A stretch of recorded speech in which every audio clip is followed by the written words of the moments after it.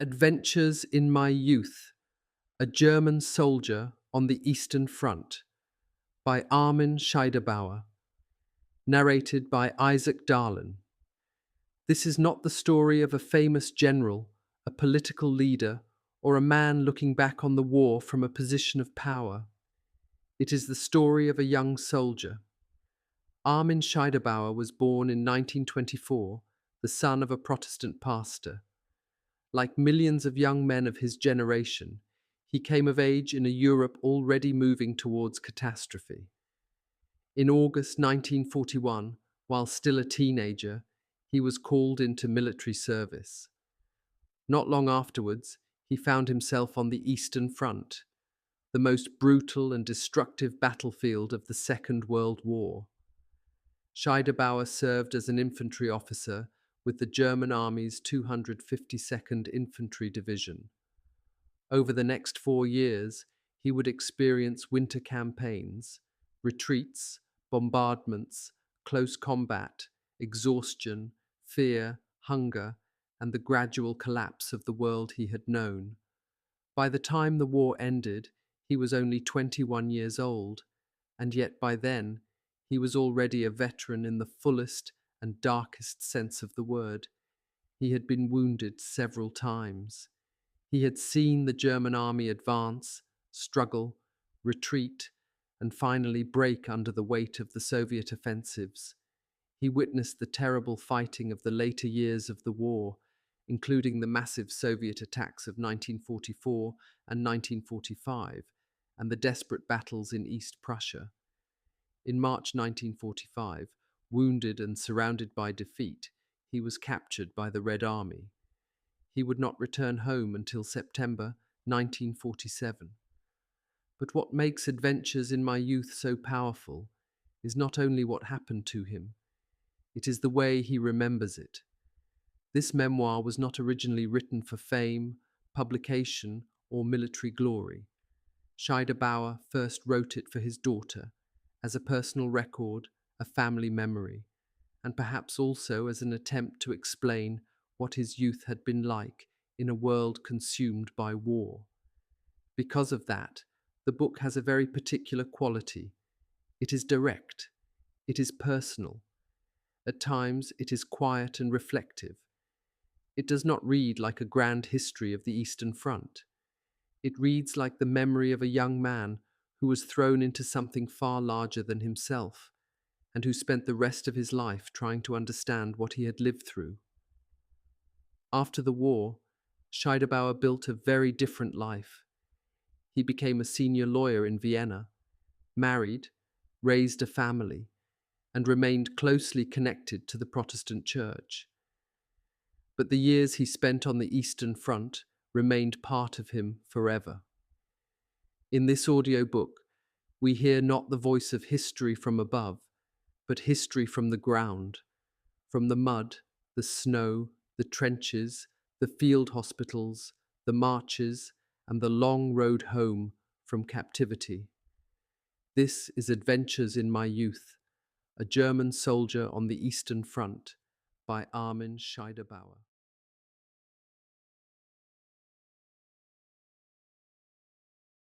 Armin Scheiderbauer was born on January 13, 1924, in Grobming, Eastern Styria, the eldest son of a Protestant minister. Armin's parents were Austrian, and in later life, Armin himself retained a sense of Styrian identity. However, in 1930, his parents moved to Thuringia in order to gain some experience of church life in the homeland, and it was here in Germany that he spent the greater part of his childhood.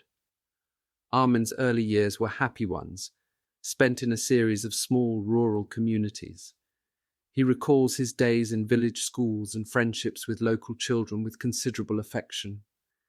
The family was a close and happy one, and frequent visits from relatives and neighbouring ministers created a busy and lively atmosphere in the vicarage. Every aspect of daily life in the vicarage was moulded by religion.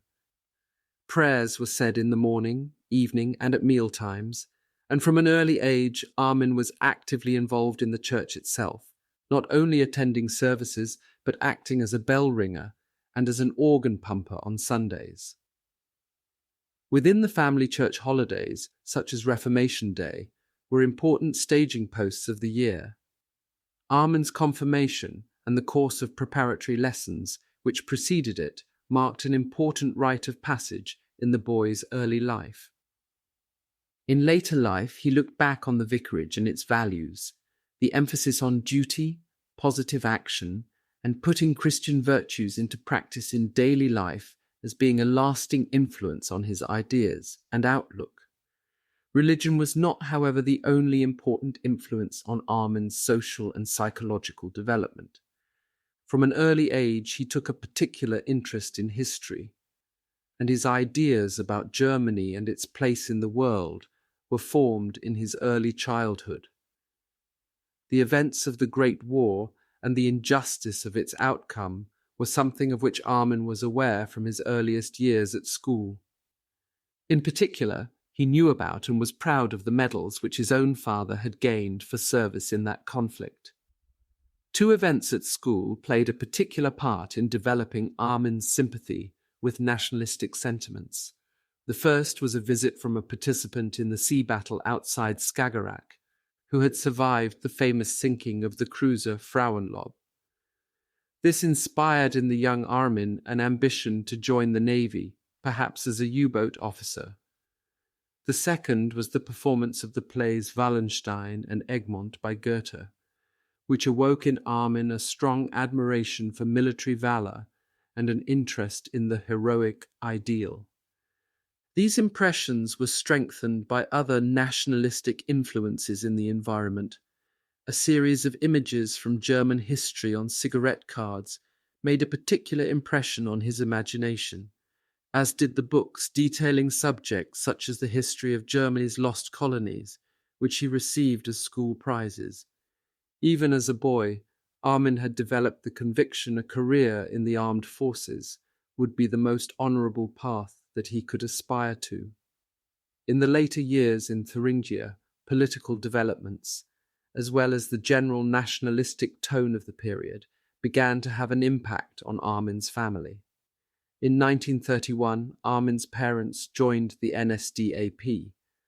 As Protestants, they were attracted to the Nazi appeal to positive Christianity. This appealed to their perception that the Augsburg Confession as inextricably linked to the idea of German national identity. Armin's uncle, who was also his godfather, was even more politically engaged. He fled to the Reich following the failure of the July Putsch of 1934 and was a member of the Austrian Legion. Armin himself was a member of the Hitler Youth, serving as a banner bearer and later as treasurer. From 1934, however, the family found itself swimming increasingly against the political tide.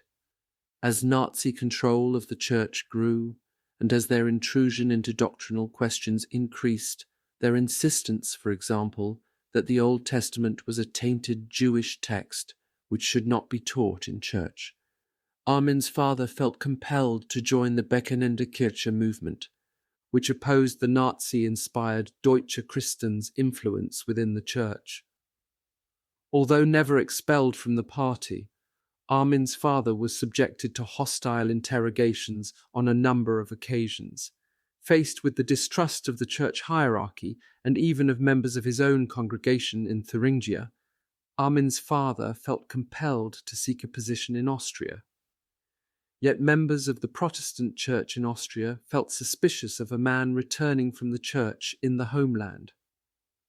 It was only with some difficulty that his father found a new position, and even then it was as an assistant minister, a demotion which was not only painful to his feelings, but which also entailed a significant deterioration in the financial circumstances of the family. As a young man, Armin was only dimly aware of the political difficulties of his father.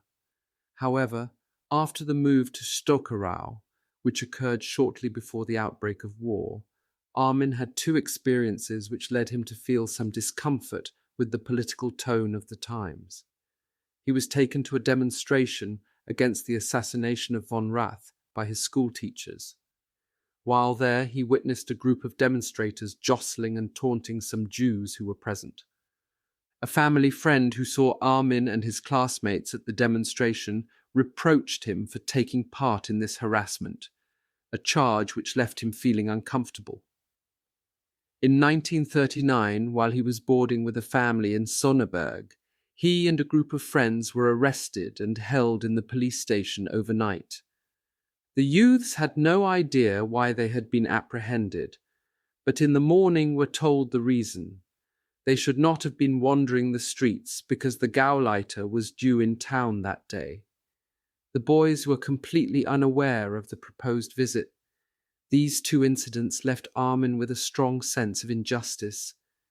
Despite these negative experiences, Armin was nevertheless keen to join the army as soon as he left school in 1941.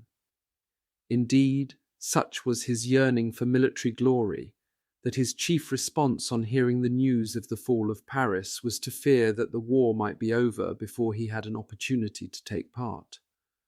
The stories of heroism on which he had been reared led him to believe the noblest profession to follow would be that of an infantry officer. His own father had been an army officer, and he felt that this type of combat was more authentic and heroic than that found in the other forces. To him, the life of an officer represented values similar to those of the church: duty to fatherland, a commitment to order and decency in society, care and responsibility for subordinates. In retrospect, he also suspects that he knew that a career in the army would keep him at arm's length from the political authorities, who had caused so many problems for his family. Upon receiving his call-up papers in July, he therefore left willingly and with some enthusiasm. His only anxiety was that the war might frustrate his plans to marry his childhood sweetheart Hertha, as the couple had planned during his last summer in Stockerau. Training. On August 1st, 1941, I had to be in the Jaeger barracks at St. Avold in the Westmark by 3 p.m. If the word Westmark had not been added, I would not have had even a vague idea as to where my destination was. Westmark was the name given to that region which had been added onto the Reich after the surrender of France. Whether that included only the former German Alsace and Lorraine or more, no one knew. In any event, I had to seek the aid of a large-scale map to find St. Avold, which, I finally discovered, lay between Saarbrücken and Metz, in Lorraine.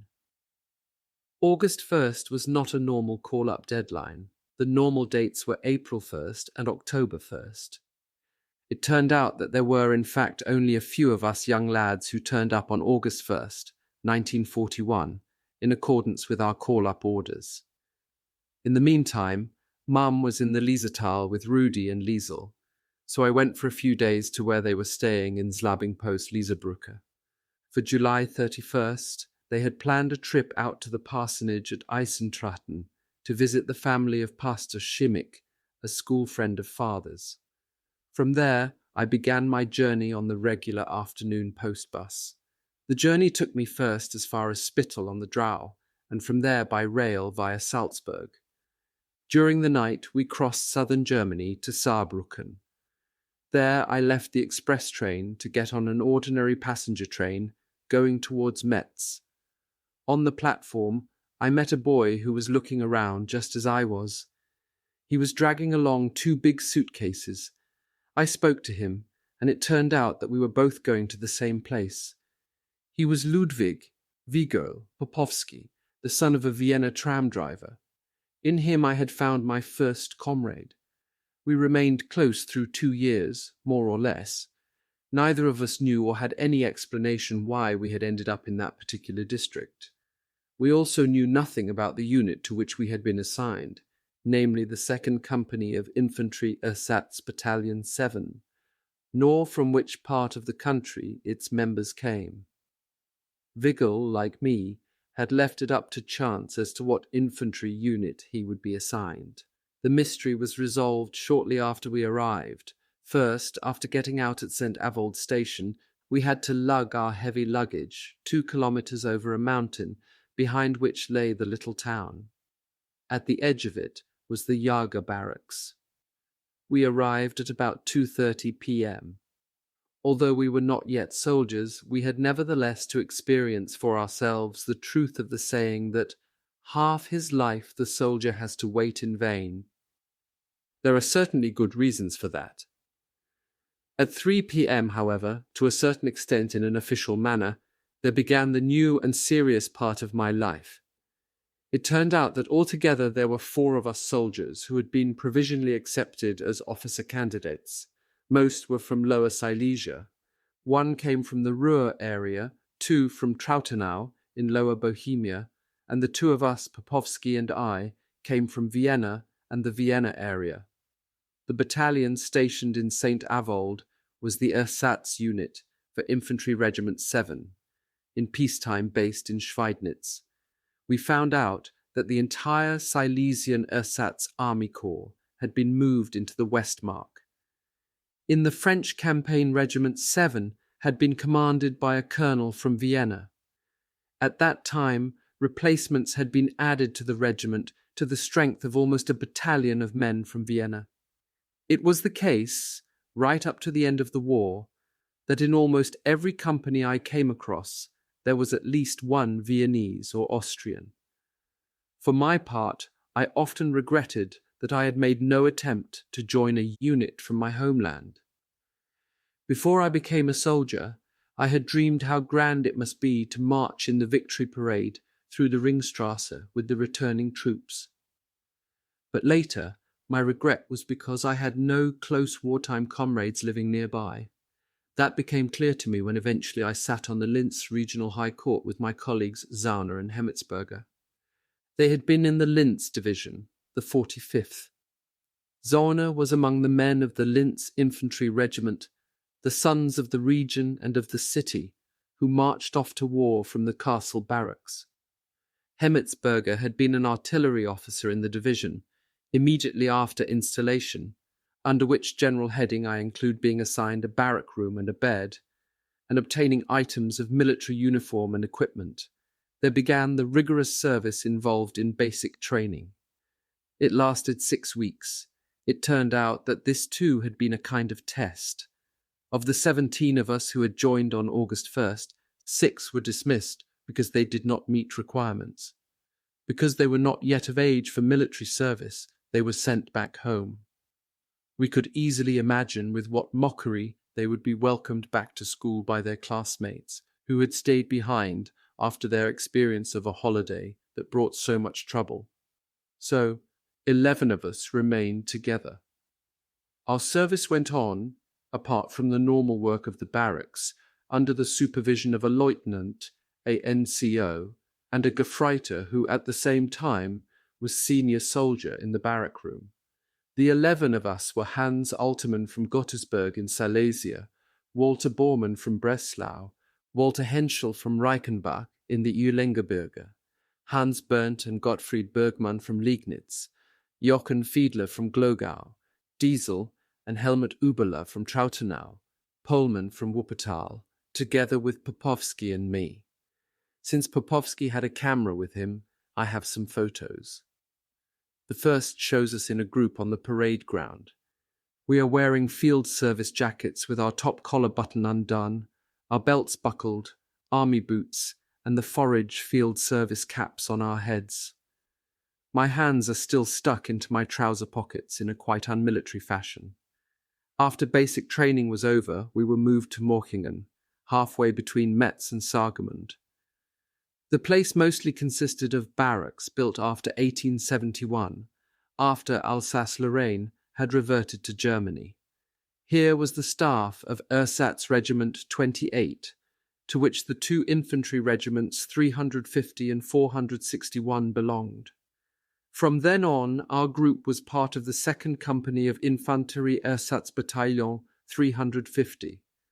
I scarcely have any recollections of St. Avold, because at the time, during basic training, you were not allowed to leave the barracks.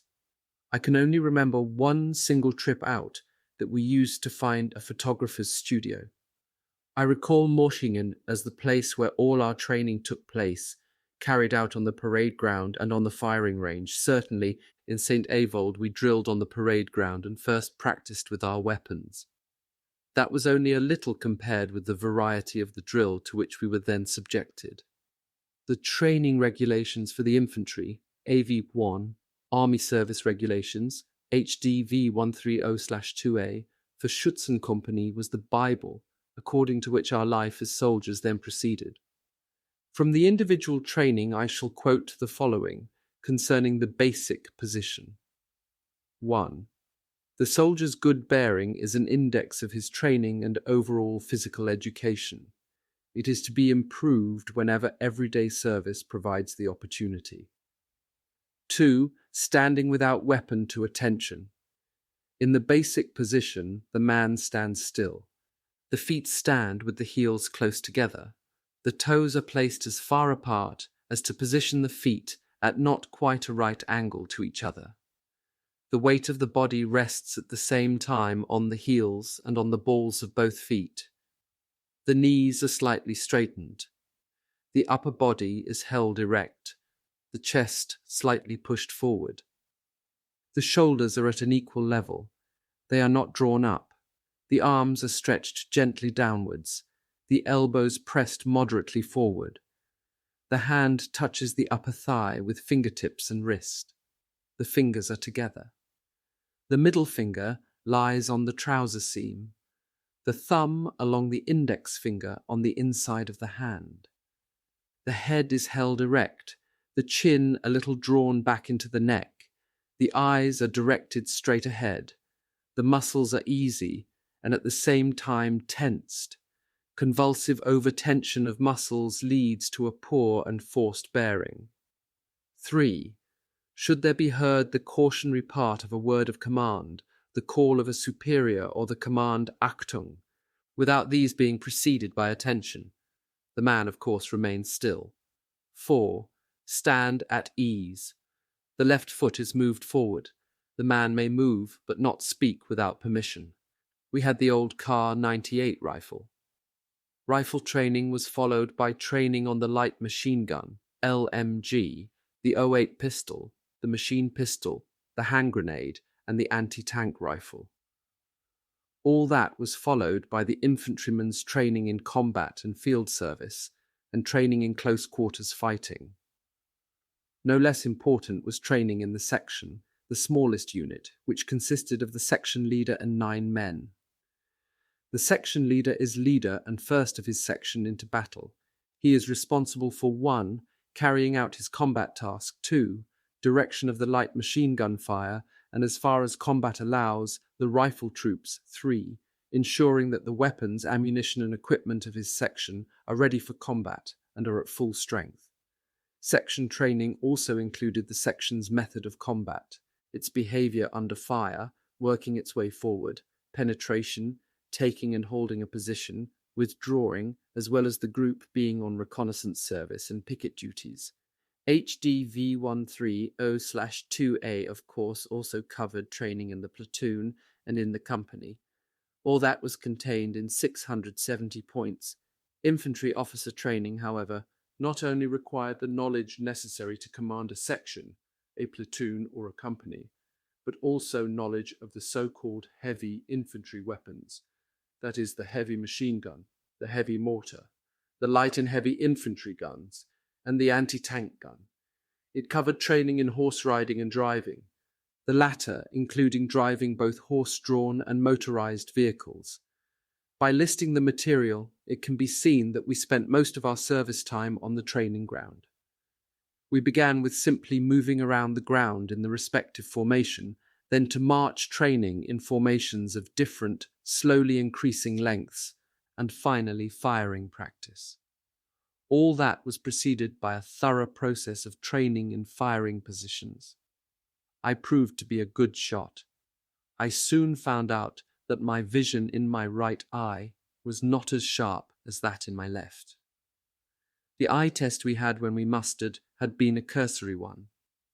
It was only much later that I became aware that I had an astigmatism, with a clear decrease in visual sharpness of my right eye as against my left.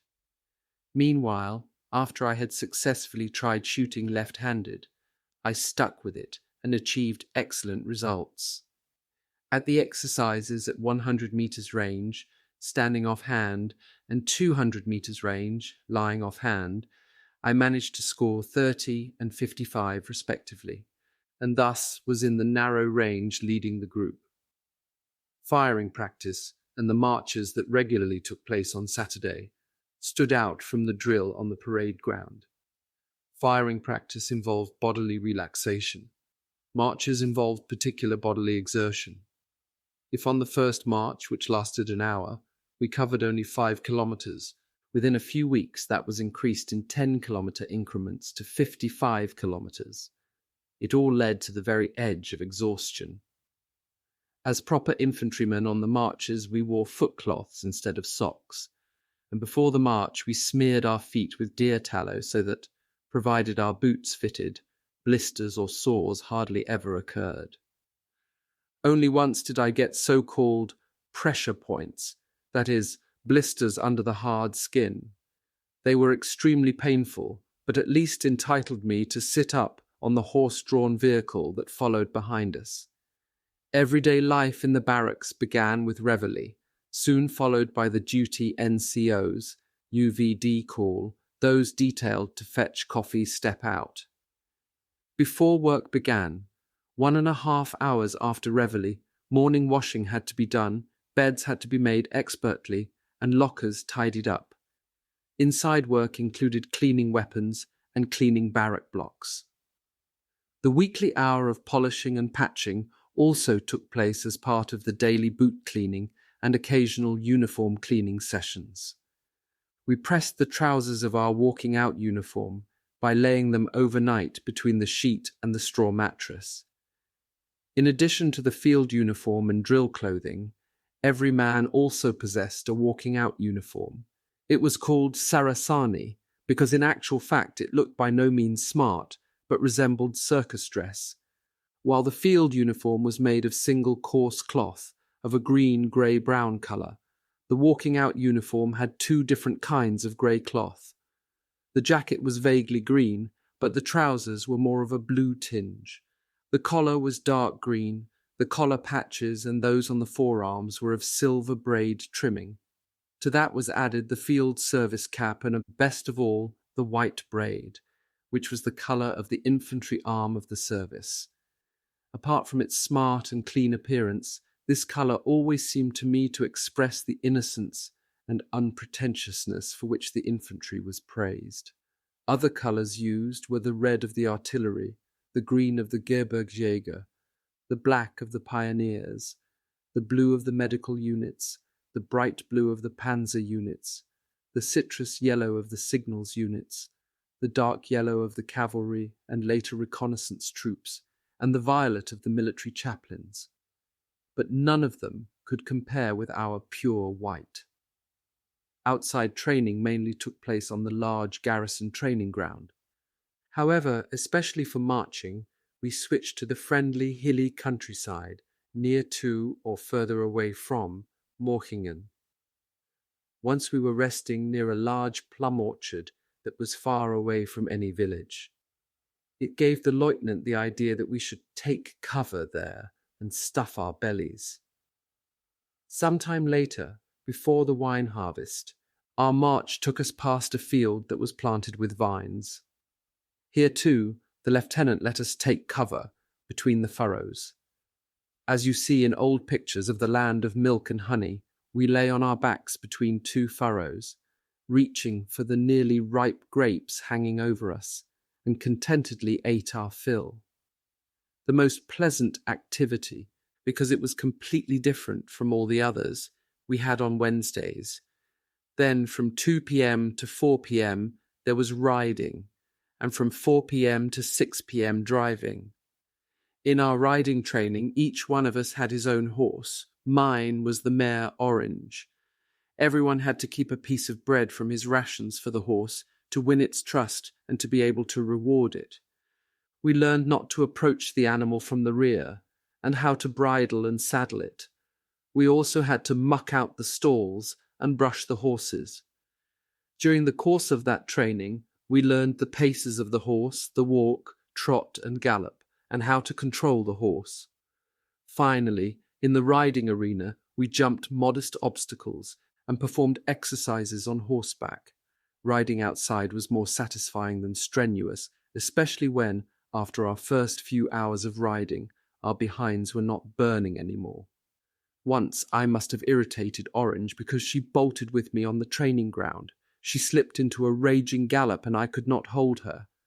After almost a kilometre she had calmed down, but evidently wanted to vex me some more because she stopped abruptly in her tracks.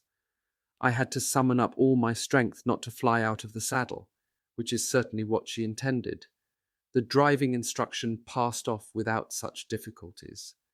To drive a horse-drawn vehicle was something we learned in an afternoon, but instruction in driving motor vehicles stretched out over several months.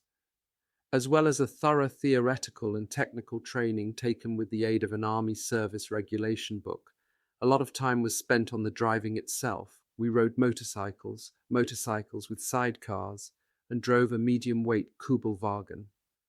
On January 18th, 1942, that is, a few days after my 18th birthday, we received our Wehrmacht driving licenses. On Wednesday evenings in the officers' mess, there were gentlemen's evenings. We officer cadets, in our walking-out uniforms, of course, had to take part.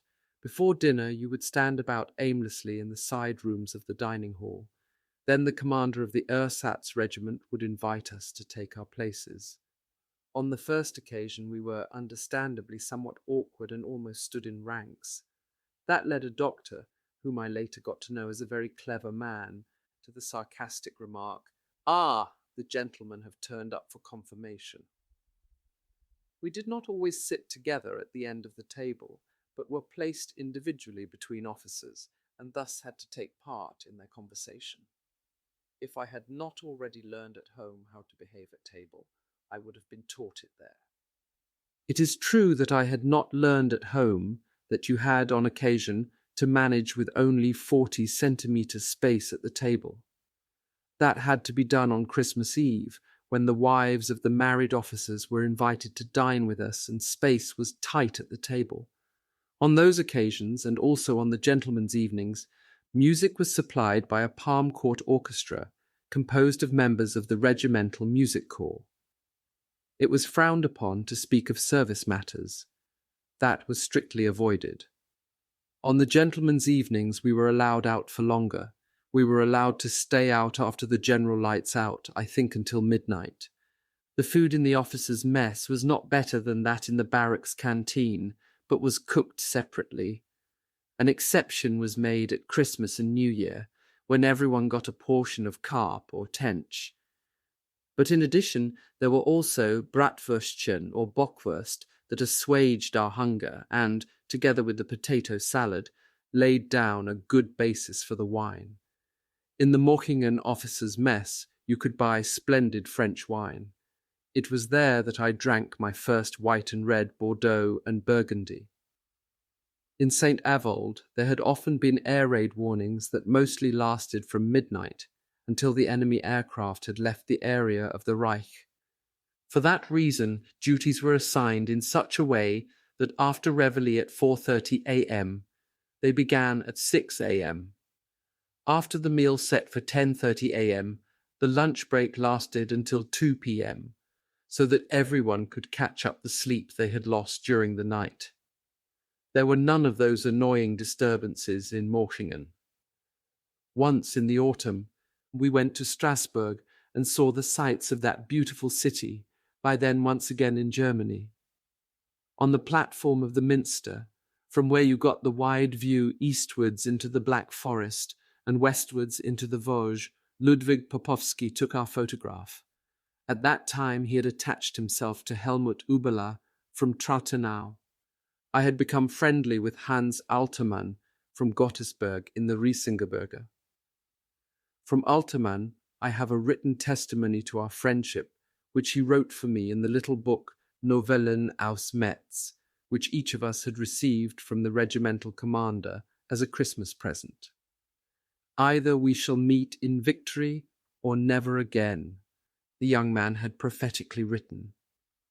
A year later, when we passed out of the War College in Dresden, of us 11 comrades there only remained Henschel, Popovsky, and I. Fiedler wanted to become an officer of engineers. I later chanced to meet him on Liegnitz station as a Panzer Lieutenant. I met Bormann at about the same time, in the spring of 1944, in Marisch-Schönberg. From the summer of 1942, he had had a stiff knee, and without attending War College, had, after a long delay, become an officer. Of the others I never heard anything more. As far as my friend Hans Altermann is concerned, I am sure that he was killed in action as early as 1942. It is time that I described our instructors, who no doubt had been selected for that duty. The Gefreiter and senior soldier in our block, Herbert Krackler, was a candidate for NCO, a small blond young man from a Silesian village. His place was shortly afterwards taken by Obergefreiter Wahl. I met Krackler in the summer of 1942 at Upalosi, when we were both already NCOs and could call each other by the familiar du. A few days later, he was killed in action.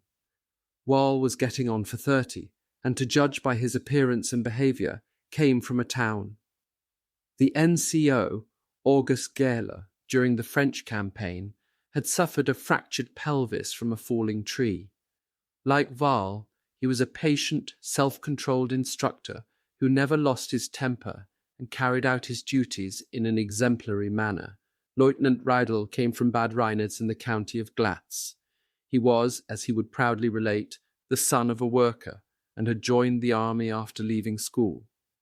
He was extraordinarily agile and intelligent. Like Gehler, he was a fair-minded superior officer who showed preference to no one and provided us with a thorough training. He too gave each of us a little book for Christmas. I corresponded later with Riedel, but do not know what became of him, or of Gailey and Wahl. Once, when I was suffering from bad toothache, I had to visit Riedel in his room before morning duties, to wake him and knock him up to ask permission to be allowed to go on sick parade to the dentist. I was not sure how he would react to being disturbed, and was pleasantly surprised when he gave me permission without question. The 2 photographs of our Christmas in barracks show us 11 officer cadets, with Obergefreiter Wahl, in our Saraceni jackets. In front of the Christmas tree in the background, there are on the left some lockers, and against the wall, in front of them, a bunk bed. In the foreground is the long table. In the second photograph we are sitting with our tunics off. In front of the darkened window is the big tree, decorated with lametta and many burning candles. From the ceiling is hanging the big Advent wreath, and on the table too some lights are still burning. In front on the left sits Popovsky, beside him Altermann, on the right opposite him Ubala, and in front of him is me, with a reflective questioning expression. Better than all the service regulations intended for training, instruction, and individual study was the Reibert. It was named after its author, Dr. W. Reibert, Hauptmann and Company Commander. A 300-page compendium, it was entitled Der Dienstunterricht im Heer, that is, service instruction in the army. We used the green-bound edition for the men of the Schützen Company. The Reibert was an excellent systematic compendium of all the training material. As well as the introduction for service instruction, it was divided into the sections patriotism, the soldier's profession and its duties, sense of duty, behavior of the soldier, the army, anti-gas defense, close-range weapons, weapons and equipment, drill, firing, together with duties in the field and combat. In addition to the oath on the colours, the words of which everyone had to know and repeat as he was sworn in, there were the duties of the German soldier, about which Reibert states, the German soldier is expected to know the following articles by heart and word forward. They read, 1.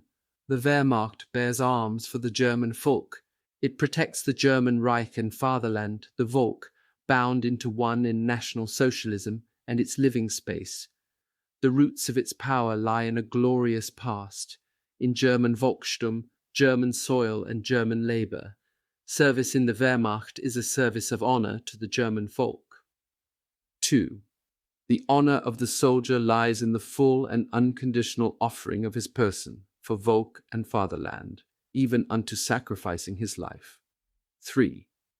The highest virtue of the soldier is aggressive courage. This demands toughness and resolve.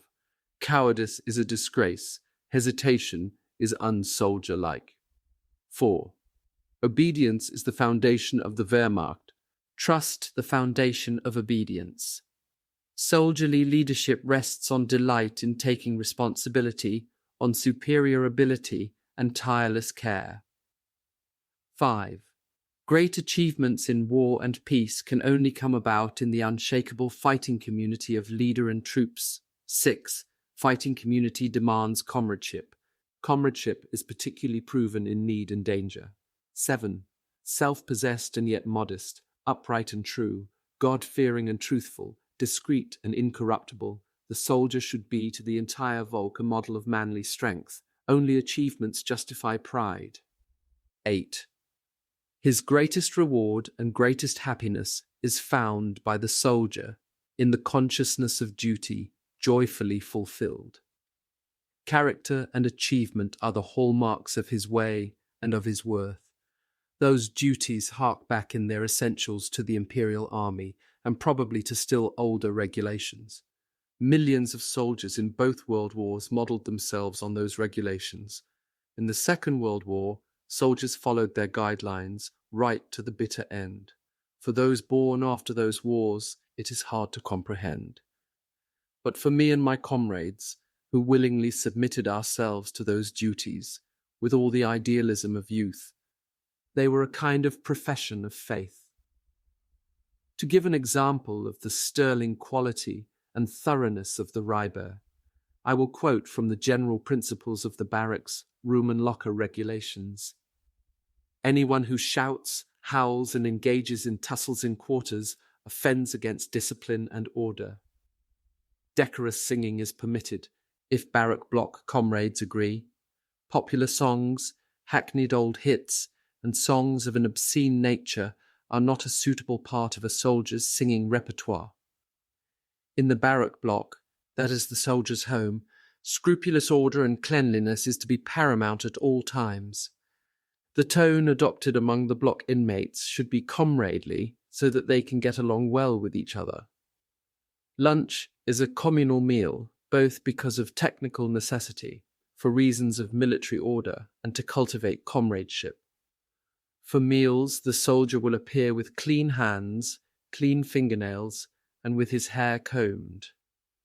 At table he will sit upright, will not unnecessarily rattle about with the crockery, will be decorous, and refrain from unsuitable chatter. There are many other examples that could be added. However, it may become clear why, in our day, the Wehrmacht was spoken of as the school of the nation. In that school, even the simple man of the people learned a lot that he had not learned from either his parents or his teachers. At the end of 1986, 45 years on, when I read the letters that I wrote to my family from St. Avold and Morschingen, during that first period as a soldier, I was astonished by the dispassion and distance with which I regarded the business of the army, although I was right in the middle of it.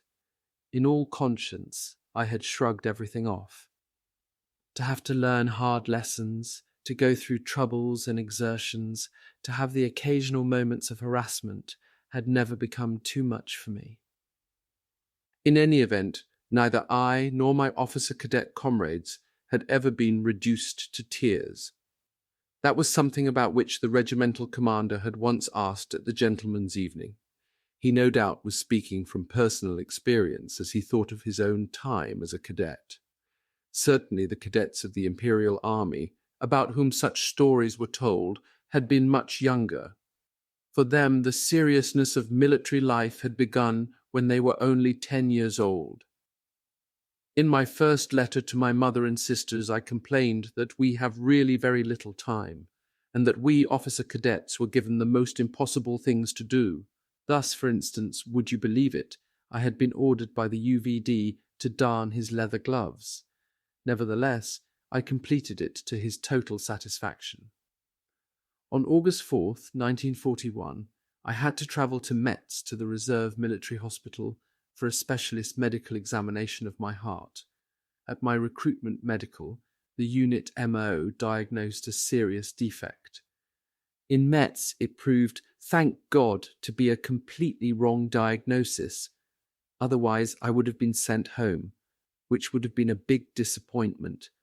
After only 10 days, we were having firing practice for the first time. Then was our swearing in, a ceremonial occasion. In the afternoon, we had no duties, and we had our first trip out, it is true, with our NCO and Obergefreiter. But it was quite nice. We gorged ourselves at a confectioner's. For once at least we were full again. Otherwise we are always hungry. Yesterday we got our pay books and identity tags. To father I reported on August 25th that today we had been flushed out, quick-marched with machine gun and gas mask, and then over the 2.5 meters high scaling wall. But still, I don't let it get me down. You needn't worry. In the group, there's a lot to laugh about, and you get through everything much easier with humour than with idealism. On September 4th, I told Mother of a stay in sick quarters. The cause was angina, from which I had suffered a lot in my youth. In that letter, I was longing for my school days, but in the next sentence went on that we all really think that we've never had any other life than the one we have now in the military. Our time as civilians is only a beautiful dream, for all that we're happy and contented. In the letter of September 18th to my mother, I reported that in the last 2 days we have had no rest at all at night. The day before yesterday, we had night exercises until 12:30 a.m., then straight into the air raid shelter until 2:30 a.m. Yesterday was gentleman's evening again, very jolly, then air raid shelter again until 2 a.m. A gentleman's evening like that, I said, was as good as a rest, despite the tightness of space, especially the tightness of my tunic. I sat at table with the colonel, but fortunately he left about 10 p.m. Then things got going. You get used to drinking. Today I can feel no ill effects at all. At the beginning of October, the recruits arrived who were born in 1922. They had been called up normally. For us officer cadets, who had the so-called inspection behind us, it meant that we had reached the lowest rung on the military ladder. We were assigned as block seniors, and during the mornings served as assistant instructors. My 9 men, all but 2, were Silesian farm lads. In my letter of October 18th, I answered Mother's question as to how I was feeling to be block senior. It was very nice, I said. The work was quiet, and we didn't have to do any more lousy jobs. On the other hand, we didn't have any more free time for ourselves, particularly because we needed to attend the officers' mess very often. We had to go to the gentleman's evening there 3 evenings a week, as well as having to have lunch there on Saturdays and Sundays. At another level, that made a change. Among the older officers who frequented the mess was the leading baritone of the Breslau Opera. The Palm Court Orchestra that sometimes played in the evenings was conducted by the opera's first violin. At the end of October, I told Mother and Rudy of my success in pistol shooting, that our training work was indeed easier, but not our other work. Part of that meant we had to run the obstacle course with the heavy machine gun, the mortar, and each of us carrying 50-pound weight. I also told them about essay subjects. We had to write the essays in the evenings we were not at the officers' mess. The theme, "Loyalty is the very marrow of honour," is something I could still write about today, unlike the question, "Why must Russia lose the war?" I give an account of the swearing-in of the recruits as a ceremonial occasion in which the regimental music corps participated. They played, among other things, the chorale Wir treten zum Beten vor Gott, den Gerechten, we come to pray before God the Just One, the so-called Dutch prayer of thanks. In a letter of October 30th to Liesel, who was 7 at the time, I wrote that snow had fallen overnight, but that I was sorry I couldn't go sledging with her, but on the other hand had to be glad if no one was going sledging with me. I do not remember whether at the time we actually suffered from hunger, even if I often wrote about hunger and tiredness. But it was no wonder. The unaccustomed physical strains reached the very limits of what we could tolerate. Others, thank God not me, experienced symptoms of exhaustion such as nosebleeds. The comradeship among us 11 was good, even if at first we 2 Austrians and the 2 Sudeten Germans did not feel really very comfortable together. That was why I wrote with delight, now and then I meet a fellow countryman, such as a man from Weidhofen, who had studied with our Professor Hochtel. By the middle of January 1942, we had completed the first stage of our training, and after a successful inspection, we were promoted to Gefreiter. Then, too, came the longed-for leave, during which an event occurred that threatened to derail my plans. Literally overnight, I got severe pains in the region of my appendix, which required that I was admitted immediately into the Stockerau civilian hospital. In the middle of the night, the consultant had to be fetched. After palpating my abdomen, to no little horror on my part, he uttered the words, "It's too late." In fact, the appendix had perforated, but an infection had developed, which had to be cured before there was any question of an operation. I had to remain in hospital for some weeks. On the day after I was admitted, I was laid down in a small room. The only other patient there I recognized as my schoolmate, Ewald Henk. A few days previously, I had found out from Hertha he had attempted suicide because of an unhappy love affair. The object of his affections was Mausi Grunschober, a really striking girl who, however, had not yielded to his advances. Standing in front of a mirror, in order to give particularly drastic form and experience to the scene, Ewald shot himself through the body with a 6.35mm Flaubert rifle, but he had set the barrel muzzle too low, with the result that he shot himself in the left lung and spleen. After the shot, he dropped the rifle and staggered wailing into the family living room, where he cried, "Help me! I have shot myself!" My great worry was that the ill-timed appendix would throw me completely off course or else delay my training. Only at the end of March did I arrive back with mixed feelings in Morschingen, just in time to be able to spend a few days with my comrades before they left for the field. A farewell photo shows us on the steps in front of a door in the barracks building, crowding round our Lieutenant Riedel, our NCO Gehler, and Obergefreiter Wahl. For the farewell, which meant the end of our period of training, we received presents from the lieutenant. For me, he had selected a small volume of poetry, Volk vor Gott. This showed that he had not only recognized the religious bent instilled in me by my parents, but that he also admired it. The dedication harked back to the hard period of training, and also contained a maxim for my future. Dear Scheiderbauer, life brings us many hardships, but it is only in these that we show our strength. We overcome, we never give up. The reward will be ours. The little book contains Gebet in Hochster Not, a prayer when things are at their worst, by Ricardo Huch, Gebet der Knechte und Magder, a prayer of the lads and lasses, by Richard Billinger, Die innere Gestalt, a prayer, the inner form, by Josef Weinheber, Geistiges Lied, a song of the spirit, by Hermann Claudius, Zuflucht, a refuge, by Ina Seidel, Hausigen des deutschen Bauern, the German farmer's blessing on his house, by Paula Grogger, and Jochen Klepper's Neujahrslied, a New Year's song, Hermann Ster, Heinrich Zillich, Walter Flex, Bergengruen and Rilke, Agnes Niegel and Rudolf Alexander Schroeder with his Lobgesang, a song of praise, were among the authors. The last page contained the prophetic dedication of my friend Hans Altermann that I have already mentioned. Either we shall meet again in victory, or never again. Always your friend, Hans. My comrade's assignment, the term by which it was known to us, was followed by dreary weeks for me. I was only fit for indoor duties and was employed as recruit Gefreiter in the 2nd Company of Infantry Ersatz Battalion 461 in the neighbouring barracks.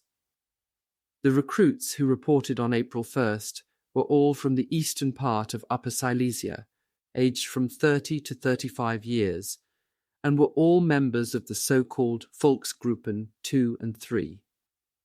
According to that system of classification, which still covered the Reich Germans, Volksgruppe 1, and the Poles, Volksgruppe 4, there were those who professed to be German or who were still classified as Germans. 2 of these I can still see. One was a slim, sensitive cobbler Slavic from Ornontovitz near Gleiwitz. The other was a small, black-haired and round-headed Hilfsarbeiter Stanitzek from Hindenburg. Slavic used to tell of his craft and how he had made orthopedic footwear, but also had made riding boots for Polish officers. He told us that he had not long been married. He had taken a kind of vow never to take off his wedding ring, and spoke of his marriage in a way that impressed me. But he was killed in Russia when he went into action for the first time. Stanitzek was a true Purun. I remember him as a Schweik character. He taught me how to drink 96% proof vodka, that is, trickled onto a sugar cube. I then had more time for myself and went into the officers' mess as I had before. Jochen Fiedler, who had a wireless set, left it behind for me. After 4 weeks, I had to report to the medical officer, and at the beginning of May was sent to the reserve military hospital in Metz. For a few more days, I was under observation. Indoor duties, such as peeling potatoes, in comparison with my previous duties, I found demeaning. If they were not on the agenda, we could go out and look around the town. I went for walks in the parks by the Moselle, and even went to a concert. One afternoon I had been in a coffee house and got into conversation with Wolfgang Schneiderhahn, the young leader of the Vienna Philharmonic. That evening he was playing Beethoven's violin concerto. The German cultural life in Metz was mostly provided by artists from Vienna. Later I found out that at that time, people like Joseph Meinrad were engaged in the theatre in Metz. On May 10th I was operated on, and after about a fortnight, discharged back to Morschingen. Of my fellow patients I remember a Feldwebel who had a sliver of bone from his lower thigh transplanted into his lower arm in order to make the arm more mobile. The Feldwebel was a teacher and had an education to match. He played chess, and so we were able to pass the time playing chess and in conversation. Nevertheless, I was impatient and would not accept my fate. I would much rather be in Russia in the worst muck, as I wrote to Mother. She and Aunt Lotta, she said, had little natural tendency or talent to be mothers of German heroes. However, my letters spoke of little else. There was not even loving raillery, but a few reproaches that she had not written. It was rather a restrained kind of tenderness, with frequent assurances that I was thinking a lot of her and my sisters and was her thankful son. In one Christmas present, the little book Wir die Pflicht des Befahl, as duty commanded, words from our war poets, the editor's foreword states that in this struggle all Germans are animated by a single belief. It is belief in the mission of the Führer and in the eternal nature of the Reich. There is a single certainty that Germany shall live even if we must die. To the quotations from works of the war poets Walter Flex, Ernst Junger, Baumelberg and Zoberlein, etc., was added the then well-known poem An die Mutter by a certain Irmgard Grosch. Its last verse runs, "If I fall, mother, you must bear it, and your pride will overcome your pain, for you were allowed to bring a sacrifice to him whom we mean when we speak the word Germany." Such proud mourning as was displayed in many death announcements at that time would certainly have been beyond my mother. I am also unable to say how she took the news of the death of my brother. He was killed in action, as late as April 1945, but the poem had little effect on me. Naturally, its heroic tone, all the more so in the poetic art form, appealed to me. But the thought that it could be I who was being mourned like that did not occur to me. I never suffered from premonitions of death, but carried the conviction that it would never happen to me. I was even then looking forward with confidence to the longed-for test of the front, and left for the field with a light heart. The Reich was in danger. It was not Germany that had declared war on England and France, but they that had declared war on Germany. But as far as the Soviet Union was concerned, there was no doubt about what the Reich government had written in its declaration of war to the Soviet government. The German folk is conscious that it is called to save the whole civilized world from the deadly dangers of Bolshevism, and to lay the way open for a true process of social advancement in Europe. That extract from the declaration was printed in small print on the upper edge of many field postcards. Who among us could have doubted the truth of what was said there? Who could have proved it to be wrong? From raw recruit to old hand. From October 15th, 1942, Infanterie Regiment 7 was a grenadier regiment, a unit in the Prussian tradition. It served in the First World War as Grenadier Regiment König Friedrich Wilhelm II, 1st Schlesischers, No. 10.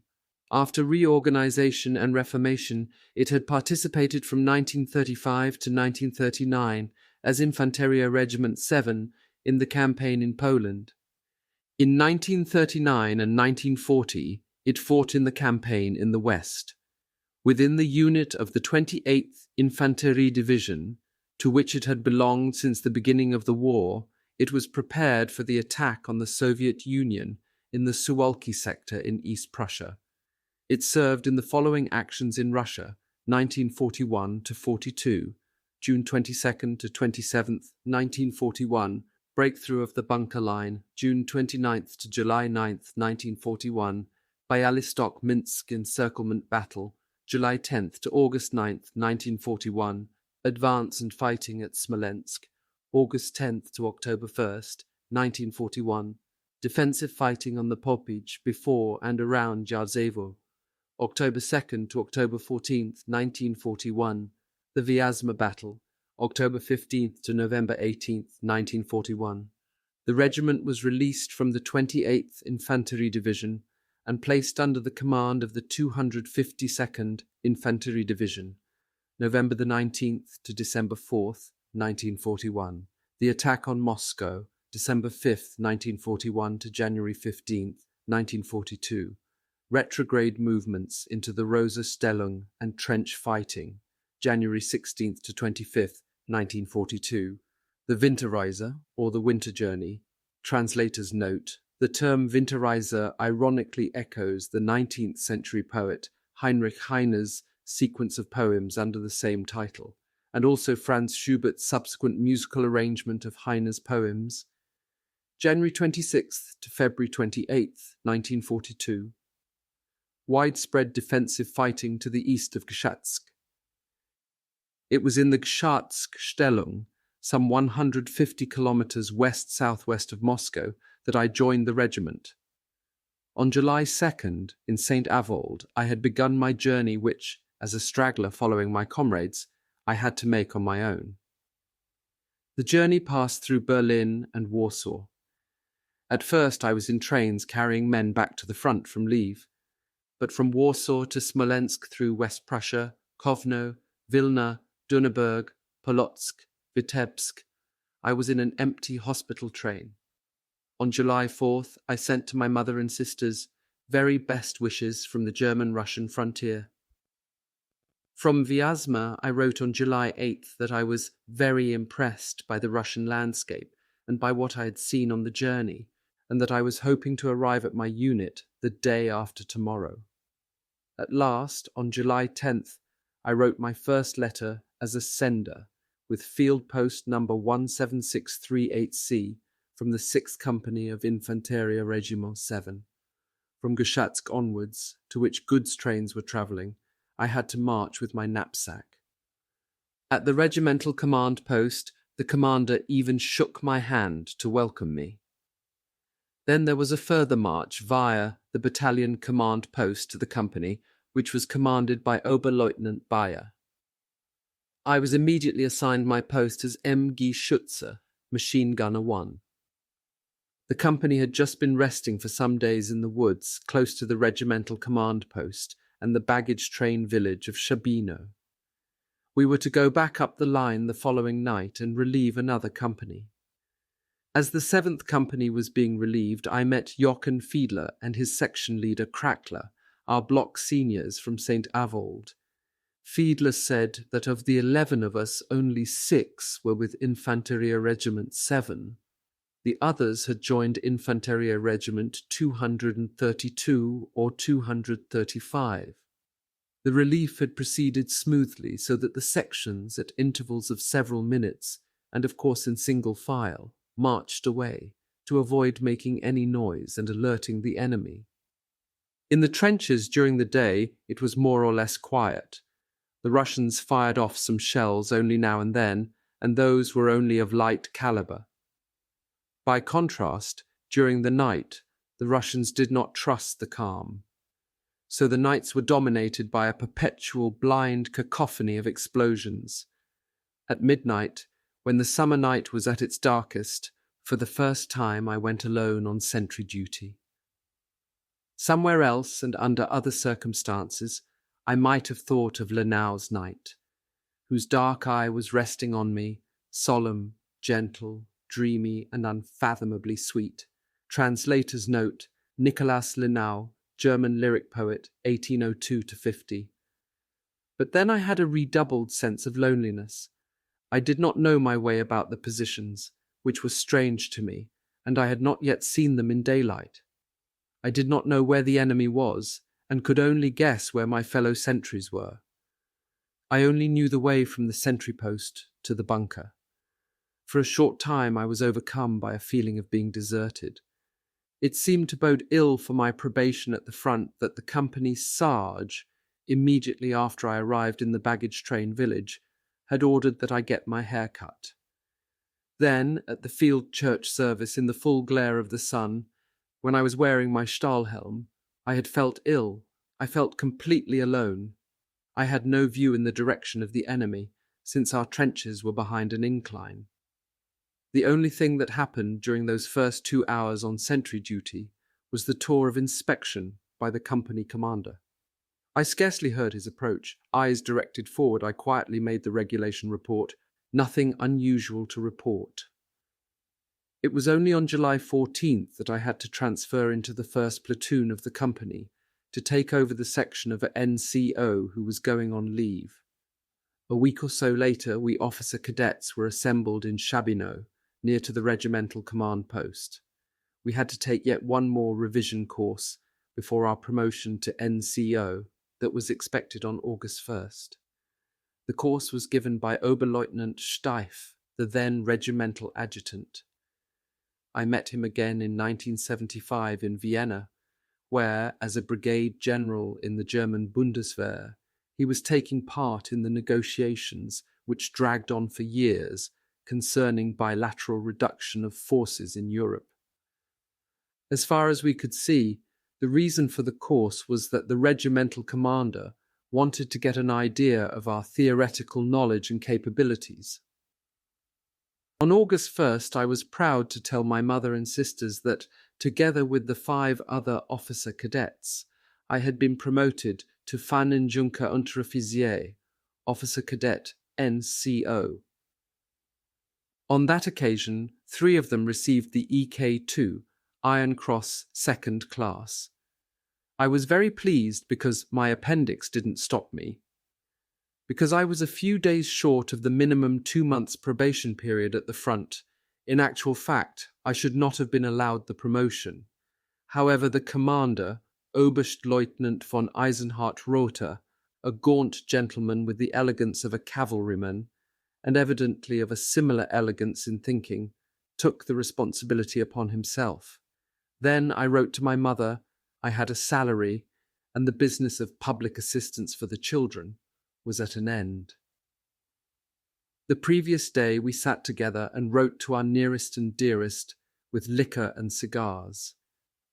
The official celebration of our promotion, with the commander and some officers from the regimental staff, was planned for the evening. Our celebration was part of it, because after the commander had left, Oberleutnant Roy, the commander of the 13th Infanteriegeschütz Company, took over the presidency of the Corona, and we moved up into so-called increased drinking.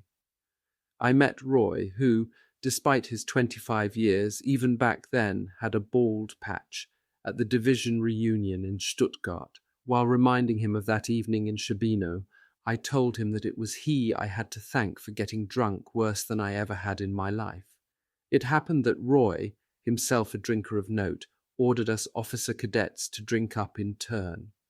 Finally, to conclude the evening, he got me to gulp down within 5 minutes all the drink remaining in the glasses on the table. I managed it too, under the astonished eyes of my comrades. But after a while I had to be taken back to my quarters while being held up on both sides. But I must not have been able to manage to stay there for the rest of the night, because towards morning I found myself lying in the ferns beside the cottage in which we had our quarters. That was the end of the promotion celebrations. It was the next day, when I was already back with my company, before I got over the hangover. I then took over the 8th section of the company again. On a piece of paper I had written down for myself the names, dates of birth, occupations and addresses of my men. The slip of paper I had folded twice and placed in my field hymn book. That little book, 5 by 7.5 centimeters in size and 1/2 centimeter thick, was an army regulation, number 371, in a Protestant and a Catholic edition.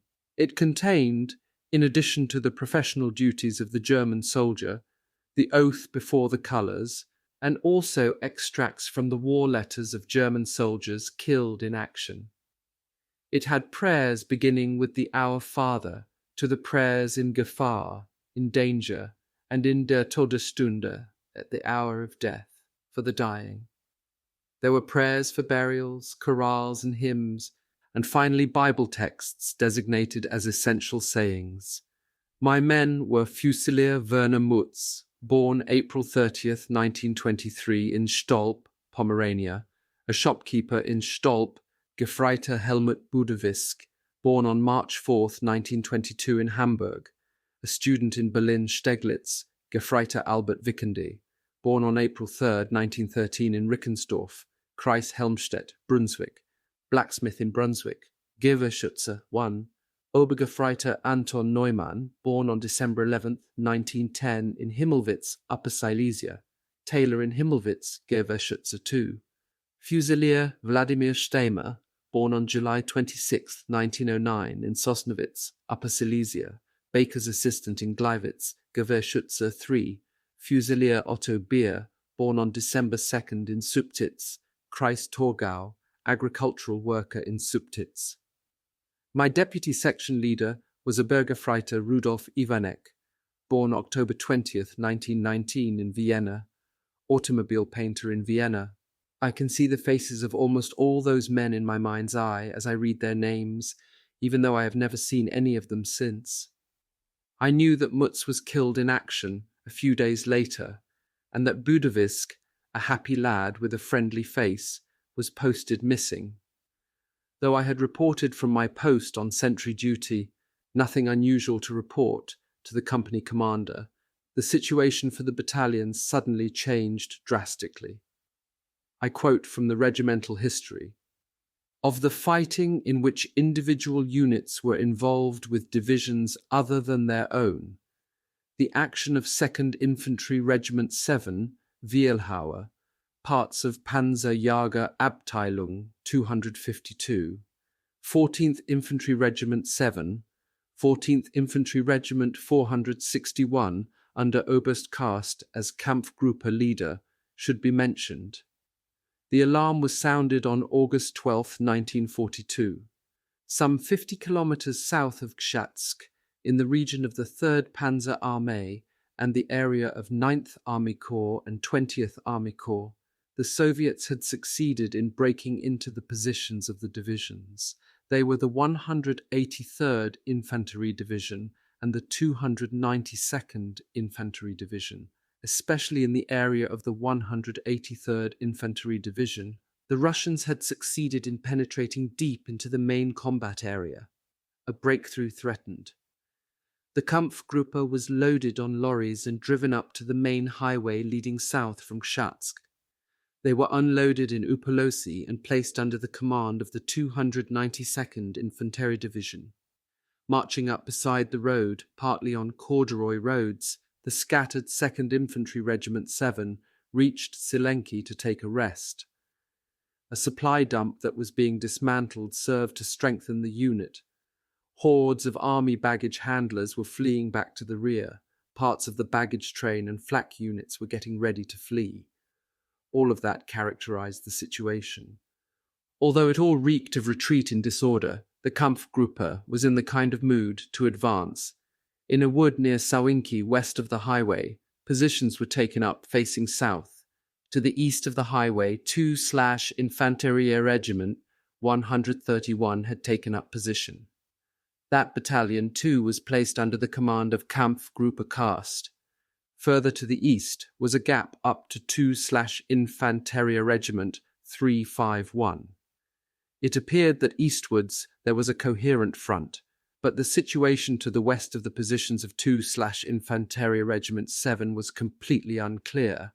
There, the 183rd Infantry Regiment appeared to have been broken through. Scarcely had the 2nd Infantry Regiment 7 hastily dug into the woodland at about 8 p.m. on August 14, 1942, than the enemy armoured attack began. It was beaten back with bloody casualties. Further armoured attacks followed, in which it was mostly only individual tanks that succeeded in breaking the main line of resistance. The few anti-tank weapons did not succeed in dispatching the tanks that had broken through, so the infantry had to do it at close range. After an unquiet night on August 15th, at 6:15 a.m., the Soviets again attacked with armour and infantry. With the energetic support of the artillery, it was possible to repulse all enemy attacks. But to the west of the position, the Soviets had succeeded in pushing forward through a gap towards Bezmino. By striking out widely, they encircled 2/Infanterie Regiment 7. With Kampfgruppe Karst taking up a position of all-round defence, it was possible to block the highway successfully further on. On August 17th, heavy fighting was taking place around the village of Silenki, while the 292nd Infantry Division withdrew to a line further to the north. Seriously combat-weary, completely soaked, with only cold rations, the troops were partly broken through in a very strong armoured attack. They had to make a fighting withdrawal onto the Upolosy high ground. As a result, Upolosy itself was drawn into the bridgehead position. West of Upolosy, the enemy had broken through at Popolka. That was Infantry Regiment 19. One company of Panzer Abteilung 18 was placed under the command of Kampfgruppe Karst and supported the infantry. A Stuka attack in the early morning of August 18th on Cholmino and the wooded territory to the southeast of Upolosy won some more breathing space. Enemy armour, assembled immediately south of Cholmino, was shattered by artillery fire. The gap to the west of Kampfgruppe Karst still yawned. On the eastern wing, Feldersatz-Bataillon 292, then under the command of the Kampfgruppe, maintained the connection. Renewed enemy attempts to assemble armour were successfully opposed by the artillery. But it was not possible to prevent Soviet infantry with armour from advancing to the west of Upolosy northwards across the Vorja. The enemy seemed from this point to have shifted the emphasis of their attack from the east against 292nd Infantry Division. They moved opposite the sector held by Kampfgruppe Karst and further westwards. The intervention of Infanterie Regiment 82 on August 20th and the arrival of Infanterie Regiment 282 had a relieving effect on the Kampfgruppe.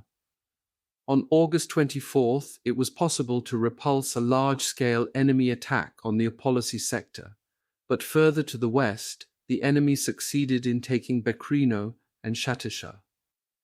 On September 1st, Oberst Karst was decorated with the Knight's Cross for personal gallantry in counter-attacking.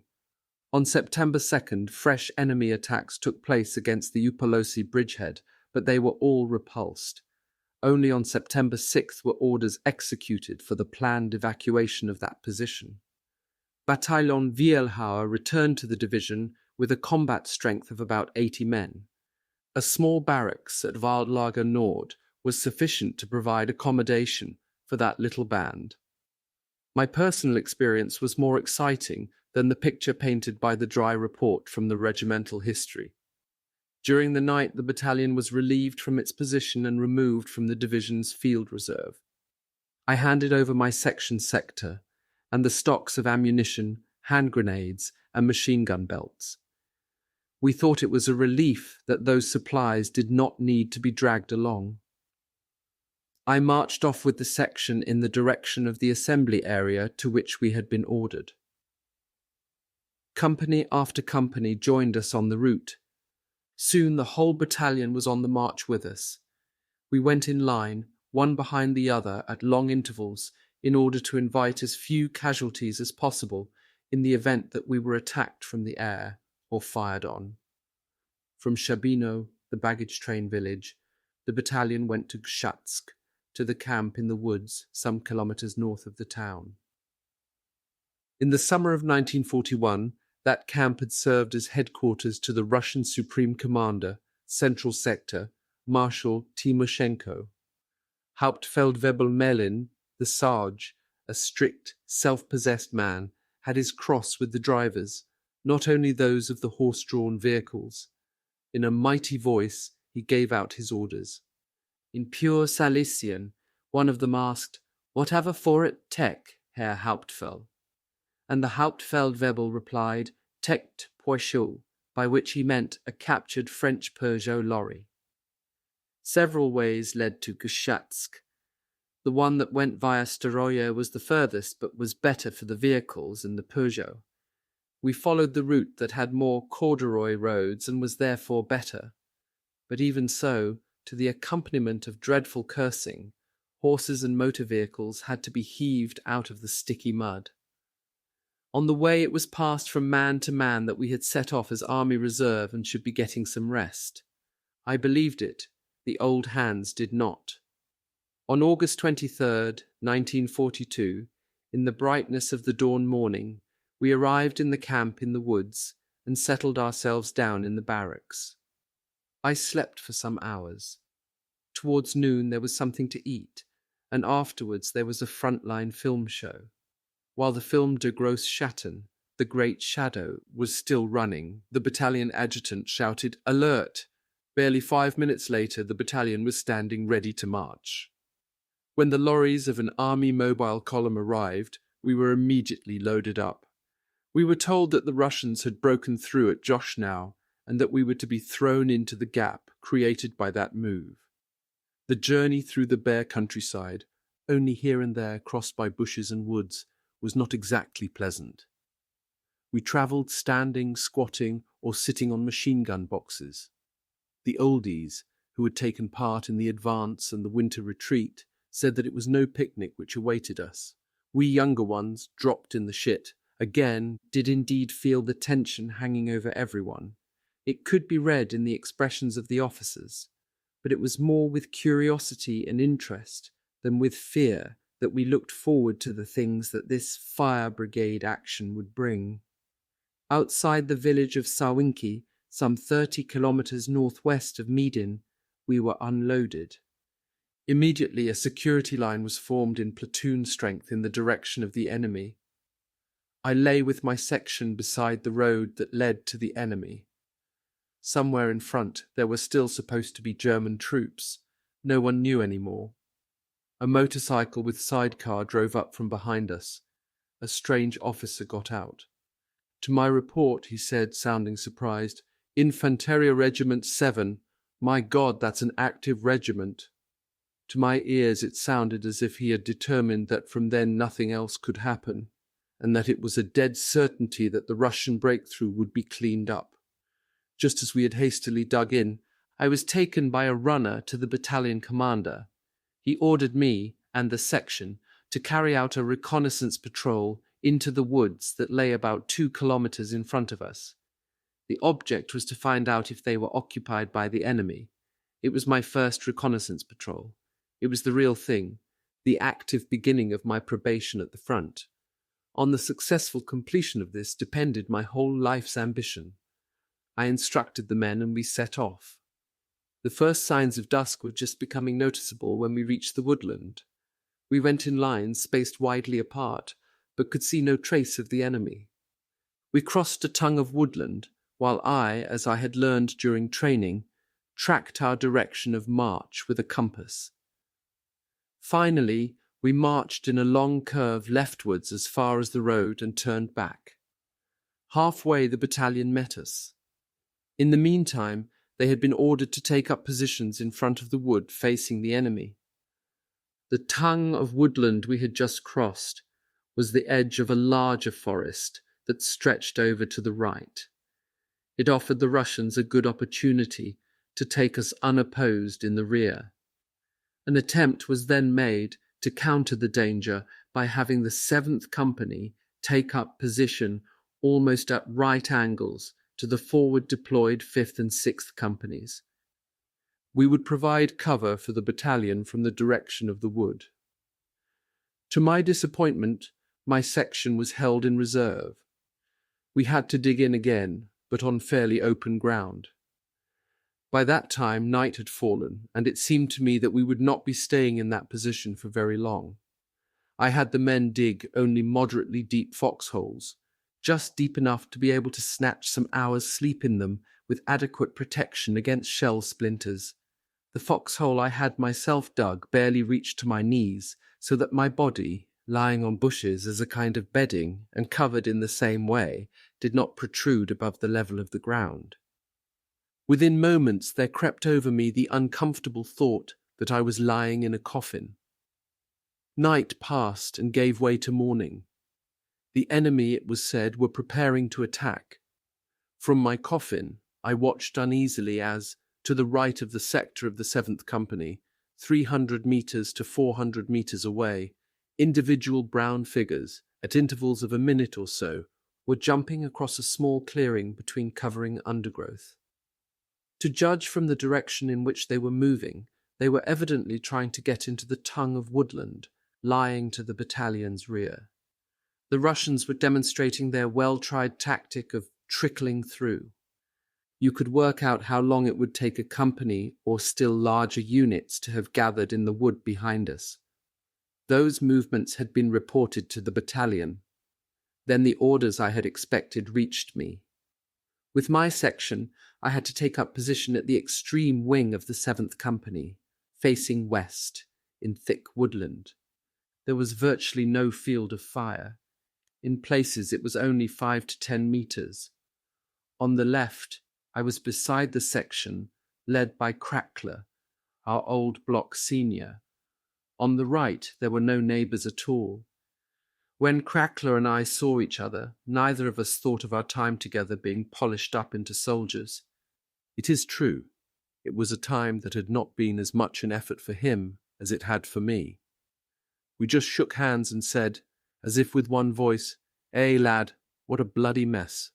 Once again, it was the old story of digging holes. After we had finished, it began to rain. Thin, continuous streams of rain trickled down from the sky. Sooner or later it would have soaked us to the skin. Of the enemy there was nothing more to be heard. We could only suspect that they must be somewhere in front of us in the wood, in considerable numbers. Wrapped in branches and tarpaulins, we tried to protect ourselves from the penetrating rain that fell even more heavily. Soon water began to gather in the foxholes. Hours passed. Still, there was no end to the rain. The sound of the rain and the wind and the darkness of night as it began to fall could almost make us forget that we were on the front line and had to watch out for an enemy. After I had assigned the watch, I tried, and as I sat on the hollow side of my Stahlhelm in the puddles in my foxhole, to find some degree of comfort. I was shaken out of my chilly doze when the order came to take 2 men on a reconnaissance patrol in the wood. I had to find where the Russians were. It seemed pointless to me. The rain was getting even heavier. There was complete darkness. It was already midnight. I considered the task to be well nigh impossible. I would either find out nothing at all, or possibly run right through the foxholes that the Russians had dug for themselves. I could lose my way despite the compass, or even fall into a Russian foxhole unawares. In any of those cases, the reconnaissance I was ordered to carry out would show no satisfactory result. I chose 2 volunteers, and we set off. It was so dark that from time to time each of us had to keep hold of the other so as not to get separated. Again and again we would stop and crouch down to listen. The darkness of the wood and the crackling rain did not allow us to hear or to see anything. With my machine pistol cocked, I felt my way and crept forwards, my finger on the trigger, always expecting to be fired on suddenly out of the darkness, or to bump into a Russian or at least a tree, then in a clearing, the existence of which was more to be sensed than seen, there was a sound that did not fit in with the symphony of the storm. We dropped straight to the ground and saw a section of Russians, 6 or 8 men, cross the clearing. I saw their silhouettes, the contours of the plain, old-style Russian helmets outlined against the sky. They came quite close to us, went past, and were swallowed up in the darkness. My 2 men, experienced Obergefreiters, did not think of giving themselves away. As for me, however, my heart stood still. I held my breath and pressed the trigger. The bolt of the machine pistol shot forward with a crack, but no shot was fired. There was a blockage. Despite that mishap, nothing happened. In the wind and rain, the Russians had heard nothing. We turned round and, with the help of the compass, searching and feeling our way, we reached our positions. I reported our observations. At about 1:30 a.m. on August 15, 1942, the kitchen arrived after almost 2 days. It brought cold bean soup that had gone sour. Even so, it was gulped down ravenously. In the foxhole, under the dripping tarpaulin, I dismantled the machine pistol by the light of a tallow candle and cleaned it with clammy, wet fingers. Sand and water had caused the blockage during the reconnaissance patrol. In the open country it should have become light soon after midnight, but in the wood nothing could be seen of the dawning day. Only towards 3 a.m. did the coming day show itself. At the same time, men's voices could be heard from the direction of the enemy. They indicated that the enemy were pushing forward. By means of loud shouts, the Russians ensured that they kept together. They came nearer and nearer. We had to let them approach to within 10 meters of us, because we could not see them sooner. Once again, I went from foxhole to foxhole and gave instructions, especially to the leading machine gunner. Both he and I were facing our first real battle. The young Pomeranian had arrived a few days before with the replacements. It was the first time since the beginning of the Russian campaign that for the Silesian regiment, the replacements did not come from Silesia. The Russian voices became louder. There was the crack of branches. They must already have come to within 50 meters of us. Meanwhile, we stood in our foxholes and stared into the undergrowth out of which they had to appear. There they were, at last. The place was heaving with brown figures. The wood seemed to be spitting them out. To judge by the direction of their bodies and their eyes, they intended to push by obliquely on the right. We fired on them from the flank. The machine gunner was scattering the first bursts of fire from his weapon. In what direction was he firing?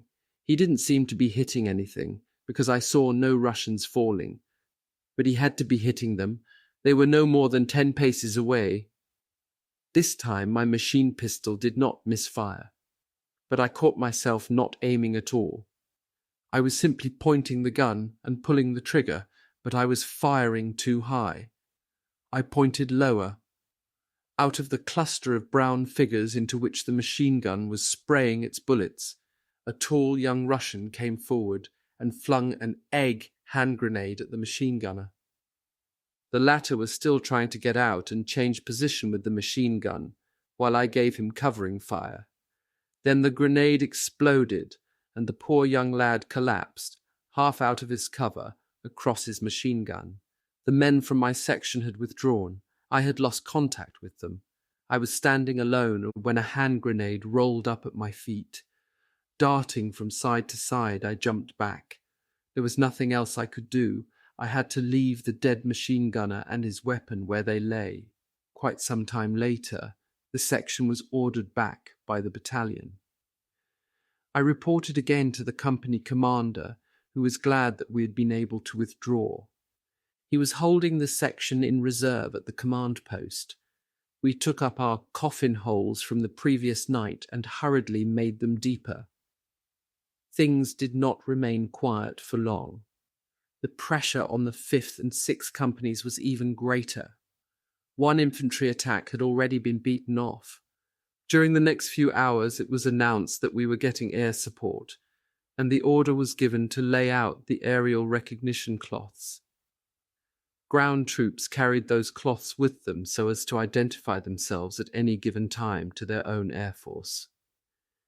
They were about 1 square meter in size, either orange-coloured cloths or swastika flags. They were to be spread out on the ground, on buildings, or on vehicles. The loud sound of engines announced the arrival of the aircraft. The approaching aeroplanes gave us cause for hope. Despite the extremely serious situation, a feeling of strength overcame me, because up to then we had seen nothing of the Russian Air Force. First, a flight of Stukas, Ju, Yonkers, 87s flew in. Almost vertically, they dived down with their engines screaming. The detonations of the bombs followed. Then a squadron of Ju-88s also attacked, and finally H.E. Heinkel 111's bombers. Unfortunately, ahead of the 5th Company sector, they had dropped their bombs too short. There were dead and wounded. Among them was the excellent company commander, Oberleutnant Esken. Not long after that short pause, there suddenly rang out shouts of "Tanks! Tanks!" and for the first time in my life I heard the characteristic dull rumble, that unforgettable grinding noise of heavy tank engines. A scout car was the first to drive from the left through our lines. Unconcerned, he rattled on up the Sawinki-Upalosi road. When he got as far as the battalion command post, he was polished off with one shot from a 5-centimeter anti-tank gun.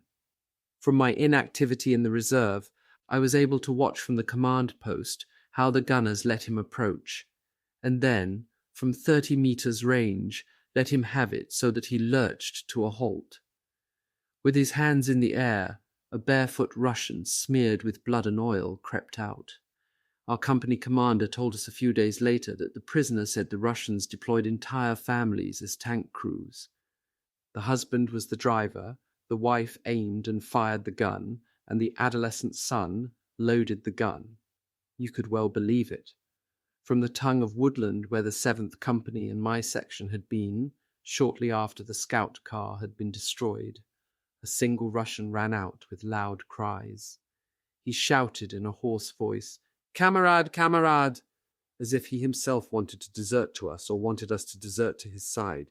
He held up one hand, gesticulating, but suddenly the older man pulled a hand grenade from his pocket, pulled out the pin, and held the grenade in the air. It exploded and mangled his hand. Thereupon he ran back into the woodland, wailing loudly. What he wanted remained a mystery to all of us. The Russians again mounted a frontal attack on the main fighting line with tanks and infantry. The tanks fired with their cannon and machine guns while we were under heavy mortar fire. In front they were shouting "Hurrah!" and were already breaking through. A runner came under the heaviest covering fire and reported what we had realized without him telling us, that the main fighting line could not be held. Oberleutnant Beyer, the commander, without waiting for orders from the battalion, decided to withdraw some 100 meters. On his order, the entire company ran across the short stretch of level ground. When they had reached the level of the command post, he too ran back, and I with him. The Oberleutnant, in a bleached summer tunic with a yellow-brown belt, knew that he presented a particularly good target to the enemy. He sprinted like a runner in a race and had overtaken the company in no time. Behind us, the tanks rattled up, firing with everything they had, while our men ran back in front of them. Where were the anti-tank guns? At the edge of a small hollow, in which the company was then to take up position, the battalion commander Kellhauer stood erect, unmoving and without cover. Only his moist eyes gave any sign of how moved he was, and then the words, "Bayer, lad, you can't just bolt with the lads." From his words there spoke the complete shock that German infantrymen had given up a position without higher orders and had given way to enemy pressure. The fact that it had happened in the form of a completely orderly withdrawal and the men had immediately taken up positions again altered nothing of that inconceivable fact. Hitherto, there had never been such an event in the regiment's history. In December, facing Moscow, they had had to withdraw, but that was following orders. Even so, the tears had run down Oberstboege's frozen cheeks, as those who were there tell with awe. While I was running back over the level ground, the right-hand pocket of my tunic had been shot through. Even in retrospect, that discovery sent a jolt of horror through my limbs, because in this pocket I was carrying 2 egg hand grenades. A tank shell had lacerated the company commander's breeches. A Feldwebel had had a grenade in his hand shot through by a bullet. Luckily, without it hitting the detonator, the fire became heavier. It even compelled those who were tired to dig in hurriedly. The hollow at the edge of which we then found ourselves attracted the enemy mortar fire like a magnet. The strikes were good. For us, they were dangerously near. I was still standing in the open. Some 15 meters from me, a shell hit a fully occupied foxhole. A Gefreiter with blonde hair and a chalk-white face was somersaulted by the blast of the explosion some 5 or 6 meters out of the hole. All around the earth was spraying up with the shells exploding. There rang out the blood-curdling screams of a fatally wounded man crying for his mother. I used to think that was an invention of fiction writers. After a while, in obviously unbearable agony, he looked at Beyer and cried, "Herr Oberleutnant, shoot me." Beyer, at other times, never at a loss for words, shrugged his shoulders helplessly and turned away without a word.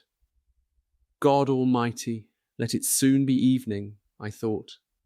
Unsure, under the stress of being in the thick of events, and under cover in the hollow, I could see nothing of the enemy.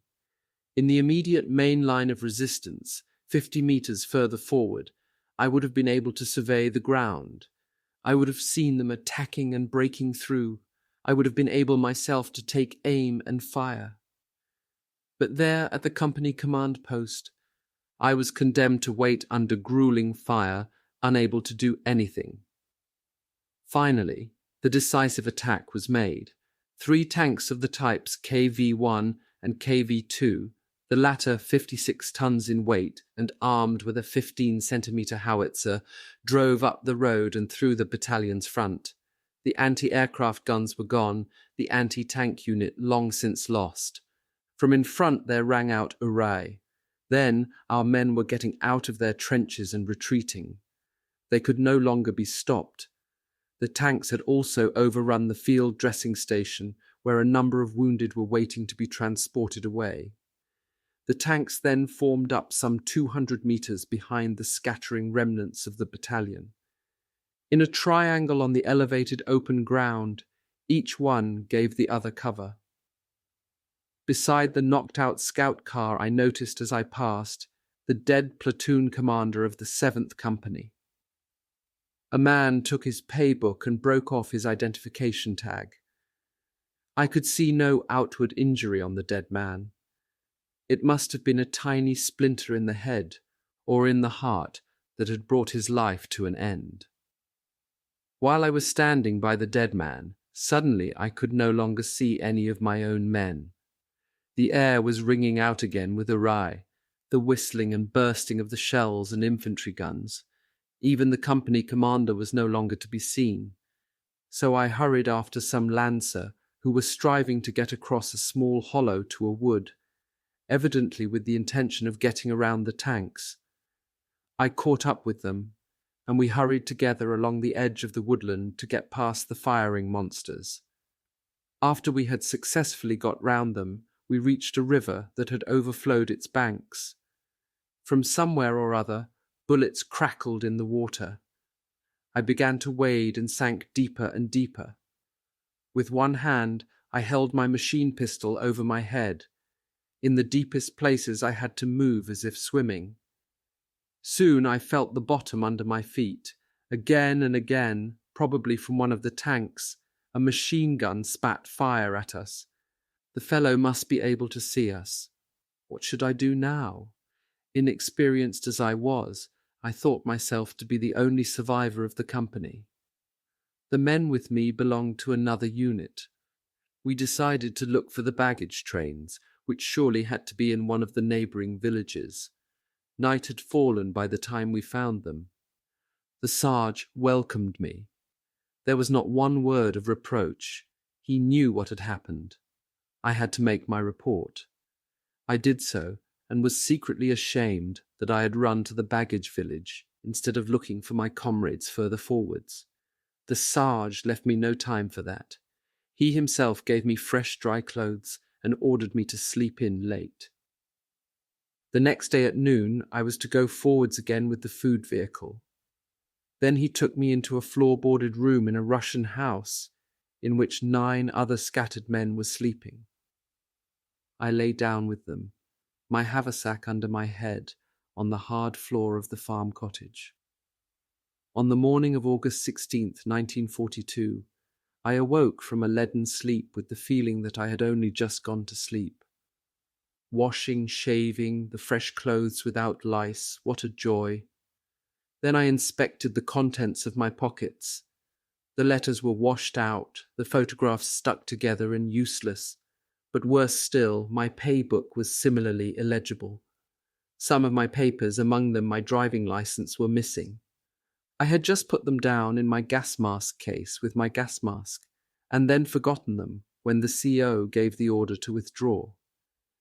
During the previous days, I had not dared to think of the imminent end of my probation at the front, but the fact that the order to return to my regiment came on that very morning was a new piece of good fortune.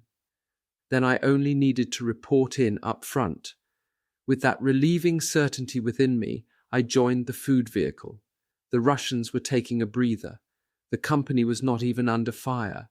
The command post was based in a house, not in a hole in the ground. The CO was pleased to see me when I reported, and immediately gave notice of departure. He looked weary and had long stubble. He had once again had uncanny luck, he said. When he was standing under cover behind a hayrick, a tank shell came through the several meters of hay, but was slowed down so much that only its head came out on the other side. There, it was finally brought to a halt by Bayer's belt buckle. It gave him quite a fright, but nothing happened. It did not explode. He wished me all the best for the journey home and sent his greetings to the regiment. Then I left. But however depressing the events of the last few days had been, and however much I was looking forward to getting to War College, it was not an easy thing for me to leave the company. It seemed to me undeserved that the Scheisse, I have to use the proper expression for the action, should be at an end, for me of all people. Among many others, even our old friend Crackler had been killed. The battalion of more than 500 men had shrunk to a fifth that size. The 6th then only numbered 26 men. With such thoughts in my mind, I got into the lorry travelling to the division. As we were driving out of the baggage village, Rifle fire was cracking behind us into the morass of the road. The road was under enemy observation. The effects of the Upalosi adventure were with me for a long time. To Rudy I wrote that I had experienced atrocious and terrible things, but where need was greatest, God's help was closest. Apart from a few tiny splinters in my hands, that today I can no longer remember, I told him that I had remained unscathed. Our chaps had said that the battles of the winter had not been as bad as those terrible days. The return from Geshatsk to St. Avold took us 8 days. I can remember several stops that lasted many hours, first in Vyazma, then in Molodechno and Dunaburg. Only from Warsaw were regular trains running, but we had to change trains many times. In Berlin, we arrived at the Silesian station and had to go to the zoo station. From there, a train went to Metz. Our destination was St. Avold, where we were given a few days' leave. From my correspondence, I note that I must have visited my father in Vienna. He was in the reserve military hospital there, on the Rosenhügel.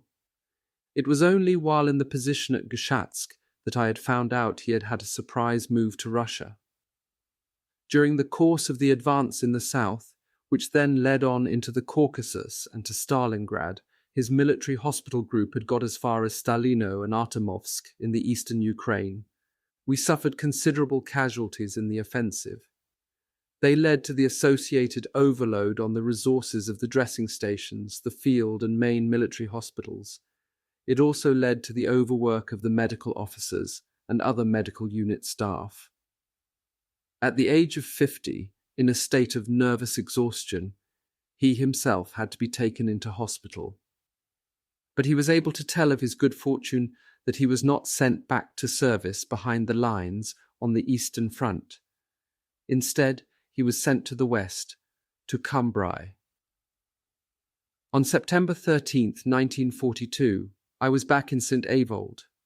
From there, we 3 active officer cadets, Henschel, Popovsky and I, were sent to Metz for a preparatory course for War College. About 60 reserve officer candidates were assembled there for a revision of the ABC, as I wrote home. Once again, it was a matter of cleaning our boots and belts. Apart from the danger of being killed, life in the field, I said, was far better. I asked Mother to send me 50 marks because we were hungry and were being woefully shooed about. In the evening, we went into the town to eat unrationed standard meals in the inns. The course was supposed to last until October 9th, and the course at the War College to begin on October 12th. But we still did not know to which school we would be sent. On September 29th, I asked Mother to send immediately, and by registered post, my certificate of Aryan ancestry and my 5th form German essay exercise book. Father sent me a textbook on stenography on which I worked from time to time. At the grammar school, I had not taken that option so as not to further increase my workload. The course in Metz gradually petered out at the beginning of October. In the mornings, we were supposed to undertake duty with a company, but since no one is bothered, we lie in really late in the morning and then go into town. We 3 from Regiment 7 were ordered to School 1 for probationary officers of infantry in Dresden. It was the War College for the active junior infantry officers and could be found in Neustadt under the really civilian-sounding address of 11 Marianelli. I arrived early on October 12th, and as the first to arrive had rung them up.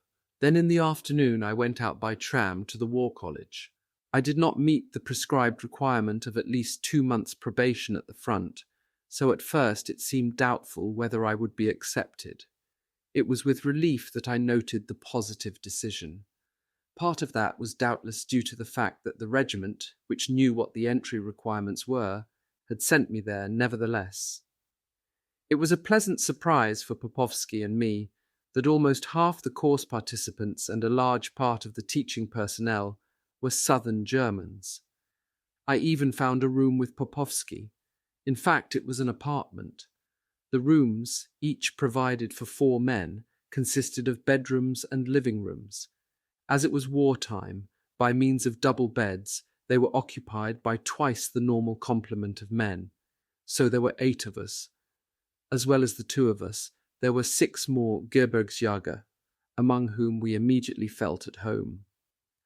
I can still remember Ernst Lauder from Kapfenberg, Hubert Melcher from Obdach, Adolf Aschauer from Geusern, Darth from Munich, Jacobi from Konstanz, and Zielinski from Stettin. The man from Stettin had reported to the mountain troops for the same sort of reasons that many southern Germans and Austrians went into the navy. At the War College, I also met Bauer from Stockerau, the brother of one of Rudy's classmates, and my fellow pupil from Sonneberg, Klaus Nitzer. Once again, I wrote urgently for my Arya-Nachweis, because non-Aryans, covering those who were up to 1/4 Jewish, were not allowed to become officers. Translator's note: the certificate of Aryan ancestry required under the National Socialist racial laws before an individual could be admitted to many institutions. The accommodation was unbelievably comfortable. We had white bedclothes, running water in the bedroom, and the rooms were cleaned by cleaning ladies. I wrote that the War College was the best time I had had as a soldier so far. It required not only physical but also mental and spiritual qualities. The superiors, all officers, were selected men. The head of the inspection was a Hauptmann from Infanterie Regiment 19 Munich, the group officer Oberleutnant Malzahn. I also recall the tactics teacher, Major Rausen from Infanterie Regiment 49 Breslau. The inspection corresponded to a company, the group to a platoon. The aim of the course was to train us to become platoon commanders, the normal function of a lieutenant. The exercises took place on the famous Dresden troop training ground, the Heller. We had little free time. What little time I could spare I spent with my relatives, mainly with Uncle Rudolf and Aunt Hani Lerner.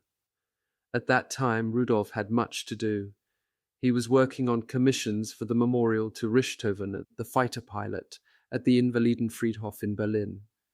He worked too on figures for the Dresden Opera and the Reich War Ministry. In our room we often had a Beano, to which the Styrians Ernst Lauder and Hubert Melcher from Gebirgsjäger Regiment 28 especially contributed. Their ersatz troop unit was at that time in Marburg on the Drau. A short time previously they had heard a production there of Verdi's Traviata. Ernie Lauder was really taken with the champagne aria and sang over and over again, "Up, drink in thirsty draughts from the glass that beauty presents to you." The 2 of them teased each other with the amatory adventures they had had in Marburg. It emerged that Ernie had once spent the conclusion of such an evening in the Marburg Municipal Park. He had got so hot that in no time he had taken off at least his field tunic, as well as his belt.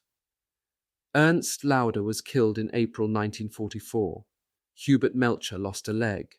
Adolf Aschauer survived the war in one piece. Once after the war, I looked him up in the Rassingmuhle in Geusern, his home.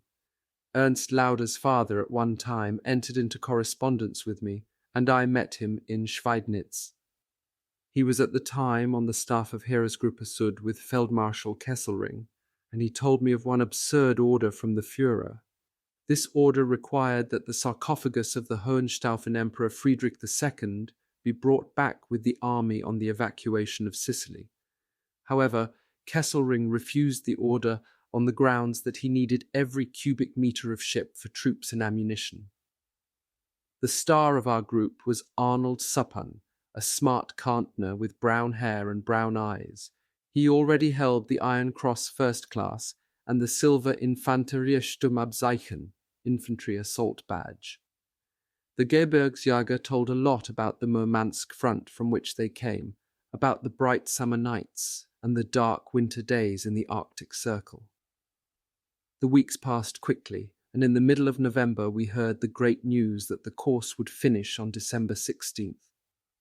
The best group of students, to which I too belonged, would be promoted on December 1st to Fun and Junker Feldwebel. The majority of the candidates were handed out their uniform chits.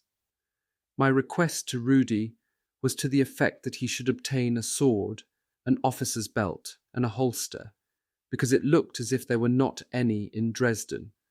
In actual fact, a sword was never required. In any event, I would only have been able to wear it on very few occasions. My first officer's uniform I had made by Uncle Rudolph's tailor. He rejoiced in the cosy name of Trautwetter. For my overcoat and the second uniform, I waited until my Christmas leave. I had them made at Splinar in the Theobaldgasse by the tailor of the Steinbach family. The tunic was of better material, and the overcoat displayed all the skill of a Viennese Bohemian tailor. Our instructor, Oberleutnant Malzahn, professed himself to be very satisfied with us from the Ostmark. On the occasion of our promotion to Feldwebel, he told us the notes he had made on our assessment. He found me, among other things, very intelligent. I had never before been praised in that way. It certainly said a lot for his judgment. He himself was of above-average intelligence and culture, and in addition showed us a lot of what it means to live like an officer. Our promotion to lieutenant was to take place on December 12th.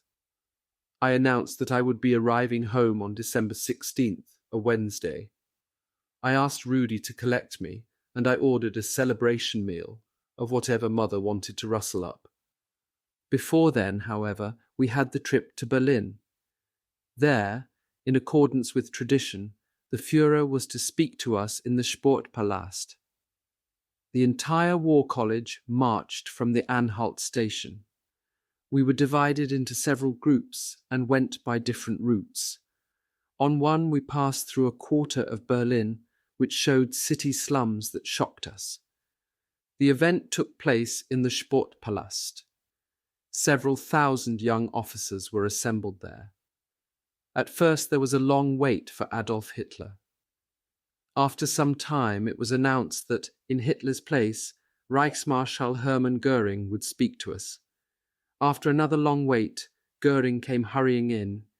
He gave the impression that he was under severe psychological pressure, which the content of his address underscored. We later found out that it was on that very day that the tragedy of Stalingrad began to loom. It explained why Hitler had not come, and made it disconcertingly clear why Göring praised the death of the Spartans at Thermopylae under their king, Leonidas.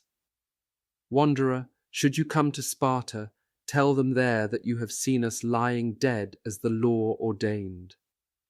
The Reichsmarschall simply substituted the word duty for the word law, and almost punched it at us, as duty ordained, as duty ordained. At the end of his address we were immediately marched off to the station, and straightway began our return journey to Dresden. It had been the previous day when the names of those who had been promoted were read out in the gym.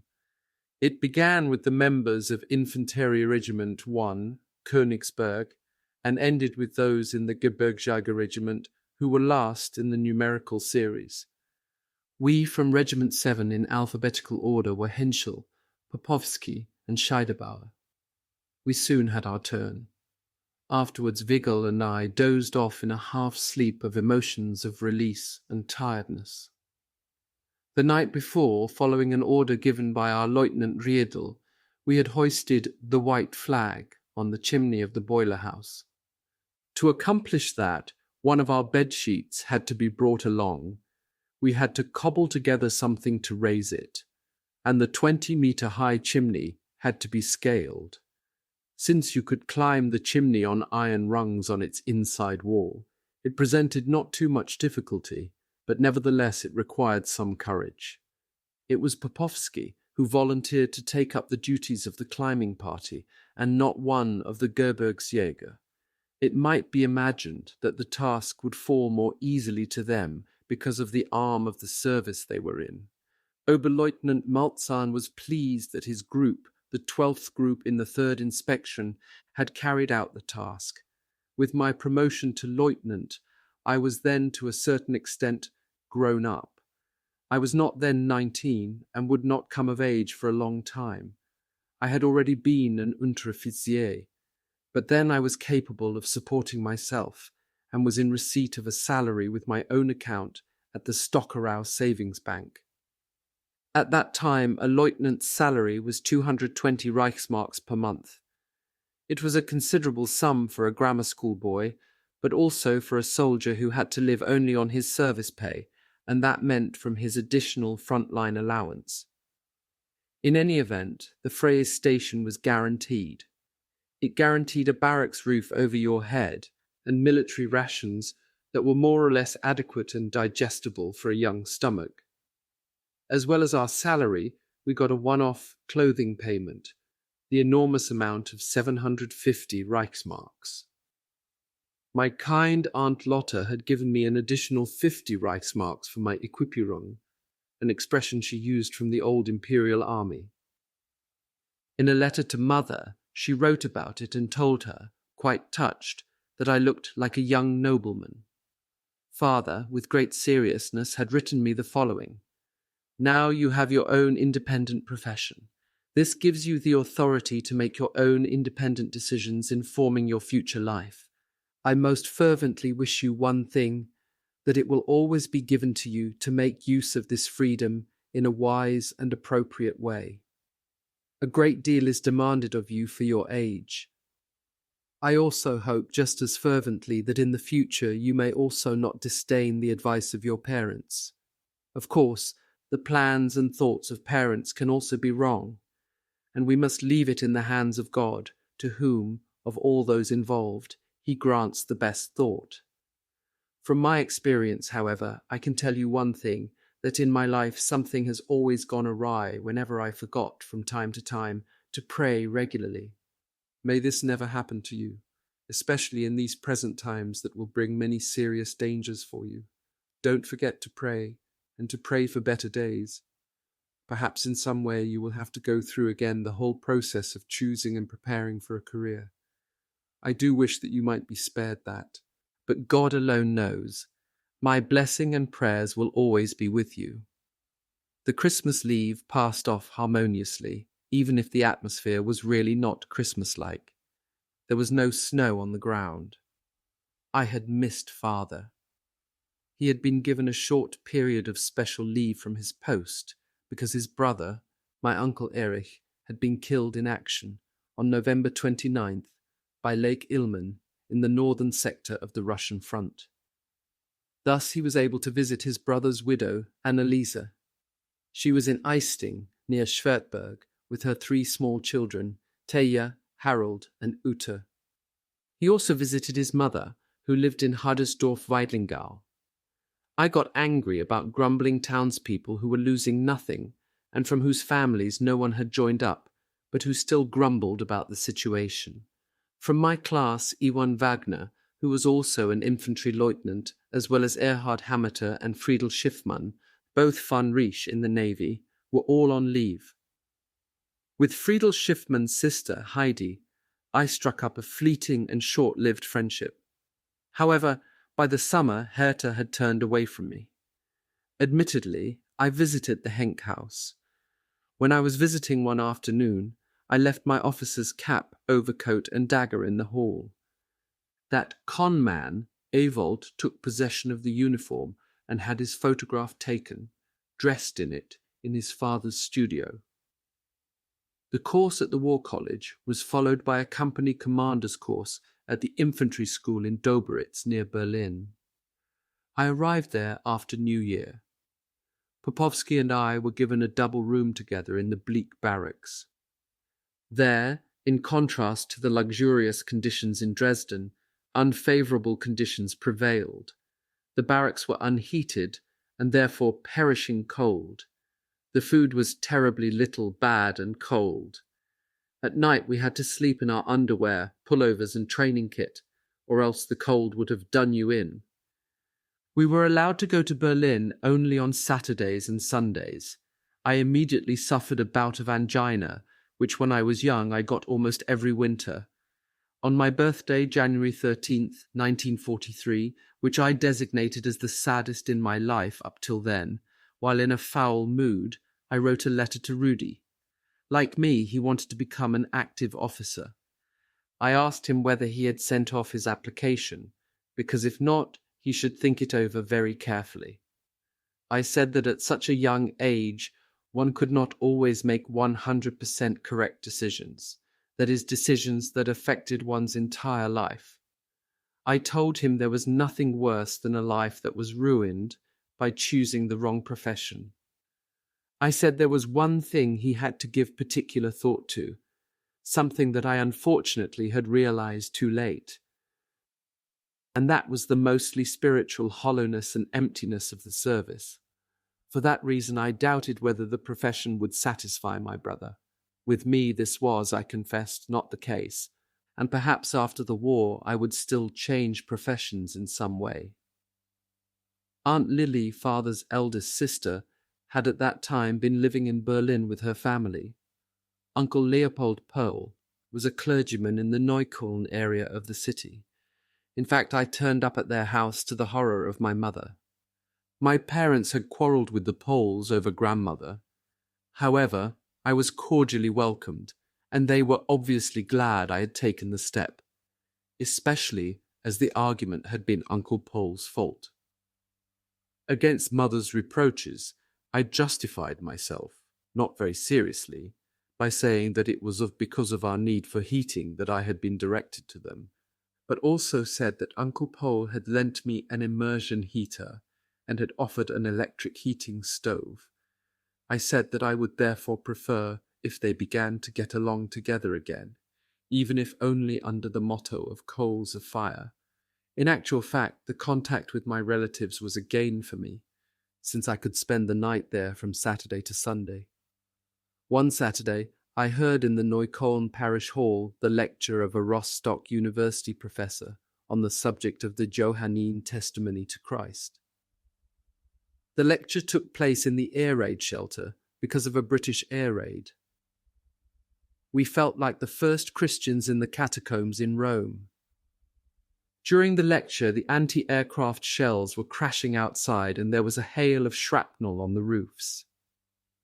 The following Sunday, I was at the service in Uncle Pohl's church. After a long absence, it was spiritually edifying for me. I was able to sit down at the piano and to play as my fancy took me. The two Pohl lads, at that time 15 and 13 years old, were not at home. Wolfgang had not changed schools when they moved to Berlin and was visiting his grammar school in Schleusingen. He was at boarding school there and only came home in the holidays. Helmut had been taken out of the city with the so-called Kinderlandversicherung. Only Ilse was in the house with her parents. She sang with the Philharmonic Choir. Soon afterwards, a performance of the St. Matthew Passion took place in the Berlin Garrison Church. She took part, and I listened to the concert. In the row in front of me, there happened to be sitting Grossadmiral Raeder and his wife. At that time, Raeder was Supreme Commander of the Navy. One Saturday evening, my uncle treated us to a bottle of wine. It had been given to him as a present, shortly after the war began, by a former member of his confirmation class. He had, in the meantime, been killed in action. We drank the wine, as Uncle Pohl said, in memoriam Eduardi Feldman. Rudy took many photographs and even, by using an automatic shutter release, did his own portrait studies of himself. In those pictures he showed an inclination to clowning and to elegance. My classmate Novak wrote to me that Rudy was one of the best dressed, most charming, and thus also one of the most popular young men in Stockerau. The work was hard. On Saturdays we worked till noon. On the other weekends we worked 9 to 10 hours a day. Of course, infantry matters were in the foreground, that is. How to lead a platoon was then followed by how to lead a company. We had instruction in tactics, combat, weapons instruction, and firing. Once again, the officer instructors were excellent people. The head of the inspection was a sensitive, seemingly vulnerable aristocrat, Hauptmann von Kernen. One of the tactics instructors was a young holder of the Knight's Cross, Hauptmann Johansson, and our inspection officer was a Viennese, Oberleutnant Brucker. I also recall another Austrian, Major Watzek, whom I happened to meet after the war in the street in Vienna. He ended his career as the Austrian general and commandant of the Vienna Neustadt Military Academy. Once we took part as spectators in a production of the Infanterie Lehr Regiment. It portrayed the attack of a reinforced infantry battalion supported by a battery of light field howitzers that is 10.5 centimeters, 4 assault guns and aircraft. Heavy and light infantry guns, that is 15 and 10.5 centimeters, also supported the attack. The exercise was completely true to life. Naturally, the shooting was accurate and the system of command of classical precision. In the audience were 20 army generals, 5 from the Waffen-SS and 3 from the Luftwaffe. There were some 100 staff officers and some 20 Luftwaffe lieutenants to whom the spectacle was completely new. With their Leicas and other cameras, they all snapped simultaneously every exploding shell. While the instructional element was really interesting, I was still disturbed by the exaggerated presentum, as always and everywhere. With this, I meant, and still mean, not the spirit of Prussia in itself, but the way in which many small people believed they had to express this spirit.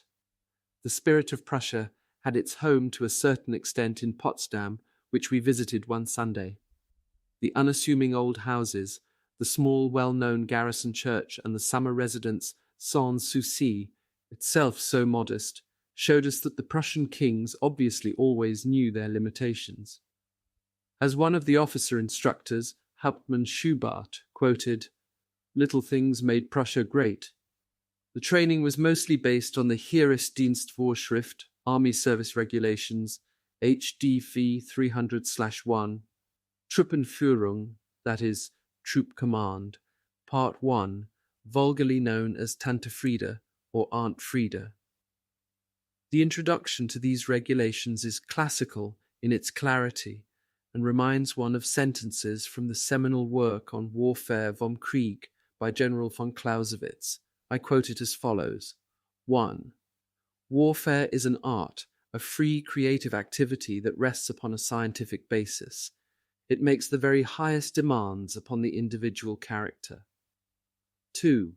The business of war is subject to constant development.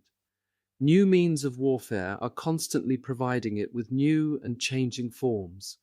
When these forms will come into use must be accurately predicted, their influence correctly assessed and quickly evaluated. 3. The variety of situations in war is limitless. They change often and suddenly, and are only seldom to be seen in advance. Unpredictable quantities often have a decisive influence. The individual will come up against the will of the enemy outside its control. Frictions and mistakes are everyday occurrences. 4. The tenets of warfare cannot be exhaustively summarized in the form of regulations. The principles that such regulations provide must be applied as circumstances dictate. Simple action carried out consistently is the most certain means to achieve the desired end. 5. War provides the individual with the hardest test of his mental and physical powers of resistance. Therefore, in war, the qualities of character carry more weight than do those of intelligence. Many an individual is outstanding on the battlefield, but would be overlooked in peacetime. 6. The command of armies and troops requires judicious, clear-thinking and foresighted leader personalities, autonomous and firm in decision, persistent and energetic in carrying it through, not oversensitive to the changing fortunes of war, and with a distinct sense of the high responsibility which rests upon them. 7. The officer is, in all disciplines, a leader and educator. In addition to knowledge of men and a sense of justice, he must be distinguished by superiority in knowledge and experience, moral seriousness, self-control, and high courage. 8. The example and the personal behavior of the officer and of the soldiers used in officer posts have a determining influence on the troops. The officer, who in the face of the enemy displays sang-froid, resolution, and daring sweeps the troops along with him. But he must also find the way to the hearts of his subordinates. He must win their confidence by understanding their feelings and thoughts, as well as by tirelessly seeking their welfare. Mutual trust is the surest foundation for manly discipline in time of need and danger. 9. Every leader, in all situations, should bring his whole personality into play without fearing the responsibility that is his. Delight in taking responsibility is the noblest quality of leadership. But this is not to be sought in taking arbitrary decisions without regard to the whole picture, or in not meticulously following orders and allowing a nitpicking attitude to take the place of obedience. Autonomy must not become high-handed arbitrariness. On the other hand, autonomy properly exercised and within proper limits is the basis for great success. 10. Despite technology, the value of the man is the deciding factor. Scattered fighting has made it more significant. The emptiness of the battlefield demands those fighters who can think and act for themselves, those who exploit every situation in a considered, decisive, and bold manner, those full of the conviction that success is the responsibility of every man. Inurement to physical effort, to self-regard, willpower, self-confidence, and daring enable the man to become master of the most serious situations. 11. The value of the leader and the man determines the combat value of the troops, which finds its complement in the quality, care, and maintenance of weapons and equipment. Superior combat value can compensate for numerical inferiority. The greater the combat value, the more powerful and mobile the warfare that can be waged. Superior leadership and superior combat value are reliable foundations for victory. 12. The leaders must live their lives with their troops and share in their dangers and privations, their joys and sorrows. Only then can they come through their own experience to a judgment of the combat value and the needs of their troops. The man is not only responsible for himself, but also for his comrades. Anyone who can do more, who is more capable, must guide and lead those who are less experienced and weaker. On such a foundation, there grows the sense of true comradeship, which is as important between leader and man as it is within the unit. 13.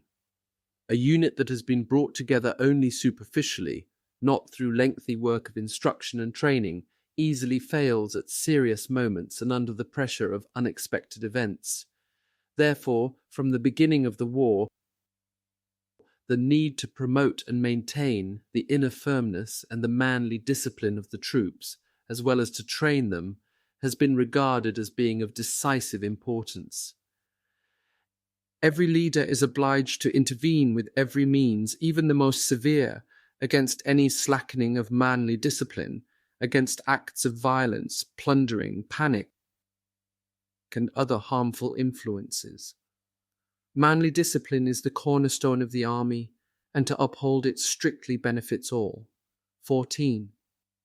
The strength of the troops must be kept fresh to meet the greatest demands in decisive moments. Anyone who exerts the troops unnecessarily sins against success. The use of forces in combat must be proportionate to the desired goal. Impossible demands damage the spirit of the troops and their confidence in their leadership. 15. From the youngest soldier upwards, men must everywhere be encouraged to bring to bear, of their own accord, their entire mental, spiritual, and physical strength. Only in this way will the full potential of the troops be brought out to the full in consistent action. Only then will men grow up who, even in the hour of danger, will keep courage and resolution and sweep their weaker comrades along with them to bold deeds. Thus, resolute action remains the first requirement in war. Everyone, from the highest commander to the youngest soldier, must always be conscious that omission and negligence will place a greater burden on him the mistakes in the choice of weapons. I have not yet mentioned the marching songs and other songs that played a significant part in my training period. The character of the soldier's song had changed. Certainly, there was still in use a series of songs that the German army had sung in the First World War. Those were to be sung as Volkslieder in a march rhythm. But in the period between the wars and through the Hitler Youth, new songs had come along, and above all, many songs were sung more snappily. Most comrades, however, did not like that way of singing, and that also expressed itself in the choice of songs. In the Dresden War College, we had caused something of a sensation because our group, with its many Gebirgsjäger, used to sing some Austrian soldiers' songs. Our favorite was the Südtiroler Lied, with its completely un-Prussian yodel at the end of the verse. Die blauen Dragoner, sie reiten, ein Heller und ein Batzen. Schwarzbraun ist die Haselnuss, es klappert der Huf am Stege. Ich bin ein freier Wildbretschütz. Jetzt kommen die lustigen Tage, weitester Weg ins Heimatland, wer recht in Freuden wandern will, are a few of those songs. I particularly liked Es klappert der Huf am Stege. True, we were not cavalrymen, but it matched our youthful spirit when it said, we ride and sing, in our hearts the bitterest distress.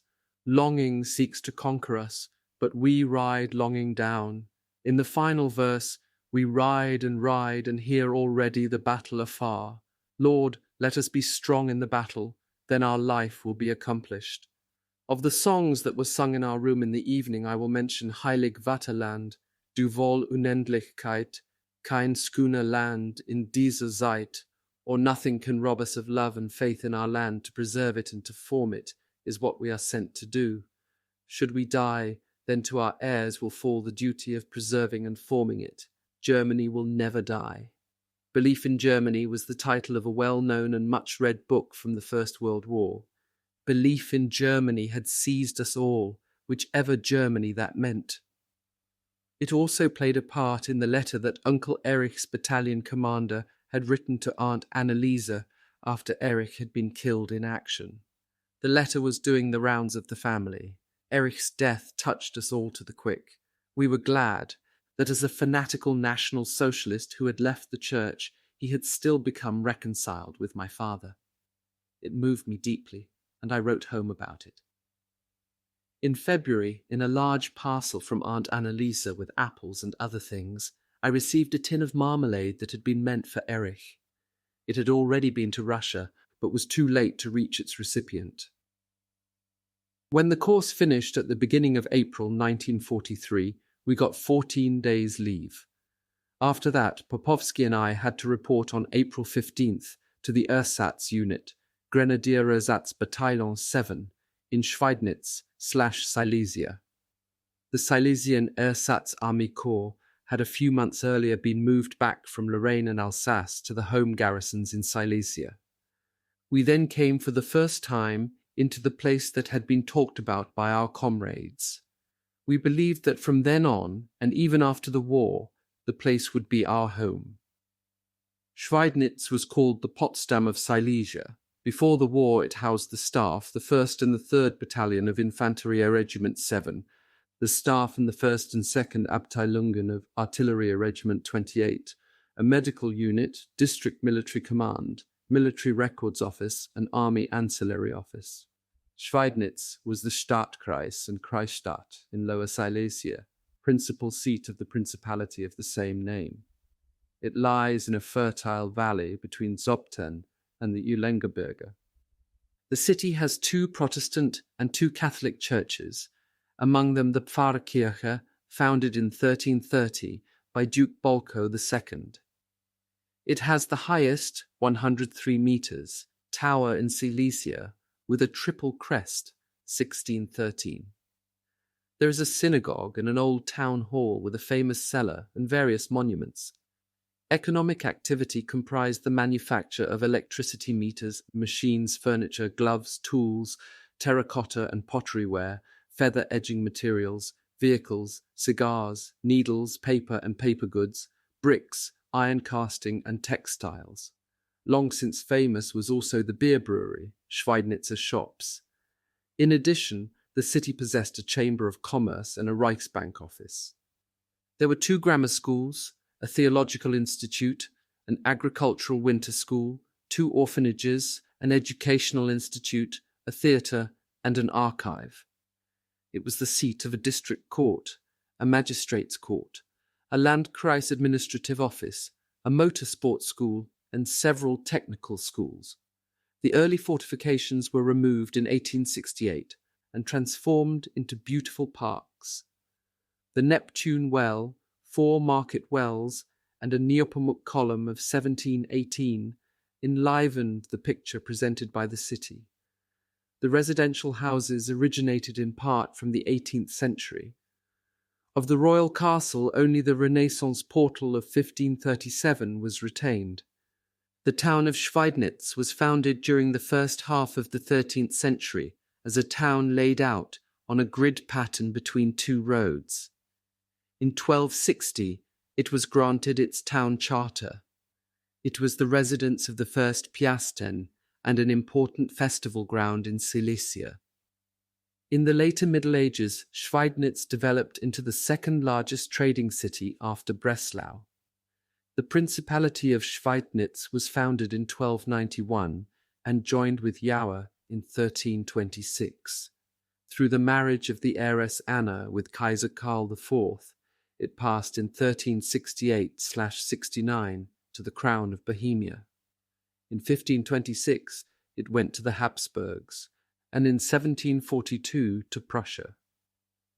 In 1427, Schweidnitz was besieged in vain by the Hussites. In the 30 Years' War, 1642, it was destroyed by the Swedes under Torstenson. In 1747, it was taken by the Prussians and developed as a fortress. In 1761, it fell once more by trickery into the hands of the Austrians. Then it was retaken in 1762 by the Prussians after a stubborn defense, remained under Prussian control, and was significantly reinforced by 4 forts. In 1807, the French took possession of them and razed the outworks to the ground. In 1816, after the fall of Napoleon, they were rebuilt but completely flattened again in 1867.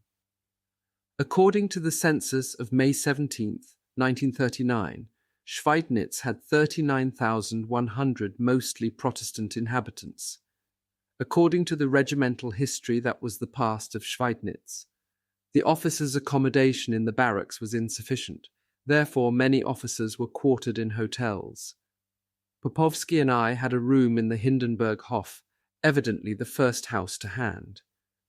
It was next to the railway station. The square in front had a small park, onto which we looked down from our first-floor room.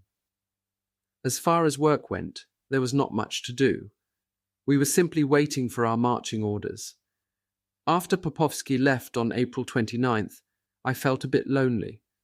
I became accustomed to the feeling, but I soon found a few good comrades. One was a chap from Linz, one was from Franzensbad in Bohemia, and there was a Feldwebel officier candidate. He was a clergyman in the confessional church and, at 40 years old, was waiting for his promotion to lieutenant. From a letter to father, I find that I gave him the Stalingrad letter to read and copy out. That was the shocking letter of a clergyman to his congregation who had remained in Stalingrad. I still have the copy. In the same letter, I asked father urgently for cigarettes. Mother still kept her cigarette ration card CBV, i.e. zur besonderen Verfügung, for special use. With cigarettes, she could probably obtain food or could meet other obligations on which she depended. The food in the barracks was frugal. Once I succeeded, on a 40-kilometer march, in getting into a village inn and in eating there, naturally for nothing, i.e. without having to hand over any Reichsmarks, Eierspeis, or Ehrapfelschmarrn. I remember my conversation with the landlady, who thought I was from Schweidnitz. As a result of a musical ear, I could get the Lower Silesian accent very well. She was amazed when I told her that I came from the Vienna area. On such marches through the countryside around Schweidnitz, I often had leisure to indulge in my thoughts. From Breslau, Silesia, in 1813, the War of Liberation began against Napoleon. King Friedrich Wilhelm III had founded the Iron Cross. The simply styled decoration can be traced back to a design by Schinkel, the brilliant Berlin architect. Few people know of that connection. During my time in Schweidnitz, I found out that the Zobten had played a similar role to the Wartburg, and that the students of Breslau had once made pilgrimages there. As in St. Avold and Morschingen, in the buildings of the barracks in Schweidnitz, in passages and over doors, there hung the various coats of arms of the places of Lower and Upper Silesia. It meant that in every place a piece of the fatherland should be looking down on you. The Haus Vaterland in Berlin was a large room in that gigantic establishment dedicated to every German region. There was a similar one in our barracks for the Silesian homeland and its sons. The fact that the character of the Wehrmacht was based on the wider concept of Greater Germany had at least loosened a little the principle of local allegiance. It had by no means got rid of it. After all, I then knew what Schweidnitz was like, and how our regiment belonged there in peacetime. It was, as the old soldier's song says, my real home. The wait for my marching orders did not, thank God, last much longer. I was glad when it was time and I could set off via Breslau to Minsk. There I had to report to the Führer Reserve of Army Section Center. On that journey to Russia, I did not have a goal in the same way as I had had the year before. I did not have the prospect of being sent on a course after a few months. My real probation at the front was just beginning, and all the more important since I was then an officer. Strangely, I did not think of the possibility of being wounded. A Heimatschuss, that is wound necessitating evacuation home, could bring the coming experience on the front line to a speedy end. In the First World War, the Austrians had called it a 1,000 gulden Schuss. It was more as if I felt myself travelling to meet an uncertain future. The recollection of a policy joined itself to that feeling. It was a kind of fear of being tested that weighed upon my spirits. We soon got to Bialystok and Stolpce, formerly Polish border crossings. With me in the compartment of the leave train returning to the front were sitting a senior MO and two paymasters. The MO was going to a military hospital. The two paymasters were in other lines of communication posts. The gentlemen were carrying much more luggage than I. I only had my miserable Wehrmacht haversack. Dawn broke, and the train crawled at about 30 kilometers per hour through a region where there was the threat of partisans. Suddenly, an explosion shook me out of my doze, and the train lurched to a halt. It threw me off the seat on which I had been stretched out. The senior MO's case fell out of the luggage rack and hit me on the back of the neck. From outside could be heard the crack of rifles. Bullets crashed through the walls and the windows of the carriage. In the train there was considerable excitement. The people from behind the lines reacted with panic. One paymaster fired with his 6.35 pistol through the closed window.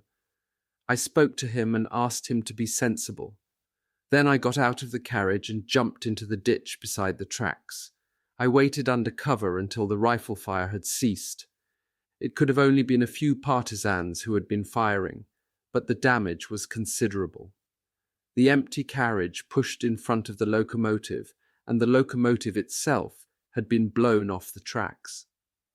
The forward half of the first of the long express carriages had been compressed as if it had been made of plywood. There were dead and wounded. Hours later, a fully manned handcar came from the next post up the line. In the morning, we were at last able to continue our journey. Meanwhile, the cause of the explosion had been discovered. The Russian improvisers had managed, by means of a much cobbled-together wire, to detonate an obviously homemade mine placed under the track. Then they had made off. not without first having put the fear of God into a couple of travelling paymasters with a bit of rifle fire. That experience caused me, at least for the next 20 years, not to get into the first carriage of a passenger train. From Minsk, the journey went on to Vyazma. There the line ended. Kshatsk, after the Buffalo withdrawal movement in the spring, was no longer in German hands.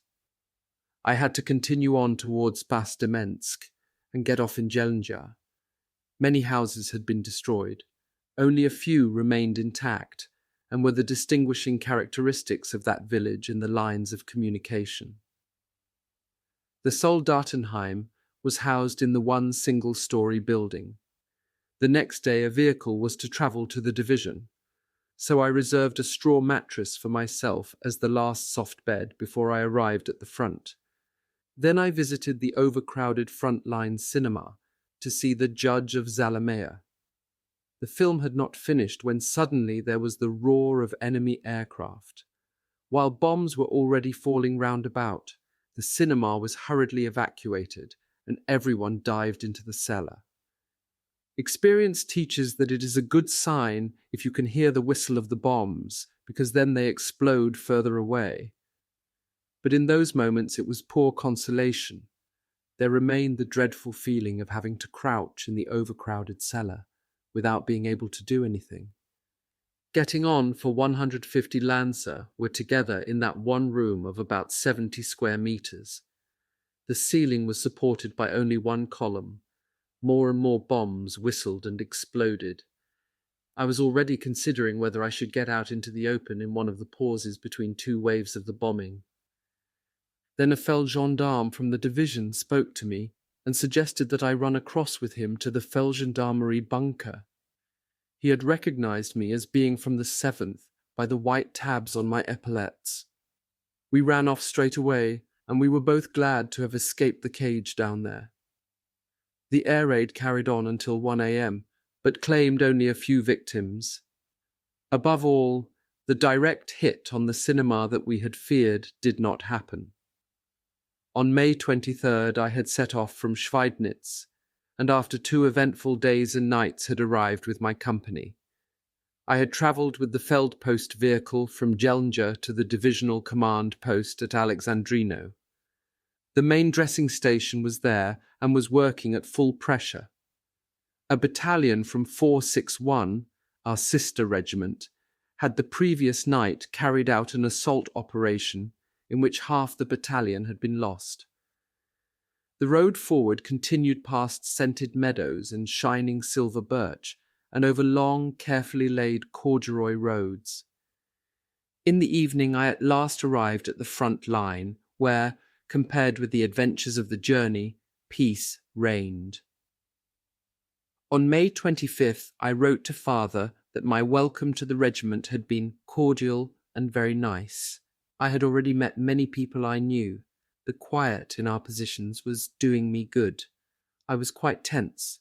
Only now and then was there individual fire from artillery or mortars. But soon, I said, I would have got used to life at the front, and the necessary calm would return. I thanked Father that he and Mother had taught me to make the right, true Christian faith part of my life, because its true value is best learned at the front. I said that I was really helped by the New Testament that Father had given to me. He had written the dedication to me from Psalm 90, verse 10. 1,000 shall fall beside thee, and 10,000 at thy right hand, but it shall not come nigh thee. Therefore I wrote, I was completely confident. God would see that all was well. Our company commander was Oberleutnant Schorsch Henschel from Upper Silesia. Company Truppenführer was Oberfeldwebel Talig from Troppau. Both were reservists and as early as 1942 had been awarded the German Cross in gold. My comrades Walter Henschel and Ludwig Popovsky were platoon commanders in the 11th and 7th companies, and I was platoon commander in the 10th. The length of the trenches in the company sector was 1 kilometre. The right-hand edge was formed by the post road in the village of Ivanovo. Only charred beams and remnants of walls were left of the few remaining houses. 2 platoons of the company were in the trenches in the main line of resistance. The third was in front of them on outpost sentry duty. The distance of the enemy from our sector was 1,800 meters. The outpost sentries were 800 meters in front of our main line of resistance. That was how the notional line between the muzzles of the most forward rifles was defined. The Russians now and again fired a shell from their mortar or a Ratchbum. Ratchbum was the name we gave to the light Russian infantry gun, an anti-tank gun that fired directly at its target, so that the sound of firing and that of impact followed in quick succession. It was a sound described by the word Ratchbum. The mood of the men was excellent. Winter was past and they had survived the retreat. The awareness of a solid superiority was beginning to root itself once again. We can hold out in a war like this for years, they felt. Only the 2nd Battalion had participated in the Upolusi adventure, but not the 3rd, in which I then was. Frivolously, I had taken my gold pocket watch with me into the field. I carried it in an aluminium container that had a cellophane pane on one side through which you could see the watch face. But every time it was difficult to get it out of the little pocket, sewn into the waistband on the right next the button. Since I could get a waterproof service wristwatch with luminous figures on a black background, I ventured to send the pocket watch home. It actually arrived. That was by no means certain, for in spite of draconian punishments, there were many instances of theft. Even the Feldpost was not proof against thieves. It was the watch that I got as a confirmation present from Rudolf Lohner. It has been for many years on the writing desk in Tussi's ordination room. One day, the divisional commander, General Lieutenant Melzer, toured the positions. He was satisfied with the state they were in, but he reproved me since he believed I was not wearing a collar sash. Actually, I did not have one, but instead had a beautiful purple silk scarf. However, in order not to be bawled out for wearing it, I had pushed it under my collar. To wear such neckerchiefs in the garrison would have been unthinkable, but here in the field, the superiors turned a blind eye. The fact that the general had caught me out irritated me for quite some time. However, it was a peaceful day with glowing sunshine that prompted me to sunbathe on the grassy sloping back of the bunker. But soon that was too insecure, because I feared I might fall asleep. If a shell had struck, I would have been lying out in the open without cover. Another day the Russians, instead of disturbing us with shells, fired all their infantry weapons for a quarter of an hour as if possessed, for no apparent reason. The fire could not hurt us in the cover of the bunker or in the trenches, but there was an uninterrupted chirping, buzzing and whistling, and because no shells were exploding, it was a particularly unique sound. When the firing began, the company commander's putzer, that is Batman, was outside his bunker and was wounded in the foot just as he was having a pee. In such trench warfare, which in itself was quiet, there was the institution of the Zugführer vom Dienst. When it was my turn at night, I had to inspect the entire company sector and the outpost sentries. I had to check the links between our company and the neighbouring companies. Those excursions out in front of the line were exciting and not without danger. At any moment you could bump into a Russian reconnaissance patrol. On dark nights, it was said to have happened that the Ivans captured Lancer by throwing a blanket over their head. As far as possible, you had to tread quietly, often stopping and listening. An additional task was assigned to me. I had to develop lectures for military moral support on the basis of material supplied to me. Then I had to go round lecturing from bunker to bunker.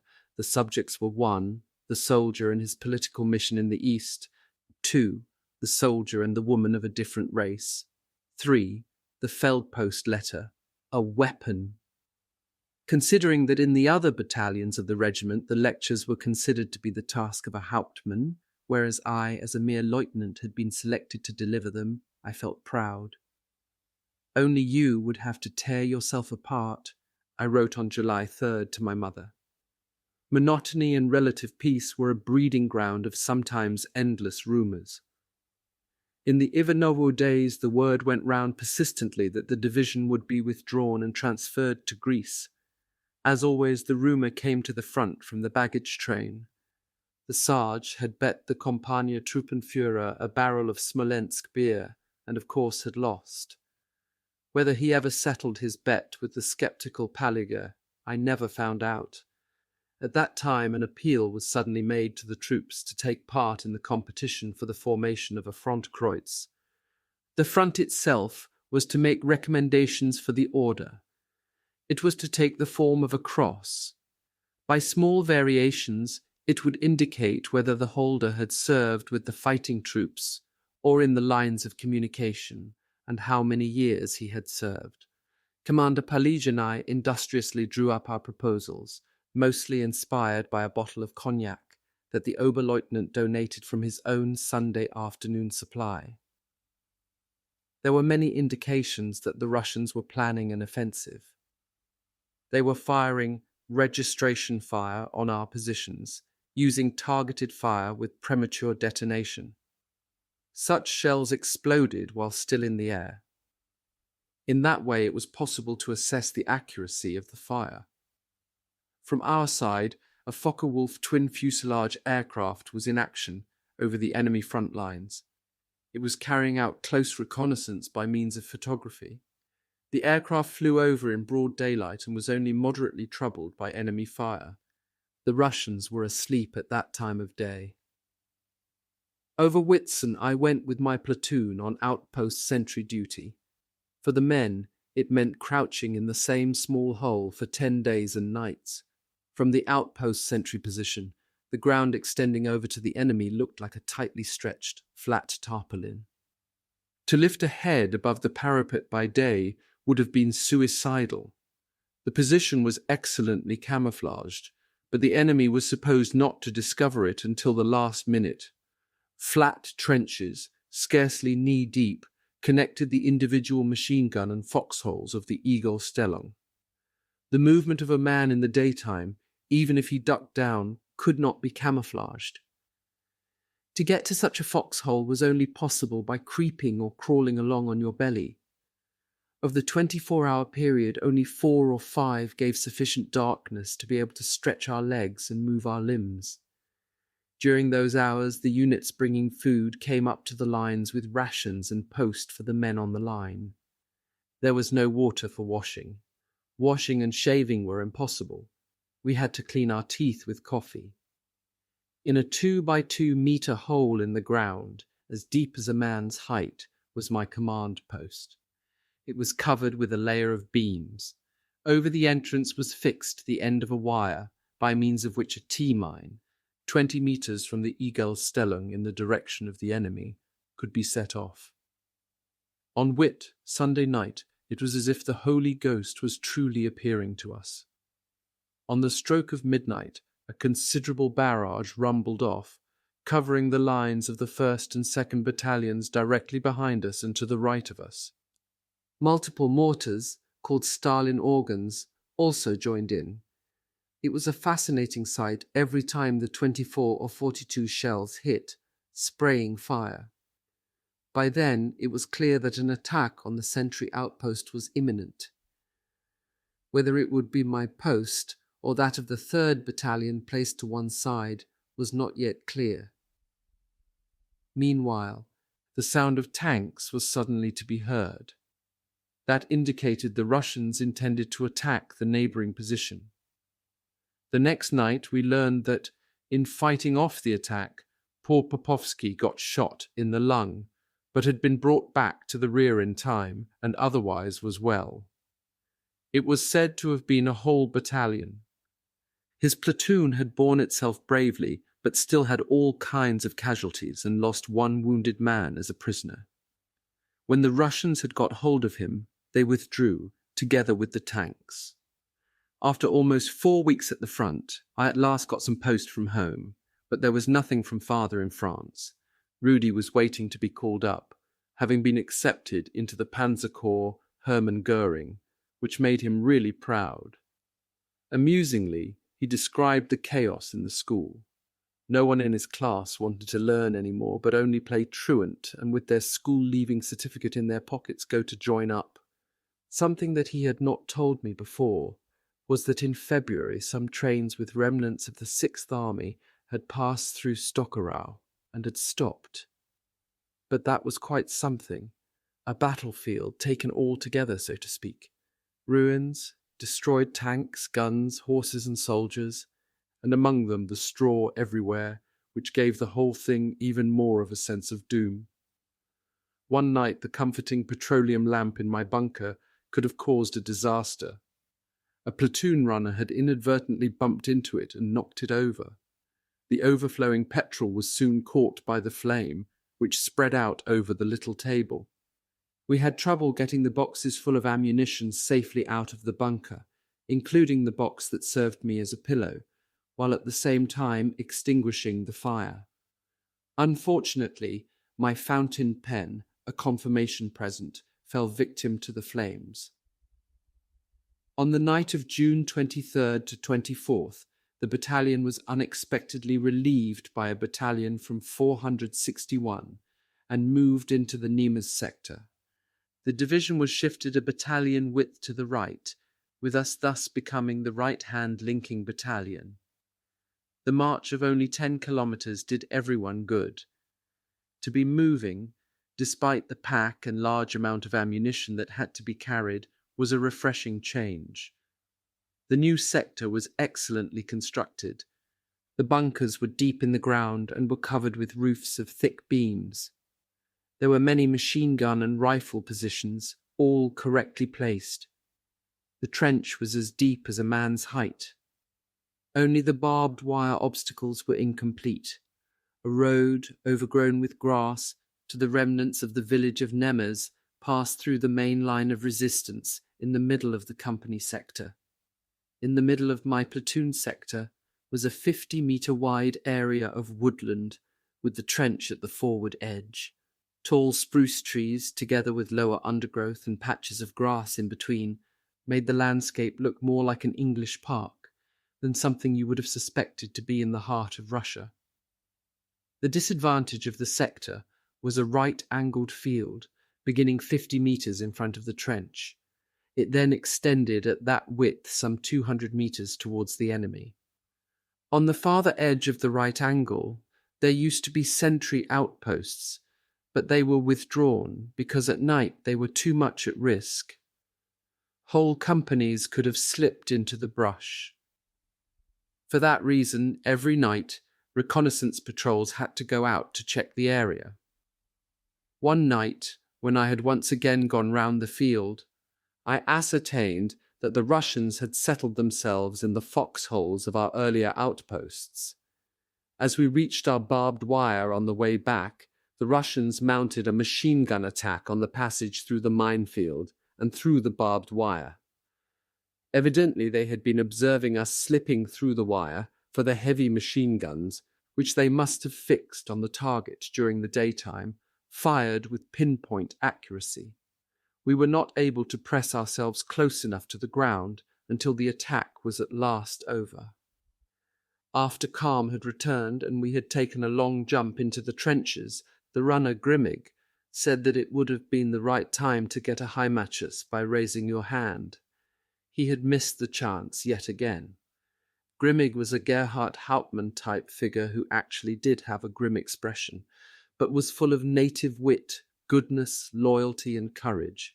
The humorous talk of a Heimatschüss was a manifestation of the so-called innerer Schweinehund.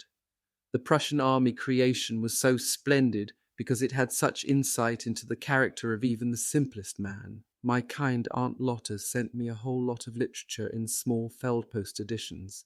Apparently, hovering in front of her eyes were pictures of the trench romanticism of the First World War, the good fathers with their front-line beards, giving themselves to edifying reading by the flicker of a Hindenburg lantern. So as not to upset her, I thanked her effusively, but sent the little book straight home. Certainly I would have had time for reading, but I did not have the necessary calm. The impressions of life at the front were still too new and too various, and life in the trenches, even in trench warfare, were too exciting for me to be able to immerse myself in reading. Much time was taken up in writing. There was mother, who formed the central core of the family, and father in France. Rudy, it is true, was still at home, but I wrote separately to tell him things that I could not, nor would not, write to mother, so as not to worry her. But there were also friends, and finally, the girl. My affection was then fixed upon the Skorpel Mardi. However, she had soon turned her affections away from me again, even though I still carried a candle for her. I shall give a short account of the Skorpel family, with whose son Erhard I went to school. Erhard and his elder brother Hannibal were both killed in action with the Waffen-SS.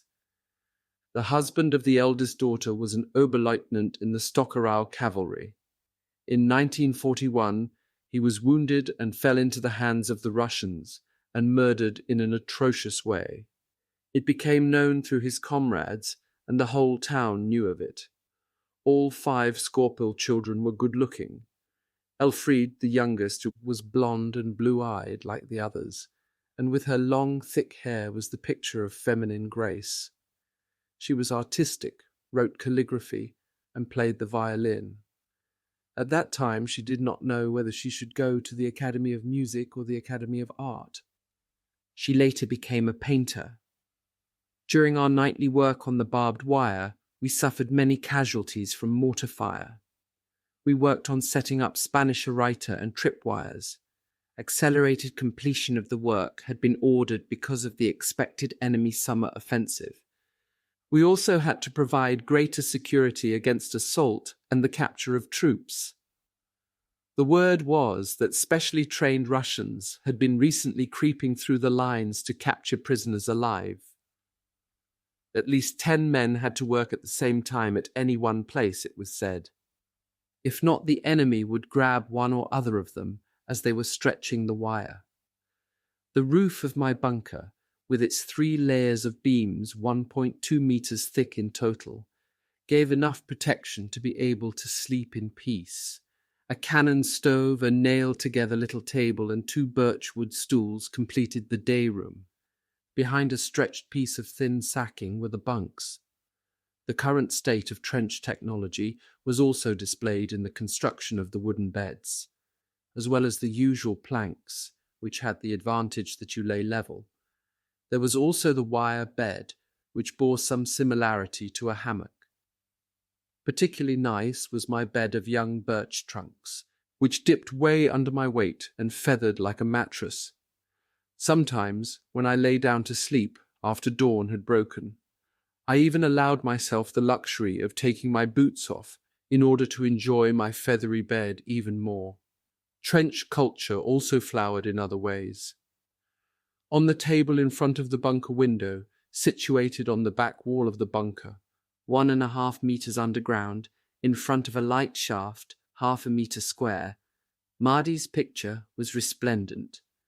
A specialist had coloured it by hand, mounted it in a birch frame, and covered it with cellophane instead of glass. Nickel, the platoon medic, gave me a homemade watch hanger. It consisted of a star shell cartridge, filed off flat on the floor, the edges of which had been made jagged and bent round the photograph. But from time to time the quiet life in the bunker was interrupted. Once the Russians must have seen smoke. They fired exactly 75 shots from a Ratschbum onto the bunker. The shots were all on target. 2 of them scored direct hits on the bunker, but luckily did not hurt us. The Niemer's position had the advantage that you could get from the rear up to the most forward trenches without being seen by the enemy. Thanks to that, a warm lunch was actually able to be brought forward at lunchtime. But the Russians must have got wind of the time when food was distributed. On 2 days in succession, they signalled with pinpoint accuracy with a mortar. The lunch time had actually been put back an hour, from 12:30 p.m. to 1:30 p.m. While the soup was pouring into the dishes, up above there was the glug of the mortar firing, plop, plop, plop, gluck.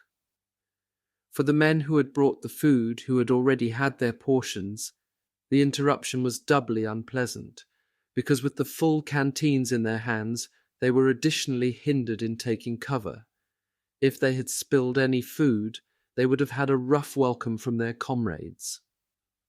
Thus, it seemed to be a fact that the Russians were listening in to our field telephone conversations by means of earth lines.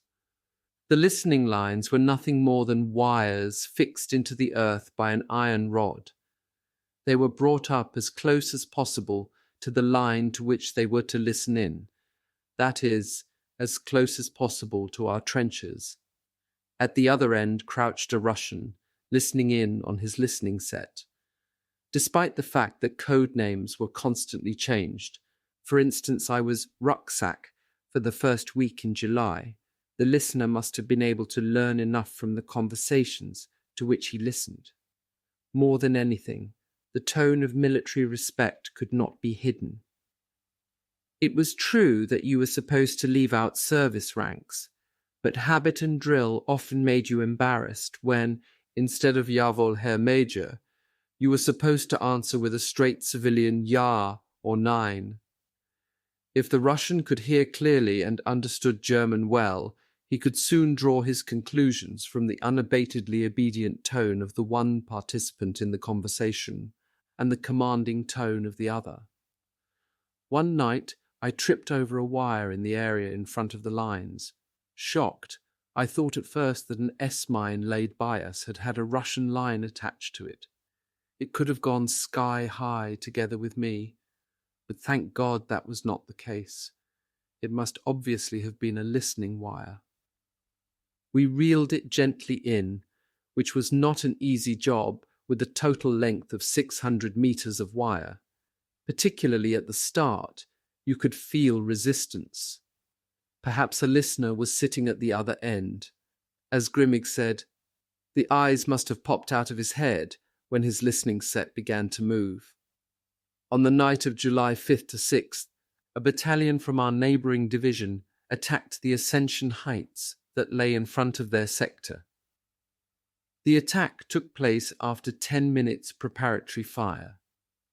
Niemers in particular was fully covered with 80 Dugischus, the mysterious devices I had seen from a distance a few days previously near to the battalion command post. They looked like angled wooden frames resembling easels, half the height of a man. The projectiles were ignited like rockets, and when they were fired, gave a loud screaming sound. The success of the operation must in any event have been nil. Through the regiment we heard that, of the total of 8 men in the Russian outpost on the heights, only a single man had been captured.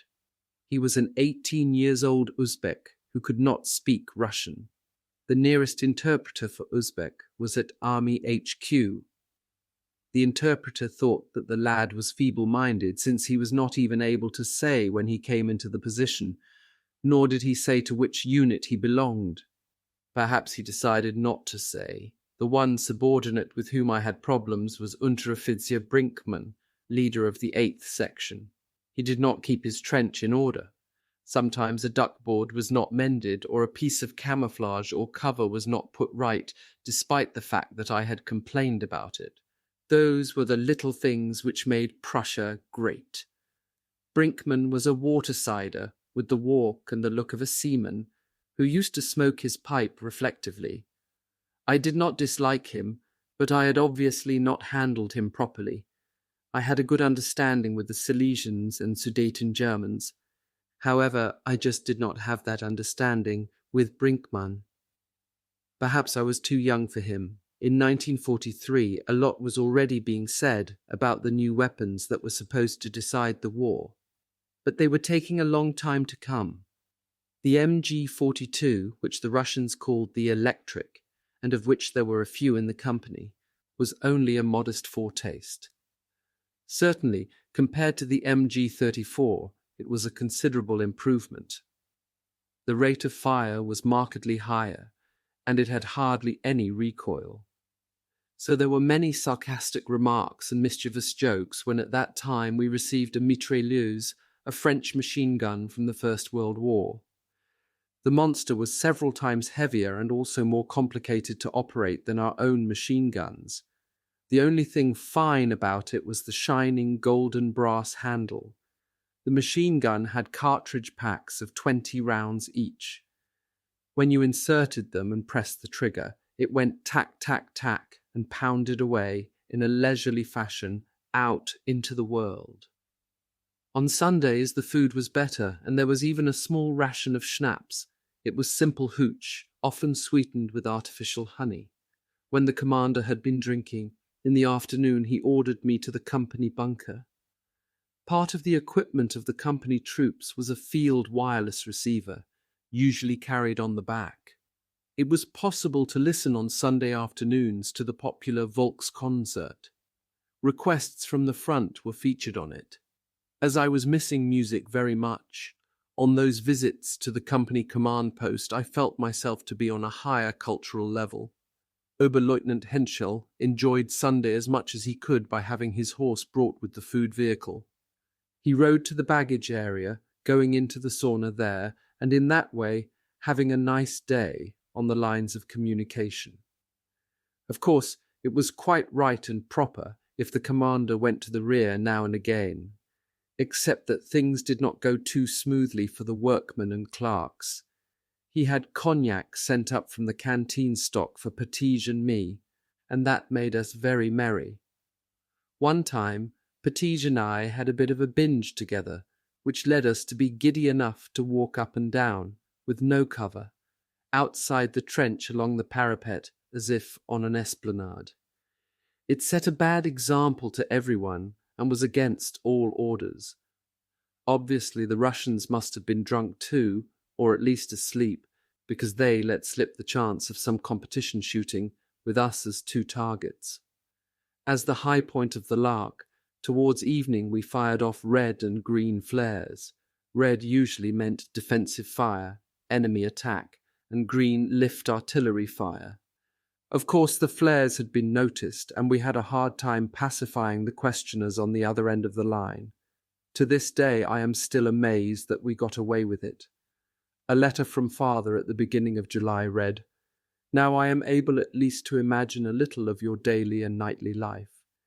Your description reminds me very much of my own experiences from 1915 to 1918.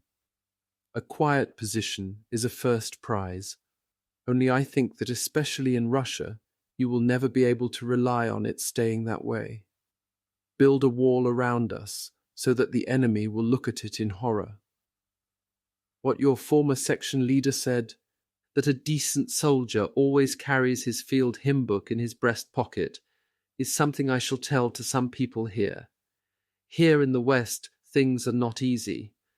In most cases, I am dealing with really indolent sensualists for whom things are going far too well for them to think of anything serious.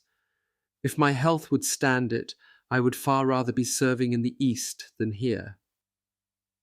When I had travelled to the front in May, I noticed in the train some gentlemen dressed in civilian clothes. It was said that they were members of an international commission who were going to Katyn to examine the traces of the massacre. Katyn lies 20 kilometers to the west of Smolensk. I quote now from Meyer's Enzyklopädische Lexikon, 9th edition. At the end of February 1943, German soldiers discovered in mass graves in the forest the bodies of over 4,000 Polish officers. They had been taken as prisoners of war by the Soviets in eastern Poland in September 1939 and had been held in the Kozelsk camp. On the basis of various investigations, including some during the war and some later in the 1950s, the then Soviet government is held responsible for the murders. After German troops evacuated Katyn in 1944, the accusation was made by the USSR that the crime had been committed by the Germans. That was not regarded as having been proven. Significantly, the matter was not dealt with at the Nuremberg war crimes trial. However, at the time, in May 1943, we learned that the written notes found on the bodies ended precisely at a point in 1940, when the Poles were in Russian hands. During the quiet period of trench warfare, it was arranged that as many German soldiers as possible were to be taken to see the mass grave. Therefore, from our company too, a man was designated to visit it. After 3 days, he returned and gave us his impressions. He still had the smell of putrefaction in his nose. That was how he closed his account. At the end of July, I suffered another deep disappointment. On regimental orders, I had to leave my platoon and report to the regimental staff at the Führer Reserve. The order came just at the moment when the offensive might start and the enemy open fire. I had my platoon under control. I had won the confidence of my men. The opportunity to prove myself as a frontline officer seemed to have arrived. It was no help at all to me that the commander said consolingly that I should be pleased. He said it was a kind of honor, that they wanted to protect me, because they believed me capable of more than commanding only a rifle platoon. I spent the following days in anger and defiance. Still, I was pleased to a certain extent that by way of compensation I was assigned to the regimental adjutant. At least I did not have to just sit around on my backside. The activities in the regimental staff and the people who worked there were interesting. Oberst von Eisenhardt-Rother was tall and gaunt, but I did not see a lot of him, and thus could not get a proper picture of him. After the autumn offensive, he was transferred to the staff of Generalfeldmarschall von Weich in Belgrade. Some time later, he shot himself because of a disagreement over a horse. The regimental adjutant, Hauptmann Stockter, was an expatriate German from Mexico and was an actor by profession. Accordingly, he spoke faultless Hochdeutsch, was a lively mimic, and was always a bit over the top. However, he gave me a good introduction to my new job. I studied in detail the entire regimental sector and prepared all the paperwork. I drafted orders and birthday greetings, so I came on paper to address majors as my dear so-and-so. If I imagined something would come of it, I was, at the same time, angry at my foolishness. Had I left my platoon for this? In the evenings I squatted in the bunker of the pioneer platoon commander, Lieutenant Uxa. He was a Viennese from the Postgasse in the 1st District. I also found another Viennese soldier in the pioneer platoon who was studying piano at the conservatory. Before his call-up, he had been practicing Beethoven's C minor concerto. With Lieutenant Franke, my companion in suffering from the Führer Reserve, I often sang in the bunker. I remember his favorite song, the hit song Sag schon gute Nacht. Franke was a teacher and was getting on for 30. He had an unusually friendly nature and must have been a good man. He had only been married a short time, but was killed in action soon afterwards. On a visit to the 2nd Battalion sector, the commander of the 7th Company, Oberleutnant Becker, offered me a cigarette from a great package of cigarettes of an unknown kind. To my surprised inquiry as to where they came from, he told me that the company had a Bulgarian godmother aunt. She was a rich old lady from Sofia who had lived in Germany and loved Germany since her youth. He said she had selected the 7th Company of the 7th Regiment to be a benefactress to its members. She sent substantial love gifts, and in that way combined her superstitious belief in her lucky number with deeds friendly to the Germans. In the trenches of the 5th Company, and on the barbed wire in front of them, lay 6 dead Russians. They had mounted an assault at dawn. Those who were still alive were driven off by the platoon leader, Lieutenant Ast, after a short exchange of hand grenades. Lieutenant Ast, an old war horse known throughout the regiment, was tall, had a prominent Adam's apple, and, as befitted his name, gave the impression of being knobbly. He said that it was not worth burying those few, since anyway more would soon be coming. He said a prisoner had told him that the attack was to begin the next day. A complete contrast to Ast was his company commander, Hein. Generally called Freund Hein, at 5 feet in height, he was really small. From his round, friendly face and little eyes there showered wit and jollity. As I was accompanying Oberleutnant Rauprich from the 2nd Battalion of our artillery regiment, Hein gave us a large measure of schnapps, because he said we were his last visitors before the attack. On the presumed last day before the expected attack, some aircraft were sent in to attack the enemy assembly areas. Some squadrons of Ju-88 and He-111 bombers flew in large numbers, and dropped their bombs on the Russians. The Russians had sent up a surprisingly large amount of flak, which maintained uninterrupted fire. One He-111 received a direct hit and disintegrated. We watched it with Oberleutnant Hein in his sector of trenches. Our artillery had also put down fire over the Russians. On the way back to the regimental command post, we passed the firing position of the 8th Battery. The gunners were working stripped to the waist, a lieutenant helping them to load. At the regiment, too, they were working on the basis that the enemy would attack the next day. The Army High Command had given orders to withdraw the sentry outposts during the coming night. That order was as clear as the regimental orders drawn up by Hauptmann Stockter, which closed with the words, "And so, with all our trust in God, we shall do our duty." I woke in the night, roused from my sleep by the rumble of deafening thunder. At precisely 3:40 a.m., the bombardment began from 500 gun barrels. There were howitzers, cannons, light and heavy mortars and rocket launchers. It was as if a supernatural drummer was vertiginously beating his drum. Right there, 2 kilometers behind the main front line, you had the impression that the front line trenches were being ploughed up. Our regimental command post was at the edge of the woodland, in the hollow behind the artillery firing positions, and all were similarly under heavy caliber fire. Whenever a 17.2 or 20 centimeter shell exploded nearby, a shudder went through the ground and among the gigantic spruce trees where our bunkers were scattered. Massive splinters whizzed through the air, crashed into the wood of the trees and tore terrible gashes in the earth. At 6:20 a.m. there was quiet.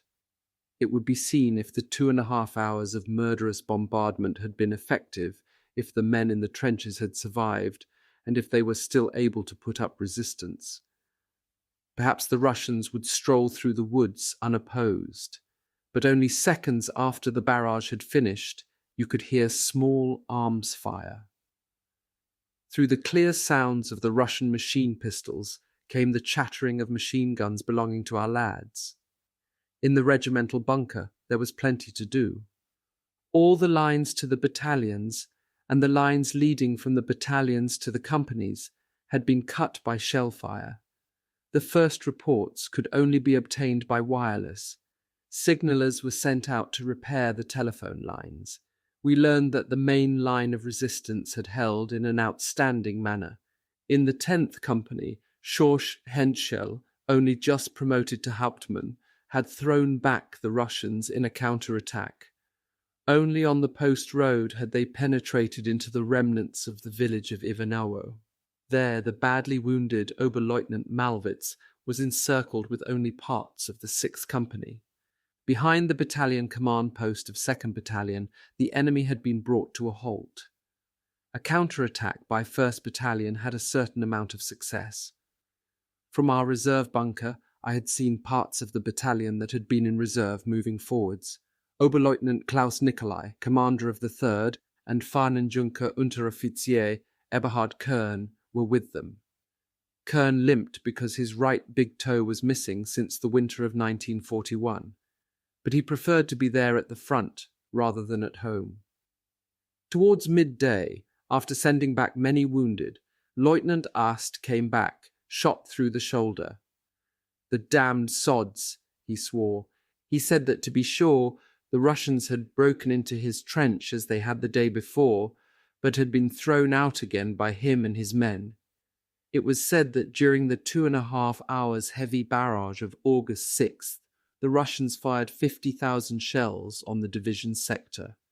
They then attacked with 9 infantry divisions and 2 armoured brigades, in front of the regiment's main line of resistance, and in the places where they had broken through, 3,000 dead Russians were said to have been counted.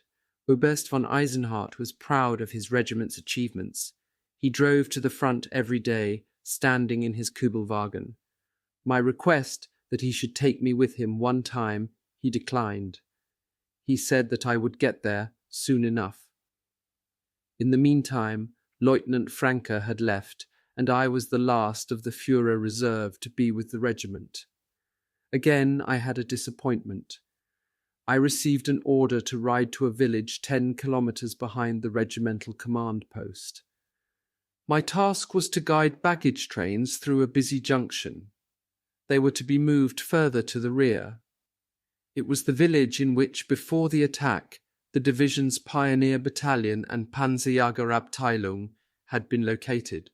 So, in a peevish mood, I rode overnight to the rear, accompanied only by a chap from the regimental riding platoon.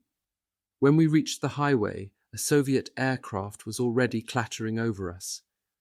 Expecting to be bombed, I was holding the horse on a very short rein and managed to control it. But then a bomb fell very close by, and the nag, terrified by the crash and the lightning flash of the impact, bolted with me so that I had great trouble bringing it under control again.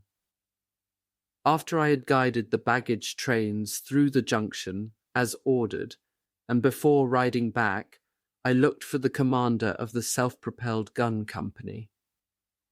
He was proud of his men's successes.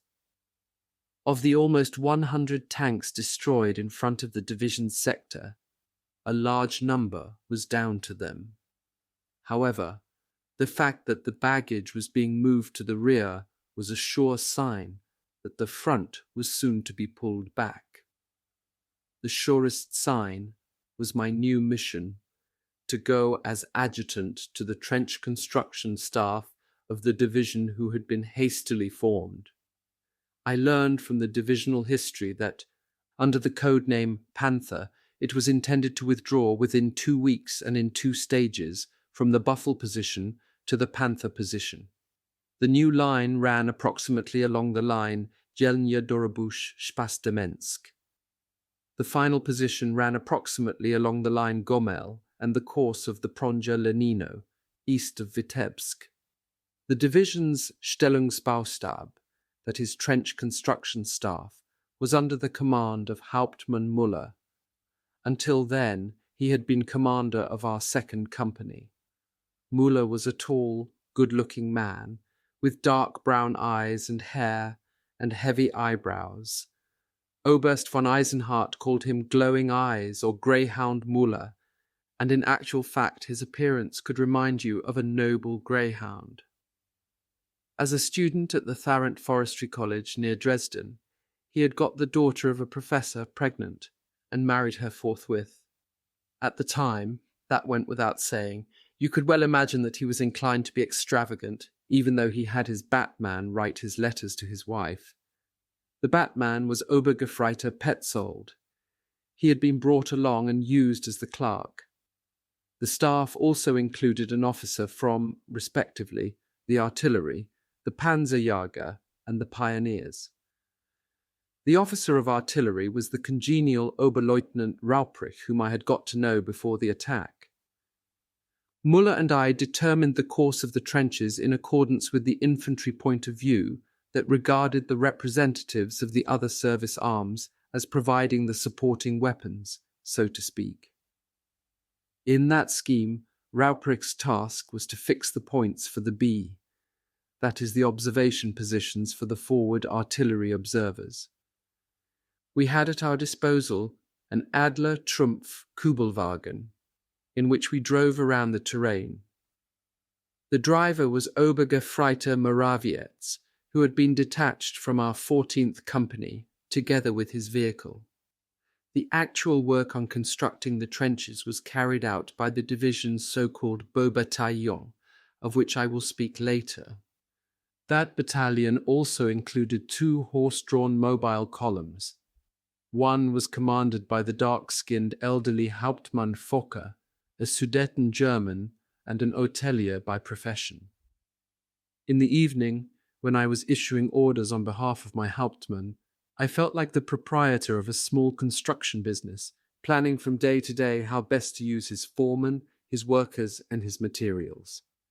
My displeasure over the lost opportunity to prove myself in a large-scale action had vanished, and I was even then able to see good points in the business of trench construction. It was not to be sneezed at that here, at the rear, you could sleep at night, take off your tunic and even your trousers. That was all the more the case, since calm had returned to the front line.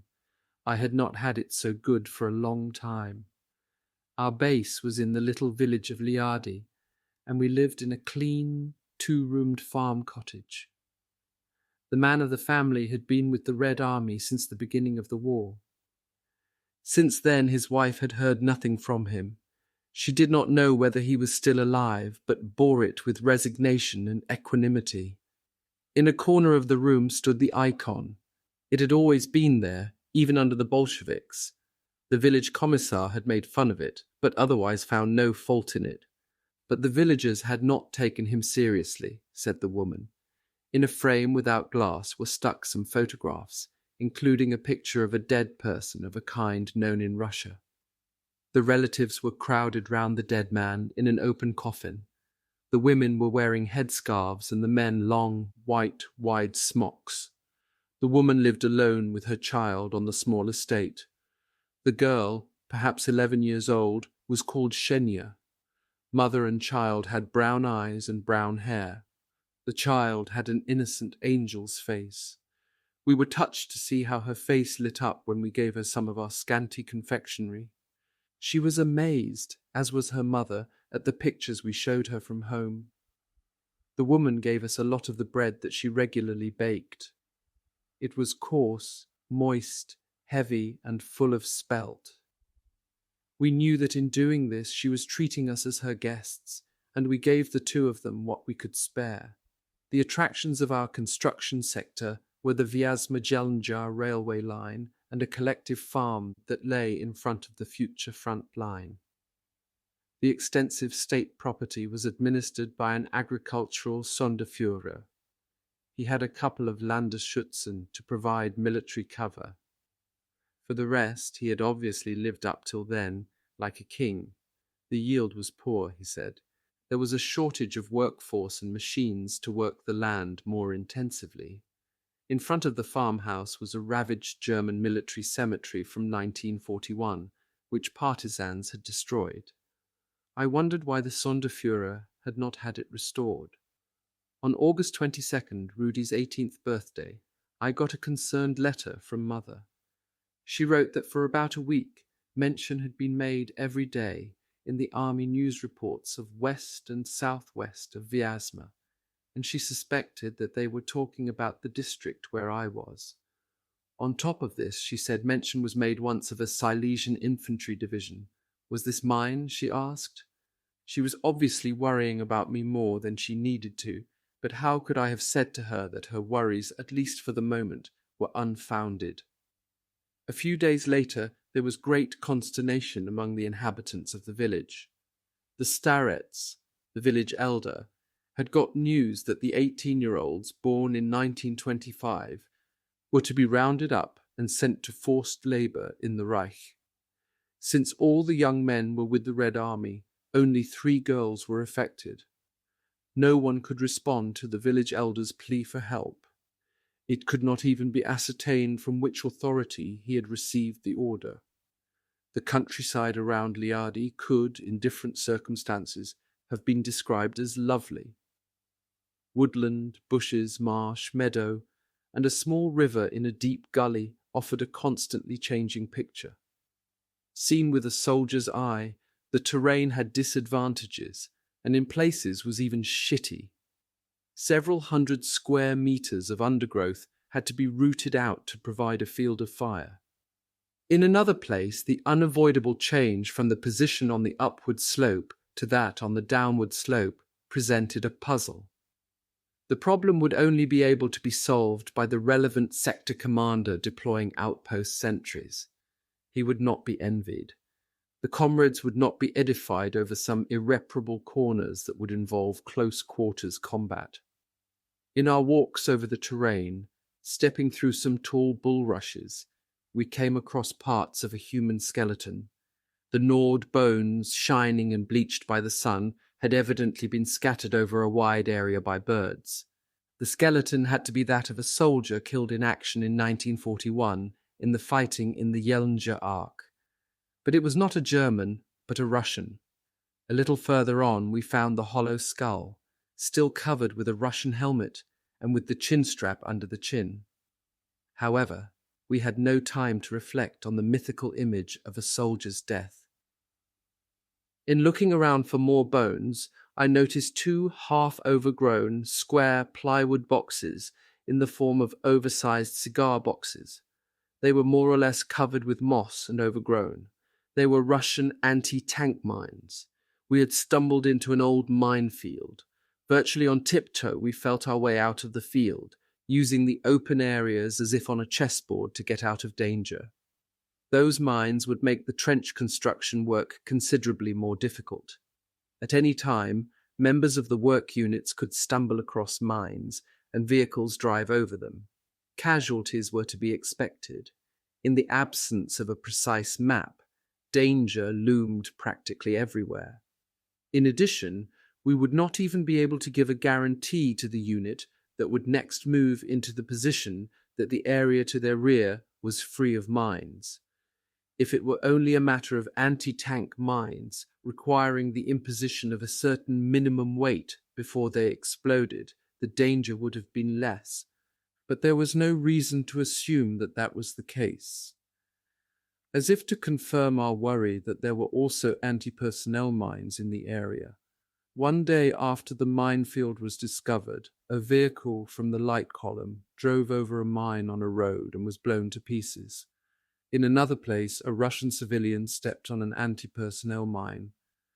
Afterwards, the poor devil must have lain the whole night, far away from anyone, with his foot blown off, and so met his death.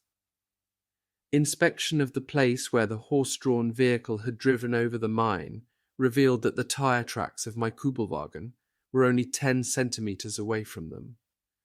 A special angel must surely have been holding his hand over Moraviets. I ordered him from then on only to use well-worn tracks. Some days later, I was a guest of Hauptmann Kriegel, the commander of the famous Beau Bataillon. He lived alone in a little house. He did not have a batman, but instead was served by a local woman. Vera was a nice and intelligent technical draftswoman from Bialystok. She made no secret of her Bolshevik convictions and her belief that the Soviet Union would win the war. But this did not prevent her from living with Kriegel, who was in his mid-40s, in a relationship similar to marriage. Vera was chubby-faced, red-cheeked, had an ample bosom, and was always in a good mood. Even if those characteristics were not in her nature, she would have had every cause to be cheerful, because the only work she was required to do was to look after Hauptmann Kriegel. Not only I, but also the local commander was struck by the shameless outspokenness with which Kriegel defied our notions of clean living and marital fidelity. Moreover, it was the same with the men under his command. The civilians were all women and young people who were not particularly kept under watch, but merely supervised by members of the regimental band. I heard then that every one of these Feldwebeln and Unteroffiziere, active military musicians, was said to have had a wife among the women workers. The sobering realization for me was that even among us there was luxuriousness in the lines of communication, and that these Etappenschweine, who had left their mark so deeply in the literature about the First World War, had evidently still not been eliminated by the spirit of the new Germany. Still, I also participated in the amenities of the lines of communication when Kriegel had cow's liver prepared, and had roast goose served to the members of the trench construction staff. During the meal, Kriegel told of a man from the company whom he had had under his command at the beginning of the Russian campaign. That man, shot through his skull through both temples, had not only lived to tell the tale, but had been returned to the active list. Around September 10th, the trench system of the Hubertus position was practically completed, and there came the order to move the staff to the rear. Hauptmann Müller had to go up the line to take over command of a battalion of Regiment 461. With him went his batman, Obergefreiter Petzold, who looked like a middle-aged official that is about 35. Petzold even wrote his boss's letters to his Ehemädchen, as Müller called his young wife. While Müller and I were out in the field fixing positions, Petzold would write precise descriptions in clear script, like the company secretary of a building concern. In doing so, he always spoke of us and wrote in the name of we, and Müller signed the letters after adding a short personal note. The young wife soon had to mourn for her husband because Müller was killed in action the following November at Neville. He was said to have been shot through the neck and thus to have bled to death. For a few days, Oberleutnant Grabsch took over command of the staff. He was an extremely ambitious, impersonal, and unfriendly man in his early 30s. By profession, he was an optician from Büchen. When he left, I took over command of the staff. At that time, an armoured train used to travel on the railway line near the State Farm. It was said to have been captured from the Russians in the 1941 advance. Certainly, I had no idea how that train was adjusted to run on European gauge tracks. It was equipped with German anti-tank and anti-aircraft guns, and it was interesting to inspect it. But it was no place to be for an infantryman. We did not feel at all happy in such a steel coffin. We preferred a trench in the womb of Mother Earth. The front was on the move again. We knew that because the roads in our sector began to fill with baggage trains. The baggage troops were supposed to carry in their vehicles only things that were important for the war effort, such as ammunition, food, and fodder, but I saw a lot of other things that the high-ups were still bringing with them. There was upholstery on lorries with women sitting on top. Their lordships could make themselves really comfortable again at their next location. They had everything you need, was man braucht, as the song goes. For a long time there had been much air activity. Enemy bombers, fighters, and reconnaissance aircraft were hampered by a few aircraft of our Luftwaffe. It was said that Novotny, the fighter pilot, my fellow countryman from Vienna, was in action in that area. If it was he, then on that day I saw 3 aircraft shot down by him. It was the day on which we left our cottage in Liadi. Shania and her mother, the warm-hearted, artless woman, had tears in their eyes when we said farewell. The withdrawal of the front pushed my trench construction staff ahead of it. In the villages there began a fight for quarters. Sometimes I had trouble in claiming a room just for my staff activities. I could find no other way of doing it than to scatter maps over the entire floor of the room in order to distinguish the importance of our work from that of the various baggage units.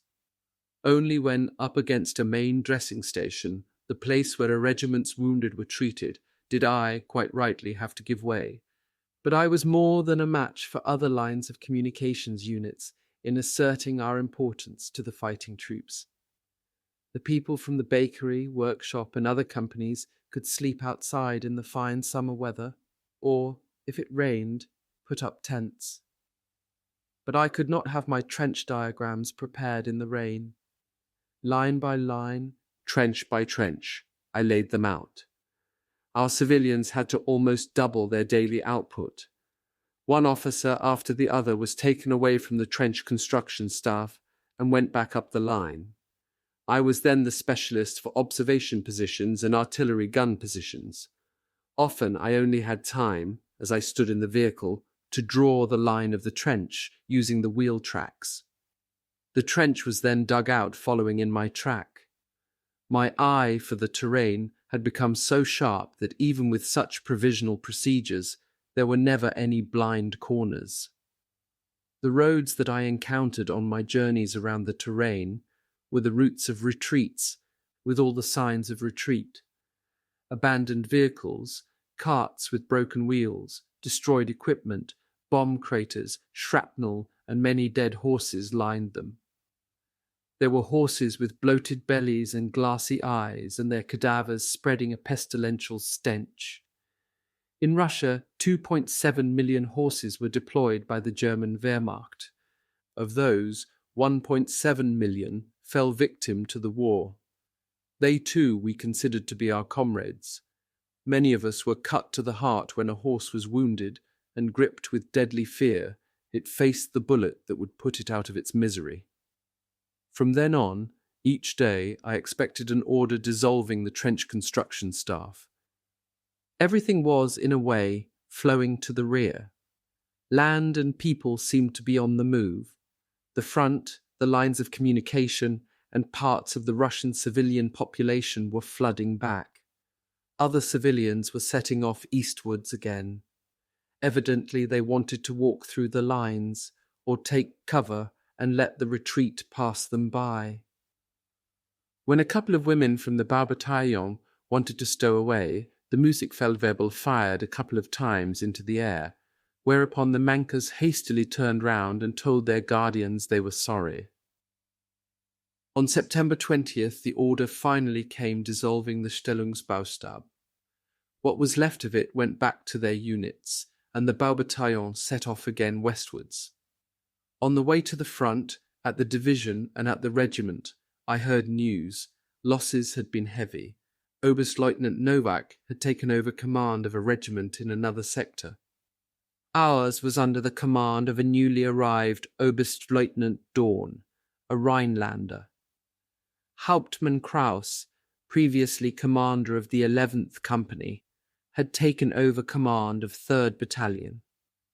Novak had called him and Hauptmann Henschel, who both held the German Cross in gold, the Korsetstangen des Bataillons, the battalion's corset stays. I took over command of my 10th Company, in which in the summer I had been a platoon leader, but there were only a couple of men left from that time. Hauptmann Henschel had been killed in action. Oberfeldwebel Palliger and the grim Obergefreiter Grimmig had been wounded. Even my glowing eyes, Hauptmann Müller, was to meet a hero's death in his splendid orlog, as he put it. More than the other pieces of Job's comfort, however, I was saddened by the news of the death of Walter Henschel, who was killed in action on September 5th. How proud Walter was when in summer 1942, after his probation at the front, he was the only one of us to go back home with the Iron Cross. The EK had compensated him for a great deal of disadvantage and injustice. He had put up with much during his time as a recruit, by laughing and clenching his teeth. He was not a good-looking chap, but was of small stature, and always held one shoulder and his head somewhat crooked. He had a round face with prominent cheekbones and acne.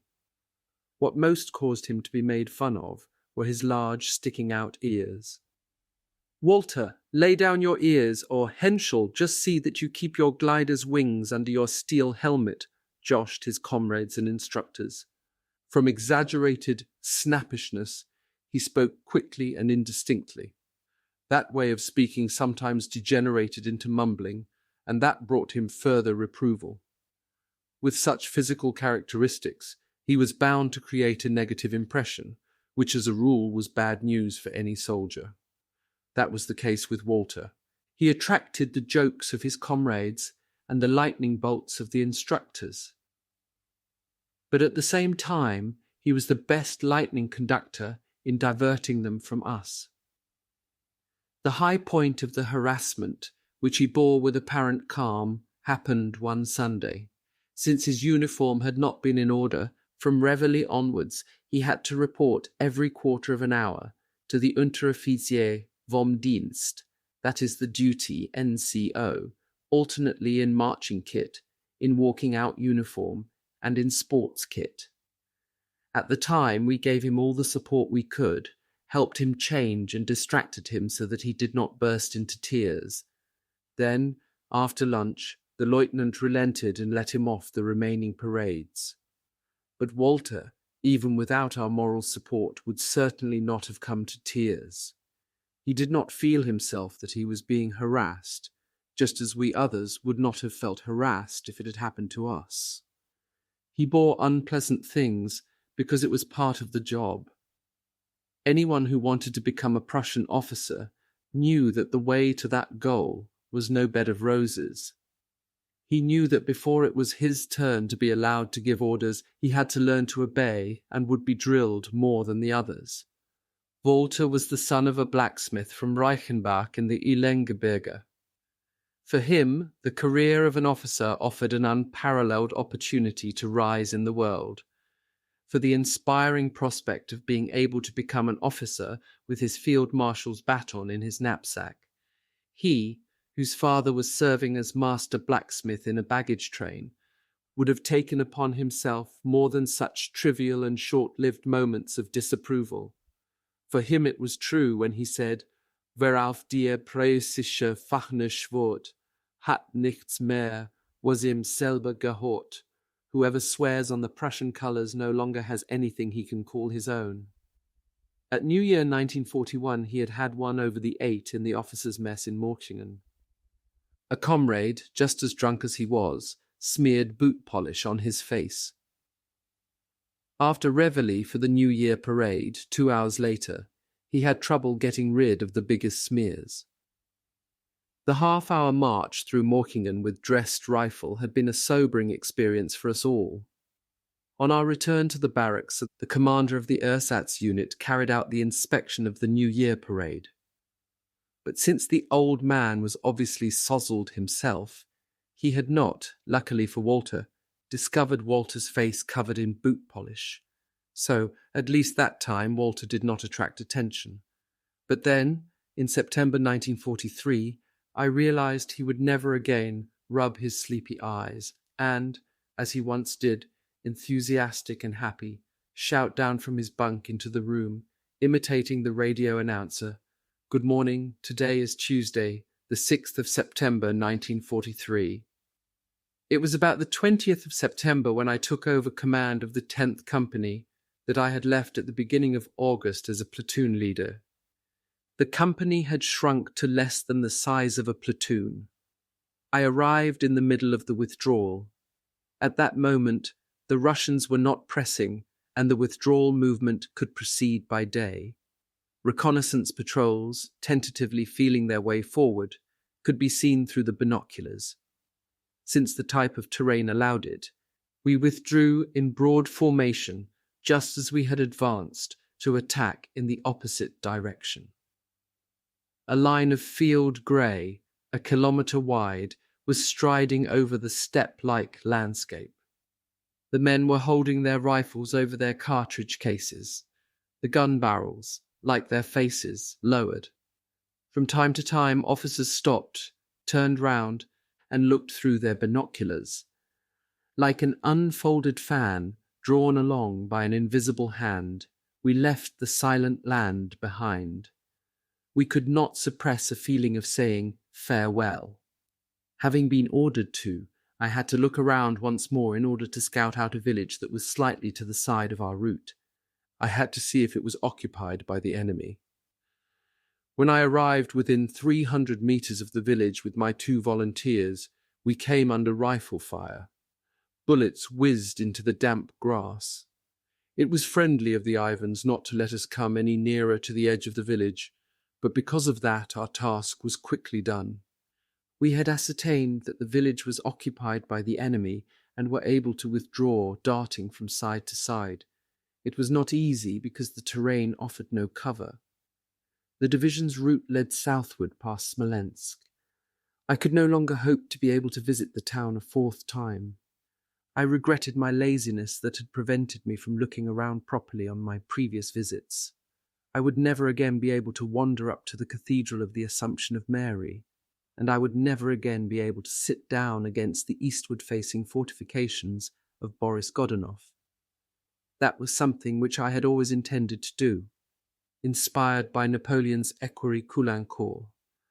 Then I should have wanted to look down upon the burning city, just as a Württemberg artillery major had looked in 1812 from the walls of the fortifications.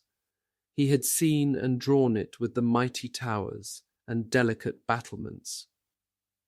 Whoever holds Smolensk holds Russia, was how the saying had gone in those days.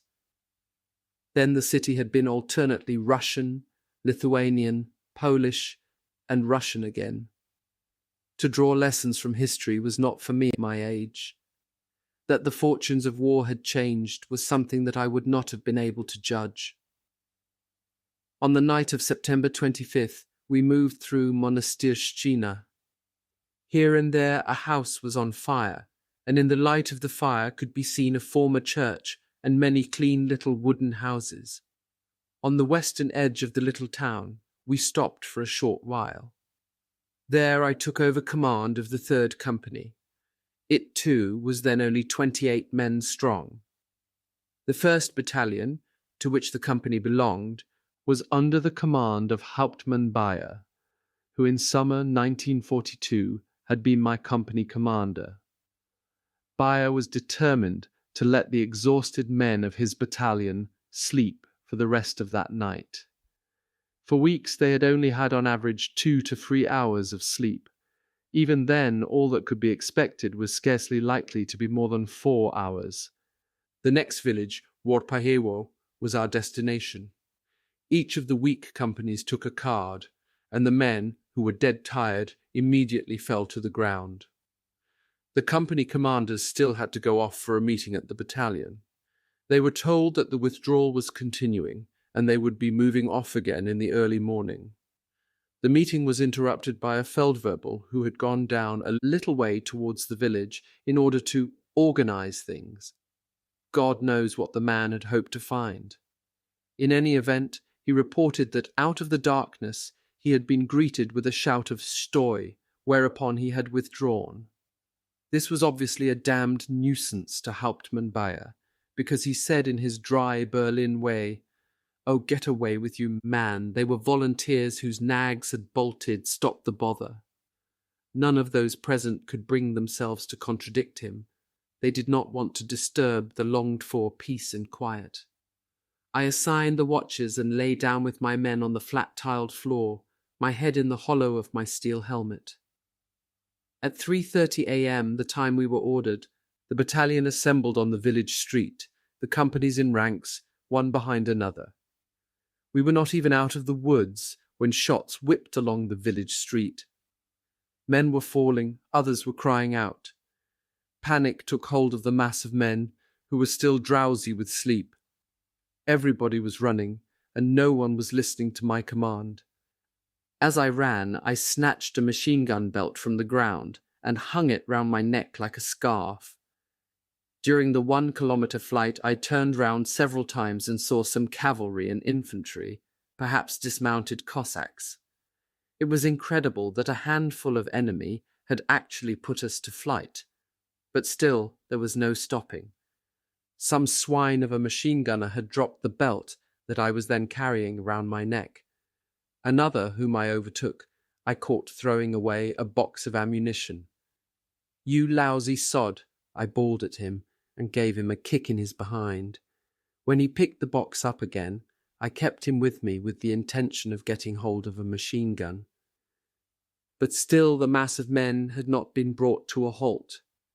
I saw the battalion medical officer, Dr. Kolb, shot down as he was struggling to bring a machine gun into position. A quiet, unheroic man had done what it was our job, the troop officers, to do. Violent rage seized me. Finally, I managed to get hold of a machine gun and the 2 gunners. I snapped at them. "We 3 are now staying here, even if we have to die here. Do you understand?" "Jawohl, Herr Leutnant," they answered, shocked. Behind a low rise in the ground, we went into position. With a few spadefuls, the machine gun position was improved and a small amount of cover was produced. In the complete calm that then gripped them, the 2 machine gunners carried out their well-drilled handling of the weapon. The Russians were leaving some time before they followed up. The last stragglers of the battalion passed, Then the first gunner let fly with his first bursts of fire. The Ivans went to ground and disappeared behind undulations in the ground. 15 minutes later, the formation of the battalion was re-established. Hauptmann Bayer had had a line drawn up. When at last the first machine gun began to chatter behind us, we three were able, alternately running and jumping, to withdraw to the battalion line. A MG-42 and 15 men were all that was then left of my company. We crossed the highway from Smolensk and the anti-tank ditches that ran to the west of it. In the next village, my company and I had to remain behind another 2 hours, as a rearguard, until 2 p.m. On both sides of the village and the road along which we were withdrawing was open steppe. Whether and where there were rearguards was unknown. In front of the 2 houses, right and left of the village street at the outskirts of the village, I had a start made on digging foxholes. The comrades were not so keen on digging, and said that we would have to weather out the 2 hours over midday. I gave way to them and we left it alone. For an hour, everything remained quiet and no enemy showed themselves. A man kept a lookout while I sat with some others on the bench in front of the house. The sun was shining and the autumn sky was a cloudless blue. In that contemplative position, I stretched out my legs in front of me, pushed my hands into my trouser pockets and nodded off. Out of a deep sleep of only a few minutes, I was wakened by shots. The sentry ran up and made his report. From the hollow with the anti-tank ditches at the side of the highway, he said that cavalry had appeared. They had turned round when he fired on them and disappeared back into the trenches. The tense waiting and watching lasted about a quarter of an hour, until the cavalry once more came out of the hollow. They were wearing brown Russian uniforms, but with square caps on their heads. First there were 10, then 20, and then more and more, all forming up into a front, and at a gallop storming up to our village. It must have been a squadron of about 100 coming closer and closer. The anachronistic picture fascinated and hypnotized me. The last time that cavalry had attacked was the Polish cavalry in the Poland campaign, but in seconds I was awake and gave my order. It could only be to fire at will. They had already approached to within 300 meters of us, when from the right flank, apparently from a neighboring village, the flak of an unknown unit opened fire. While at first only individual horses reared and only a few cavalrymen fell, our rifle fire too was then beginning to hit. The remnants of the 100 or so drove down on us in a confused tangle. We had climbed out of the foxholes and were firing at will into the mass of them. The attack collapsed, and soon riderless horses were chasing over the field. Some cavalrymen managed to turn round and to reach the hollow. Dismounted wounded Cossacks dragged themselves back. Injured horses were lying on the ground and thrashing about, whinnying. Because we had to save ammunition, we ceased fire and fired no more after the stricken cavalrymen. The main responsibility for our success doubtless belonged to that flak unit. It certainly had rescued us from an uncertain fate. But the episode reminded me of those Cossacks who, with their skirmishing, wore down Napoleon's Grande Armée on the retreat from Moscow.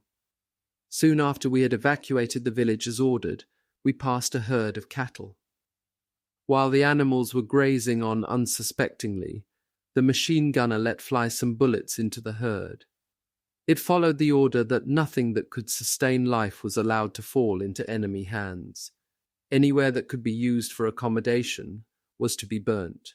Food, weapons, and equipment were to be destroyed, under the name of scorched earth. That followed the example set by the enemy in 1941. I was back once again with the unit.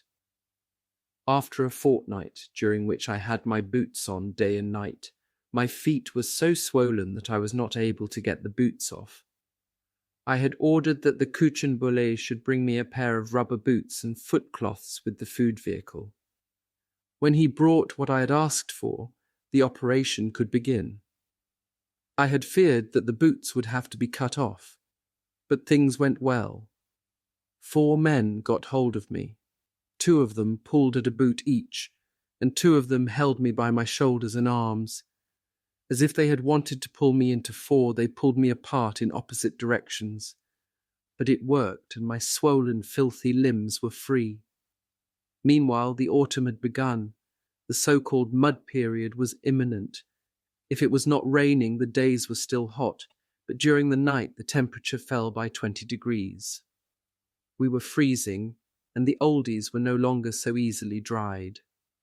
To warm ourselves, we hoped for burning villages. Units operating in the rear saw that the villages to be evacuated were burnt to the ground. Night after night was bright. From the glare of burning settlements, we would have been able to recognize our direction of march, even if we had not ourselves possessed maps and compasses. It seemed remarkable that the earth on the road along which we were retreating was burnt. It was not as if we had burned our bridges behind us. I remember stopping one night in a burning village. While we waited in front of the fire, we dried our feet in the warmth of the glow and rubbed our hands as a kind of recuperation. It seemed as if a watchfire of Prince Eugen was warming us and illuminating the scene. For a short time we behaved as if the enemy were not already close behind us. We fancied ourselves in peace and security. All that remained of the entire battalion, officers and men, stood around the burning beams.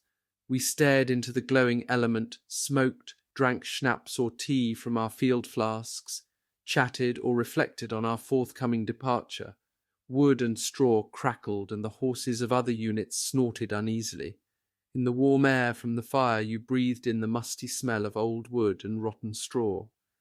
Only the lime oven with the chimney resisted the fire. It did not yet rain for days and nights on end, but in fits and starts, and for only hours at a time. But that was enough to swell the streams. Where otherwise the water might have reached to our ankles, we had to wade through fords up to our knees, or up to our bellies. In the twilight, I observed a battery crossing. The path led steeply down to the water, and just as steeply back up again on the other side. It was time for the gunners to get their horses to give it all they had. With Carraccio, as we said at the time, the team of 6 stormed up the stony path. "Gallop!" was the command.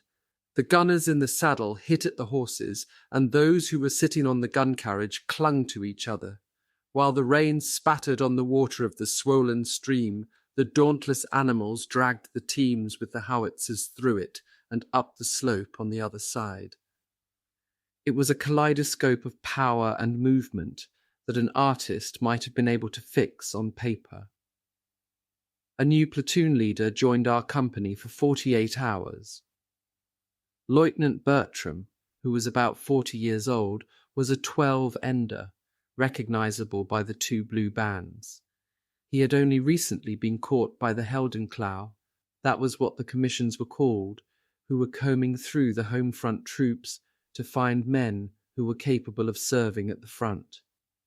He had served in General Meltzer's company when Meltzer was still a Hauptmann in the 100,000-man army. But then that was no use to him. His parade ground snappishness, his dreadful Saxon, and his clear air of anxiety cheered us up.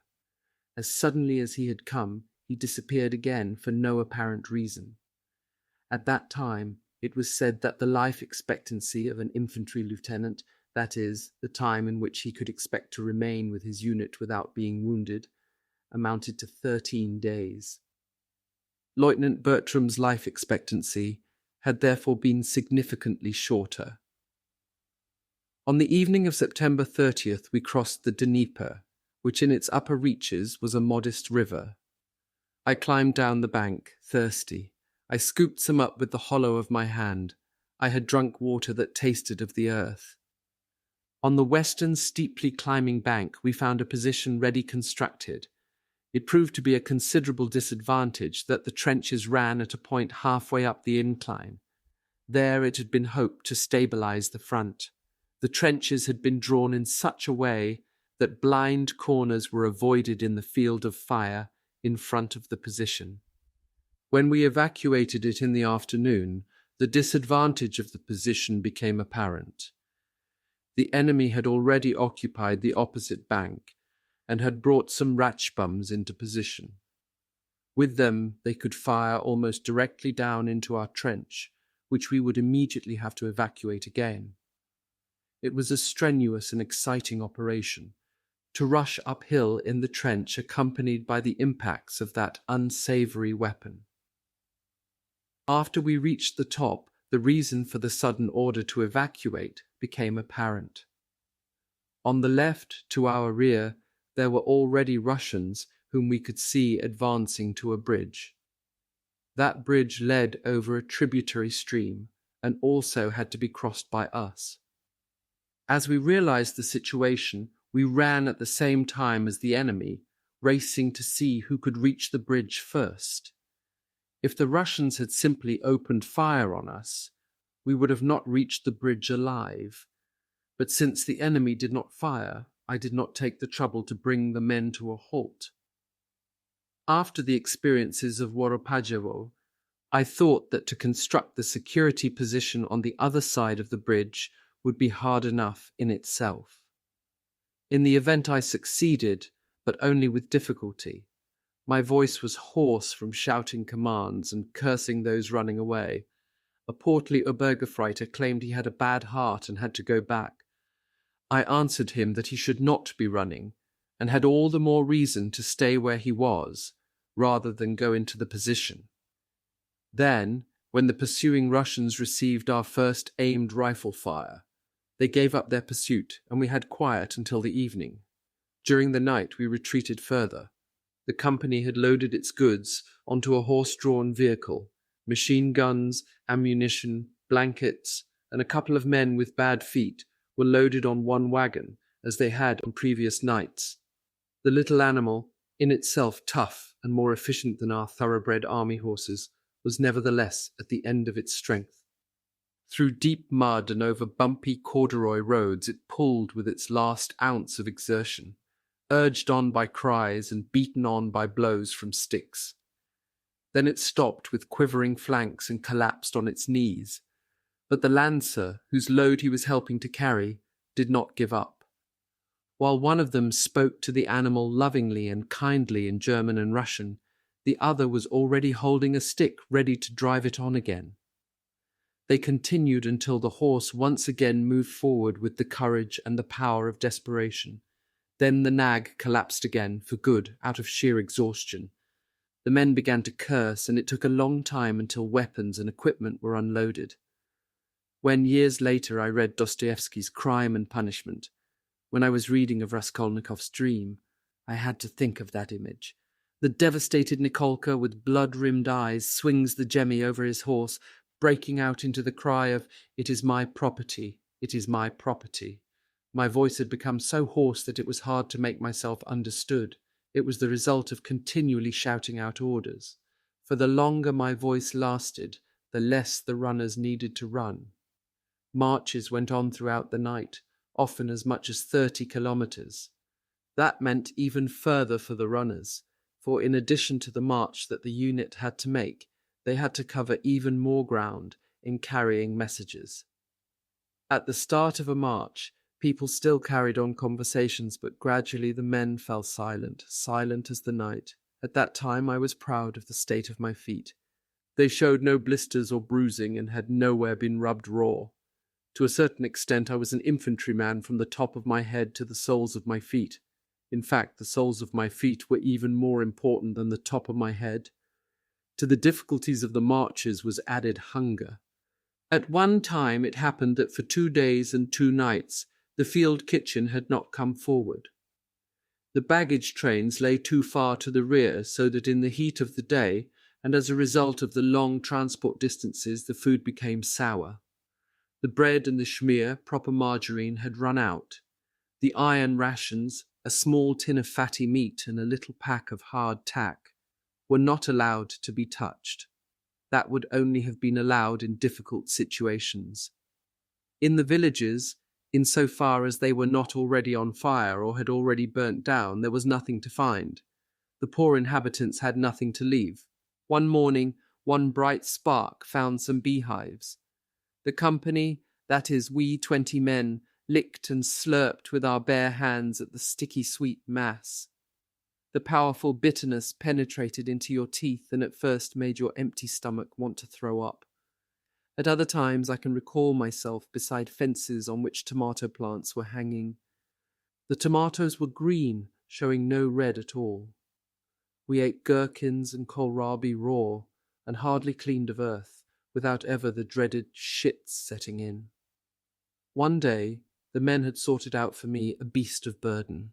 The beast had a string as reins, but neither halter, bridle, nor saddle. At first it quite docilely let me get onto it, and with one jump I was up. At that time the battalion was marching in ranks through the night. To sit comfortably on the smooth horse's back and to be carried by it was an almost uncanny feeling. But my satisfaction only lasted until we reached the next village. As I was riding past one of the burning houses, a glowing beam fell down and sparks flew up. My horse took fright, gave a jerk and bolted with me. It charged off at a gallop. I passed other fires and passed the long ranks of the battalion, marching slowly one behind the other. I was not able to subdue the nag, and losing my balance came off its back. Slipping to the left, I was simply unable to let go of the string that served as reins. With my right foot, I hung over the crupper and held myself under the horse's neck as it raced through the village with me. Then it calmed down, or else the load on its neck had become too heavy. Snorting, it finally stopped, was calm again, and let me remount as if nothing had happened. But the involuntary and dangerous comedy of my situation had a cheering effect, and the good-natured ribbing that I received did not upset me. On October 4th, word came that we were reaching the final line and the withdrawal was completed. That news gave new life to our tired bodies and spirits. The battalion commander announced that the new position was well constructed and that the field kitchens were waiting with masses of food. Frontline combat packs and fresh lice-free underwear were to be issued. There were also additional rations and a few sweets. Still more important were the announcements that there were replacements for the company. We would once again be topped up to full company strength. 2 kilometers from the new main line of resistance there lay in our sector the little village of Pupli. Because it could offer accommodation to the enemy and could affect our line of sight and field of fire, military necessity required that it should be destroyed. Such unchivalrous business had not, until then, been part of our war. But where was there room for chivalry in that war? My company was ordered to set fire to the houses on the right-hand side of the street. There, in the vicinity of Smolensk and the Bolshaya, the highway, the little wooden houses showed more signs of civilization than we had seen until then. It was evident that we were close to the city, as indicated by a brass bedstead that I saw in one house.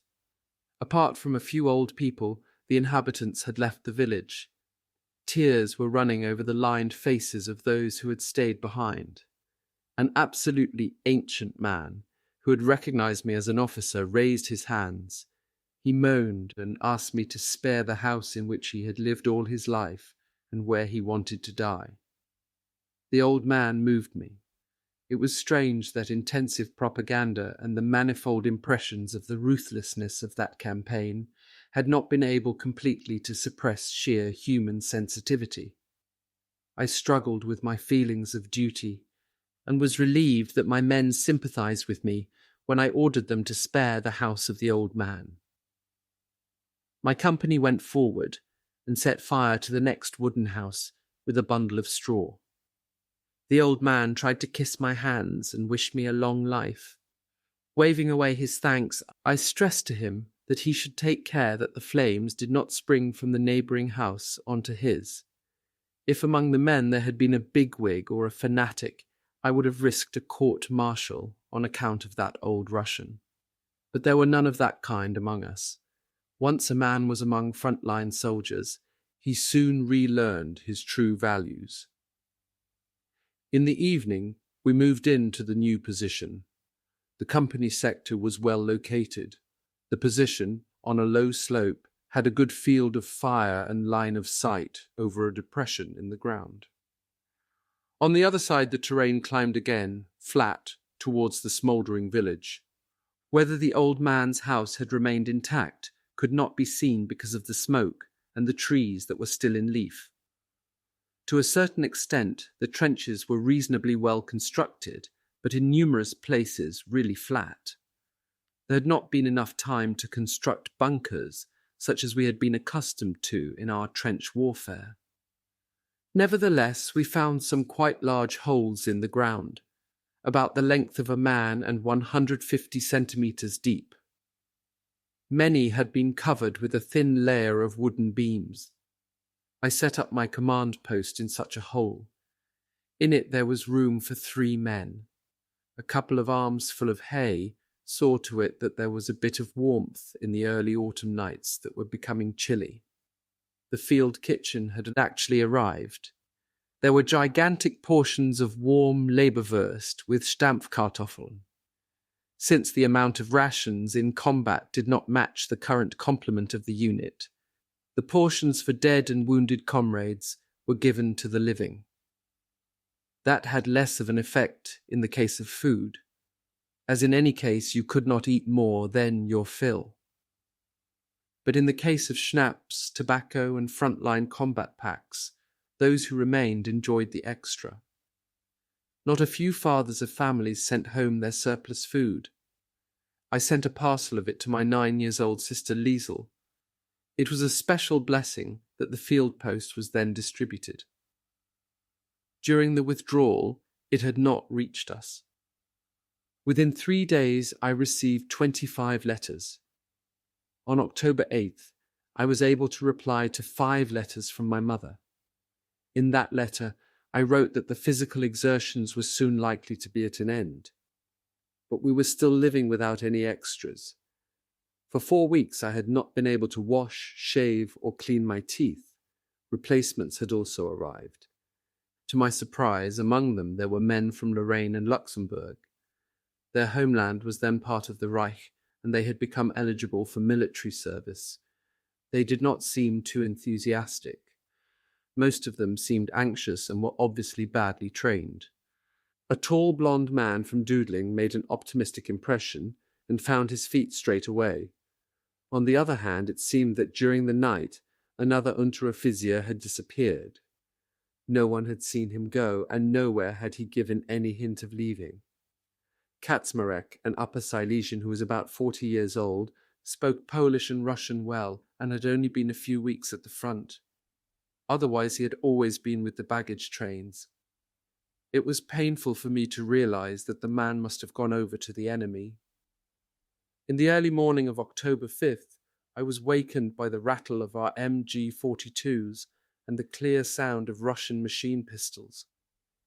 With my 2 runners, I jumped up to the main trench. A Fahnenjunker came running to meet me with the words, "The Ivans are here." I took him by his lapels, said that he should come with me, and hurried on. In the trench there lay a dead Russian. With my machine pistol drawn, I felt my way around the corners of the trench, the runners behind me. One of the runners shouted, "There they go!" We had come a little too late to repulse the assault unit. Our reliable Feldwebel Geisel had been there before us. The last 2 Ivans fled, then collapsed under our rifle fire in the area between the lines. 2 gave themselves up. 3 lay dead in the trench, among them the leader, a junior lieutenant. We examined his papers. The newcomers to my unit, who had not yet seen any dead Russians, approached the bodies with curiosity. They were surprised at the primitive nature of the Russians' equipment. We oldies were surprised by the oversized officer's epaulets that the junior lieutenant was wearing. The previous year, they had not had those historic Russian insignia of rank. But by then, the great patriotic war declared by Stalin had begun. By then it was no longer the workers' fatherland, but Mother Russia who was in danger, and who had called her sons. In the meantime, Oberstleutnant Dorn had relieved Novak in 3rd Battalion and had taken over command of the regiment. In the evening he inspected the sector and received reports about the morning visit of the enemy. It is true that he did not call me Booby, as Nowak had done in the summer, but like Nowak, he was really paternal. On his belt buckle, he had a field flask dangling from which he offered us drinks. It was good warming cognac. The hope for a period of rest in the Poupli sector had proved impossible. On the night of October 12th, we had been relieved and had moved into the baggage train village some 10 kilometers away. Until midday, we had been able to sleep without the disturbing influence of the enemy. Transport on lorries northwards to the taxiway was planned for the afternoon. There, one of the combat actions was underway. In the history of the war in Russia, they were called the Smolensk highway battles. The Russians had continued to attack and had made critical breakthroughs. We spent the night of October 13th in the village of Lenino. The company had been topped up to 70 men, and I had found them quarters in 2 rooms of a Russian house. The conditions were dreadfully cramped. The only way to get some sleep was side by side, all huddled in one direction. It was impossible to turn over, because the whole chain would have become tangled up. The stench, the cramped conditions, and the lice saw to it that our rest did not develop into a recuperative sleep. Again and again a man would start up, tormented by lice. Then in addition, there was an owl in the night. It was a Soviet biplane well known to us from our trench warfare. Since my night ride in Jelnya, I was sensitive to that aircraft, so there was to be no hope of falling asleep. In actual fact, the owl did drop some shrapnel bombs. One of them, a dud, stuck in the thick thatch of our house. There would have been a bloodbath if that bomb had exploded. During that day, Lieutenant Rauprich, my acquaintance from the trench construction staff, came past with his battery. I stopped him and asked how the situation was going. He said that the artillery commander had ordered his regiment to take up preventative firing positions. Rauprich also had some other bits of news. He said the 3rd Smolensk highway battle was underway. Not far from there, the Polish division Thaddeus Sikorski had been sent into action, and also Soviet female units. He said that he himself had seen female prisoners of war. Rauprich was not surprised that the Russians were able to stand the tempo of their advance, but at the same time were carrying out offensive battles. He also told me that, as the result of a shortage of transport, the enemy was having containers of petrol rolled westwards on the highways by women, children, and old men. As dusk fell, I moved forward as ordered with my company. It was necessary to form a kind of second line, behind the point where a breakthrough had been made. We dug our foxholes, and the men fetched hay and straw so that the foxholes could be made warmer and softer. Though at that season the sun could still shine strongly by day, the nights were already getting cold. In the meantime, from the baggage train we had received overcoats. We could not take off our overcoats during the day. Where could we infantrymen have put them? Therefore we were exposed, in the same clothing, to a difference in temperature of 20 degrees. It must have been 3 kilometers to the main line of resistance. From the front line there rang out now and again the sound of artillery fire and the impact of shells, as well as the sound of some infantry fire. Knee to knee, I crouched with my runner in our 2-man hole. We were freezing and could not get to sleep. At 10 p.m., a battalion runner took me to the command post of the local unit, where our staff was already located. Freezing and swearing, I followed him. Hauptmann Bayer had taken over command of a battalion of our sister regiment, 461. So I was received by the new commander, Major Brauer. He had just come from Norway.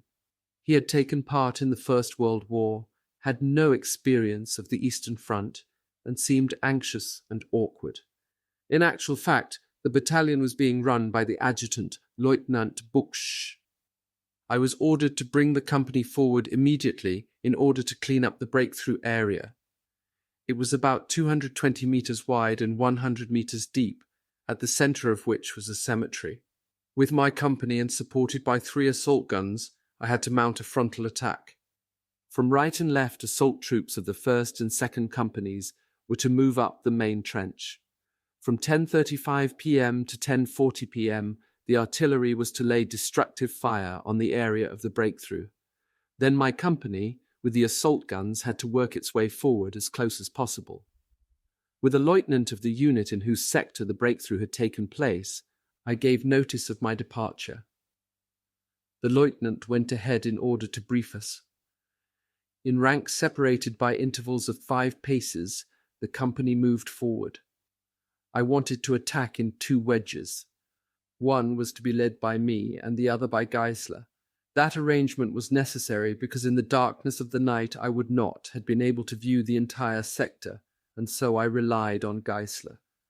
Meanwhile, time had moved on, and from behind us the dull roaring of the assault guns could be heard. 300 meters separated us from the place where the breakthrough had taken place. It was the target of our attack. The lieutenant from the other company set off, after another handshake. He pointed me in the direction of the cemetery of Assawawo.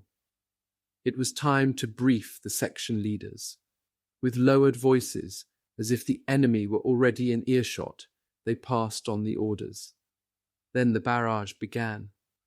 Section by section, that is, salvo by salvo, our heavy and light artillery struck where the cemetery must be. The assault guns rolled up with the grinding sound of their engines. We pulled in our heads and ducked under the trajectory of the howling shells. Then we pushed up to the place where the breakthrough had occurred. During the 5 minutes of our own barrage, we had approached to within 100 meters. At the end of that time, the enemy barrage began. We then lay in the hail of shells from their artillery, the Ratchbums, and above all the mortars. The Russians fired one flare after the other. The terrain, which until then had been in dull moonlight, was bathed in the distorting glare of magnesium. The men had already clustered like grapes around the assault guns. They believed that behind them they were safe from shrapnel and shot. But then it was a matter of taking cover and working our way forward, metre by metre, and from crater to crater. During the preparatory barrage by our heavy weapons, we had got to within 100 meters. It seemed an eternity since the assault guns had stopped. The enemy defensive fire continued undiminished. The earth seemed to be being ploughed up by it. In the light of the flares could be seen the crosses and the mounds of graves. Among them were figures like ghosts who fired their machine pistols upon us. They were the attackers. The high barking of their fire again and again broke through the thunder of the heavy impacts. In this inferno, I was compelled to come to a decision. 50 meters still separated me from the cemetery. Our attack was still underway and the men were on the move. I did not know how many men there still were. My orders were to clean out the area of breakthrough. Only one last decisive leap separated me from my goal. Should I, this close to the goal, give the order to withdraw? That order would cost just as many sacrifices as the attack. I decided to carry on. It only needed one more dash forwards. I jumped up and cried, "Hurrah!" still shouting, "Hurrah!" I sprang forwards without knowing how many of my comrades would follow my lead. A stabbing pain in my body caused me to fall in the crater. 20 meters in front of me, I had seen an enemy aiming at me with a machine pistol. If his shot had not stopped me, I would certainly have run on like a madman. Then the Russian threw a hand grenade after me. It exploded on the edge of the crater in which I was crouching. Earth crumbled down upon me. I had to go back, twisting and rolling. Then I raced and limped, bent and ducking from crater to crater. I heard a piece of shrapnel whiz up. It tore my cheek open. It was already flying too slowly to be able to hurt me seriously. My right eye could have copped it. but the splinter penetrated the flesh a little bit below. The attack had been repulsed, and the enemy were firing no more flares. In the pale moonlight, while I jumped from crater to crater, I kept my eyes open for the remnants of my company. As well as dead men, I saw wounded men curled up in craters or crawling back. In twos and threes, some of them crouched under cover and joined together. "Herr Leutnant," one of them called to me. I pressed my hand on my burning stomach and decided that I must only be slightly wounded. "Herr Leutnant, over here," I was called again. While I was listening for the voice and moving in its direction, I was brought down by another bullet. I slid into the nearest crater. Wailing voices were calling for the medics. The enemy was still maintaining barrage fire. I had no time to check on my third wound. I only felt relieved that it too could not be serious. As I pressed myself against the edge of the crater, a mortar shell burst very close to my cover. A man dived into the crater howling with pain. His voice I recognized as that of the man who was crying out earlier, an old Obergefreiter. "I've lost my hand," he groaned. I saw it dangling in his glove. Groaning, he asked me to open his belt buckle. My hand felt over his body. As I was groping for the buckle, I was seized with horror. I felt the warm, soft flesh of his intestines. My hand went into his belly. It was torn open across the width of his body. "I'll go and fetch the medic," I said to him, knowing he was beyond help. But I could not just go and leave him to die alone. After all, he had followed my orders. Minutes passed. It seemed like an eternity, although it was not long after midnight. The seriously wounded Obergefreiter had become still, and his breath was coming in gasps. I saw the white of his eyes glistening and felt his sound hand feeling for mine. Then a sigh was wrung out of the dying man. "Ah, Herr Leutnant," he said. His head fell to one side. Again, I was shaken by a feeling of horror. Finally, I made off from crater to crater. At the unit dressing station, I found half of my company. Only 15 men out of 70 had remained unwounded. 20 must have been killed. I myself had been incredibly lucky. The first shot had clipped the surface of my stomach in 2 places. The second had neatly gone between 2 ribs over the spleen. I just about managed to walk unaided with my upper body bent forward. The wounded were driven back on the assault guns. I was lifted on with Feldwebel Geisler, whose forearm had been lacerated by an explosive shell. At the regiment, we were unloaded into sankers, the medical motor vehicles that took us to the railway at Gorki. There, a hospital train was standing ready. I had found time to report to the commander over the failed operation. I learned that the 1st and 2nd companies had not reached the trenches of the main line of resistance. Oberstleutnant Dorn shook his head sadly over the badly prepared and precipitate adventure. It had been taken out of his hands as a commander. The battalion had been put under the command of the 2nd unit. I can still remember the feeling of indescribable relief as I lay in the moving hospital train. The train's destination was Vilna and was reached via Minsk. During the journey, I looked out through the porthole of the wagon, a converted cattle truck. I saw an unforgettable picture. From the west shone the setting sun. In its reddish light lay a broad land with no houses, no trees, no bushes. On the northern horizon there was the wall of a thunderstorm, blackish violet. In front of it, lonely and distant, there rested a whitewashed stone church. I wrote home about my 2 shots in the stomach, and that I did not expect a lengthy stay in hospital.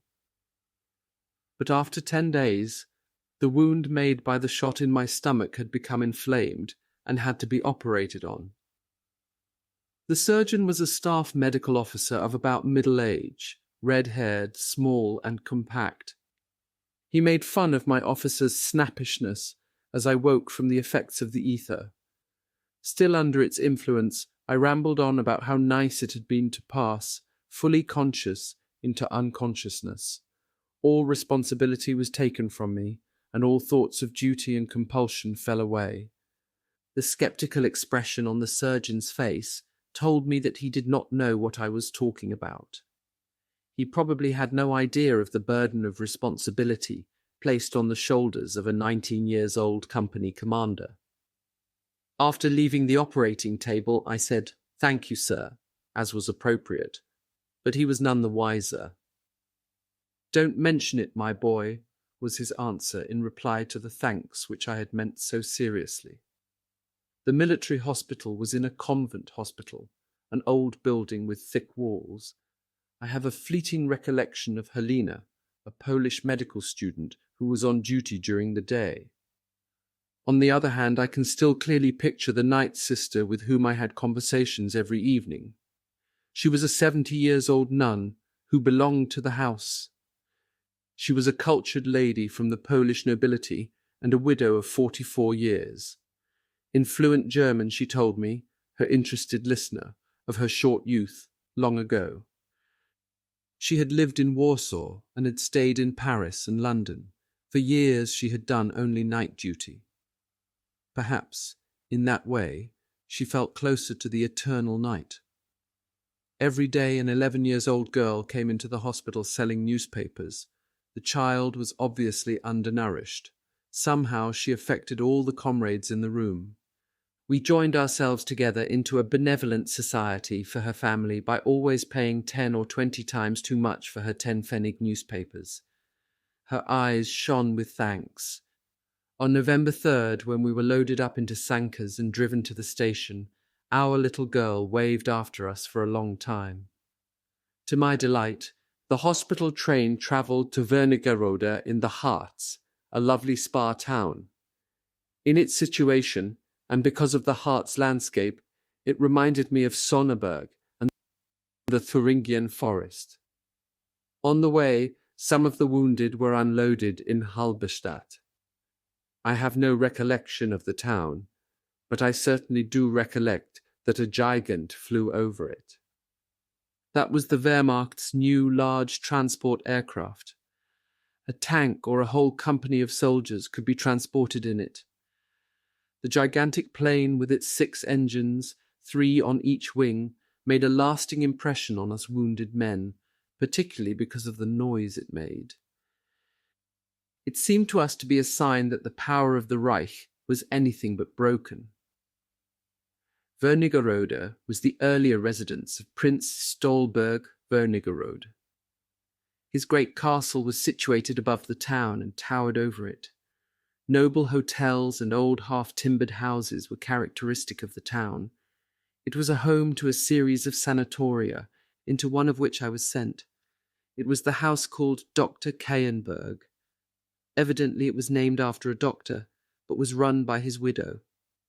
In it, 20 officers were accommodated whose wounds were not particularly serious, and who were all capable of walking. The doctor came every day on his rounds from a military hospital. A full sanatorium regime prevailed. To me it was an unaccustomed feudal environment. There was a radio in the room, a balcony with a view onto the Brocken, and billiards in the billiard hall. The food was good, but there were only a few cigarettes, I complained in a letter to father. Of my officer comrades of all ages, I still remember 3. My roommate was an Augsburg clergyman's son, Lieutenant Uttmann. After me, he was the youngest. A cavalry Oberleutnant of the Bamberg cavalry was Herr Langen from Munich. He was from the publishing family Langen and Müller, and very cultivated. A friendly man was the reserve Oberleutnant Dr. Wutzel. He was a German scholar and an art historian. He was from the 45th Infantry Division, the Linz Division. He later received the Knight's Cross and after the war was a Hofrat in the office of the Austrian provincial government.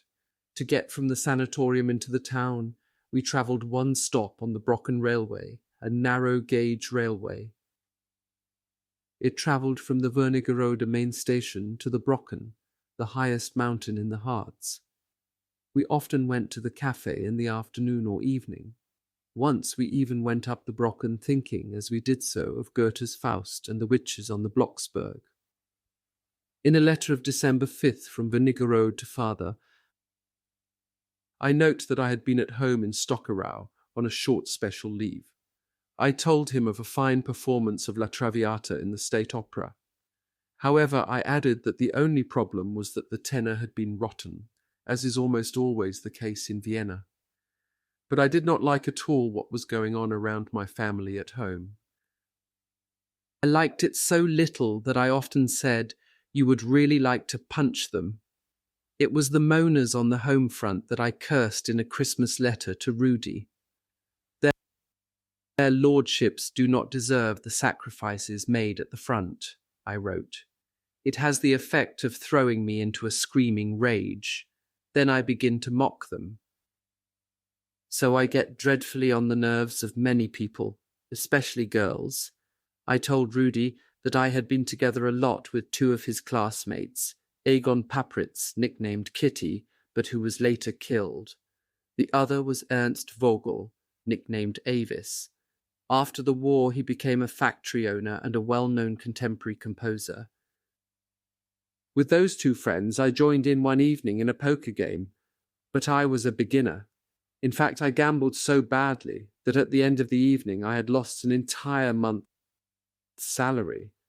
The main complaint of my letter was about the fact that my girl was not there for me. I closed the letter asking when we would see each other again, because I had the feeling that the war would only last another year, at most, God willing. In Wernigerode, I had another letter from the company clerk, Unteroffizier Wolf. Tasks that face us. The tide turns. In Wernigerode, I had already found out that after my Christmas leave, I would be sent on a course for convalescent officers. Such courses were held in all Wehrkreise.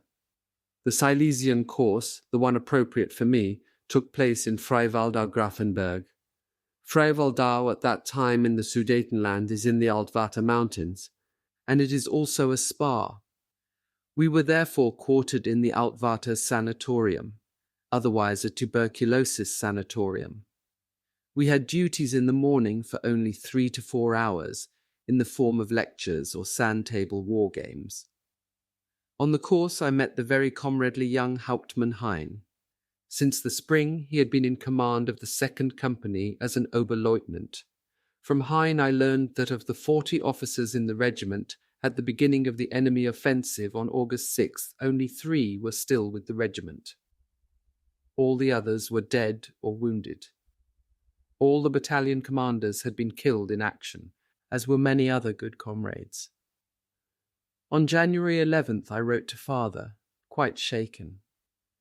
In March we will be off to Russia again. Sometimes it gives me the shudders, but I put my trust in God.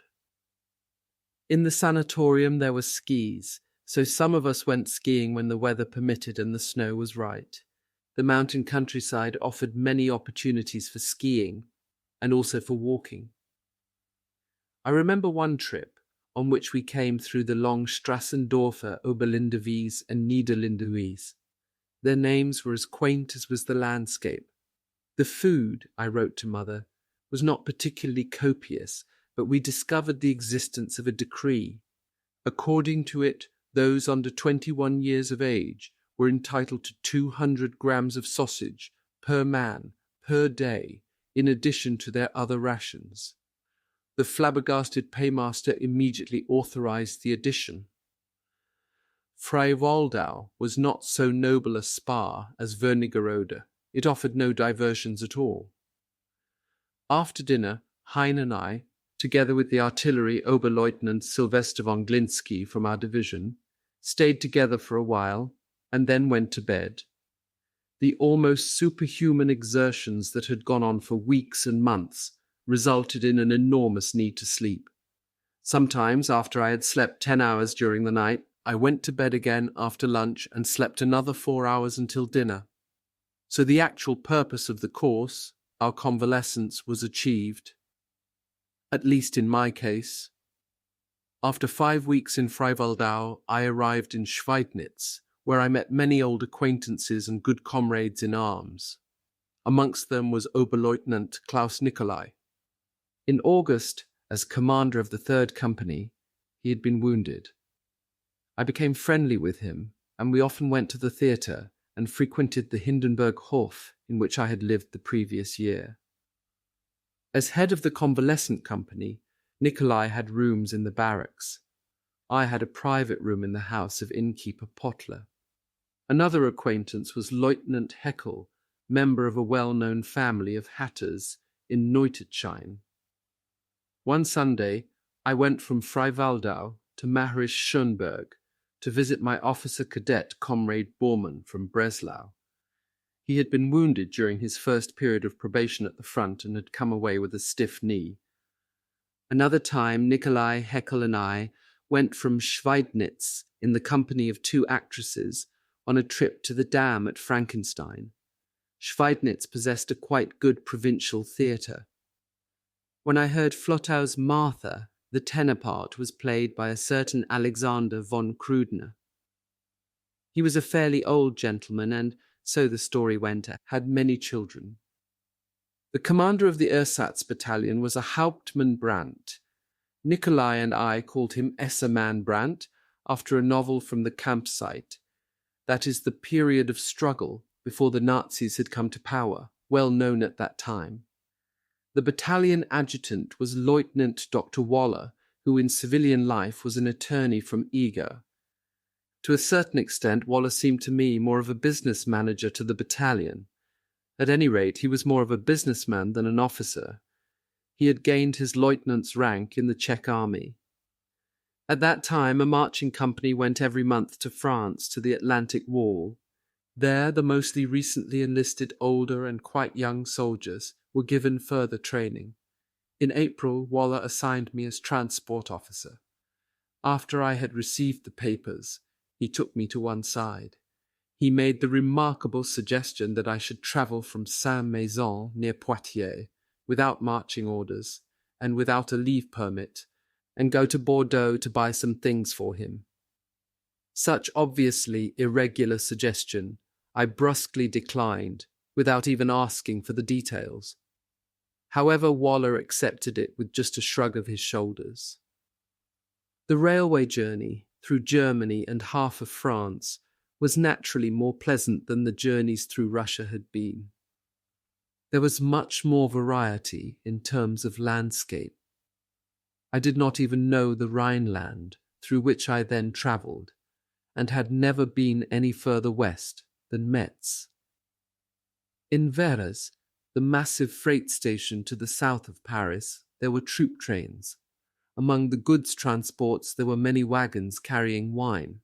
Word immediately got round that a unit had succeeded, with the help of a shot from a pistol, in nabbing a huge wine container. In a flash, the lancers on our transport had run with their canteens to the place where the nabbing had occurred. When the military police arrived, it was no longer possible to find out who had done it. As long as the hole was not stoppered, the best thing was to hold the canteens under it and fill them up. The wine soon began to take effect, and the accompanying personnel, again and again, had to take care that there was no rowdiness. The men lay on straw in the goods wagons, each with a little cannon oven. For the accompanying personnel, there was a passenger carriage available. While unloading in Saint-Mexant, an oven fell over in one of the Schweidnitz wagons. The straw immediately caught fire, and the men had to hurriedly evacuate the wagon. Heaven help us, I thought, if this accident had happened during the rapid journey through France. On the journey back, we went past the Loire castles spread out in the sunlight. The barracks of Saint-Maison, the French infantry school, had no attraction for me. My journey back was uneventful, apart from the fact that it passed through strange country, which was an event in itself. But the main event was Paris. At that time, there was an order that every member of the Wehrmacht who was travelling officially to or through Paris, was allowed to stop there for 48 hours to see the sights of the city. With a pioneer lieutenant from another Silesian garrison town, I too made the visit. We were accommodated in a double room of the Grand Hotel de l'Opéra. It was the hotel requisitioned for officers' accommodation. To our pleasant surprise, there was running, even if only lukewarm water. It was a Sunday and Monday that we spent in Paris, and we raced through the main sights of the town, as I wrote on April 9th to Father. We saw Les Invalides, the Cathedral of Notre Dame, the Louvre, the Champs-Élysées, and the Trocadero. On the Arc de Triomphe, where the changing of the German Guard was just taking place, I discovered, among the names of Napoleonic battles and engagements engraved there, the name of Hollabrunn, near Stockerau. Father had climbed the Eiffel Tower 2 years previously, in 2.5 hours, counting the steps up to the top. However, at that time, we could only climb up to the restaurant on the first story. But the view from there over the huge city was overwhelming and confirmed my impression that Paris was far greater than Vienna and Berlin. In my Easter Sunday letter to Father, I told him of a good Easter sermon by a preacher from the confessional church in the Schweidnitz parish church. I thought that Father would have a lot to do over the Easter holiday in Cambrai. I reminded him of Mother's birthday on April 11th, as I knew that Father easily forgot such family events. On the journey back from Paris, I managed to trick myself a day out to Stockerau. It had been easy, because the army leave trains from the Paris Gare de l'Est left in the evening after 7 p.m. with a quarter of an hour interval between them. The train to Vienna was the later of the two, so because I did not catch the Breslau train, I had to travel with the Vienna train, so to speak. I was able to make this easily understood to the railway authorities, and the guard, an old Austrian reserve uncle, nodded understandingly. When I arrived back in Schweidnitz, I learned that the father of my comrade, Lieutenant Ludwig, had died suddenly. With Oberleutnant Liebig, who was also from Liegnitz, I travelled there in order to attend the burial. The Ludwig family owned Veter's Hotel in Liegnitz. The mourners assembled there in the salon. Oberleutnant Liebig was a 12-ender. A former Unteroffizier, he had risen to the rank of officer.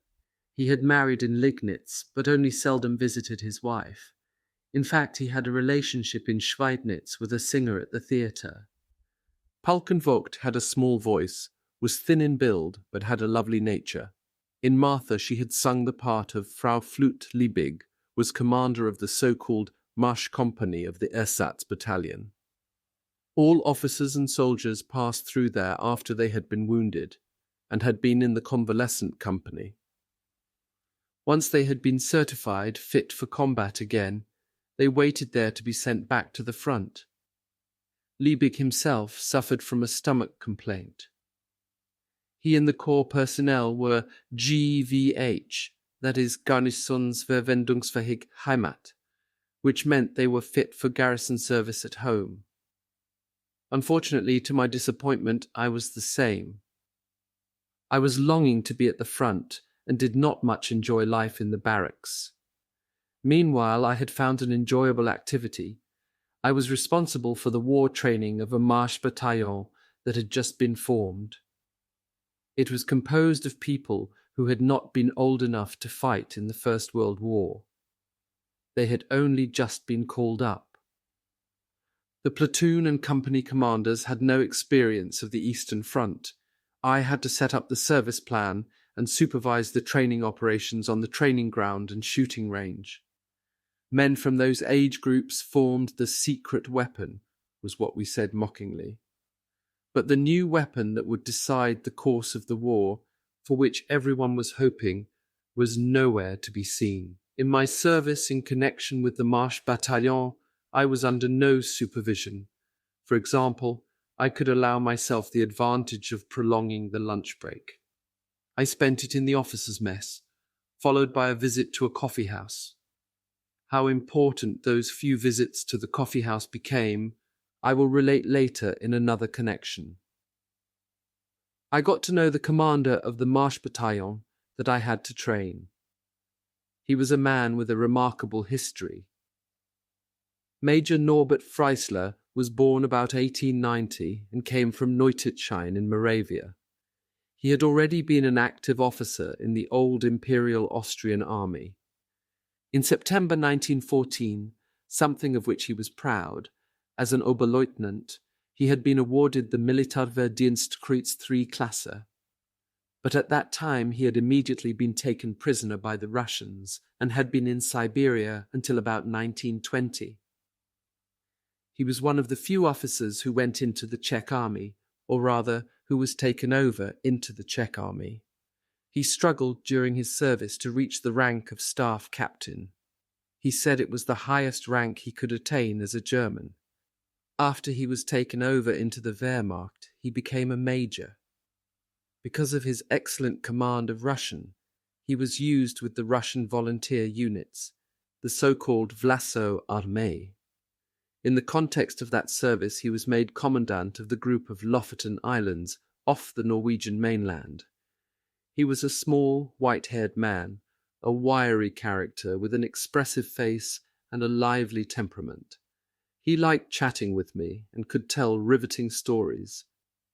The officers' mess of our infantry barracks was, as is usual in barrack buildings, a separate building with several large lounges. Naturally, you only went to table when the commander had arrived and only began to dine when he had picked up his spoon. The German army at that time was the first army in the world that made no distinction between the portions of officers and men. But the advantage of the food in the officers' mess was that a good cook ran the kitchen, and she was able to use the rations that were assigned more economically and to cook more appetizingly.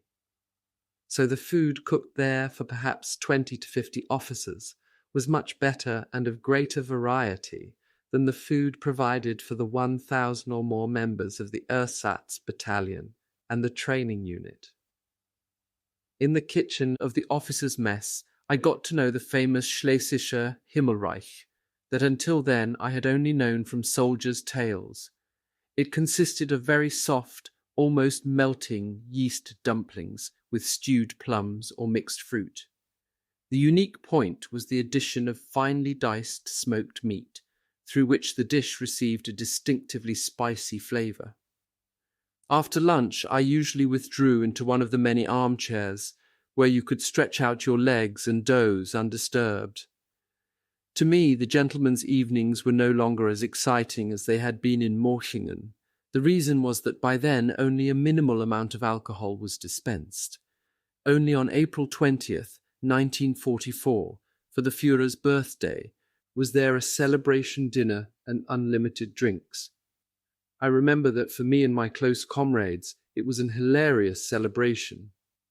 I played the piano, and it lasted well into the night. "Enjoy the war, for the peace will be terrible," was the sarcastic refrain. A celebration of a quite different kind followed. As I reported to Hauptmann Brandt, the battalion commander, a colonel by the name of Werner, was also present. I knew the latter from the Hindenburg Hof. He was head of the army film unit that had moved from Berlin and had for some time been stationed in Schweidnitz. He had his quarters, as befitted his rank, in Kamrau, the estate of Count Kaiserling, located about 8 miles from Schweidnitz. Werner informed me that on the following Saturday a birthday celebration was taking place for his granddaughter. They were one gentleman short, so I was to take that place. I then learnt they had been keeping their eyes open for a socially skilled young officer, and had lighted on me. It was to be an interesting experience.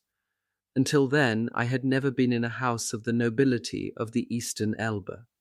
Oberst Werner took me with him on the Saturday afternoon in his service car. Kamrau was a little village within the estate. It consisted of several farm buildings and a small castle. The lord of the manor was, if I remember correctly, a nephew of the philosopher Kaiserling. The family was from the Baltic nobility, and the Count himself had been a chamberlain of Kaiser Wilhelm II. I remember a series of interconnecting rooms, the last of which was the Count's study. All the rooms were tastefully and in some cases opulently furnished. There were many pictures, paintings, and photographs with dedications, especially portraits of His Majesty. The Count, to whom I was only briefly introduced, was somewhat small and had a bald patch. He had the air of a private scholar and not of the owner of an estate. The dominant personality in the house was perhaps the 70-years-old countess who involved me in a lengthy conversation. She radiated a natural nobility. Of the other guests, with the exception of Oberst Werner, I have no recollection, but I do recall the younger people. First, there was the birthday girl who had just reached the age of 25, Baroness Viola von Richthofen. Her brother was a lieutenant of reserve in an infantry uniform. He had lost a kidney as a result of being wounded. The father of young Richthofen was Lothar von Richthofen, brother of the famous Manfred, the Red fighter pilot. He too was a fighter pilot holding the Pour le Mérite. He had met his death in about 1930 as a civilian pilot. He had married the daughter of the house in which the two grandchildren grew up. Viola was a Red Cross sister in a Breslau military hospital. Blonde and blue-eyed, she was friendly, natural, and almost maternal. It appeared that her friend was a Fräulein von Garness, from a Huguenot family. Reddish blonde, particularly slim and tall, was a Besigna von Rohr, an uncomplicated young lady from the country nobility, and the opposite of the governess type of Fräulein von Garness. The youngest was a Fräulein von Karlowitz, full of life and very pretty. She soon told me that her brother was a Panzer Oberleutnant from the Sagen regiment, and was by then in Baden near Vienna. Of the young men, in addition to the Richthofen grandson, there was a commoner school friend who had had infantile paralysis and thus was not fit for military service. Nevertheless, he wore his disabled sports badge with pride. Then there was also the signals unit Oberleutnant, Conny von Falkenhausen. He was perhaps 25 years old, with long hair slicked down, which, together with his general appearance, gave him the dashing air of a greyhound. Of course, it was part of the visit to have a look round the stables and the farm buildings, and to walk through the nearby estate area. There was a little castle pond, with water lilies floating on it. The conversation was free and easy and lively. It turned out that a room had been prepared for me to spend the night, provided with a toothbrush naturally. In the absence of a special invitation, I had not brought one with me. Before dinner, we gathered in the drawing rooms for an aperitif, and when the gong sounded, we went into dinner. To celebrate the birthday, the ladies were escorted to the table. A gentleman had to bow to the nearest lady and offer her his arm. The table was round and big enough for 12 people to be seated round it fairly comfortably. The dishes were of wartime fare and thoroughly unaristocratic. They were brought by means of a lift from the kitchen in the undercroft of the house, then placed on a revolving platform in the middle of the table. The revolving table meant that the need to pass dishes round was avoided. For us young people, it was a jolly evening which lasted far into the night. I could tolerate a great deal in those years of my youth. There was never any danger of losing my composure, and I don't recall ever having had the need to excuse myself. In that way I passed the evening with great pleasure. Next morning I was at my place at the proper time for breakfast. Breakfast was taken en famille at the round table, and afterwards I made a move to get back again to Schweidnitz. Count Kaiserling wanted to put a landau at my disposal, so that the coachman could take me to Schweidnitz. However, I politely declined, with thanks. I had a real need for physical activity, and looked forward to the brisk walk along the quiet country road on that beautiful May Sunday. I arranged it so that I arrived at the officers' mess just in time for lunch. On the way, I went over the impressions of the previous day and looked forward to the coming week, and also to seeing Gisela. Several times after lunch in the officers' mess, I had sought out a cafe in the town square. There I had noticed grammar school girls, so easily recognizable by their school bags and by the topics of the conversations they had. It was not yet 3 years since I myself had been going to grammar school, and it gave me pleasure to watch the gaggle of girls. One of them particularly appealed to me, and I soon fell for her. She was just 17, had brown hair and a lovely open face, merry yet serious. Of course I did not know who she was, nor how I should approach her.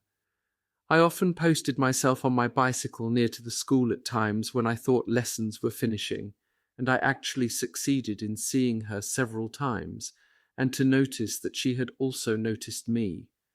She wore her thick hair over her forehead, eye and cheek, and would fling it back as a foal shakes his mane in a gallop. The gesture pleased me more than I can say, and at the same time imprinted itself unforgettably on my memory. Her eyes were a mixture of brown, grey, and green, and had a dark black rim. To me they spoke of fathomless depths, undreamt of sweetness, and measureless goodness and warmth of heart. It was on the evening of May 9th when, through a fortunate coincidence, I was able to speak to her under touchingly memorable circumstances. I had passed the Friedenskirche, which had once been built in thanksgiving for the end of the 30 Years' War. The extensive, spacious, half-timbered building was surrounded by old limes, whose first green shoots were just coming out. There, in a park-like forecourt and the adjacent cemetery, I felt the mood of the evening, a wistfulness and longing that was especially strong. I entered the church, from which chords of a chorale were ringing out. In an effort not to disturb the congregation, I did not look for a seat, but leaned up against a pillar. In doing so, my gaze turned to a girl whom I recognized as Gisela. She had bowed her head and folded her hands, and I was surprised to see her there. It turned out she had been at the grave of her mother, who had died a few days after she was born. While the service was still going on, she left the church, and I followed her at a respectful distance. I saw her stop at a grave, the grave of her mother, and only when she had walked on and neared the cemetery gate did I walk up to her and speak to her. She turned her great eyes upon me.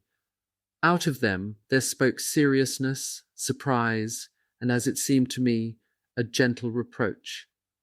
But perhaps I only felt this because I felt like an interloper. Afterwards we met as often as Gisela could manage it after school. We went for walks together over the ring, the former fortress wall which had surrounded the town, and which was a promenade walk, luxuriantly overgrown with trees and bushes. Sometimes we went on our bicycles in the late afternoon, out into the May evening. We soon found a favourite spot, a bench at the edge of the woods to the west of the town, where the highway climbs uphill towards Berkersdorf. It was where the park disappeared into the forest and hills beneath the Riesengebirge. At our feet there lay the soft picture of the town, our dear town of Schweidnitz, with its towers and roofs lit by the rays of the setting sun. Meanwhile, things moved on, and the time of my departure for the front approached. During the past months, it had become clear to me that I probably would not be satisfied with a career as an officer. If I were to stay in my chosen profession, I would at least have to follow the career of a general staff officer. But to do that, I would first have to become a Hauptmann. All that would take a long time. For the time being, I had to go out to the front line again. I had had enough of the barracks, its many shirkers and its defeatists. I wanted to go into the field, into freedom. I was eager to experience again the camaraderie of the front, the unheard-of experience of community for which every young man had an especial longing. Out there and nowhere else was where I had that experience. For better or for worse, you belonged out there together. Out there, things were right. I had an additional determining factor. I had won the Iron Cross second class, the Infanteriesturmabzeichen, that is the infantry assault badge, in silver, and the Verwundettenabzeichen, that is the wound badge. But I did not have the coveted decoration of the Iron Cross first class, and a hoped for Nahkampfspange, that is the close combat clasp. Without those, it appeared to me, you were not a proper infantry officer. I had therefore voluntarily signed myself KV, that is fit again, which the medical officer would not have done. Even the fact that Gisela had suddenly come into my life had not been able to alter my decision. I travelled home once more on the short leave that we received once a month. In my case, since the garrison was over 300 kilometres from my hometown, it amounted to 4 days. I had found a way of making the most of every minute of those 4 days. I travelled at midnight from Schweidnitz and went with the Ostbahn to Vienna. Then I returned with the Nordwestbahn from Stockerau through Bohemia to Gorlitz. From there I arrived back on the same train I got on in Schweidnitz. On the evening of my departure, some comrades and I had been drinking in the Hindenburghof, so I was fairly well oiled as I got on the train. In Kamenz, in Silesia, I got on the leave train from the front coming from Breslau to Vienna. I was exhausted and tipsy. In the compartment I fell asleep and wakened with a shock when I heard the guard crying, Mittelwalde, Mittelwalde. Thinking that I had got on the wrong train, I jumped out and asked for the train to Vienna. A Feldgendarme told me that I had just got off it. Back in the train at last, I began to think of some way of overcoming my intoxication. I succeeded to a certain extent. When I arrived in Stockerau, my school friend Walter Hackel welcomed me at the station. He had already been several days coming at home, on leave from the Afrika Korps. There was a great hello, and we looked up a few inns in succession and tippled heartily. Then exhaustion overcame me again, and Walter finally delivered me home where Mother received me, laughing. Once back in Schweidnitz, I learnt that I was to go into the field with the next marching company. On June 4th, a Sunday, it was time to go. I had assembled the company, and a general had inspected it. Purple and white lilac was in bloom, and I had given orders to plunder the bushes by the barracks hedge so that every man wore a flower on his chest. Led by the regimental band, we set off for the station. It was the only time in my entire career as a soldier that I was able to march with a full band. So we went through the Peterstrasse and across the town hall square to the station. I marched at the head of the company. At a window of her apartment in the Peterstrasse stood Gisela. She came to the station. The company was already entrained, and we were able to speak for a while together. Not only for her, but also for me, that farewell was hard. She gave me a book, Wer Gottes Fahrt gewagt, Who Dares God's Journey.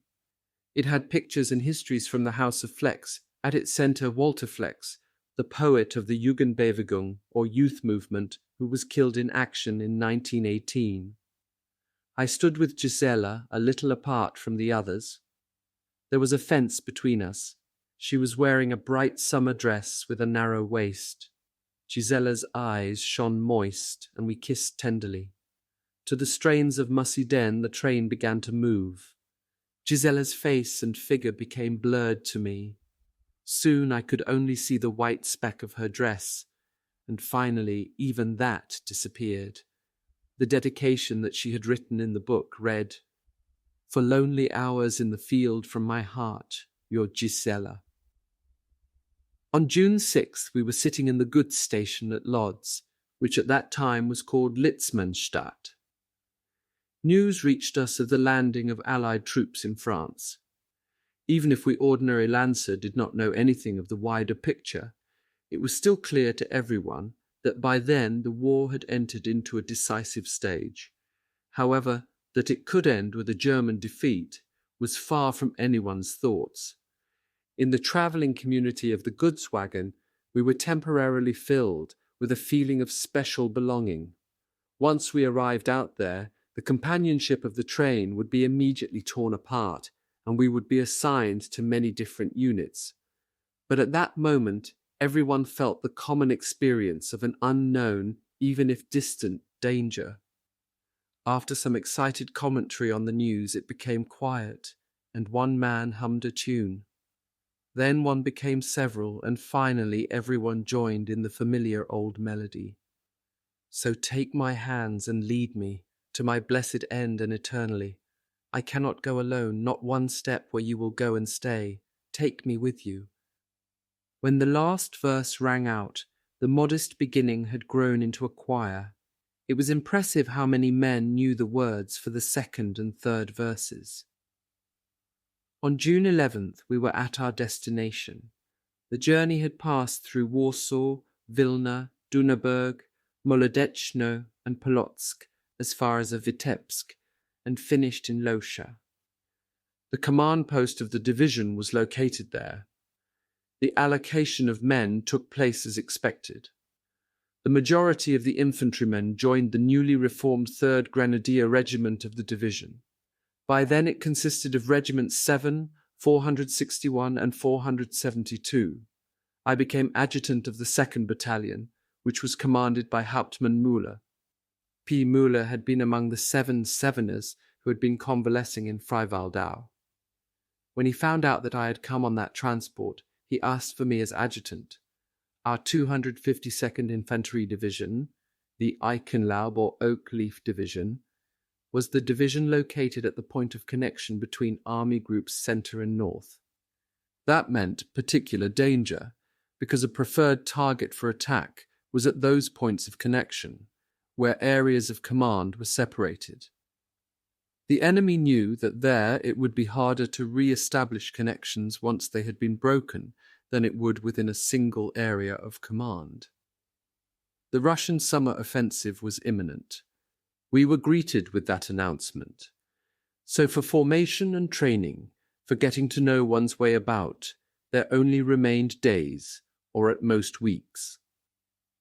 On June 15th, the Fusilier Battalion under Major von Garn, deployed in the main line of resistance, had succeeded in shooting down a Russian reconnaissance aircraft. Its passengers had been General Staff officers who wanted to view from as close as possible the terrain over which their troops would attack.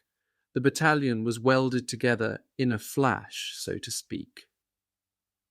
The work as adjutant was exciting and reconciled me with the fact that for the time being I could not be with my Regiment 7.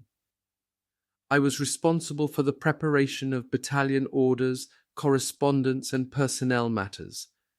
But above all, the fact that I was leader of the battalion staff with the orderly officer, the signals staff and the runners was a new experience for me.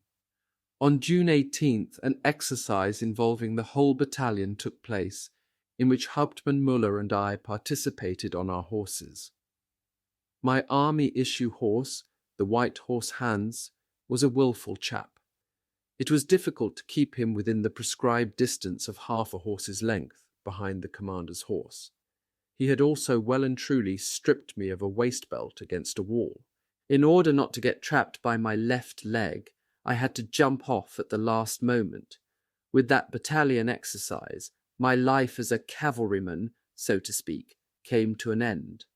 From then on, there was no more opportunity for riding. On June 20th, the battalion was moved up to the village of Lauscha along the Vitebsk-Polotsk railway line.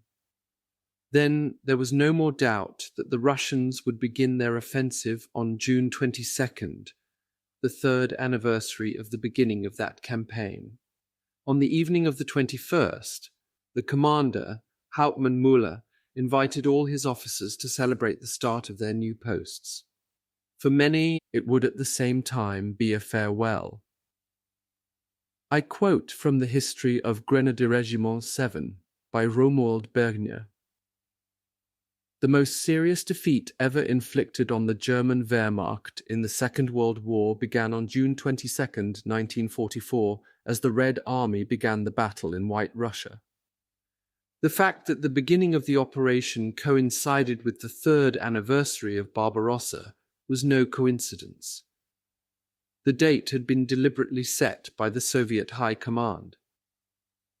That reminder of Russia's darkest hour was intended to inflame the passions of the soldiers of the Red Army and to inspire all the soldiers of the Red Army to give of their utmost. According to the final plan, Bagration, the Red Army was to begin large-scale offensives following rapidly in succession in 6 different sectors. That almost simultaneous large-scale offensive in 6 widely separated locations was intended to split the German defenses, to splinter their forces, and to deny them the opportunity of deploying all available troops in a concerted effort to repulse the Soviet attacks. The historian Andreas Hillgruber has shown that a direct causal connection exists between the collapse of Army Group Center and the downfall of the Third Reich. On June 22, 1944, the Soviet general attack began against the front of Army Group Center. In pincer operations, the Feste Plätze of Vitebsk, Orsha, Mogilev, and Bobruisk were encircled. The mass of the Soviet offensive forces, however, struck out further westwards. The catastrophe took its course. In purely numerical terms, it had almost twice the impact as that of Stalingrad. The operational effects were a great deal worse. To the north of Vitebsk, where we were, the Soviets began their offensive in the early morning of June 22nd. On a front extending 64 kilometers, the 9th Army Corps with Corps Detachment D and the 252nd Infantry Division were conducting the defense. There, 8 divisions of the Soviet 43rd Army attacked. To those were soon added the 1st Division of the 6th Guards Army. It was intended to achieve a breakthrough some 25 kilometers wide. Along with the offensive divisions of the Red Army, there rolled 2 armored brigades into the focal point of the breakthrough area. The 2 offensive wedges encountered the right-hand and central sectors of the 252nd Infantry Division. In the course of the night of June 21st and in the early hours of June 22nd, the Russians pushed up nearer and nearer to our position. At 4 a.m., the enemy's heavy barrage began, and at 4:20 a.m., they attacked on a wide front. Breakthroughs were made in the sector of the 1st Battalion Grenadier Regiment 7 and the division's Fusilier Battalion. As I recall, the hurricane broke at 3:05 a.m. on the dot, just as it had in 1941. The fire was concentrated mainly on the main line of resistance. Only isolated heavy-caliber shells dropped in the village. We had long since left our quarters in houses, and were waiting in the cover trenches beside them. I had been woken by the crash of bursting shells after just an hour's sleep. That action began for me with a thundering within my skull, weakened by schnapps and tiredness. Towards 5 a.m., the battalion received orders to move into the second line, that is, the trench that was planned for that purpose. It was good news, because as soon as the enemy attacked up front, we could expect the fire to be moved to the rear.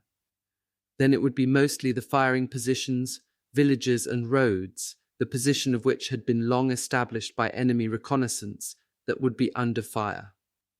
We moved forward, the bombardment ahead of us and the impacts of heavy caliber shells behind us.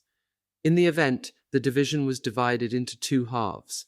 Under its command remained Infanteria Regiment 7, the Divisional Fusilier Battalion, and our 2nd Battalion 472.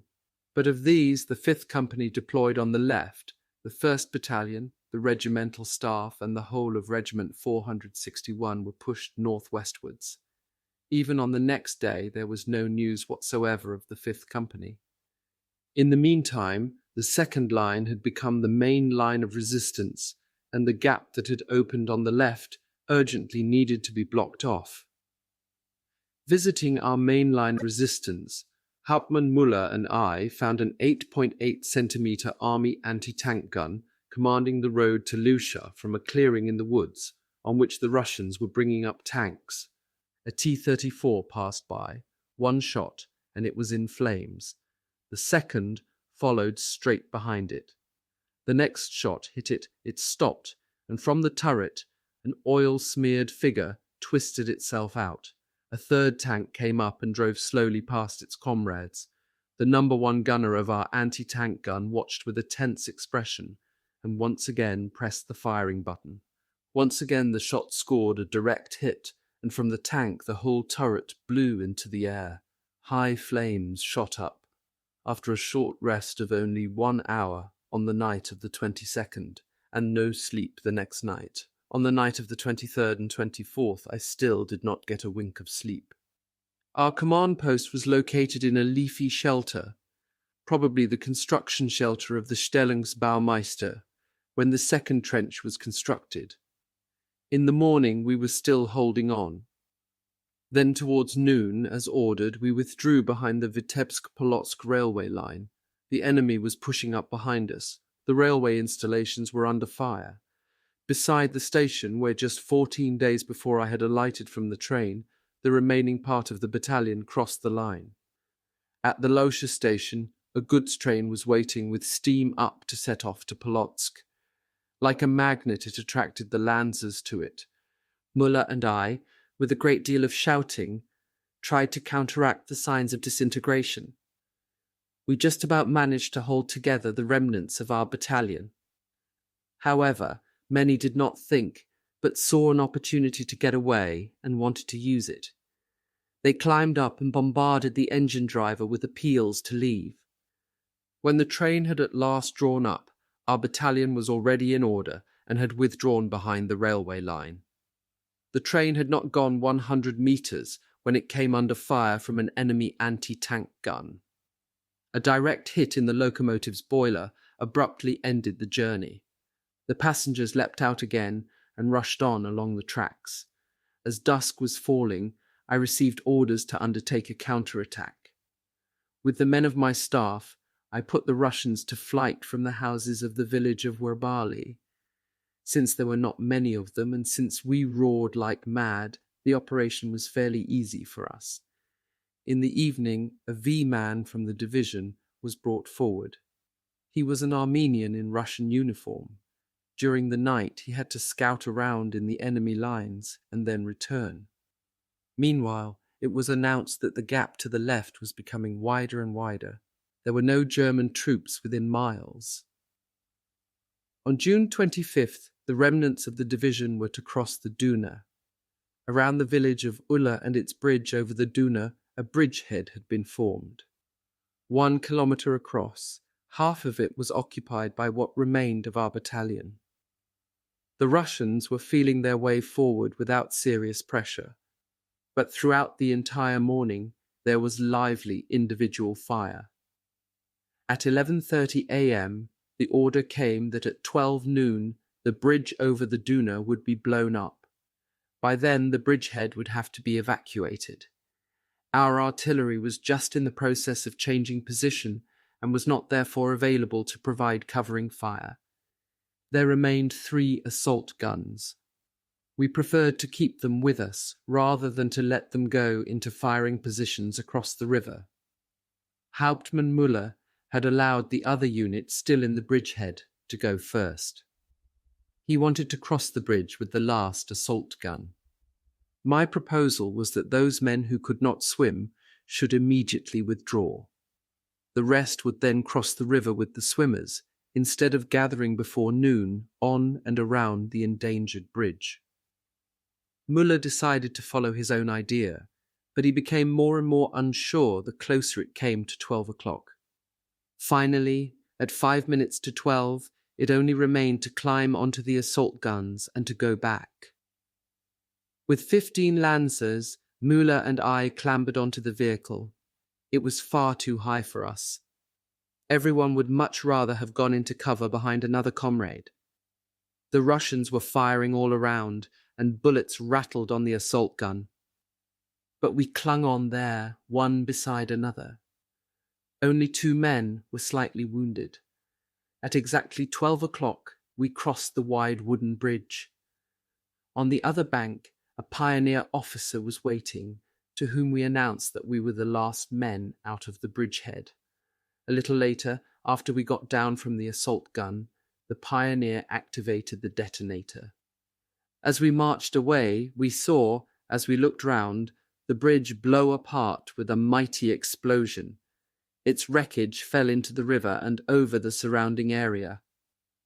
5 kilometers upriver, we took up a new position to the right of the Fusilier battalion in the little village of Labiki.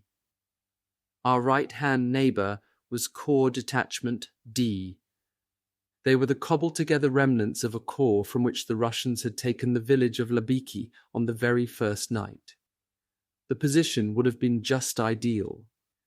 The excellently constructed trench ran along the western bank of the Duna on the steep bank that on average was 10 meters high. A frontal attack across the 16-meter-wide river was practically out of the question. The occupied village of Labiki was already on our right flank. In allocating sectors, I had even found time to enjoy the beauty of the landscape. It resembled an English park with meadows, groups of trees and bushes. There was an open view across the river under the summer sun. No shot had yet been fired. I had found a civilian motorcycle that had apparently been left by men from the organization TOT working there. On a track across a meadow, I rattled across the sector to establish links with our neighbours. As a substitute for the ignition key, I had a little piece of wood, and lo and behold, the Durkop 125 worked. However, the track was under enemy observation. The journey went well until a Russian anti-tank gun got me in its sights. The first shot was too wide, but at the second, I was nearly brought down as I tried to avoid the first crater. I felt the sharp draft of the third shot, and then gave up the journey. At dusk, Müller returned from the regimental command post that was behind us, in the Ulla Valley, running parallel to the Duna. While Hauptmann Miller was away, after 5 nights and 4 days without sleep from June 21st, I slept for just 3 hours in deep exhaustion. The combat actions and frequent changes of position plus Müller's hectic pace, and also, at the beginning, a Pervitin tablet, had not let me rest for more than 100 hours. I had been uninterruptedly awake, so I slept like the dead in some soft green moss. Then I needed half an hour to become fully awake again. Müller brought the order to retake the village of Labeki. To me, he did not seem to be in his right mind. He was speaking incoherently and was not steady on his legs. He must have drunk too much schnapps at the regiment, or, more probably, a small quantity of it had overcome him, since he was just as exhausted as I. But perhaps he had a premonition that the time of his death was near. "We're off, Scheiderbauer," was the first thing he said. Then he gave the details. The entire battalion staff had to take part in the attack. Labeki was to be attacked from the north and south along the Duna, and had to be taken. We had to do it without artillery, without assault guns or any other heavy weapons to support us, without even adequate information concerning the strength of the enemy, but with only hurrah and the moral support of the night. When dusk had fallen, we moved forward. The night was no use at all to us. When the Russians noticed that an attack was underway, they fired flares and deployed anti-tank guns and mortars that they had already brought across the Duna. In a small pine wood at close range, the attack ground to a halt. It seemed impossible to overcome the enemy's wall of fire. Anti-tank shells exploded against the trees. Ricochets and explosive shells whizzed, crashed, and exploded in between. It was a noise that could not be drowned out by men's voices. The darkness of the wood was lit briefly and spectrally by tracer ammunition. When the magnesium glow of flares had gone out, the blackness of the wood by night surrounded us all the more profoundly. Müller did not seem to me to be in his right mind. Gesticulating with his pistol, he cried, "Hurrah!" but that did not get the attack any further. Finally, he sent me to the left flank, where I looked for Lieutenant Kistner, the commander of the 7th Company. Seeking cover behind pine trunks, I went forward step by step and so drew near to the main trenches on the bank of the Duna. Instead of Lieutenant Kistner, I found a couple of helpless men waiting for orders. The Russians were still firing with everything they had got. Suddenly there was calm, and you could hear the hurrah from the direction of the enemy, coming closer and closer. Briefly, we thought that it was the attack of the neighboring unit to the east of us. Nothing had been heard of them until that moment. But the attackers approached surprisingly quickly, and by their throaty voices we could recognize that they were Russians. They counted on us being more afraid of our hurrah than of the Russian hooray. Because they seemed to be making their assault along the trench, I ordered the men to get out of the trench and to take cover to the side of it. In that way, we could have let the Russians charge past us into the trench and thrown hand grenades after them. The men leapt to the right out of the trench. While the threatening hurrah shook me almost physically, I turned to the left, out of the trench, crept quickly into a bush, and lost the ground from under my feet. A steep bank was my only thought. I could not feel the ground under me. I was slipping and rolling downwards. I fell and went head over heels until my fall came to an end in the soft sand of the bank of the Duna. I must have slipped down almost 20 meters. I had not taken into account of the gradient of the bank in relation to the higher level of the village of Lebiki. I found myself alone. It seemed, in the almost complete silence of a dawning summer morning, that there was nothing else for me to do but try somehow to get back to my men. For almost 200 meters, I went down river along the steep bank until I found a place where I could clamber up. Everything was calm, but I did not know where or if I would find Hauptmann Müller and the other members of my staff. They would doubtless have withdrawn from the pine wood. Giving a wide berth to the command post, where some wounded men were gathering, I went forward again. On the way I met one of the staff runners. He told me that Müller had been killed. Soon afterwards they brought him in. A complete anti-tank shell must have gone straight through his breast and killed him outright. But the attack had been beaten off. I ordered the battalion back into the exit position. As soon as it was light, I went to the regimental command post for further orders. I took with me the dead Hauptmann. We put him half lying in the sidecar. I climbed behind the seat, laid his head on my lap, and closed his eyes. His usually lively, familiar face bore a great strangeness and an exhaustion beyond words. The journey was uphill, on a woodland road along the valley of the little river Ula, to the wooden house in which the regimental command post was located. The command of the regiment, or what was left of it, had been taken over by Major Arnold von Garn. Until then, he had been commander of the Divisional Fusilier Battalion. While I was giving my report, 2 runners of the regimental staff dug a grave in the garden. Müller's body was laid in it. Major von Garn and some men were standing around the grave. Garn began to say, "The Our Father," and all joined in. Then we scattered earth on the tarpaulin in which the body had been wrapped, and the grave was filled in by the silent men. Our battalion was without a commander. It was taken over by Oberleutnant Malwitz. He had been commander of the 6th Company from August 6th to 9th, 1943, and had been seriously wounded in the upper thigh. But he had held the village of Ivanowo. I went with him in the motorcycle sidecar forward to our command post. The order was to attack Lebiki again. We would need to use a little more cunning after our experience of the previous night.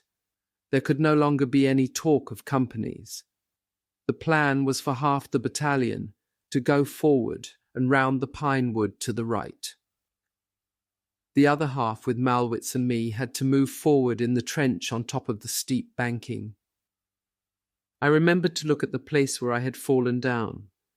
After the strong defense put up by the enemy during the night, we did not have the remotest expectation that the new attack would succeed. When we entered the village of Lebekia that second time, there was complete quiet.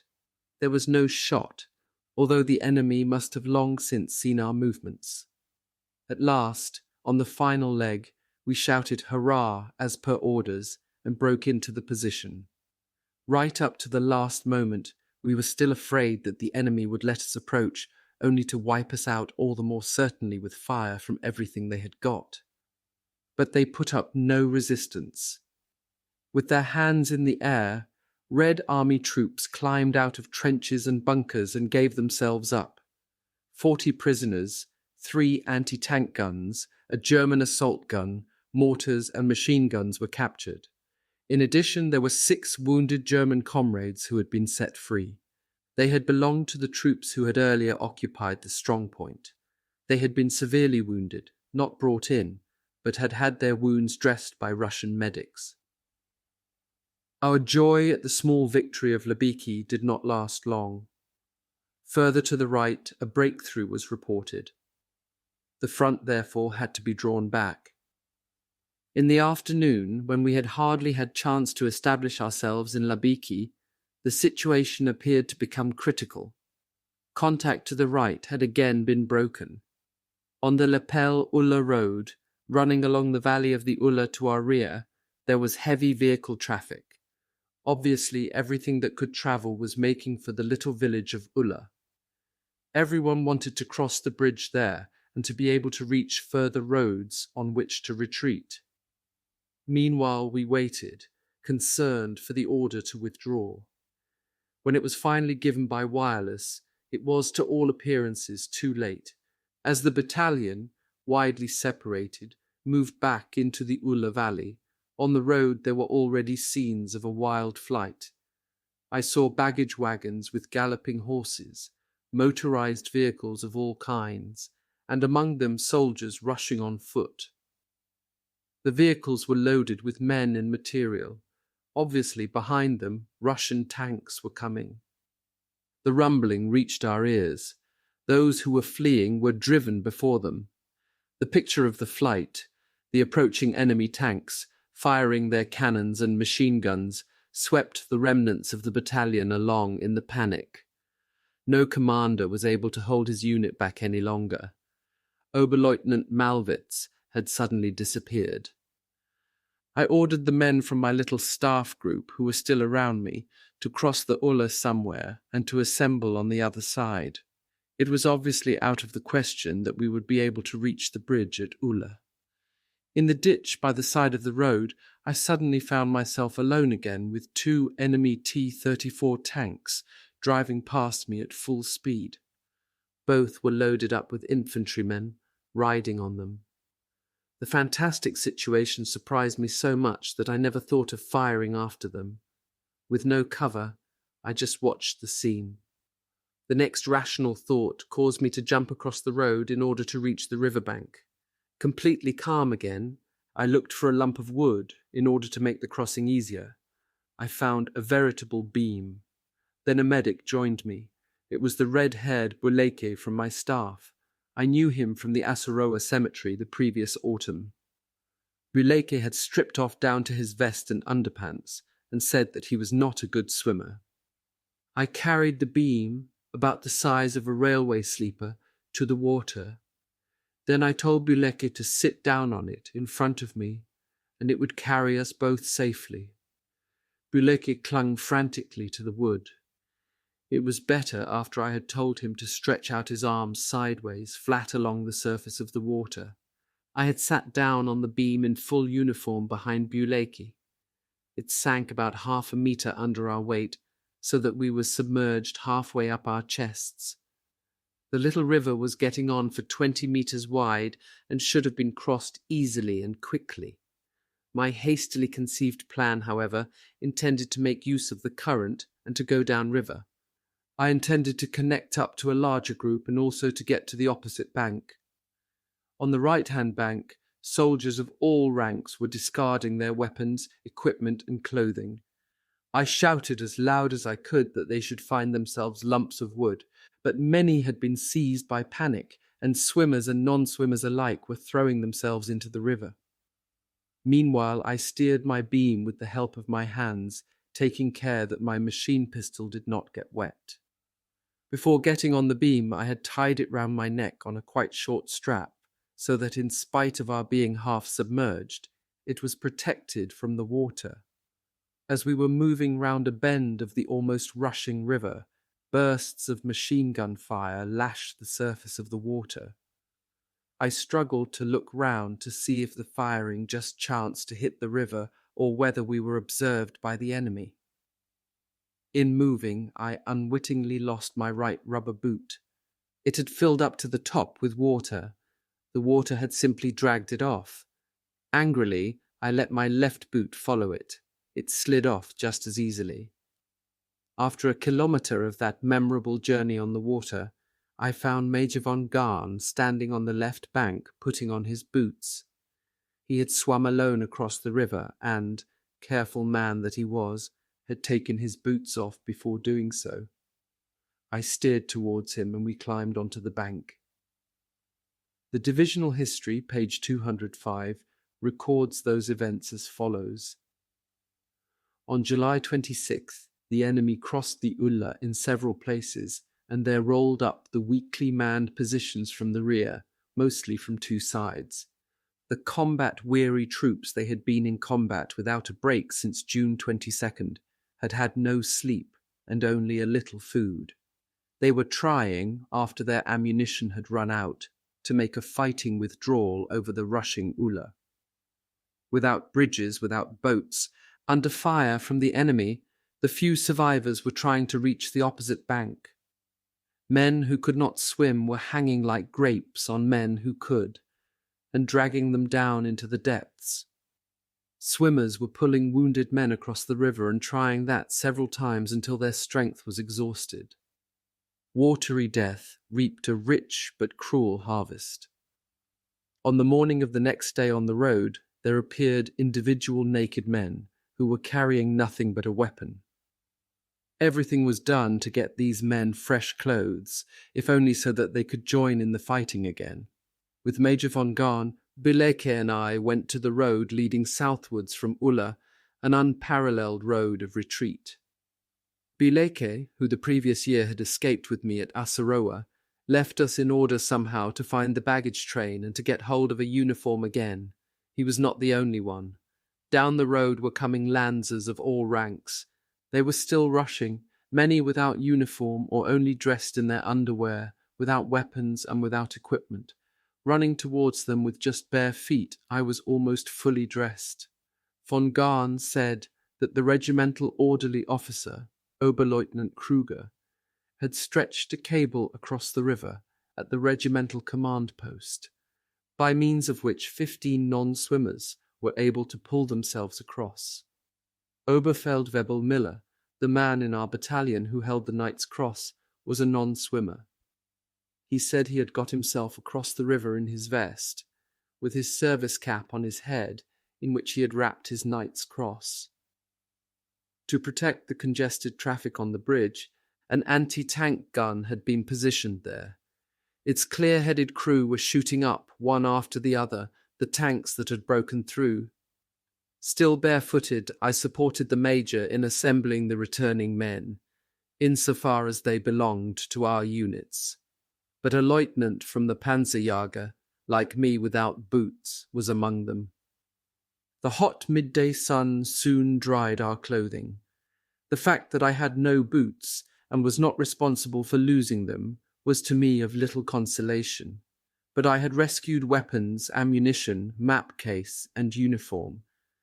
I was glad that the Major did not blame me for the loss, but I was tormented by the undignified picture that I presented as a barefoot officer. We quickly gathered together the remnants of Regiment 7, the remnants of my battalion we used for topping up. In the small baggage train at the regimental staff, there was so-called light gas clothing. Other reserves of uniform and footwear were with the baggage train said to be 80 kilometres behind us.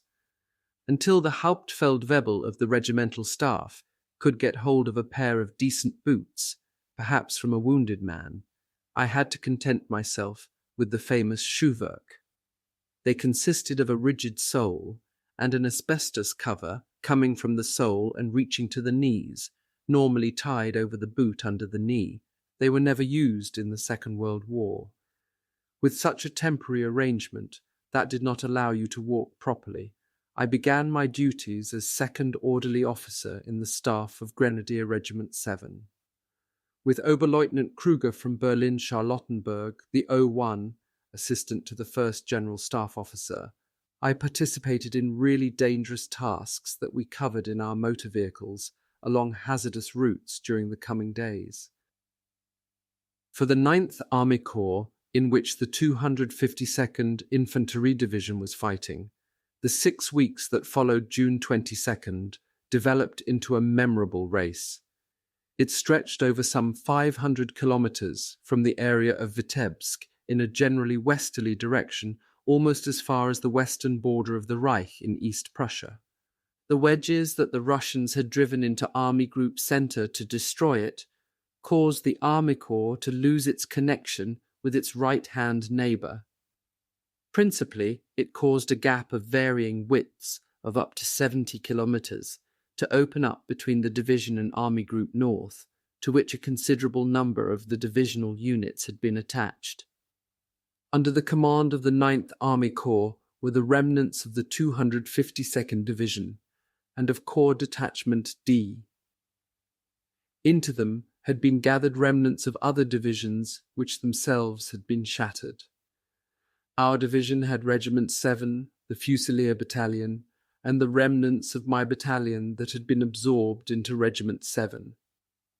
After the Duna position had been surrendered, the regiment had again been under the command of Corps Detachment D. Only on June 30th had it returned to the command of its own division. On June 29th, Major von Gahn had succeeded in getting hold of some iron crosses for the regiment. They were distributed almost unceremoniously to the few experienced men. It was done in front of the tent that held the regimental command post. When Gahn pinned the Iron Cross First Class on my chest, I had just returned from a journey on the tracked motorcycle. I already had orders for another journey, so there was no time for joy and pride over that much longed-for decoration. Still, it was lucky that on the previous day I had got new rubber boots from the baggage train. On the following night, a rapid withdrawal took place. It lasted well into the morning. The regiment was supposed to move to rest at a location 20 kilometers behind the most forward security positions, of which we certainly had seen nothing. By a pond, which lay in a hollow, we found the spot. The exhausted men laid down their weapons and equipment, and most of them immediately went into the warm, marshy water. The entire regiment of several hundred men swam, splashed in the water, washed or shaved. Many of them did this quickly and then settled themselves under the shade of trees in order at last to get some sleep. Von Gahn and I had first to concern ourselves with setting up security positions and to convince ourselves that we were in contact with the division before we could think of relaxing. The rest had not lasted half an hour when the sound of engines was to be heard.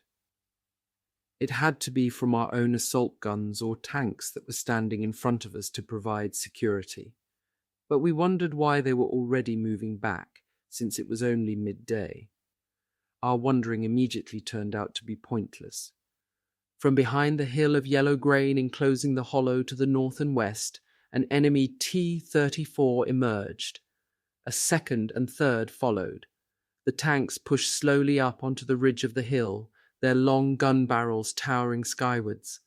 The appearance of the tanks panicked the men who were bathing and resting. Once again, a panicky flight began. But after a few hundred meters, the officers succeeded in stopping the men and bringing them back. Oberleutnant Malwitz, who had reported to Gahn immediately beforehand, ordered me to take care of the tank with him. Through the corn and past bushes we crept up to the tanks. What Malwitz intended to do was not clear. Neither of us had anything but pistols, which were useless.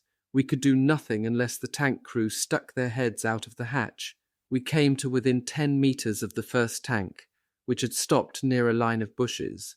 In order for bravery to succeed, the right weapon must be to hand at the right time. Such an advantage in the shape of a Panzerfaust, an adhesive hollow charge, or a T-mine was lacking for us. On the contrary, the crew of the first tank had spotted us. They fired on us with their machine guns, and Malwitz was shot in the knee. Then even he realized that we had to beat it. Malwitz hobbled painfully, and we moved slowly back. To our surprise, the tanks turned round. They had become suspicious. The emergency line was held until evening. The urgently needed anti-tank gun had come. It was standing in a hedge, well camouflaged. Garn and I were beside it when a second tank attack came in the afternoon. We scored a direct hit on the upper part of its turret at 30 meters range, on the most forward of the three tanks. Flames were soon shooting up, and two smoke-blackened figures climbed out, holding their hands high above their heads. Pointing his machine pistol, the corporal of a group of infantrymen in positions beside the anti-tank gun took them in charge. Von Garn had them taken to the rear in a regimental vehicle. At 10 p.m., the regiment withdrew. The rear guard had to remain until midnight. Only then did von Garn and I withdraw. The following night, the regiment managed to put some distance between us and the enemy. The march went on during the day, one behind the other, gelaufen, as our Silesians said. I appreciated the advantage of not having to run, but for the most part being able to travel on vehicles.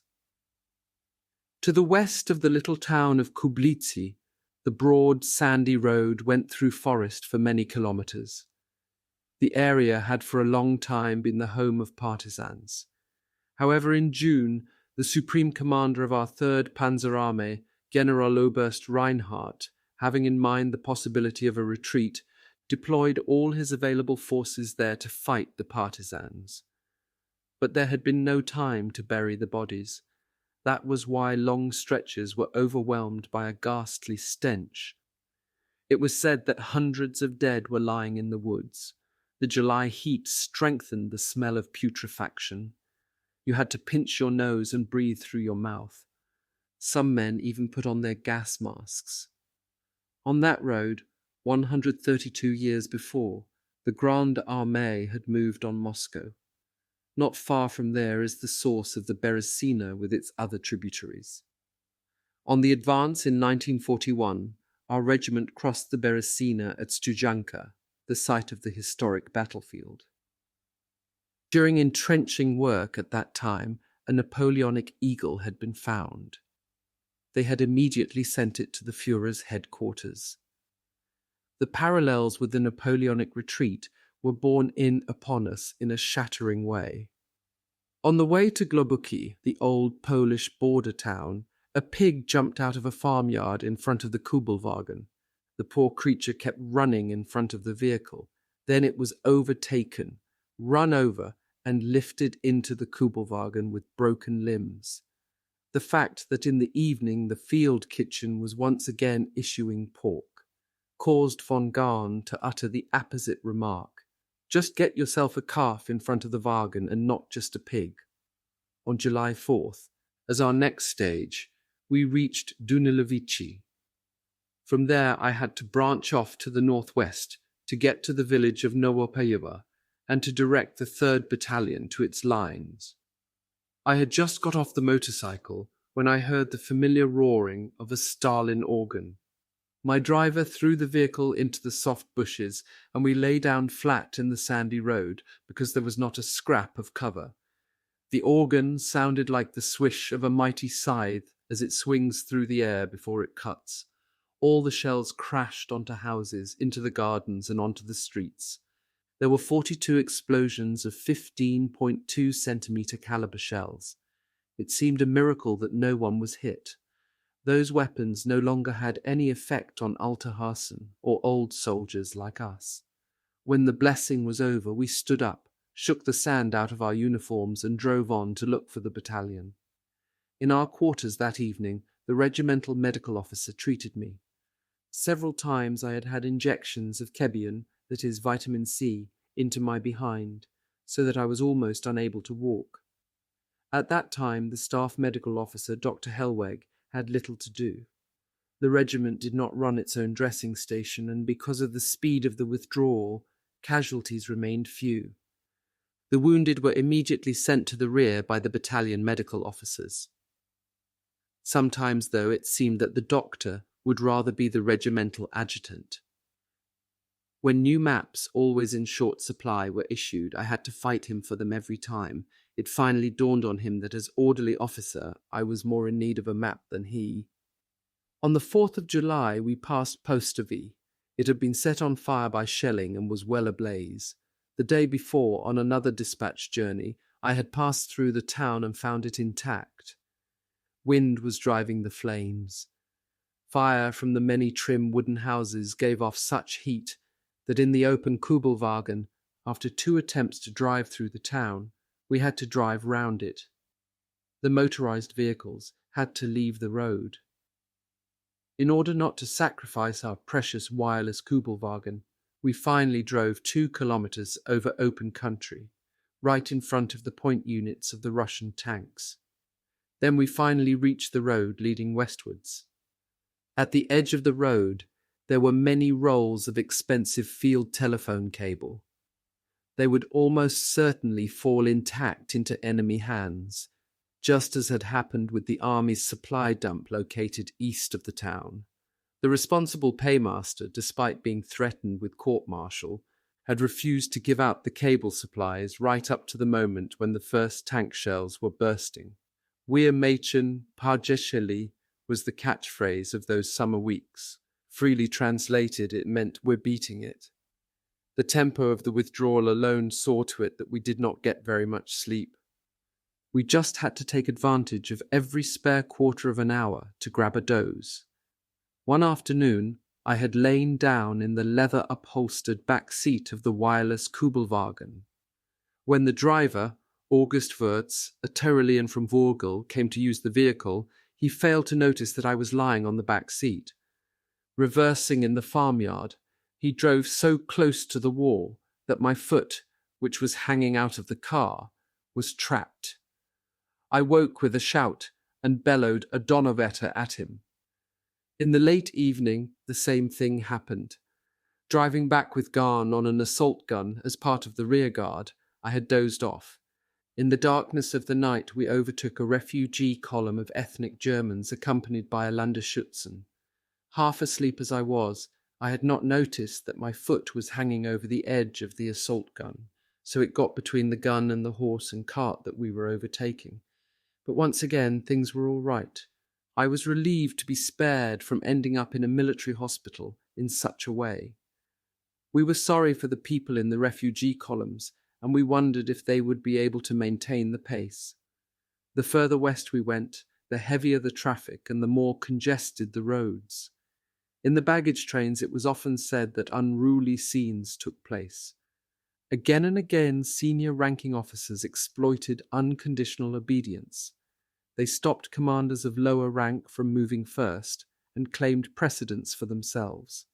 There were also said to have been people at work misdirecting the traffic. We had been warned as early as the summer of 1943 about strange officers in the trenches. The Russians had placed men from the National Committee of Free Germany in the uniform of officers or military police at road junctions. They were said to have directed withdrawing troops towards a pocket. I was convinced that it would not have happened to us. The conscientiousness and composure of Major von Garn guaranteed that we did not go in the wrong direction nor lose our way. Sometimes, when I was not with Garn in the rear guard, I was the leader of the nightly column in the regimental staff. While the others on the vehicles were dozing or sleeping, I drove on ahead on my tracked motorcycle with the column's drivers. With my pocket torch showing a green light tied on my chest, I led the regimental vehicles behind me without us ever losing our way. One night, Hauptmann Kaupke, the commander of the heavy artillery battalion, announced through the field loudspeaker that the Russians were in their firing position. Through the loudspeaker, we could hear rifle and machine gun fire. That meant that the Russians had occupied the next village to the west of us. Kaupke was there with his guns. The Russians had also occupied the road along which we were retreating. How often during that retreat had the enemy tried to overtake us with an advance party and cut off our line of retreat? After a hard search, we managed to lead the regimental column out of the encirclement through woodland roads. The next day, July 10th, the Major was out and about with Kruger, his O1. I remained behind in the command post with Hauptmann Grabsche, who had replaced the wounded Oberleutnant Stolz as regimental adjutant. Suddenly, there came an unconfirmed report that the Russians had broken through very close to us. The excitable Grabsche ordered a counterattack in which all available members of the staff had to take part. We advanced almost a kilometre to the east but found no Russians and came under no fire. Finally, Grabsche shouted hurrah and ran round in front of the others, waving his mapboard over his head. In the event, it was much ado about nothing. On July 11th, we passed through Labazorus. In peacetime, it must have been an idyllic village among the Lithuanian lakes. On my dispatch journeys on my motorcycle, I never forgot how lucky I was that I did not have to march on foot. Even the battalion commanders covered hundreds of kilometres on foot.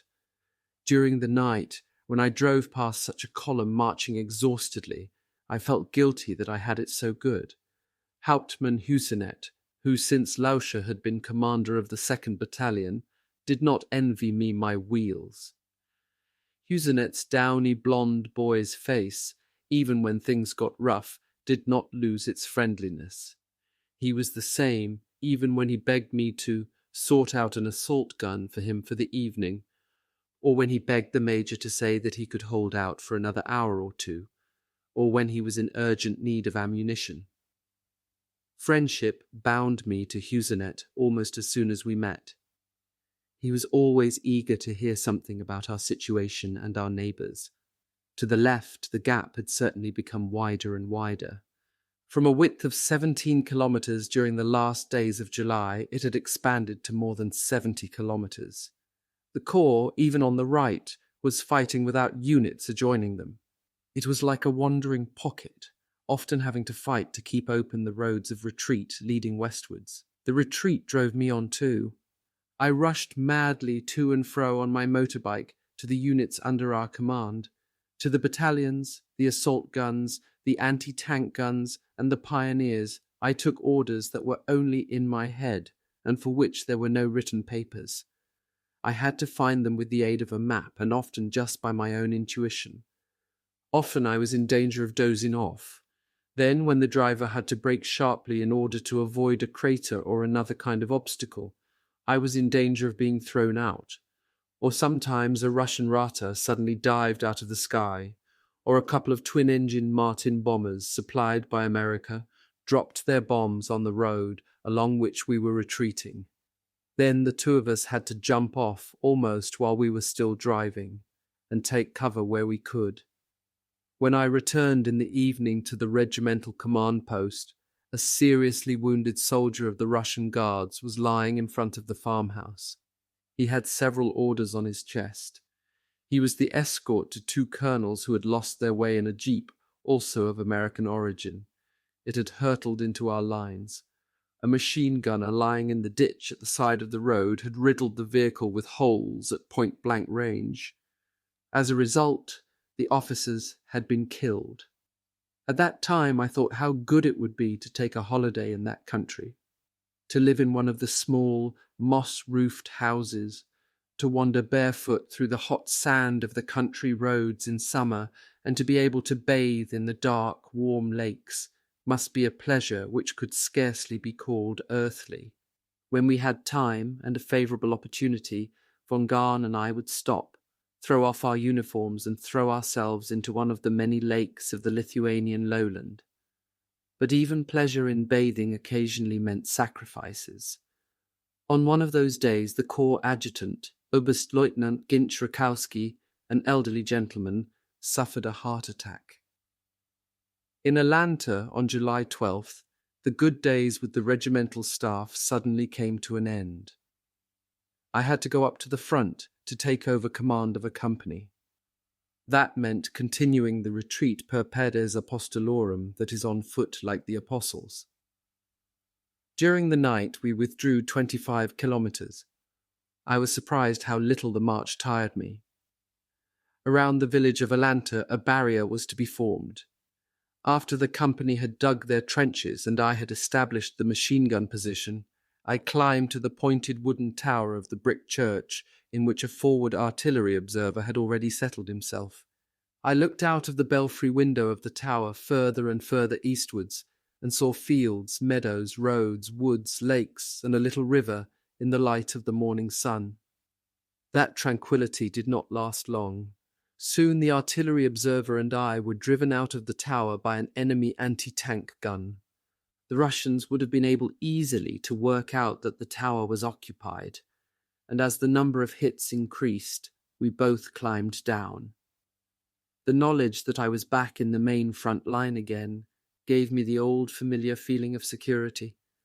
Once again I knew that whoever came from the front could only be the enemy. The dangers there were at their greatest and were ongoing, the physical exertions always at the limit of what we could bear. But to compensate, there was no more fear of surprise attacks. On my motorbike, I was travelling long distances as orderly officer behind the main lines through the forest. Once a couple of Russians emerged from the wood. That was an unpleasant surprise that for a moment left me not knowing what to do. But on the other hand, when the enemy attacked from the front, overran the positions, or broke through during the night with an assault unit, those were events for which I was always braced. Now and again, an exception to the turbulence of the retreat confirmed my rule. For example, when scattered units broke through to the west and reached our lines. On July 13th, we were in position along a line in which a railway embankment crossed the main line of resistance. A Feldwebel and 3 men came along the embankment. It turned out that they belonged to the troops guarding an army supply dump, and their paymaster had let them retreat without orders. The supply dump, of course, had not been evacuated, for which the men, happily returning from there, got an earful from my men. During the march the next night there were 2 stops. The reason for the first was a ditch into which one of the 15-ton tractors of the heavy artillery had skidded. The huge vehicle, however, was able to pull itself out of the mud, as there was a firm enough tree close by, round which the steel cable from the built-in windlass could be secured. The second halt occurred towards morning. A grenadier on the march keeled over and declared that he could not march any further. Since neither vehicles nor horses were available on which he could sit, it was hard to know what to do. After a 5 minutes breather, we divided his pack, including belt, steel helmet, and rifle, among ourselves. With the admonition, "Think of your old woman, mate," 2 men grabbed him under the shoulders and put him on his feet between them. Supported in that way, we continued the march. After a while, he managed on his own again. When we arrived in the new main line of resistance, he thanked us for not having left him behind. That too was without infantry. Scarcely had I settled in, or rather run in, again as company commander, than I had to go back to the regiment. I had been lucky. In those 3 days the enemy had not been pushing up behind us so strongly as to cause skirmishes. But replacement officers had arrived. The major wanted me, whom he already knew, rather than a new lieutenant as orderly officer with the regiment. Scarcely was I there than the enemy attacked. One of the first to be brought back was Herr Husenet. I say Herr because in the German Wehrmacht there was a regulation that officers basically were per se among themselves, that is the formal form of address, and within the different ranks addressed each other with Herr and their surname. To someone you did not know, say on the railway, you said Herr Kamerad. Herr Husenet had been wounded in the lungs. The young man who had been so kind to me was at most only 2 years older. His usually fresh face was pale and yellowish, but he easily survived the wound, one of many, and soon returned to the regiment. In October he received the Knight's Cross and was also decorated with the Goldene Nahkampfspange, that is the Golden Close Combat Clasp, and the Goldene Verwundetenabzeichen, that is the Golden Wound Badge. In 1945 he was killed in action. During the evening we took up quarters in a country house of aristocratic design. The assault guns remained at the regimental command post. Their crews, who were not used to spending nights so far forward, dug foxholes for themselves, over which they placed their vehicles. In that way they could be doubly certain, so to speak, of being able to sleep. The next day we stopped in the still fairly well-preserved German positions from the First World War. We even found concreted cellars, although they were naturally fairly overgrown. The Ostwall was an excellently built and deeply ramified defensive position, by which the enemy offensive should be contained. But like so many rumours, it proved to be bogus.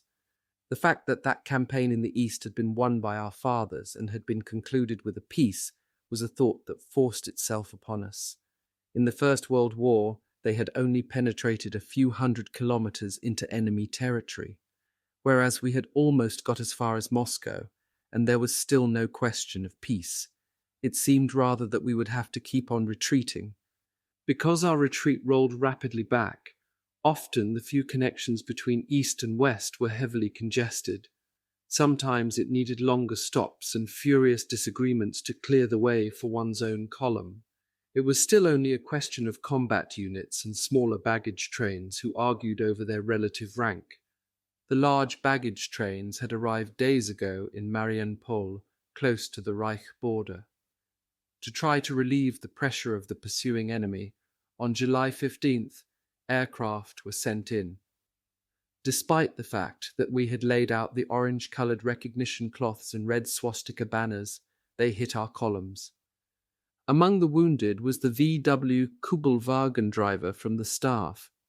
Sir Lieutenant Kruger, the first orderly officer whom the major sent off to the large baggage train, drove the vehicle. It was not exactly a genteel occupation for an orderly officer, but it was good to have the baggage train led by an energetic officer. Garn said he could manage with me alone. In the evening came the report that Hauptmann Grabsch had been killed. He had only just taken over command of the 2nd Battalion after Herr Husenet had been wounded. When he took over command of the battalion, I realized that within himself he had felt some reluctance for the job. I knew then that he must have had a premonition of his death. I regretted my unkind thoughts about him. He had been a master optician from Büchen in Upper Silesia, a brave officer, and he certainly possessed many good qualities. After his death came the news that for action at the Ulla Bridge he had received the Knight's Cross. De mortuis nil nisi bene. I add a touching detail from the time of the retreat.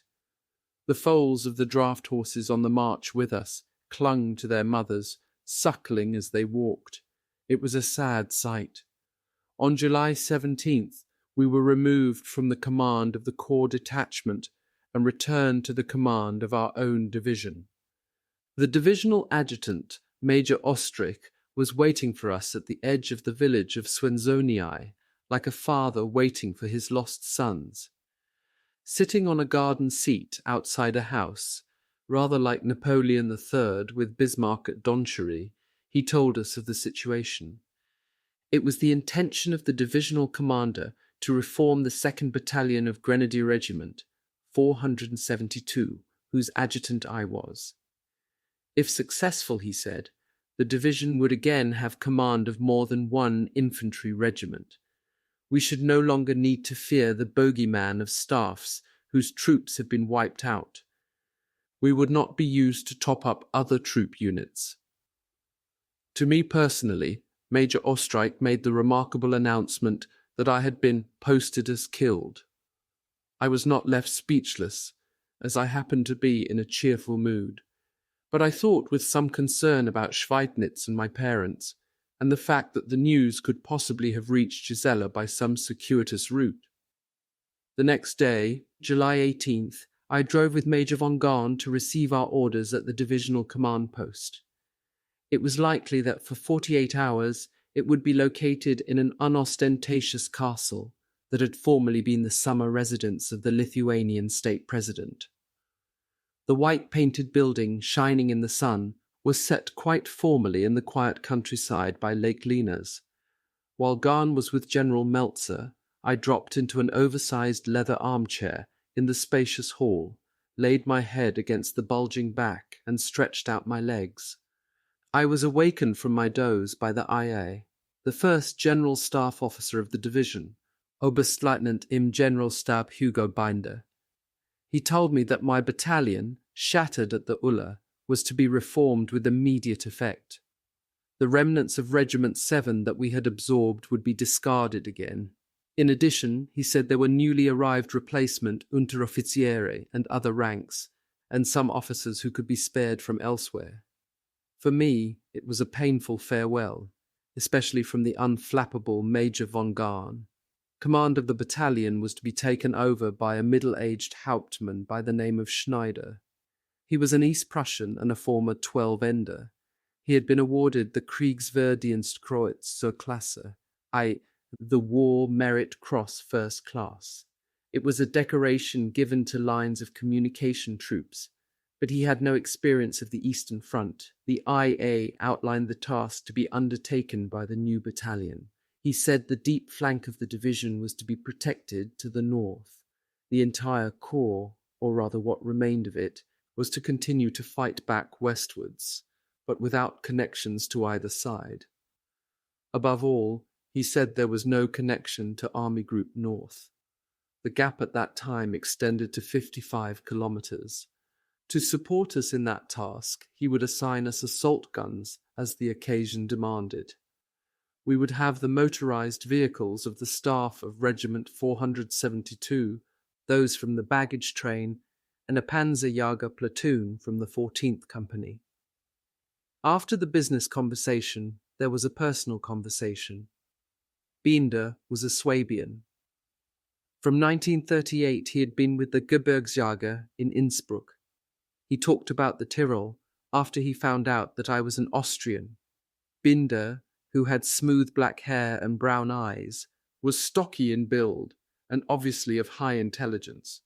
The fact that he possessed the latter quality matched the idea that I had of a general staff officer. He wore the crimson-red colour of the general staff with the double 4-centimetre white stripes on his riding breeches. Kawarskas was the next station on our route. The little town was on the left flank of the divisional sector. I was once again the battalion adjutant. I set up the battalion staff in the modest country house of a former Lithuanian minister. It had obviously only recently been abandoned by its inhabitants. In the library, as well as books in various languages, there were a number of visiting cards from ministers, diplomats, and businessmen from several countries.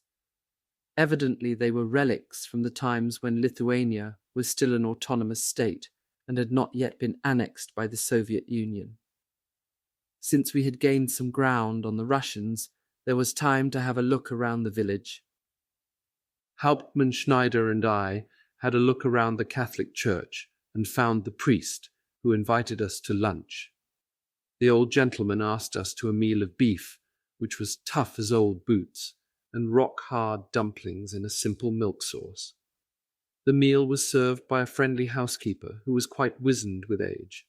To the question as to whether he would flee, he answered with an astonished no. He said that God would continue to help him, and he would remain with his flock.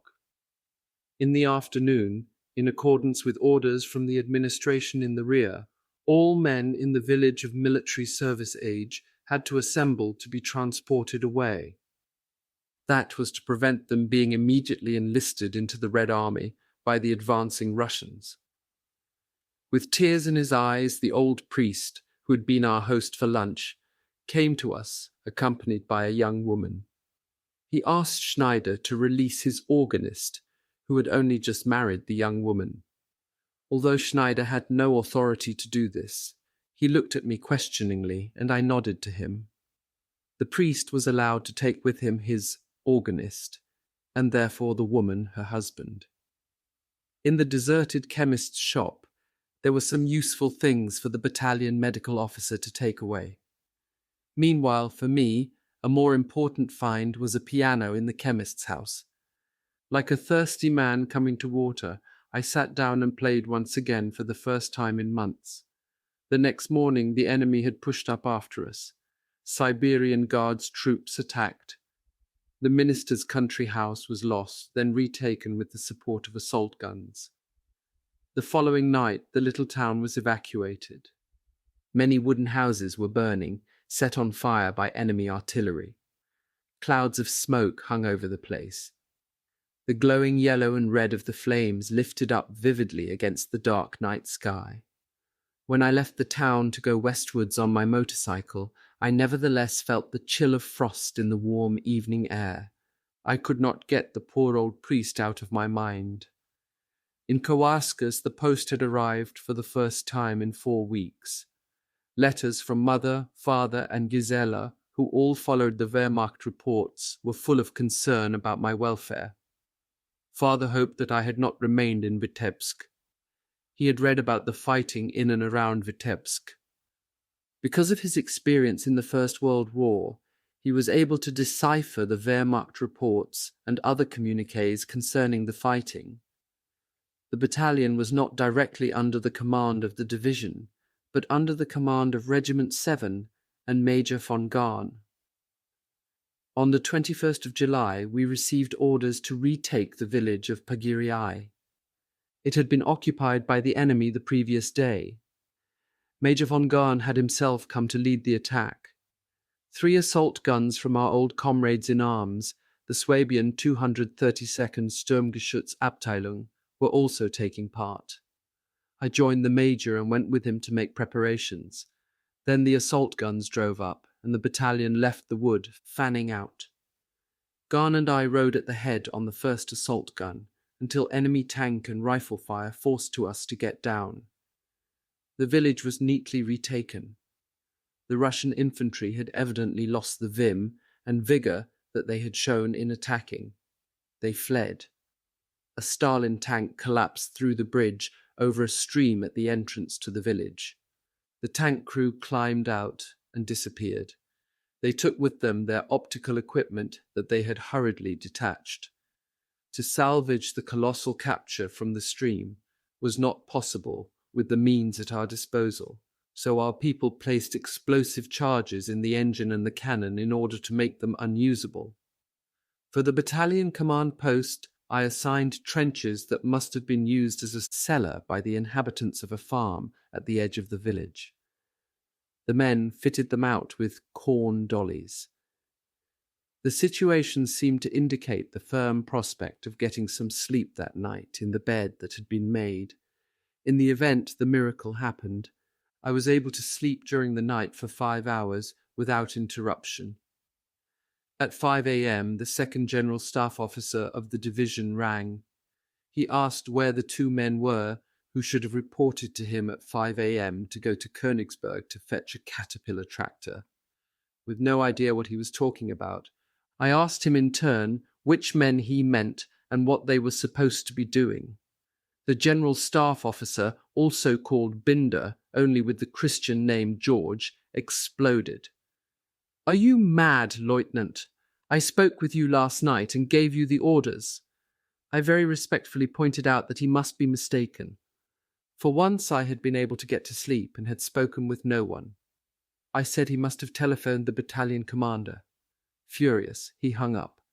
After a while, the telephonist, Gefreiter Hermans, whom I called Hermes, reported to me. The IB, he said, had telephoned and asked for me. Hermans connected us, and I had reported in. whereupon the IB ordered me to have 2 men at the command post for 5 a.m. They had to go to Königsberg to fetch 2 RSOs, that is Raupenschlepper Ost, half-tracked trucks. He said that, drowsy with sleep, I had dealt with that order in a quite unmilitary fashion with several ja that had caused the IB to interrupt several times to ask, "Can you hear me, Scheiderbauer? Can you hear, Lieutenant?" To this I had repeatedly said ja, and finally put down the receiver. "Hermes, lad, you dummy, you knew I was asleep and was not quite with it, so why didn't you wake me up properly?" I reproached him via the receiver. The brave lad answered, "Ah, but I thought that the Herr Lieutenant should get a bit of sleep." Up at the battalion staff we had a large open Madford Kubelwagen at our disposal. I had brought it up from the regimental baggage train along with the driver. We drove in the afternoon to the divisional command post to receive orders.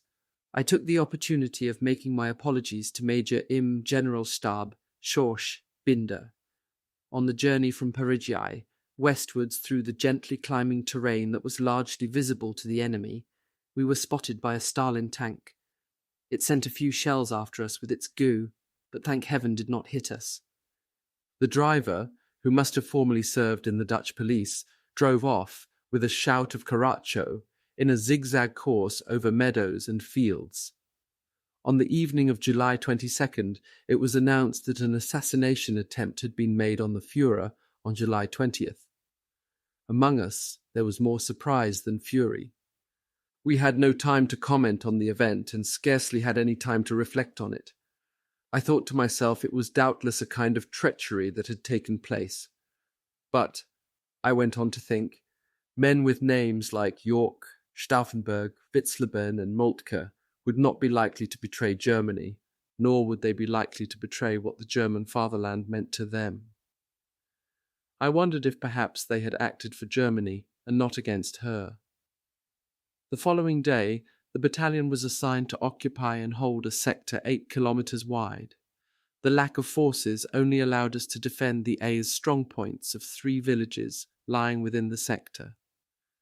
The battalion staff also had to go into the main line of resistance, so we established ourselves in the WWII strong point. The retreat road unfortunately led southwards. Therefore, I kept the motorized vehicles safe along the westward course of the road. I did it because it was a fact that I had to assess the situation on my own and make the required dispositions. It seemed to me that Hauptmann Schneider was not capable of commanding a battalion. He certainly did not seem to be up to the job. He had no idea of how to command an autonomous reinforced battalion and would simply say, "Get on with it, Scheiderbauer," in his broad East Prussian dialect. WWII lay on a gentle rise. Neat gardens and yellow wheat waved round the thatched cottages whose cleanliness bespoke a modest standard of peasant prosperity. To sit again at a wooden table with a clean plate was a pleasure in itself. My batman, Walter Hanel, set about whipping up a big plate of rolls spread with Konservenwurst, with local bacon and a lot of eggs. After the telephone connection had been re-established and our connection to the right had been secured, we sat down to table in the battalion command post, a farmhouse. The Russians were evidently only feeling their way hesitantly after us. We hoped that we would remain unscathed until the evening when we were to leave the position. That hope proved to be unfounded. From the advanced security positions, rifle fire could soon be heard. Therefore I sent the motorbikes to the rear on the retreat road that was still open. To gamble with them and lose them would have put an end to our task of protecting the flank, where particular mobility was required. Scarcely was the rifle fire heard than the new commander disappeared. I had already noticed he did that in critical situations. Then he did not need to make decisions and could not be called to the telephone. Probably he was observing the advancing Russians with his binoculars from cover. The rifle fire continued and drew closer. I had to bring up supporting fire. While I was sitting at the field telephone, I noticed wounded men were struggling past and to the rear. A little later, non-wounded were also passing. To me, that meant that they were fleeing. The commander was absent all that time, and I was tied to the telephone. Of the whole sector, I could see nothing more than a bit of a wheat field. At the regiment and the artillery, they wanted to know how the situation was progressing. I had been able to direct the artillery fire well for a quarter of an hour by the use of a map. Then outside I saw large numbers of Lancers rushing to the rear. Walter had taken up position at the window and had cocked his weapon, while I, with the telephone cabinet in front of me, sat at the other window in telephone contact with Hauptmann Bunt, the adjutant of the Divisional Artillery Regiment. Just as I was saying to him that according to what was going on outside, we would only be able to stay there for a few more minutes, I saw Russian infantry wading through the cornfields towards the house. Walter fired. "Get out," I ordered and shouted into the telephone. "Fire on our own strong point. The Ivans are outside the house." I tore the telephone from the wires, sprang after Walter and left the house by the back door, just as 2 Red Army soldiers entered by the front. As the last to leave, I dashed with long strides after my comrades. After half a kilometre, I at last caught them up and was able to build a new security position to the south of the village. While I was still at the house, I had seen a wounded man lying there shouting imploringly, "Take me with you." But as the last man to leave, how could I have managed it? Some hours later in the afternoon, WWII was retaken with the support of assault guns and quadruple flak guns. I entered the farmhouse and even found a couple of rolls still on the plate. The most dashing officer in our battalion was the 20-year-old Lieutenant Blatschke. In June he had been orderly officer for only a short time, but since the battalion had been reformed, he had commanded the 6th Company. Within our group, he was the right man for a company commander, with its task of covering the deep flank to the left. At that time, Blatschke, with his little band of men, had to hold the village to the south of Ponevezh. When the village was finally evacuated, Blatschke, not a second before he was ordered, sitting on a motorbike, was the last man to leave the village. Nobody knew how he had come about the motorbike, and Russians had broken into the village on several sides. While the driver bolted away shouting "Karacho," that is, "step on it," Blatschke fired with his machine pistol in every direction. He finally reached the wood, not far from the settlement, and thus reached cover. On the 28th of July, we reached Gdańsk, also called Gdańsk. It was a friendly little provincial town through which there ran a little river. On the raised eastern bank of the river, from which you had a wide view westwards, was the grammar school. I set up our command post there. Straight away I found the director's room, because in Lithuania too, I gathered, grammar school directorans sat enthroned in leather armchairs. So the venerable seats were, so to speak, desecrated for a few hours by our tired schoolboys' bodies. We former Penela enjoyed almost as much as ever the natural science room. It contained the same skeleton of Homo sapiens, the stuffed birds, the induction machines, and the loo, just like our school at home. In a burst of black humour, I planted my steel helmet on the skull. It looked like the natural model for an anti-war poster. It also reminded me of the helmeted Russian skull from the summer of 1941, on which I had stumbled the previous year in the minefields in the Yelnya sector. Since the battalion had been reformed, its orderly officer was a Lieutenant Gagel, with whom I did not get on.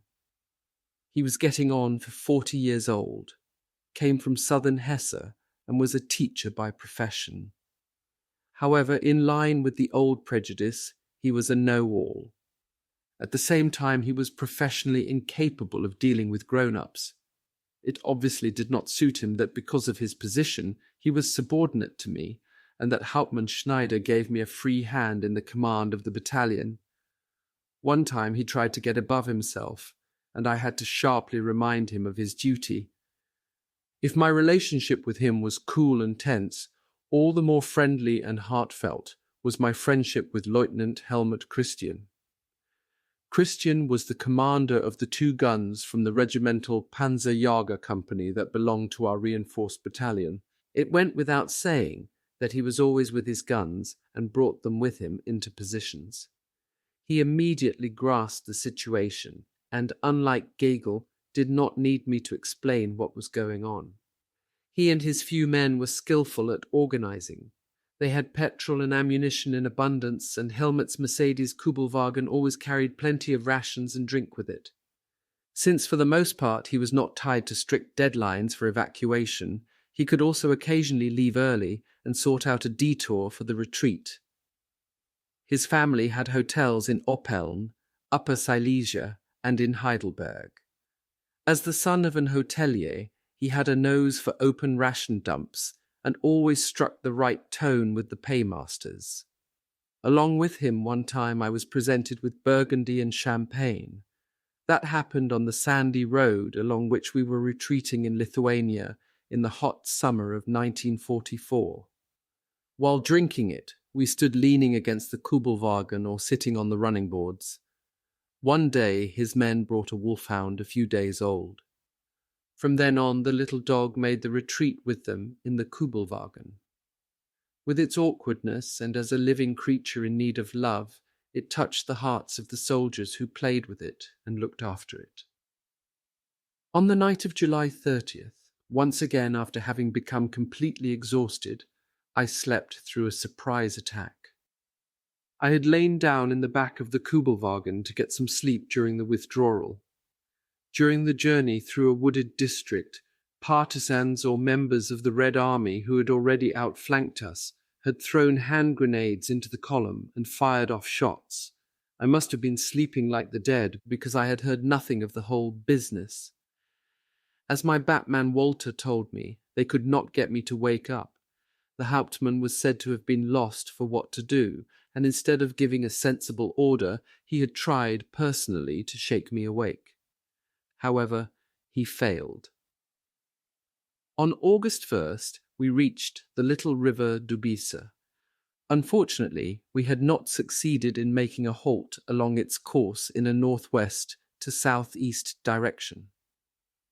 The enemy had already pushed back the corps detachment who were fighting further to the south.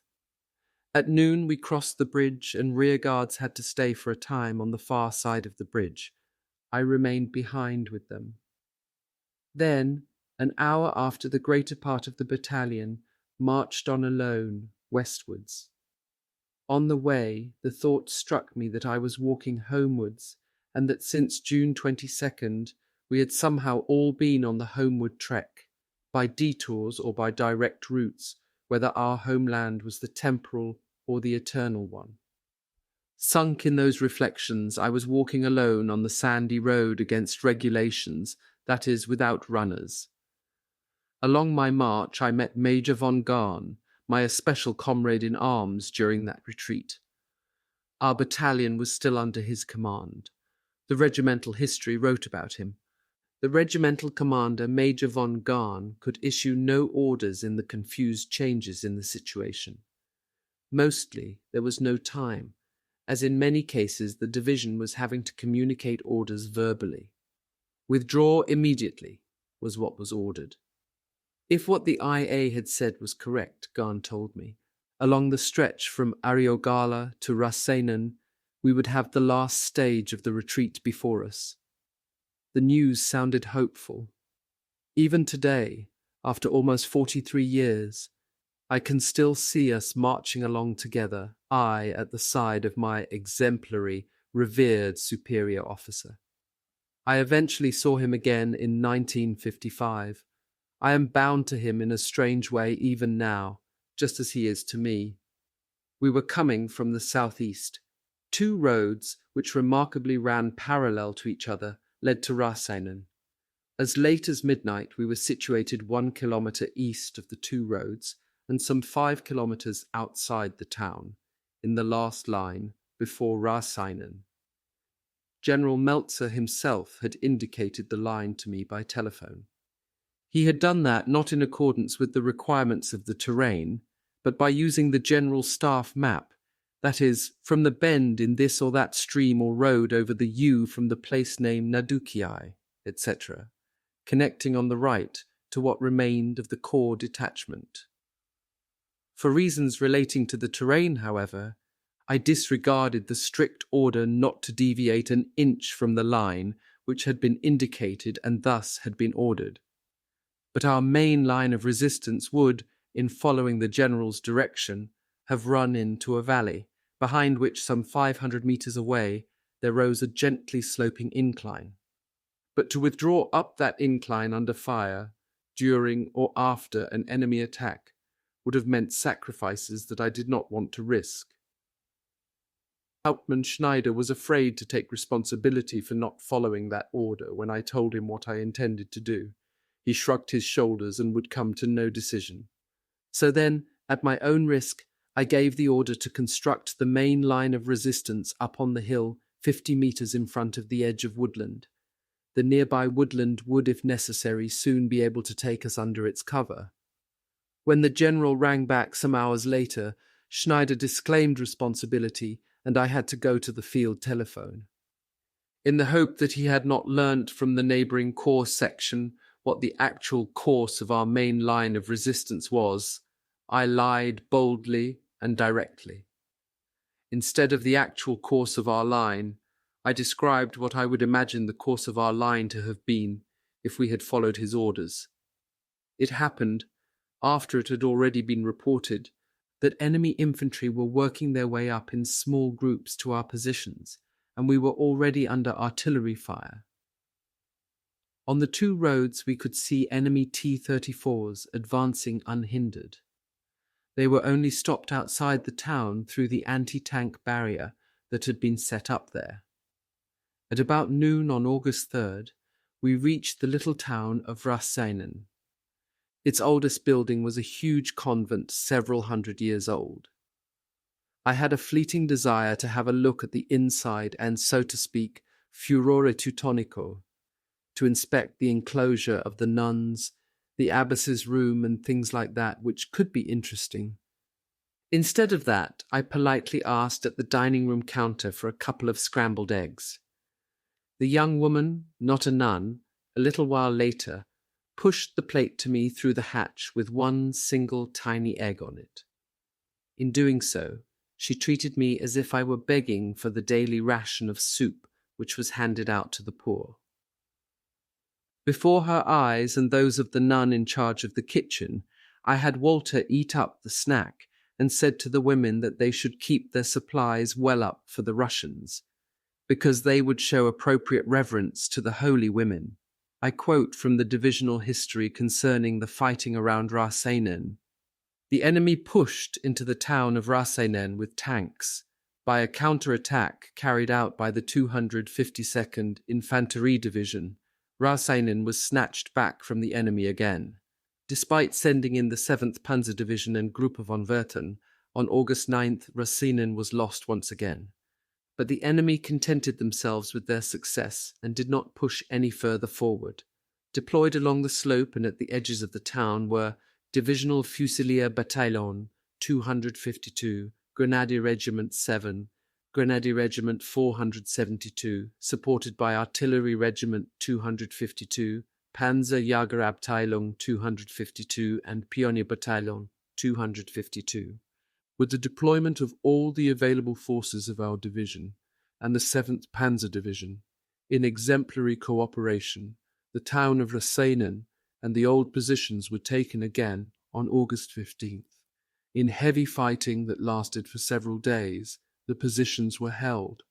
In that fighting in the sector of the 252nd Infanterie Division, in addition to the units already mentioned, there were also involved a reconnaissance battalion, the SS Fallschirmjäger Battalion 500, 2 assault gun brigades, army artillery units, and several 8.8 centimeter self-propelled guns. The division was mentioned on August 15th in the Wehrmacht report. In July/August, the enemy had sent in against the 9th Army Corps and thereby also the 252nd Infantry Division, their 5th Guards Tank Army with the 3rd Guard Tank Corps and the 29th Tank Corps. Their forces too seemed to be exhausted. The Lithuanian people were particularly friendly and ready to help the German troops. The time in positions that then began was used to reorganize the troops and to refill the command posts. Finally, the remnants, or rather the ruins, of Grenadier Regiment 461, the 3rd Battalion, Artillery Abteilung 252, and the 2nd Pioneer Company arrived back with the division. With the newly arrived replacements came Oberst Dorn, recovered again from his wounds, who took over the command of Grenadier Regiment 7. Major von Garn took over command of Grenadier Regiment 461, and Major Herzog took over command of Grenadier Regiment 472. In magnificent summer weather, the unit was welded together again. By combing through all units to the rear, by lightening the load on vehicles, and reducing the amount the men carried, the unit was made mobile. On August 5th, the Russians, with strong infantry and tank forces, took possession of half the town, including the raised Osthügel with the hospital, visible from afar, and the convent. They also commanded the low ground adjoining it to the south and the high ground beyond it. From my command post, there was played out before my eyes the enemy tank attack across the lower ground. The tanks approached the firing positions of our artillery on the western edge of the low ground, where, well camouflaged in bushes, the howitzers stood in position. From my window, I observed how 7 tanks were destroyed by the gunners' direct fire. They were firing with impact fuses. The last tank had approached to within 50 meters of them. With my battalion staff, I had struck lucky again. The battalion was at first held in reserve. Later, one company after another was taken away and placed under the command of the battalions of the old regiment. In the absence of our own battalion sector, my activity was confined, therefore, to passing on as quickly as possible the orders assigning units to other commands. I had to ensure that the companies in question got quickly and surely to the appropriate battalions. Meanwhile, the town was under heavy fire.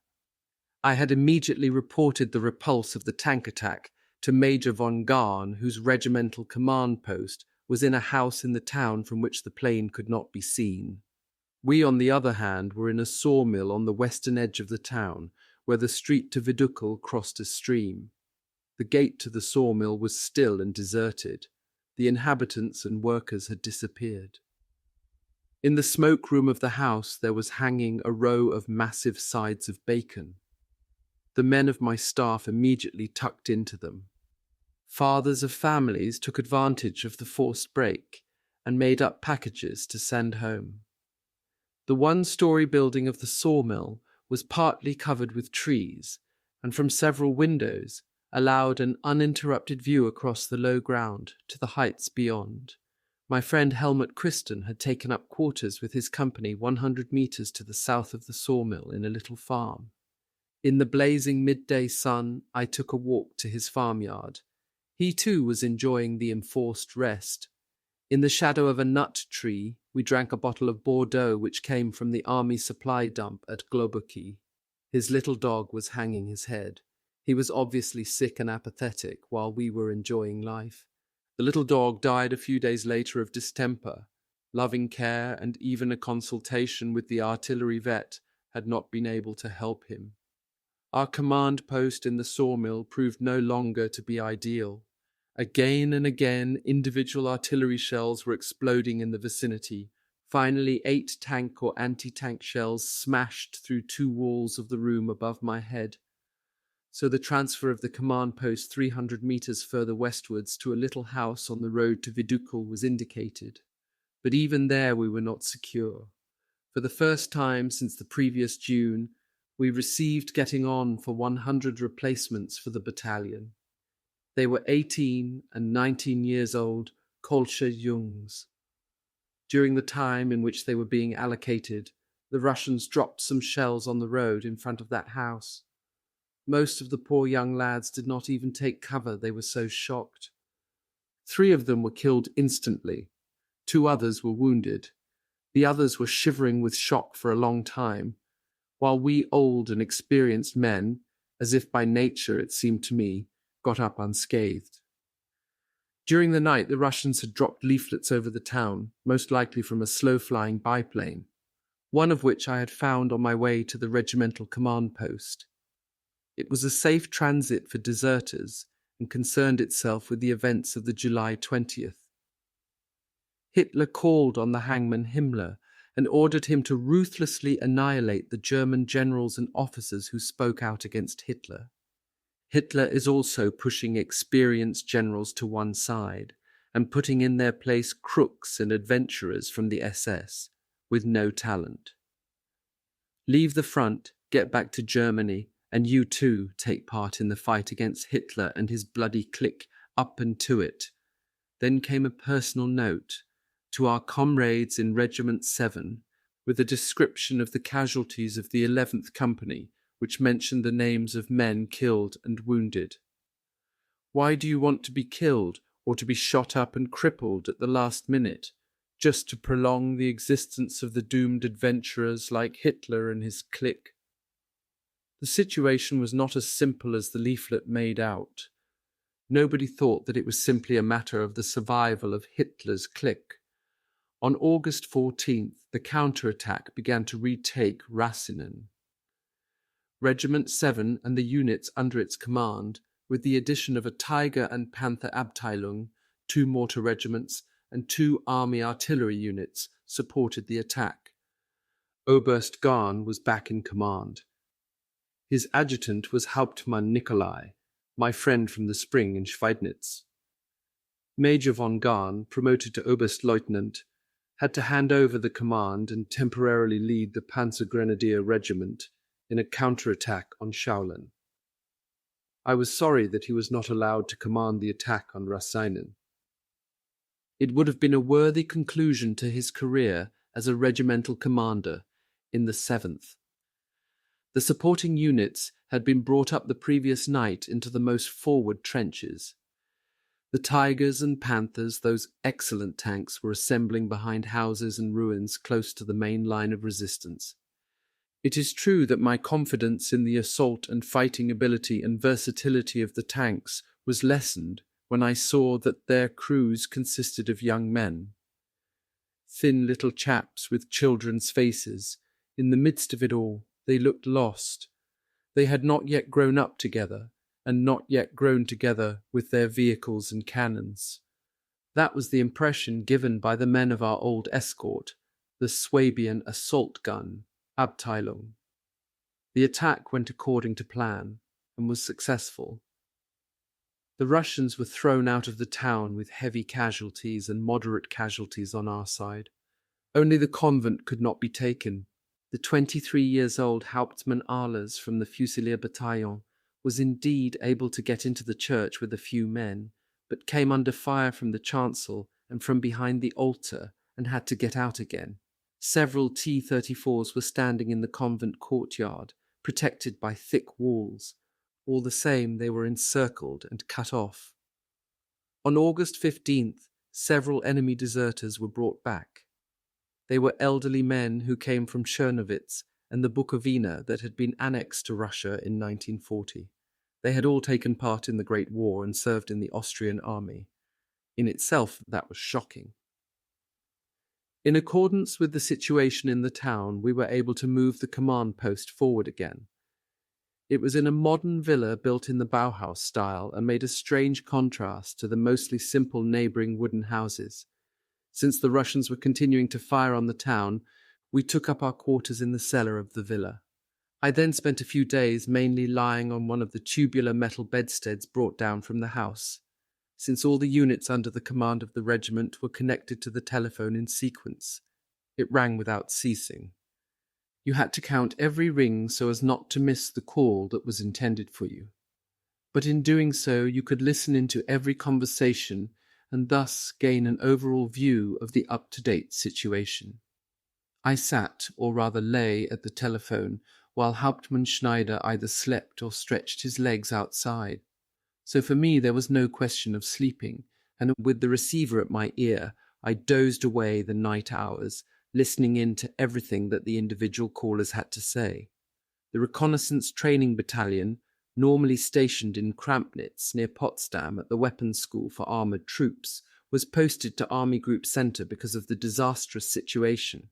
It had come to Raseinen, where it was placed under the command of the homespun Grenadier Regiment 7. Its commander, Major Graf Krokow, spoke there with Hauptsturmführer Milius. The latter was snappish, with a sharp voice. However, Graf Krokow inimitably talked through his nose like a Prussian Graf Bobby. They consoled each other by assuring themselves that they had not been in such Scheisse for a long time.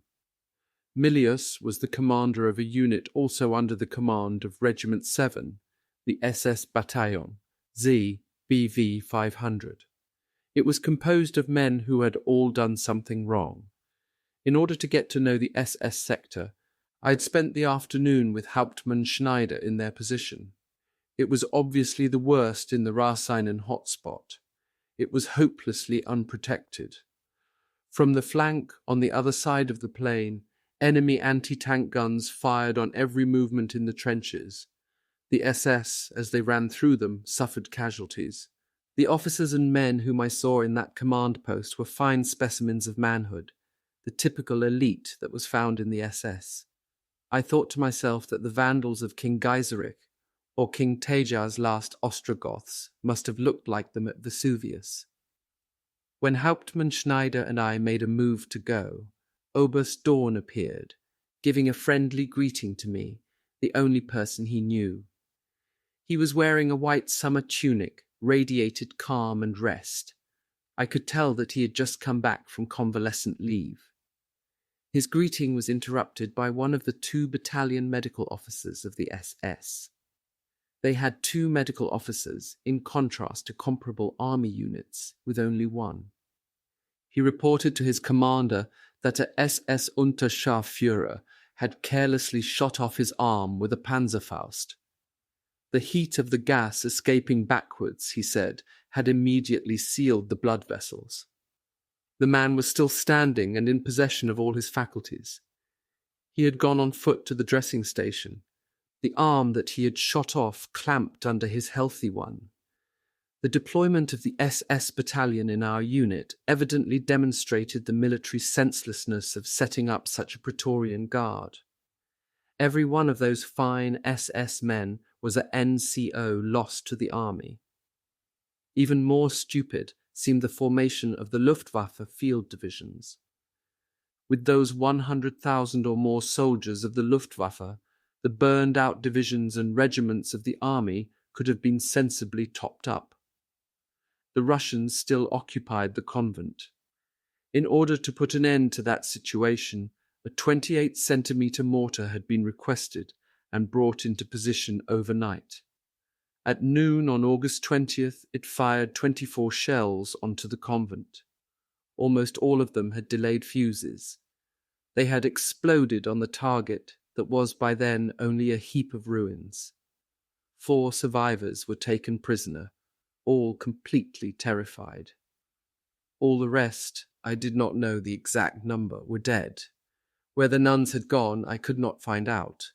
The prisoners also revealed the reason for the tough enemy defense of the convent. A general with his staff had carelessly ventured that far forward, obviously confident of the progress of the offensive. He had, however, slipped out in the night before the mortar bombardment. Since he was not caught, he must have got unchallenged through our lines. After the modern Bauhaus villa had been occupied by my staff, the battalion, subdivided into companies, had once again been sent into action. It went as a complete unit and in conjunction with the SS battalion. But on the evening of August 21st, we had orders to occupy a sector north of the town. The left-hand third of it reached the Dubisa, and there connected to a Volksgrenadier division. That was the name given to the divisions of the last wave that had been assembled after all lines of communication, and the so-called home front had been combed through for men. We could be sorry for anyone stuck in such a unit. I considered myself fortunate to be with my old mob, at least in the 252nd Infantry Division. The remnants of the regiment were then driven back on June 22nd to Army Group North. They had returned from Dunneberg with their staff and the regimental commander, Major Herzog. My welcome from him in June had not been pleasant, but it was then frosty. He found no word of recognition for the fact that we had brought back the few survivors of our 2nd Battalion safely through the long retreat. From one remark, I thought I heard that Lieutenant Giegel, the hypocrite, must have landed me in it. Certainly he had not forgiven me for the fact that he occasionally had had to obey my orders. I had unwittingly remarked to him that I did not like this joint. The commander, he said, was collecting together scattered men in Dunneberg. The adjutant was making the retreat with the baggage train. In addition, the undamaged 13th Company, the infantry gun company, was similarly with the baggage train. Through Major von Garn and the IA of the division, I had brought up a detachment of light infantry guns and 2 vehicles, and thereby run the risk of losing them, but success had proved me right. What a difference between that unjust and unpleasant person and Major von Garn with his achievements. I quote from the regimental history.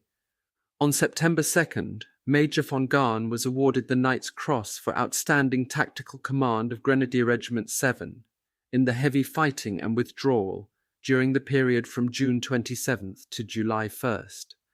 The enemy seemed to leave us alone for a long time, and the battalion established itself in the new sector.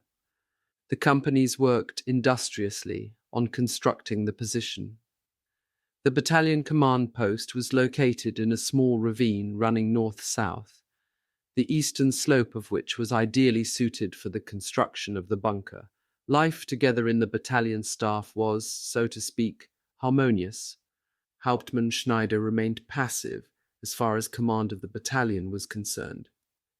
The orderly officer, since Gegel's departure, was a Lieutenant Martin Deggering, the son of a ship's doctor from Bremen. For a very long time he had been in the French lines of communication. It was then his first time in frontline action. The battalion medical officer was a Dr. Franz Josef Mies from Rheine in Westphalia. He did a good job, in that he reliably completed the change of position of his dressing station. I well remember the operations clerk, Unteroffizier Dressner.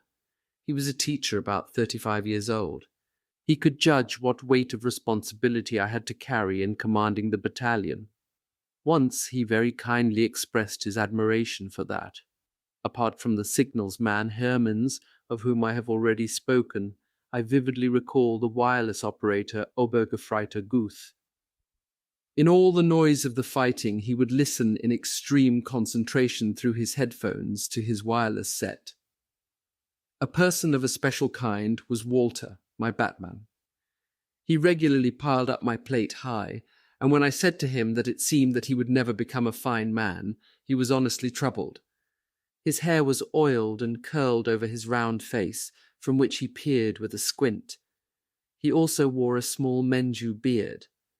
He had been unemployed for a long time, and said that he had felt quite well during that period. From time to time he had knocked about in the backyards of Breslau as a busker, an occupation which must have been quite lucrative until he was put to working on the Autobahn. When Malta gave the best examples of his art, the whole battalion staff enjoyed it.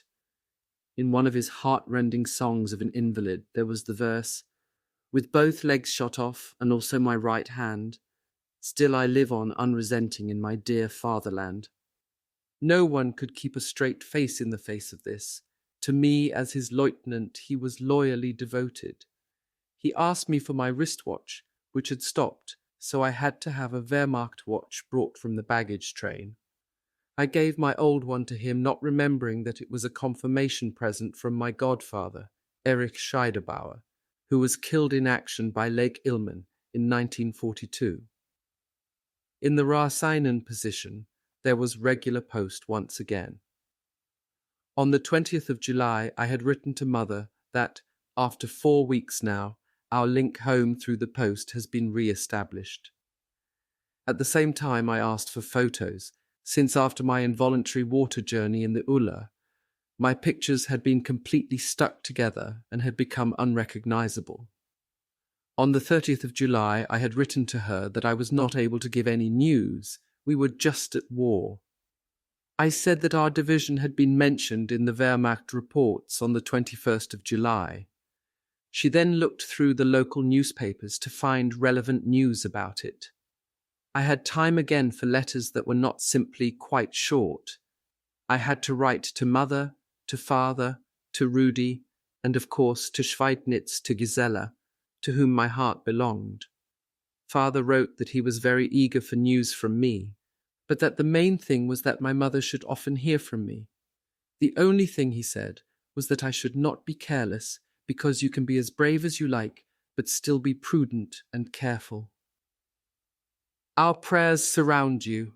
God will preserve you just as he has until now, so all the best, and God protect you.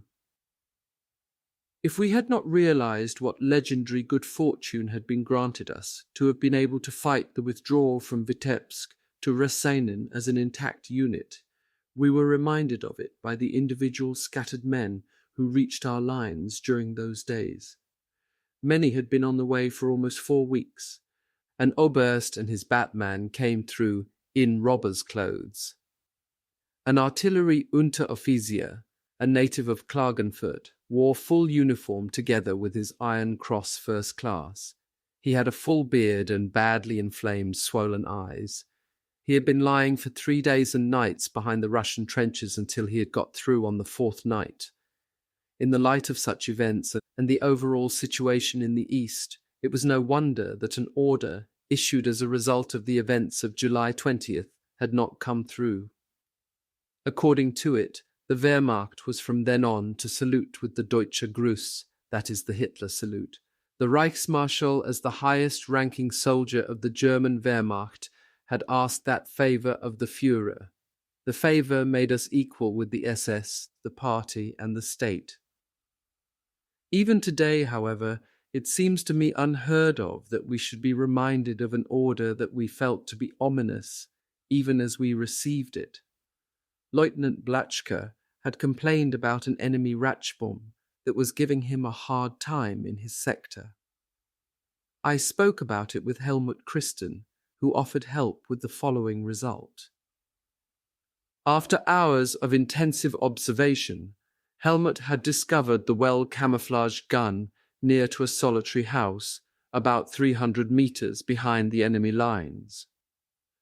During the night, he brought up 2 of his 5-centimeter anti-tank guns into a good firing position. Nearby there waited under cover the company vehicles. As dawn was breaking, the gunners aimed their guns, and just as the enemy anti-tank guns became visible in the light, for a full minute fired shot after shot onto the target. We watched it excitedly through our binoculars. The flames shot in the air, ammunition exploded, and the Ratschbomb was silent from then on. Helmut Christen and his men, however, packed up their anti-tank guns and drove away as if the devil was after them, in order to escape the appropriate blessing that the enraged Russians would bring down upon us, as indeed did happen. Towards the end of August it had at last become quiet, and we had made ourselves at home in the position.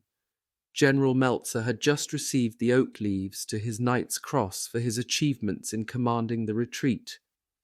One day he visited the battalion sector and was satisfied with it. Afterwards he sat with Oberleutnant Hrabowski, his orderly officer, in the greenery that the staff runners had set up next to the bunker. He was cheerful and chatted in a friendly way. In general, he directed his remarks to me, something that I felt to be a deliberate mark of distinction. Then the adjutant's clerical work claimed my attention again. All sorts of other decisions were piling up. Hauptfeldwebel Bierlein of the 5th Company came up with a letter from a neighbour telling him that Bierlein's wife was two-timing him. Beerline got a week's special leave to sort things out at home. Oberleutnant Merkel, who for a short time had commanded the 5th Company and had been killed in action on the plain in the first Russian attack on Rasinen. His parents wrote asking about their son's personal effects. The dead man, who I had myself seen lying on the ground, was unable to be recovered. His body had been exposed for a week to the heat of the sun, but had been found after the town had been retaken. It had been stripped by the Russians. I would indeed have been unable to report to the parents that he was buried, but had had to say nothing about what became of his things and why his burial was delayed. As had happened the previous summer in the Nemours positions, a fresh order warned of explosive toys. It said that the Russians had dropped fountain pens and lighters whose explosive charge would explode in the hand of the finder the first time they were used. It was a further development of the explosive shells that were known in the First World War under the name of dum-dums.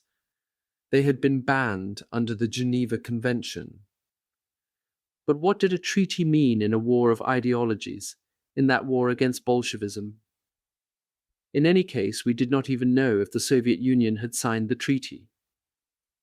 As the unit commander of the battalion staff, I also had to become involved with the task of the divisional court-martial. It had to punish a staff runner because he had contracted a venereal disease and thereby had weakened the armed forces. The Obergefreiter, so he told me, had been released one evening 3 weeks previously from the military hospital in Tilsit. He found that there were no more trains going to the front. Instead of spending the night on straw at the front control point, he preferred the soft bed of a woman of easy virtue. The result had been gonorrhea.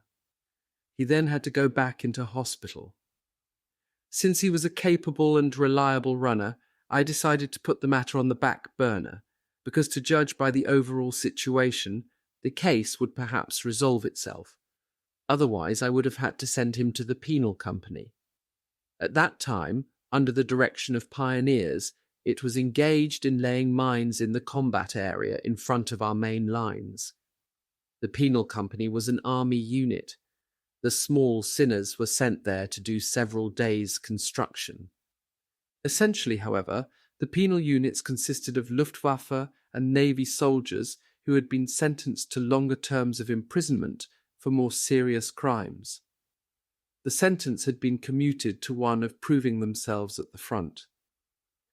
The crimes that had led to their sentences had in most cases been committed in the occupied districts in the west.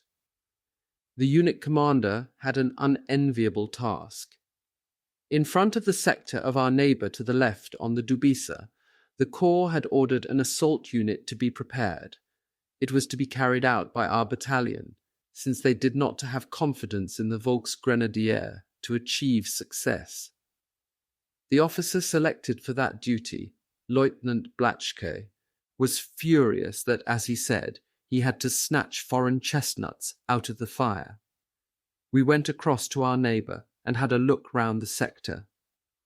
On the way, Blatschke told me that in a house directly behind the front line of his company's sector, there was a Bluthner grand piano. The house was visible to the enemy and stood empty. To judge by the way it was furnished, its owners must have been educated people. After Blatschke left, I went with Walter into the darkness.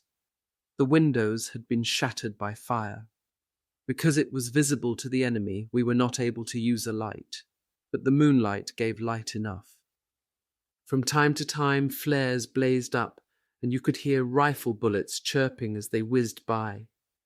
In the glimmer of the moonlight, thou fillest again bush and valley, as Goethe wrote.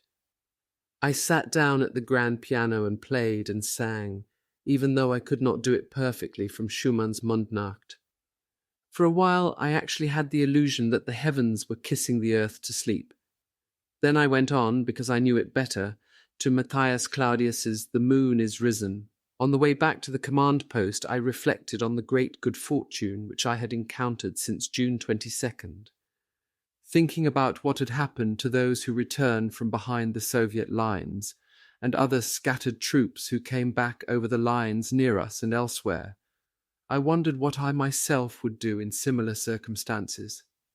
After my experience in swimming the Ula, I would try to get through by night as far as the Memel, that is about 80 kilometers further southwards. Then I would let myself be floated downriver on a piece of wood to the Baltic. It would then have still been warm enough to do it. On September 24th, it was announced that the division would be withdrawn from its positions and relieved by the 95th Infantry Division. An advance party set off.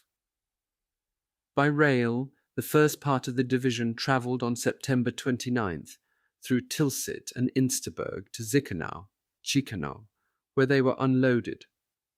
The division was then out of the command area of the 3rd Panzer Army and the 9th Army Corps, under whose command it had been for more than 2 years.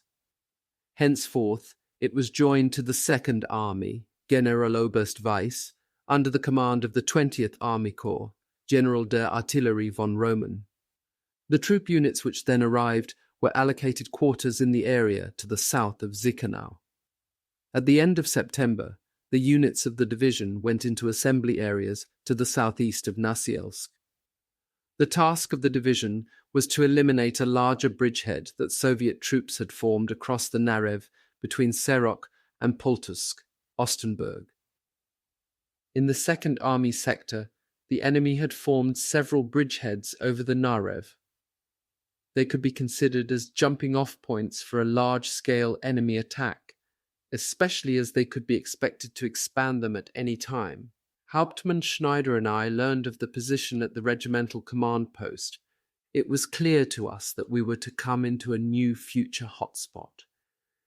We consoled ourselves with the assumption that sooner or later the old magic would work again, even in Rasainen. In the evening, in my capacity as battalion adjutant, I drove out to the baggage train in order to be at the Vidukla railway station early in the morning. Since the whole division was to be unloaded within 2 days, even with the danger of air raids, daytime had also to be used. This required not only the greatest possible haste, but also familiarity with the local conditions. I arrived at the baggage train and enjoyed the advantage of being able to sleep alone in a room in a good barracks bed on a straw mattress. The soldiers of the baggage train had unhesitatingly placed the room at my disposal as their chief. They had quickly cleared the bed in the empty room on the side facing the enemy, but that did not trouble me just for the one night. On September 26th, the battalion was unloaded in Zichenau. A look at the map showed that we were behind the most southerly of the 2 bridgeheads on the Narev. The short journey through German East Prussia had, depressingly, made clear to us the extent to which we were already fighting along the inner line. For parts of the way we travelled, attached to a regular passenger train. Civilians got into the staff compartment, even a Hoheitsdrager from the party in his brown uniform. He did all the talking and expressed really confidently the simple message that the Führer will soon sort things out. In Deutsch-Ehlau, where the branch line led southward into Polish territory, there was a longer stop. In the orderly surroundings of that German railway station that looked clean swept, the transports with our mob presented a really strange picture. The companies were loaded by platoons into cattle trucks. Other wagons were loaded with horses and old vehicles from the baggage train. Among it all, straw was everywhere. There was baggage train equipment and even live cattle and pigs. There were also Russian women with their headscarves who worked as washerwomen and on other jobs for the baggage train. We were there too in our shabby uniforms. I wore a pair of deep, yellowish-brown Lithuanian riding breeches that Walter had found for me on the way, together with boots. The boots fitted well and saved my rubber boots. Yellow lice had first to be removed from the trousers before I could wear them. Then there was the disciplined yet free atmosphere. I addressed as "du" the staff runners, telephonists, and wireless operators of whom I had become fond. At the beginning of the 6th year of the war, it seemed that in our front-line units, all human relationships had been reduced to a certain essential core. After the unloading, Hauptmann Schneider and Lieutenant Degering remained behind in Zichenau. They wanted to find a cafe and to be able to talk once again with German women, as Schneider said. Meanwhile, the battalion set off on the march towards the village that had been assigned as our destination. As we marched through the village in ranks of 3, we sang light-heartedly, in a way we had not had the opportunity for in a long time. It ended on the popular Honolulu song, Ich ging einmal spazieren, mich zu amüsieren. I once went a-walking to have a bit of fun. The simple content of the song is that a soldier follows a girl who then rebuffs him with the answer, I'm married. I've been married a long time, and what you can do, young man, my husband can do too. I drove out from the end of the village on the motorbike and sidecar. After branching off from the highway, there was not much more chance of driving. The region of Polish sand was beginning. The motorbike, the driver and I, pushing the bike, sank to our knees. The sand and the pines stirred up memories in me of the Hassenheide in Doberitz, on which 200 years ago der alte Fritz had exercised his grenadiers. Just 2 years previously on the company commander's course, I had lang gemacht, that is, served my time there, as the phrase went, bei Preußens, or in Prussian times. There followed a few days of complete quiet. In order to keep our forthcoming attack as secret as possible, no exercises of any kind were staged. The men tried to catch up on the sleep they had lost in the summer. They lay on their backs for days on end, and when it was dark, visited the front-line cinema that had been established in a neighbouring village. Wien 1910 was showing there, and it would have interested me because of the young Otto Wilhelm Fischer, whom I liked very much. But I remained in my quarters in order to get a little peace and quiet. I was afraid, too, that I would be seized by homesickness for Vienna, but what I once more thoroughly enjoyed again in those days was riding. It was one last opportunity for it, and only then was my life as a cavalryman to come to an end. On the other hand, I denied myself another kind of pleasure. My batman Walter, always very concerned about my physical welfare, told me that Maria, a pretty and buxom washerwoman from the staff baggage train, had fallen for me, and he offered to arrange a rendezvous.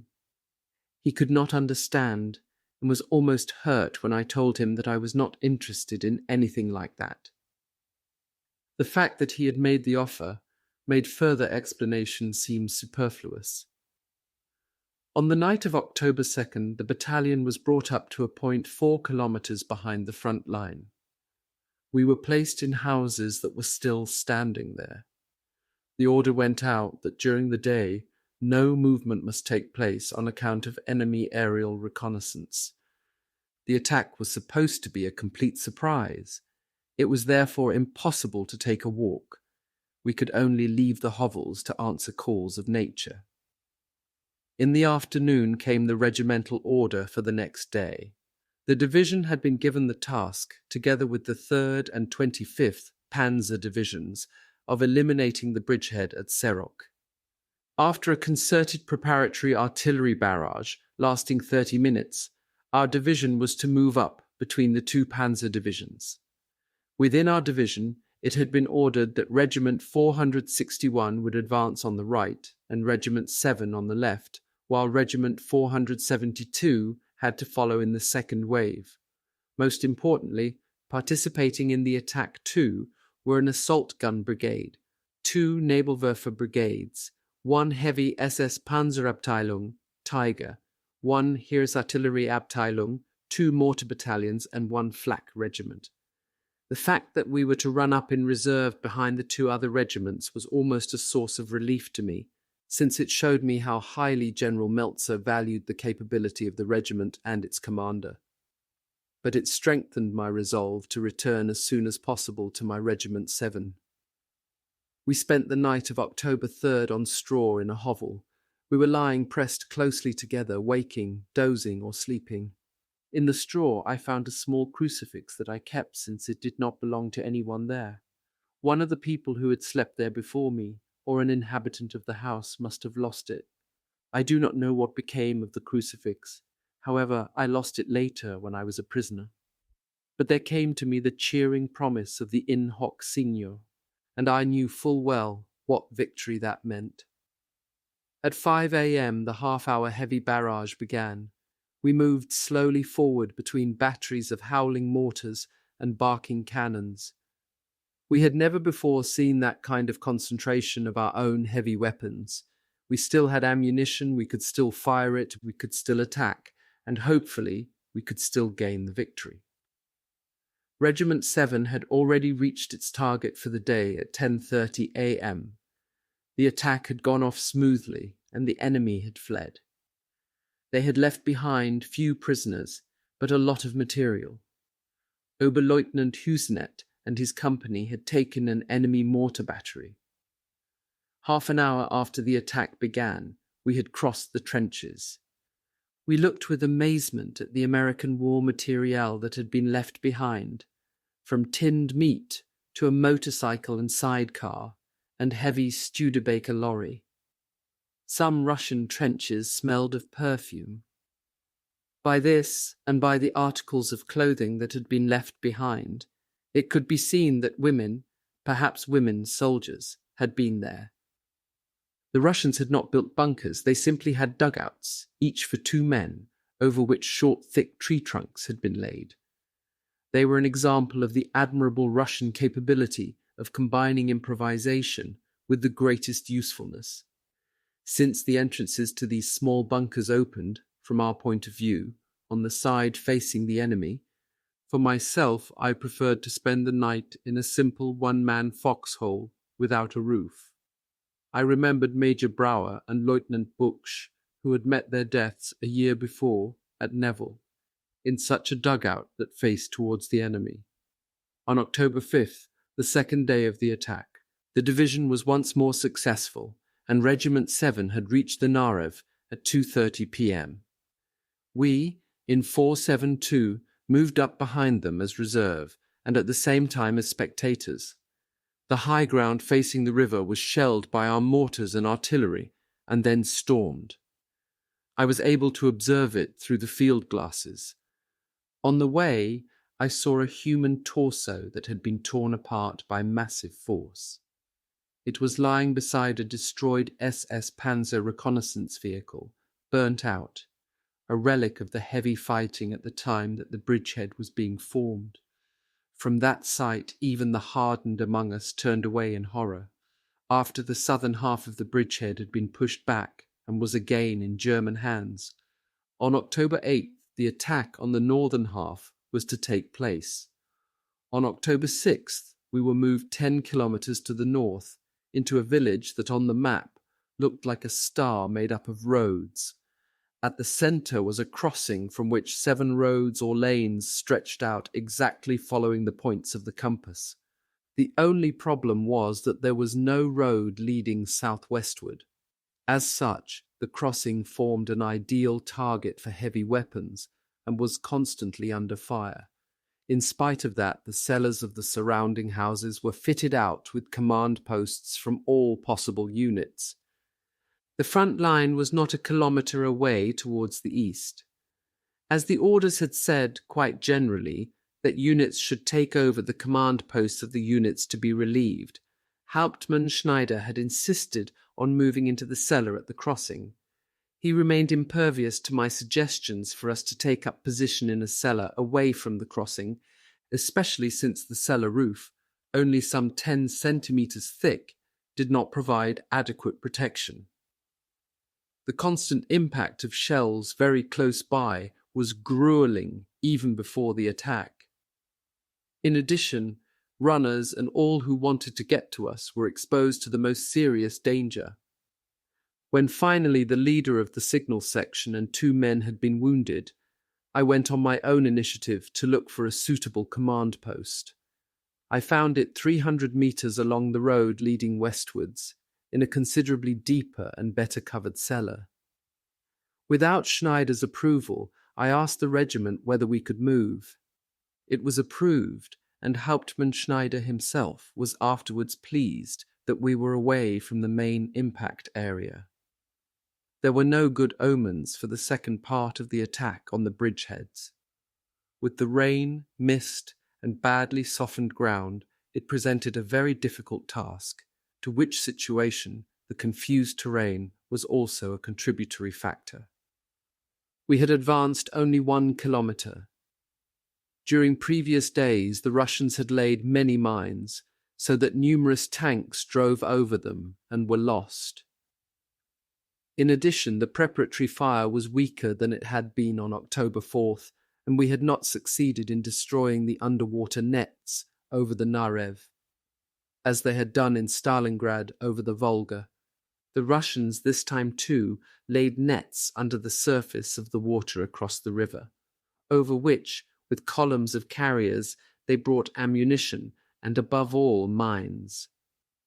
The units had to dig in just where they were. The battalion command post was in the open behind a small rise in the ground that did not deserve the name of hill. Foxholes were lined with straw. The nights were already cold, and we were freezing pitiably. Since October 3rd, no one had been able to wash. To add to that, it began to rain continuously, and the tarpaulins, after 24 hours, were almost completely porous. The Russians were preparing a counterattack. Every hour, low-flying aircraft flew over our positions and fired on the roads, luckily mostly behind us. But an unmistakable sign that an attack was being prepared were the shells exploding in the air by means of which the enemy artillery registered their fire. On October 14th, the expected counterattack took place. There was surprisingly little Russian artillery preparation. Instead, there was a large-scale deployment of aircraft. With machine guns, cannon, and shrapnel bombs, the Ratters and IL-2s attacked everything that they thought to be German positions. Up to 20 aircraft circled in our immediate vicinity. We knew better than to stick our heads out of the ground. Whether casualties were too great, or the men had been worn down by the air raids, in any event, they climbed out of their foxholes and came back. As they were struggling to get back to the rear across the wide field, I stood desperately on the battalion's hill, waited, and shouted to them until they had got up to me. But my cries of Stellung were in vain. They limped, rushed, and ran on, 50 or 100 meters ahead of the Russians who were charging after them. Finally, I saw that I was alone, facing the brown wave of the attackers. To stay so long had been idiotic, but I had been gripped by resignation. Then, not 40 meters ahead of the Russians, who were moving more slowly, I turned and ran. My map case under my arm, clearly recognizable as an officer, I ran on, weaving in front of the Russians. I am convinced that the only thing that saved me was the fact that the Russians were advancing at the run. Some were running ahead and their wave was fairly thick, but none of them wanted to stop and aim at me or the others. I ran, and after 200 meters, I had reached the retreating line of our men. We reached the firing position of a battery that was ready to fire directly on the Russians. I succeeded in bringing to a halt a handful of men, by which action a small amount of infantry cover would at least remain for the guns. The enemy infantry assault halted facing the battery position. However, we were exposed there to the latest attacks of the enemy aircraft. In one such attack, Walter, my Batman, was wounded. He was able to limp and reported to me with tears in his eyes. He asked me to write to him and take him back when he was recovered. The heavy air raids had continued throughout the entire day. Nevertheless, the main line of resistance was stable again, and I could go looking for our company. I gave my situation report in at the regimental command post. On the way forwards to the 5th Company, I had to take cover in a right-angled trench from the attack of a low-flying aircraft. It was only by leaping round the edge of the trench that I was able to avoid an exploding shrapnel bomb, but a tiny fragment of iron caught me on the left-hand side. When I mentioned the incident in the course of conversation in the regimental bunker, the old man made a snide remark. It simply sounded stupid and hurtful. He was becoming more and more repugnant to me. The following incident took place in the sector of Regiment 461, and when things had calmed down, word of it quickly got round. A Russian sergeant had driven forward with the ration vehicle for his company on the road that crossed the lines of both sides exactly at the so-called close quarters corner in Budyobrebsky. There the trenches were only 30 meters apart. One might have assumed that alertness on both sides, there of all places, should have been greater than usual. But that was not the case. The vehicle passed undisturbed along the road, which was not interrupted by trenches, and drove getting on for 2 kilometers further into the area behind our lines. Finally, the driver became suspicious and turned round. When he had almost reached our most forward line again, he was at last nabbed. The rations, and especially the vodka that he had loaded up for the following attack, were distributed among the regiment. On October 18th, the enemy attacked once again. In one of the repeated air raids, Oberfeldwebel Scheidig, the leader of my runners, was seriously wounded. A hole in his back, the size of a large coin, pointed to considerable internal injuries. Scheidig, a tried and tested combat soldier, had been a platoon leader with the 6th Company, and I had brought him into the battalion staff so that it might be easier for him. However, things looked bad for him. Scheidig died while he was being transported to the dressing station. Meanwhile, the air raids went on. Every now and then we managed to shoot down an aircraft. Pilots suspended from their parachutes for the embittered Lancers became a gruesome form of target practice. Not far from our command post, a twin-engined Martin of American manufacture had crashed and unusually had not exploded on impact. In the evening we caught scraps of a speech on the radio by Himmler, the Reichsführer of the SS. After the assassination attempt on Hitler on July 20th, 1944, he had been appointed Oberbefehlshaber der Reservearmee and also Oberbefehlshaber Heeresgruppe Mitte. For a man who had never been a recruit, never mind an officer, it was a memorable career. From the speech, I only noted that Volksartilleriekorps were being formed, part of the Volkssturm, as the last secret weapon.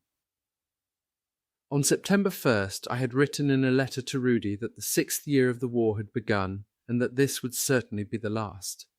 Then, on October 20th, I received a letter from Father, dated October 10th, which read as follows: "At last, some news from you in your letters of the 19th and 23rd August, which certainly are pretty out of date."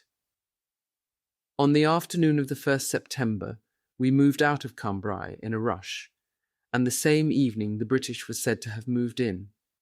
After a lengthy odyssey, I have ended up here on the left bank of the Rhine. It is called Dormagen. There have been, and still are, many heavy air raids, but up to now not directly where we are. You asked about the Kriegsverdienstkreuz. Nothing at all is happening on that front, and besides I've got other things to worry about. No prospect of leave. I would be very glad to hear from you directly again. Yes, I heard from Mother that recently things seem to have gone well for you, considering the circumstances. Now a lot seems to have happened again where you are. May God continue to protect you, as he has until now. As for the battle on the home front, you will hear direct from Mother how things stand. I mean their cruelty in wanting to take away our flat, or rather your rooms. Your mother is in complete despair. I fear that she is going to be driven into another nervous breakdown, and I can do nothing about it. There is no possibility of getting home. I also don't know what will happen if we suddenly come home and find that there is no longer room for us in our own house? Well, hopefully God will allow justice and reason to triumph, even at the last minute. My one hope is that soon it will all be over. It can't go on for much longer.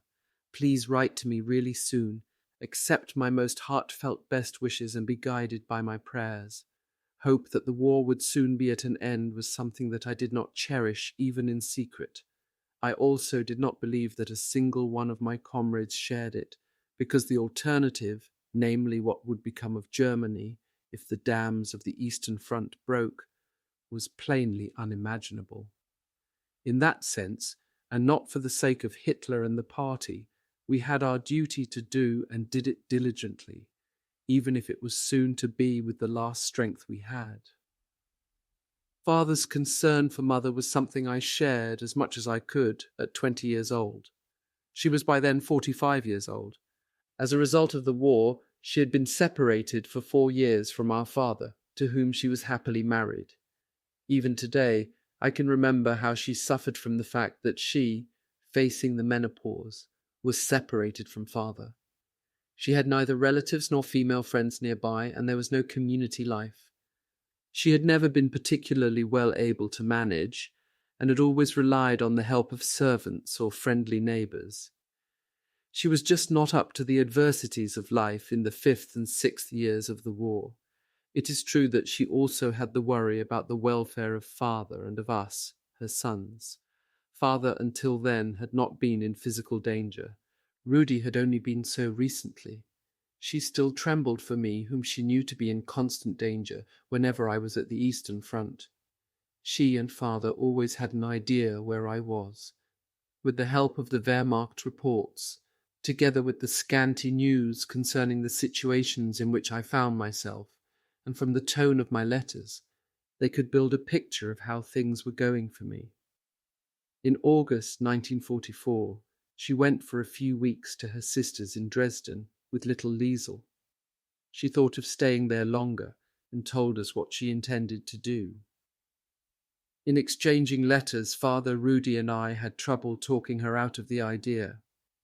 I understood the reasons, namely the total war effort that had just been announced in a spectacular way by Joseph Goebbels. I said that our flat should not remain empty under any circumstances. Someone else would simply be put in there instead. The block on leave, which was in force again just at that time, would soon, I said, come to an end, and then we would have no proper home to return to. I said that she should write to me as often as she could, that the post was our only connection with home, and that without it I would get no news at all from Stockerau. From Schweidnitz, on the other hand, from Gisela, I received post regularly. In the event, it was advisable that Mother went back home again. She failed to get through the official medical examination and was not drafted in to war work. But a part of the flat, 2 closets, was requisitioned, which she had to clear. Like a lioness, she fought to keep our lad's room. On October 2nd, I had written to her that she should just ask the gentlemen in the offices whether we, who were laying our heads on the block at the front, were actually homeless. Was our room to be taken away from us for the reason that we were always at the front and there is no leave? Then I tried to console her because there was no point in cursing, I said. Be patient for just a few more months, then the war will be over. For a little while longer, you must just bite on the bullet, then we will all be coming home in person. It was fortunate that Father was able to get special leave, and it was also fortunate that Rudy too, after 13 months, had got leave in September. He wrote to me on the last day of his leave and quoted in his letter, "It is all so deeply sad," words whose source I can no longer remember. In my letter of October 9th, from right in the midst of the action on the Narev, I asked Mother to excuse the fact that I had not managed to get round to writing. Really, I had no spare time and had no time to collect my thoughts. But in spite of this, I am more than ever with you in my thoughts, dear old Mother. And I hope, at least in spirit, to be able to make the difficulties of the time somewhat easier for you. How much I would want to help you if only I could. But then we are all hoping that very soon there will be a fundamental change in fortune that must come. My nerves are again a bit below par. But I always very much enjoy your dear letters and those of my dear girl from Schweidnitz. In a letter of October 11th to father, I wrote, I am on the lower Narev in a quite lousy district. The little book Im Straight zur Seite, in the conflict at your side, which you sent to me, is very good and has really been of value to me. It's true that it cannot be disputed, at least I cannot, that often it is not possible to go on by your own strength and your own consolation. So I pray and hope that we will all happily meet together soon. At the Narev bridgehead around October 20th, the battalion was pushed back some kilometres to the south. We had set up the command post in one of the separately built cellar vaults usual in that district. It was high enough for you to be able to stand up and to walk around. It was getting on for 8 meters long and 3 meters wide. By our standards then, an apartment. Incidentally, in that billet there were also rats. One of the runners almost caused a disaster by firing his rifle in fury and shock at a gigantic specimen that emerged in full daylight. There was a crack, as if we had received a direct hit. The bullet ricocheted, shattering the chimney of the petroleum lamp that stood in front of me on the table. Then it struck the wooden door that a fraction of a second later was opened by a wireless operator coming in. On October 24th, Hauptmann Schneider was transferred. He was to go first to the Feldersatz Battalion, the training unit with the large baggage train of the division. It was somewhere to which he was better suited than he was to a combat unit. He was a good-natured man of stolid stature, and it was not easy for him to say farewell. He thanked me for the help that I had been to him during the time in which he had commanded the battalion. So it was he, at least, in this regiment who found a word of recognition for me. As he did so, I remembered Rasainen. When, to my objection that the Hauptmann was not there, and that I could not transfer him, Major von Garn had answered, "Then you'll just have to lead the battalion." A few days before Schneider left, something happened to us that made his farewell easier.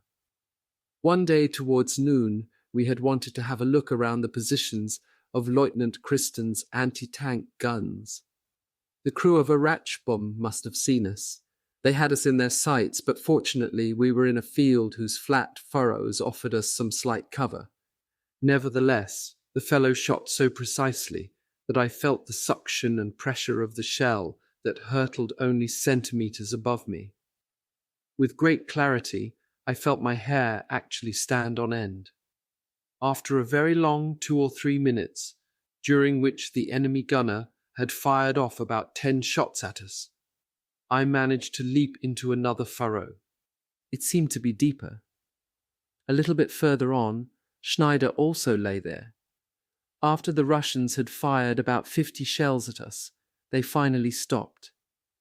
Nevertheless, we continued to lie still for a while longer, so that the enemy would just think that we were dead. Then we jumped up and ran to some bushes about 50 meters away, and that at least offered us some cover. When we got there, we saw that the sweat of fear was running down our faces. As men used to say, "Yeah," until the new commander arrived, the battalion was taken over by my old company commander from 1942, Bayer, who in the meantime had become a major. The command post was then moved into a single house that had a view of the front line, and thus also lay in the direction of fire of the Ratschbomb. No light and no smoke was therefore to become visible. I found that Bayer was telephoned at night by his wife, who was serving as a signals auxiliary in the Oberkommando des Heeres.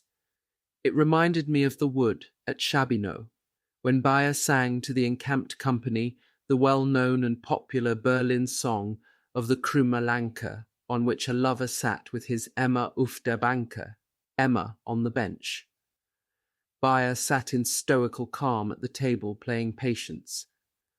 While he was doing so, he whistled with gusto the best-known melody from the Millionen des Harlequins, da Capo, over and over again.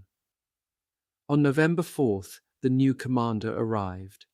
He was a Major Walter Premrow from Steyr in Upper Austria, who had previously commanded the so-called assault battalion of the 78th Infanterie Division. Their insignia was the iron fist of Gotz von Berlichingen. As fellow countrymen, we immediately liked each other, and I was pleased with my new superior officer. Like Major Beyer, however, Premrow too was killed in action in February 1945.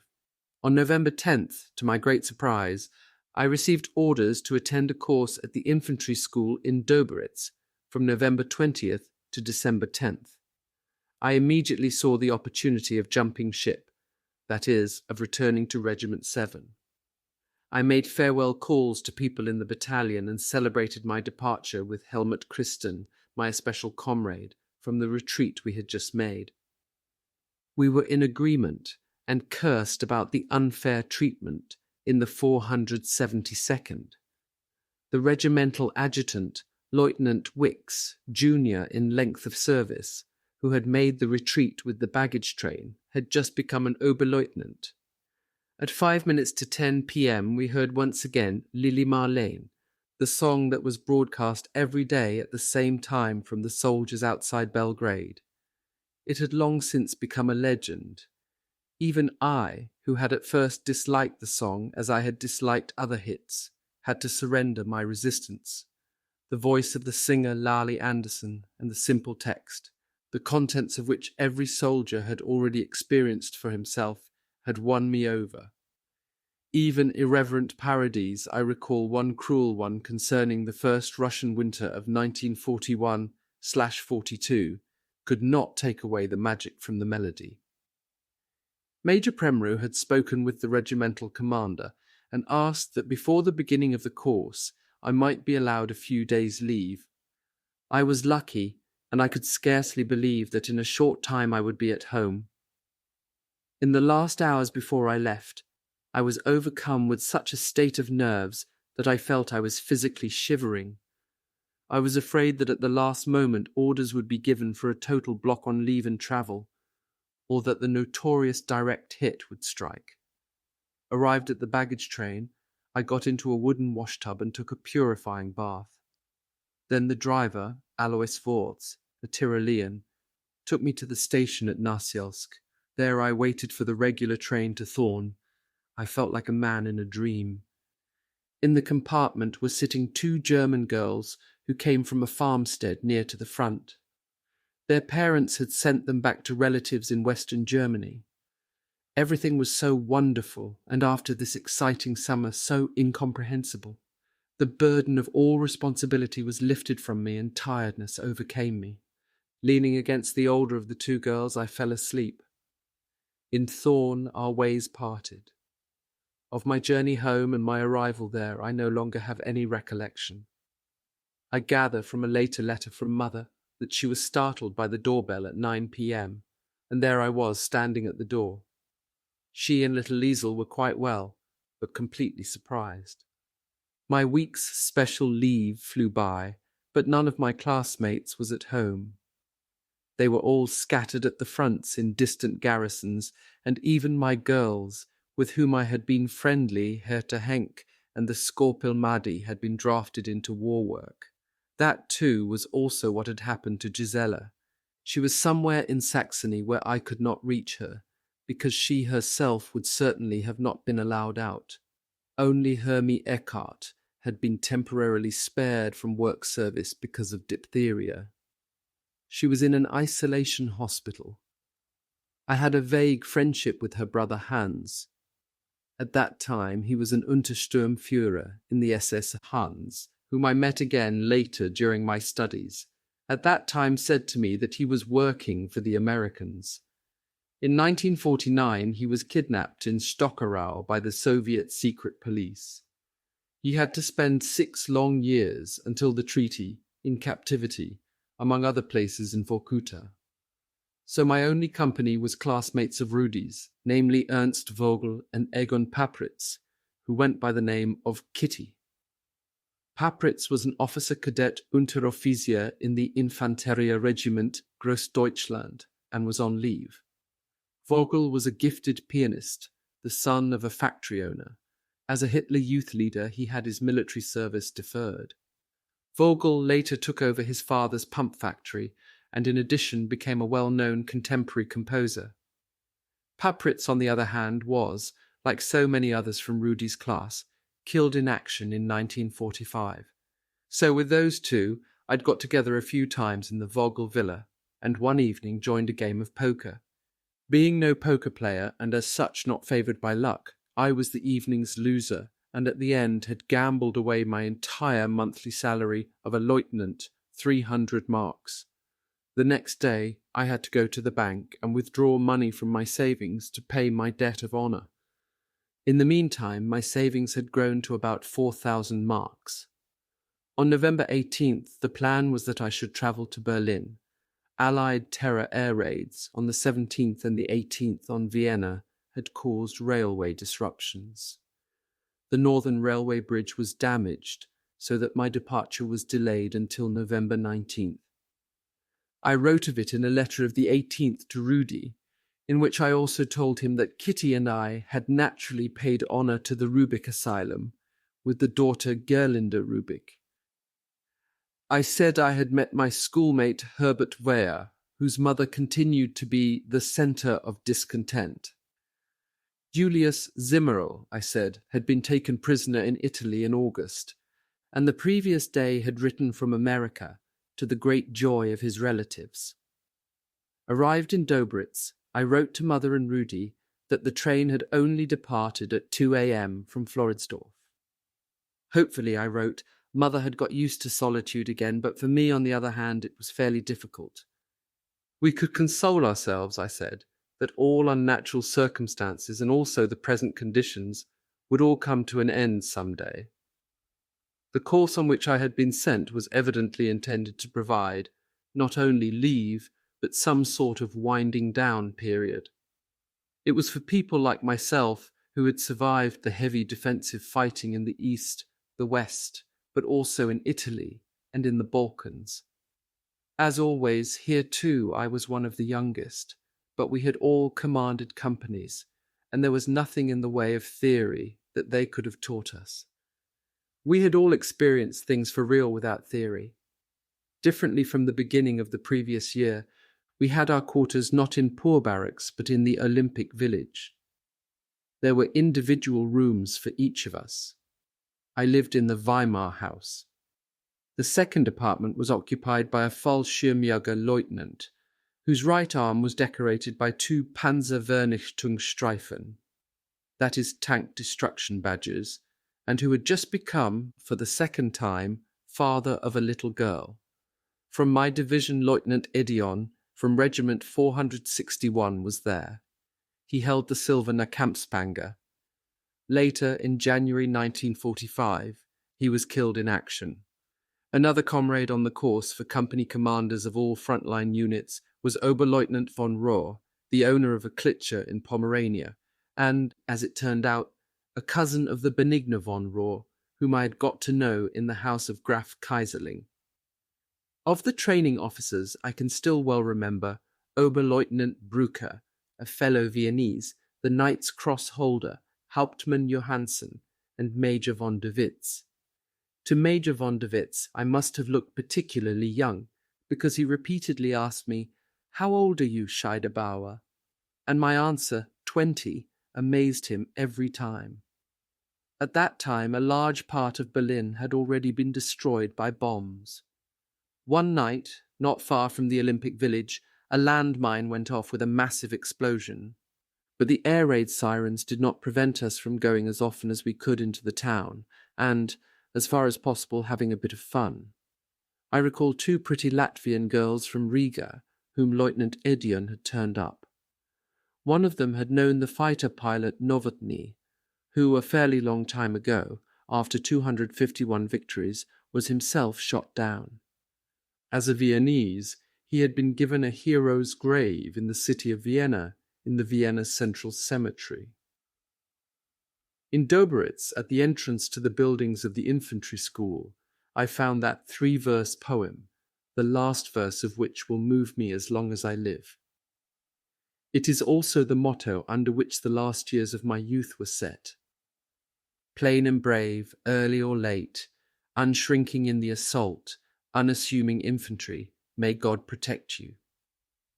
During the infantry course, to Mother's great delight, Father got a period of special leave to sort out the problems on his home front. While I was pleased for Mother, yet I was sorry that I had not been able to see him. I had not seen him since the spring of 1942, nor Rudy since April 1943. Anyway, on November 30th, Lieutenant Edion and I had a great surprise. A telegram from our division told us that we had been given 20 days special leave for bravery. That happened in accordance with an order which permitted a unit to send not more than 2% of its current establishment on leave for bravery, irrespective of any block on leave which was then in force. Mother was very pleased as she wrote to me on December 5th. So at least at Christmas we shall not be completely alone.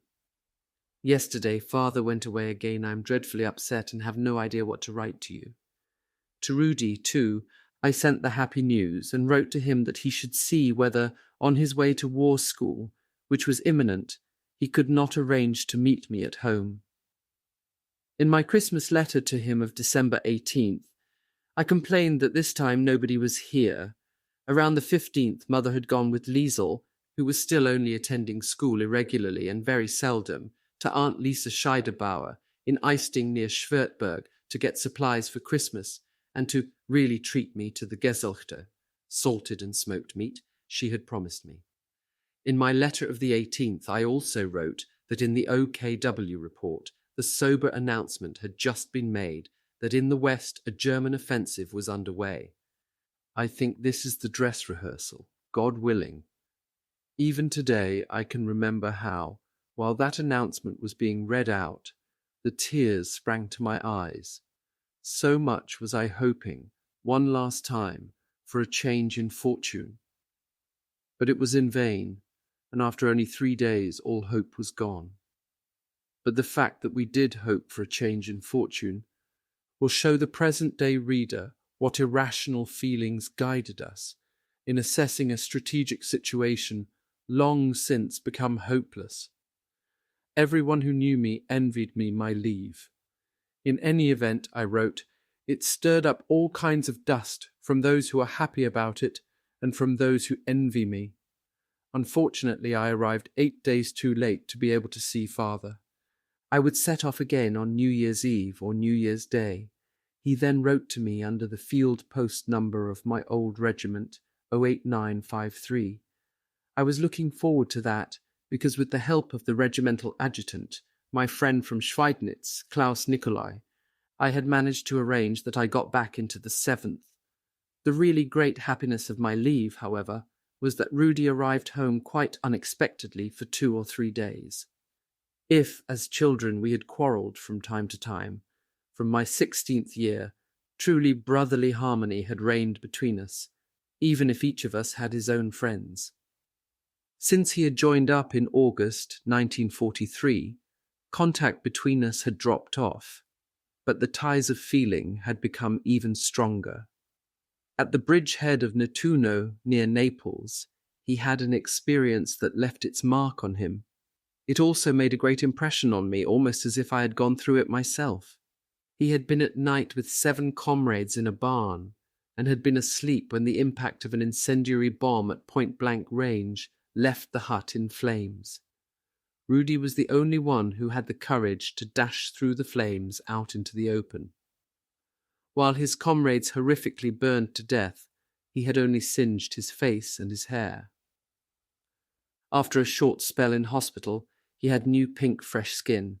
He was home, again as good as new. We walked proudly side by side through our hometown. In his smart black Panzer uniform of the elite unit Hermann Goering, with its white-collar tabs, tall and slim. He was the very image of a fine young man. I had no idea that I was never to see him again. He, on the other hand, as I later realized, had a premonition of his early death. In March 1945, he once again passed through Stockerau and said farewell to the people who knew him with the remark, "Now they're scratching around for heroes and then will be sent out to the slaughter." In his papers we found Josef Weinheber's ode, Den Gefallenen, to the fallen. It was handwritten on a loose sheet of paper. For one last time, after Christmas 1944, he had taken photographs of us both. I remember Mother's admonition from the Proverbs of Solomon, which she had often quoted to us and which had now become reality. "Oh, how good and joyful a thing it is when brothers dwell together in unity." His look on that photograph, his last, became my favourite. Later, his portrait was painted from it. He seems to be looking into the camera lens, but far beyond it, right through the observer and out into the unknown. However bleak I found the difficulties of everyday life at home, and however much I actually longed to be back at the front and with my comrades, it was still hard for me to say goodbye. As always at the end of the leave, Mother had not come with me to the station. I could not bear our feelings, especially those of my dear mother, to be watched by strangers. Mother knew that. She always swallowed her tears and stayed behind at home. With a bag of freshly washed clothes in my hand, I left the house. Mother waved to me from the window for a long time. In Vienna, I struggled to get from the Northwest Railway Station to the Northern Railway Station. The platform, as I was used to by then, was full of soldiers and women and children, all saying goodbye. Throughout the entire journey from Stockerau, I had an anxious New Year's Eve feeling. Vienna's formerly peaceful appearance, where only blackout precautions reminded you of war and danger from the air, had been lost. It had become a city behind the lines. The front ran through Gran and by Lake Balaton. As the leave train slowly moved out from the platform, I was depressed by the tears and the pain of farewells that I saw around me. In the dark New Year's night, my thoughts raced ahead into the new year and what it might bring. The Reich was gripped by its enemies on its eastern and western borders. In East Prussia, the Russians had touched the soil of the Reich and committed unimaginable atrocities. During my leave, almost daily, hundreds of American bombers had flown over our small town, down the Danube towards Vienna. Standing at the doors of their houses, many inhabitants had watched the great aircraft taking their course, unopposed, with imposing equanimity. Father, in his Christmas letter to Mother, had told her if the worst came to the worst to stay where she was. Rudy and I had pressed her to flee in any event if the Russians came. We had even put together, for her and for little Liesel, some light baggage for that eventuality. A stroke of good fortune let our father return home just at the right time. That removed from her the responsibility for taking a decision, and both parents did the right thing in not fleeing. In Thorn, I left the leave train. It was going on to Königsberg. I changed to the passenger train to Sichelberg, Sajer PC. There, Lieutenant Brinkel, the first orderly officer of the regiment, got on. By profession, he was a Protestant pastor in Silesia. At midnight, he had heard the Führer's address promising victory to our armed forces. It was full of optimism. The railway ended in Narsielsk, 6 kilometers behind the front. Brinkel and I marched together to the divisional command post. It was a gleaming white winter's day. The sun illuminated the Sunday peace, and the war, for once, was still. At the divisional staff, everybody apart from the guard was still asleep. They had been celebrating New Year, and the divisional adjutant, Major Ostreich, had to get out of bed on our account. He said we could have stayed at home to see in the New Year. That was easily said. My leave ended on New Year's Eve, and that was when I had to begin the journey. Quite apart from that, I could not have celebrated knowing that the next day I would have to travel to the Eastern Front for the 4th time. The nearer the front I came, the more I had the familiar feeling of butterflies, but there was some compensation in the fact that I was back with the 7th. I looked up Klaus Nicolai. We had a quick welcome nip and went to the bunker of the regimental commander. Oberst Dorn, the Grand Seigneur from the Rhineland, welcomed me to the regiment and informed me that I was to get the 1st company. The company was at the moment in reserve in the so-called 2nd trench of the extended trench system. The next day, it would move back into the front line. At the 1st Battalion, Hauptmann Fitz and Oberleutnant Kullenberg, the Hauptmann and the adjutant, welcomed me with a loud hello. I knew them from the previous summer. Then a runner took me forward, and at the company, I was welcomed by Lieutenant Martin Lechner, who was to take over command of the battalion's heavy weapons company. I had become friends with Lechner in spring 1944 in Schweidnitz. At that time, he had come from the war school to which he had been sent as an active Unteroffizier with above-average potential. He had good manners, and you could not see the 12-ender in him, even if at the Ersatz battalion he had not had any comrades. I had put myself out a bit for him, for which I noticed he had been grateful. But we celebrated our reunion with the appropriate drop of the hard stuff. Before that, of course, we had done another tour of the bunker. I had to see and greet the men. They should get a look at their new boss straight away. After that, we sturdily went on to have a few jars, because that was still the best tried and tested way of getting things off to a good start. Finally, Lechner got up and made a speech on the theme that the 1st company must be the first, not only in name, but also in achievement, something it was now and also must remain in the future. Not quite so awkwardly and seriously as Lechner, I also said a few words to him and to the men of the company. I stressed my pride at now being commander of the 1st company of our old regiment, and that was the truth. The next night we moved into position in the Nasse von Povelin. It was extremely unfavourable because the main line of resistance ran at a right angle, one arm pointed in a westerly and the other arm in a southerly direction. The Russians could come from 2 sides. In the intersection of the angle, enemy fire was possible from 3 sides. Our neighbour on the right was the 2nd company. On the left was the Divisional Fusilier Battalion. Only 100 metres of the trench had been dug out to knee depth, so that during the daytime you could only move through it by crawling. Because of the way the trenches ran in the entire Nasse, the men of the company regarded themselves, in the event of the expected large-scale enemy offensive, as written off. With almost complete certainty, those in the Nasse could expect to be overrun or cut off. As far as anyone could see, there was no way of escape. Fire could come from 3 sides, attacks from 2 sides, and to the rear in front of the 2nd line were our own minefields only passable in narrow channels. Whoever survived the heavy barrage before the attack had to face the attack itself. Scarcely anybody would be able to survive that. Because of the minefields and the completely open, gently rising terrain, to retreat did not offer the slightest prospect of getting through in one piece. Thoughts like this I had to keep to myself, and particularly the thought that if the worst came to the worst, I had only my own pistol to keep me out of the Russian captivity that I viewed with such fear and horror. During those days, or rather nights, I was continually moving around the trench from post to post and bunker to bunker in order to get to know every one of the men under my charge. Many knew me by sight, many by name. Actions like Upolucy, Nemers and Rasenen and many others bound us together. Also, I spoke the language of the Silesians, who still formed the majority of the regiment.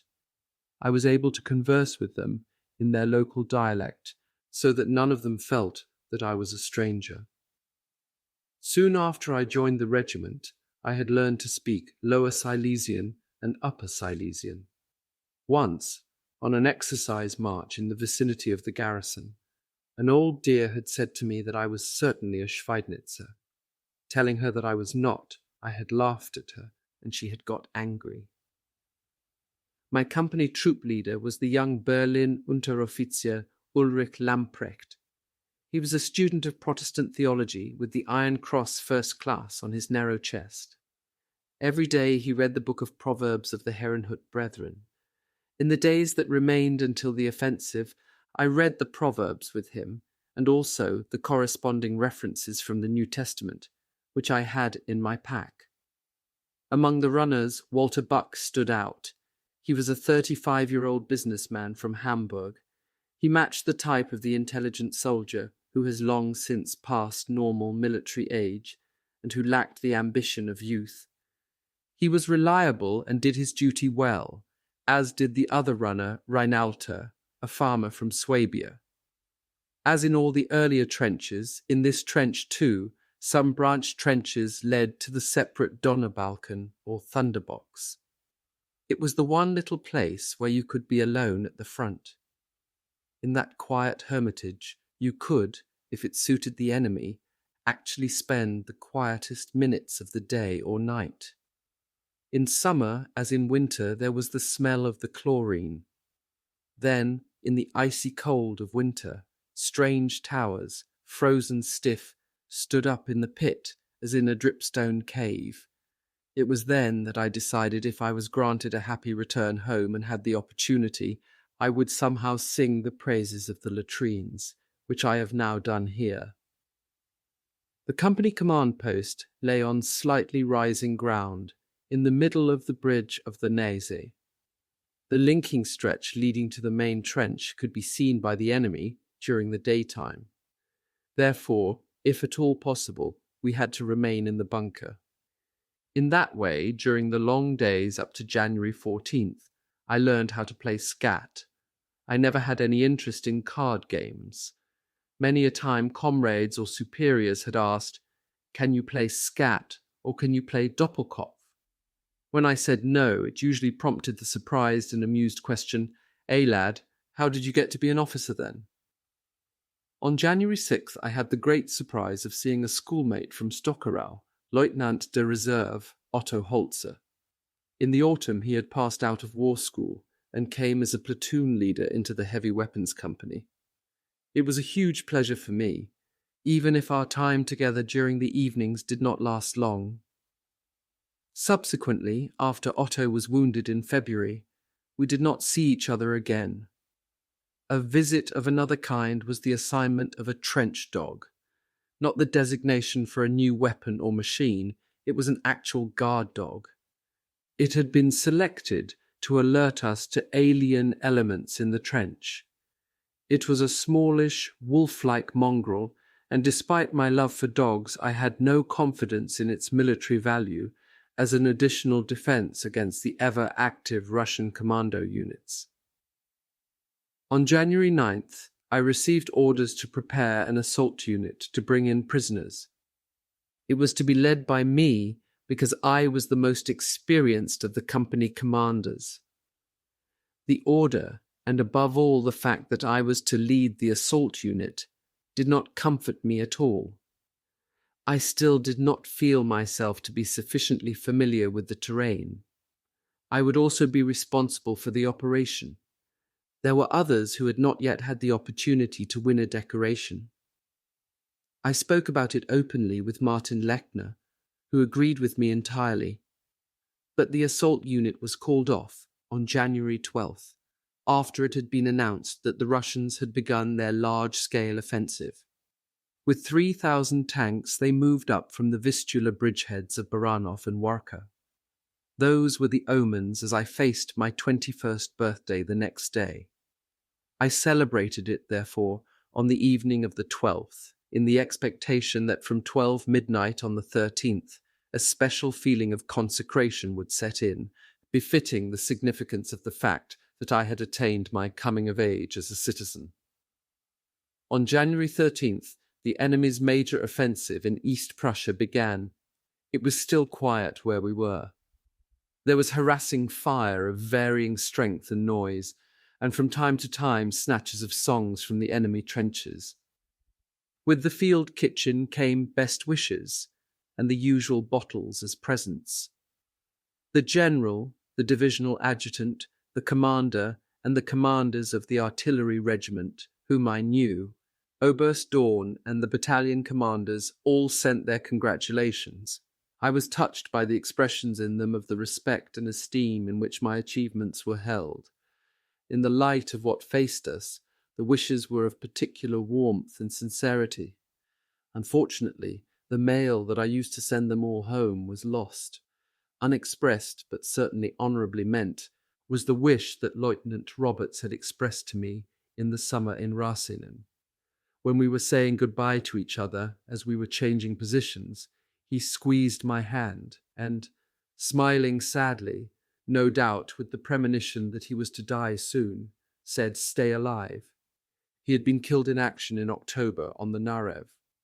At 6 p.m., the company commanders received their orders at the battalion. Since Hauptmann Fitz had left in the night after he had been wounded, Oberleutnant Husenet, wearing the Knight's Cross, had taken over command of the battalion. I had gone off with the runner, Buck, and the dog. At the battalion command post, we had learned more about the serious situation in the Vistula bridgeheads and in East Prussia. There was no longer any doubt about the fate that awaited us. On the way back, I went with the runner into the completely destroyed village church of Pauilin. It had been a quite simple little old wooden church, but the tower had been shot off during the recent fighting. One single token remained to remind you of its religious purpose, namely a large cross on the side of the altar. "Thy will be done." I could have no better prayer. When I got back to the company, I strode once again from bunker to bunker and went from post to post to give everyone one more word of confidence. On the morning of January 14th, as we had since the morning of the 12th, we were expecting from hour to hour the beginning of the heavy barrage. According to the custom of the Russians recently, the thunderclap was to be expected on the hour, that is at 6 a.m., 7 a.m., or 8 a.m. After we had been spared the unavoidable event on the 12th and the 13th, the beginning had to be today, because the long-observed preparations of the enemy allowed for no other possibility. They would have to get as far as possible in daylight after the effect of their devastating fire. It would last several hours and would land on our positions.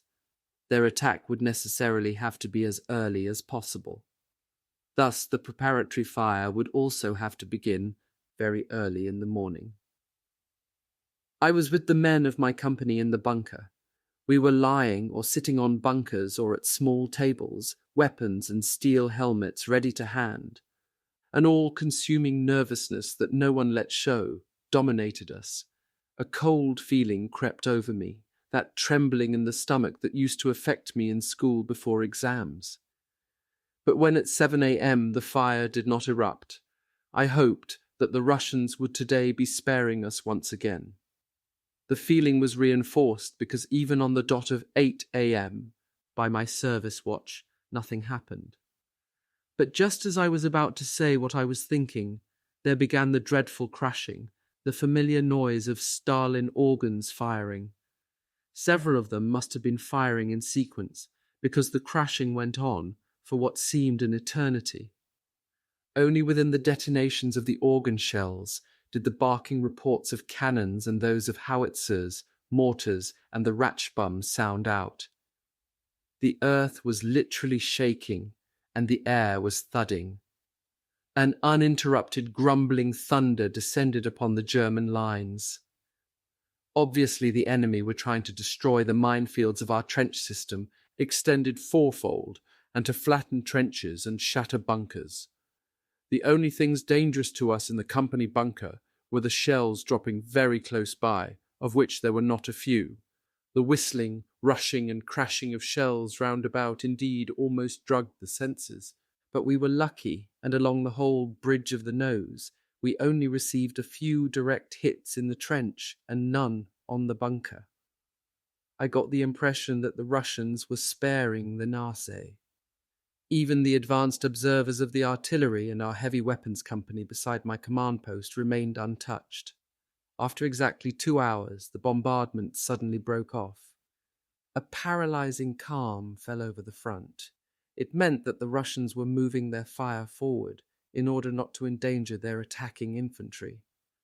"Rouse," I ordered, and that meant going into position in the small trench system around the company command post. All nervousness had fallen away from me. The patient waiting in the bunker was at an end. We could see and deal with the enemy. Outside there was fog, but it was the powder smoke from the massive amount of exploded shells that had dropped on our positions. I thought that I could not believe my eyes when on the right I saw that the second company had already retreated a long way.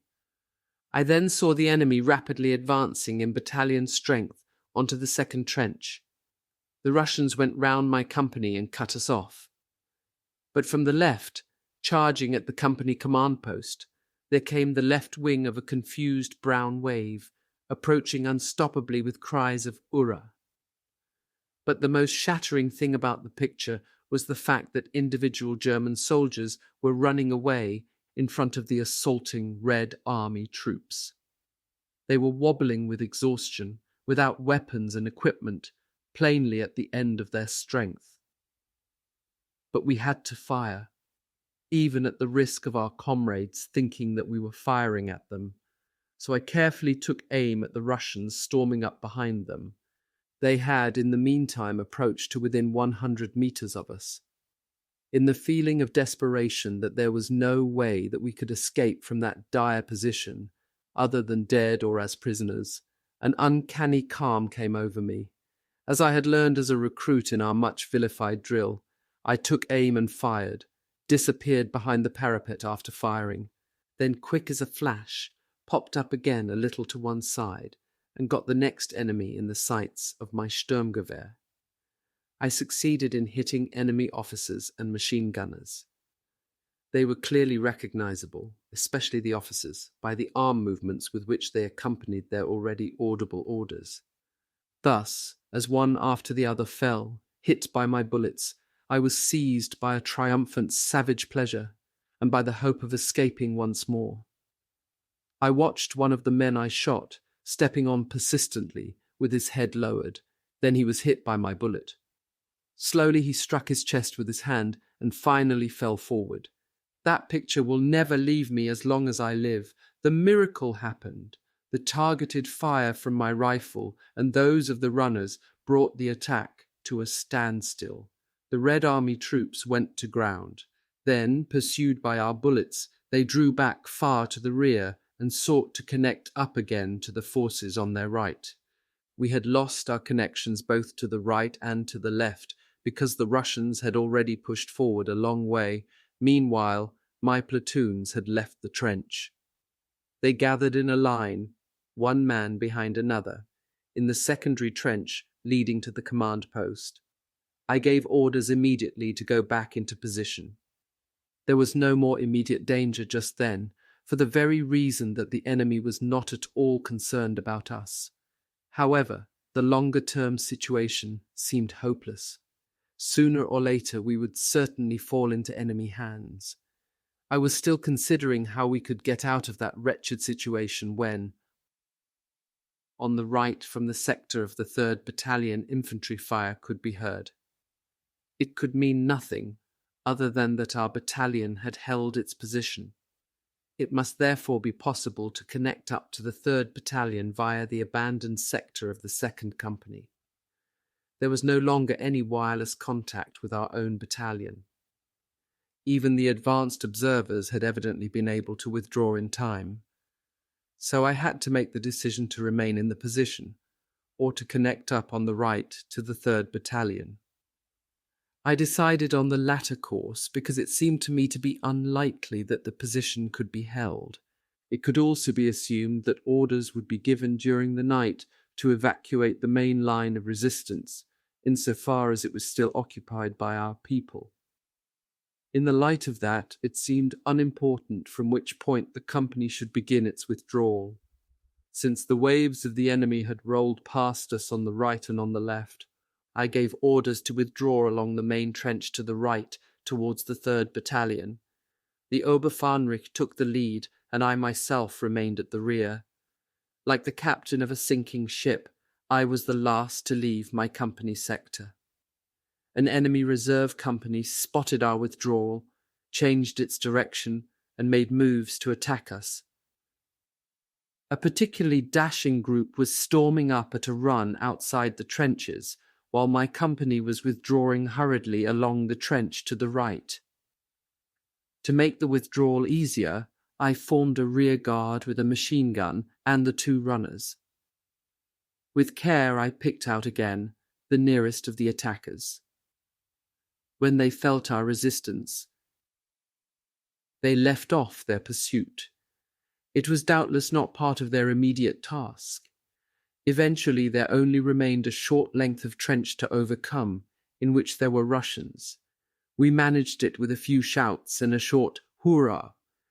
It was easy because for the most part they were wounded and the group had no leader. We even took prisoner some slightly wounded troops and chased others away. Those who were seriously wounded we left alone. Soon we had connected up with the 3rd Battalion. The men took a breath, and I went to the battalion command post. The commander, Hauptmann Delansky, greeted me with words of recognition for our achievement. He immediately reported our arrival to the regiment through the still intact telephone line. All that remained of my strength deserted me, and I could almost have fallen asleep. I really had to pull myself together so as not to give in to exhaustion. Towards dusk, a captive Russian captain was brought into the bunker. An active officer, about 25 years old, he said he had never been in action before. He had only arrived a few days previously with an entire division from Siberia. Through this and other information, we slowly formed a proper idea of the inexhaustible reserves of the enemy. The 3rd line of trenches, to which we had to withdraw during the night, ran along the back of a slope. In front of us was some woodland. On the right of it, about 600 meters away, there was a single farmhouse surrounded by fruit trees. As we could see from their movements, the Russians had already reached the edge of the woodland. Our trench was continuous and well constructed, and excellently camouflaged with snow. We ourselves, as we moved into it from the edge of the woodland, had only noticed it when it was a few meters away. We must have only settled down in it for an hour, when out of the woodland came 2 Russians, who briskly and unconcernedly walked towards our trench. They had machine pistols slung around their necks and were walking comfortably side by side, almost as if they were whistling a little song. They came to within 200 meters, to within 100 meters, and even nearer, without having noticed our trench in front of them. I quietly gave the order to let them approach and to take them prisoner. 50 meters away from us, they slowed their steps. 20 German voices shouted "Stoi," whereupon they turned round and ran back, weaving as they went. In the hail of bullets, they collapsed. I had not anticipated that. They must have been riddled with bullets. Some time after that period of cruelty and bitterness, there was movement at the farm. As a result of it, the enemy artillery opened up and obediently dropped shells on us. I scanned the farm with my binoculars and discovered the advanced observers.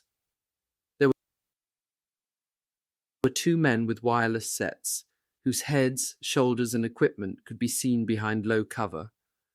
I asked to be handed a rifle with a telescopic sight, and for a runner to observe through the binoculars. Then I pushed myself carefully over the parapet of the trench and calmly took aim. There was a soft pressure as I fired. The observer's head sank onto the cover and that of the second man disappeared. My runners saw through the binoculars the dead man being dragged back into cover. An hour later came the order to evacuate the position. In the meantime, another Russian artillery observer had taken over directing the fire, which unfortunately was so accurate that we had some casualties. A position as well constructed as the fourth line, in which we spent the night of January 17th, I had never seen. The bunkers were as much as 3 meters below ground level. The trench had been dug out to the height of a man. It was provided with secondary trenches and in places with rails. The rifle positions and machine gun nests were tactically in the correct places. It could not have been better in the trench warfare of the First World War. So this was the so-called Gauleiterstellung, which led over 1,000 kilometers along the eastern border of the Reich. It had been built in autumn 1944 by women and girls who were either volunteers or on war service, under the direction of officers who had been injured in the war. On the Oder, even Gisela had participated with pickaxe and shovel in that massive project. From my perspective in the trenches, the position, apart from some buildings that should have been blown up, was an ideal one in which to spend the winter. Not a spadeful more could be dug out of the frozen ground. The Pauilen position, with its trenches in places only knee-deep, bore no comparison to this one. But I had no feeling of confidence. Even though I had no overview of the wider situation, I did not reckon on staying there long. My feeling had not deceived me. After sleeping for a few hours in deep exhaustion, I had woken up. At dawn I emerged from the bunker. The houses in front of the position, 50 meters away, made me nervous. As it came light, movement could be seen. It turned out that there were some individual Russians in the houses and that more were moving in. In ones and twos, they came running over the bridge which led over a stream on the other side of the farmyard. I had the machine gun spray the bridge, whereupon in the background a movement to the left, along the stream, could be seen. After quite a long time, individual rifle fire sounded from the neighboring sector to our left.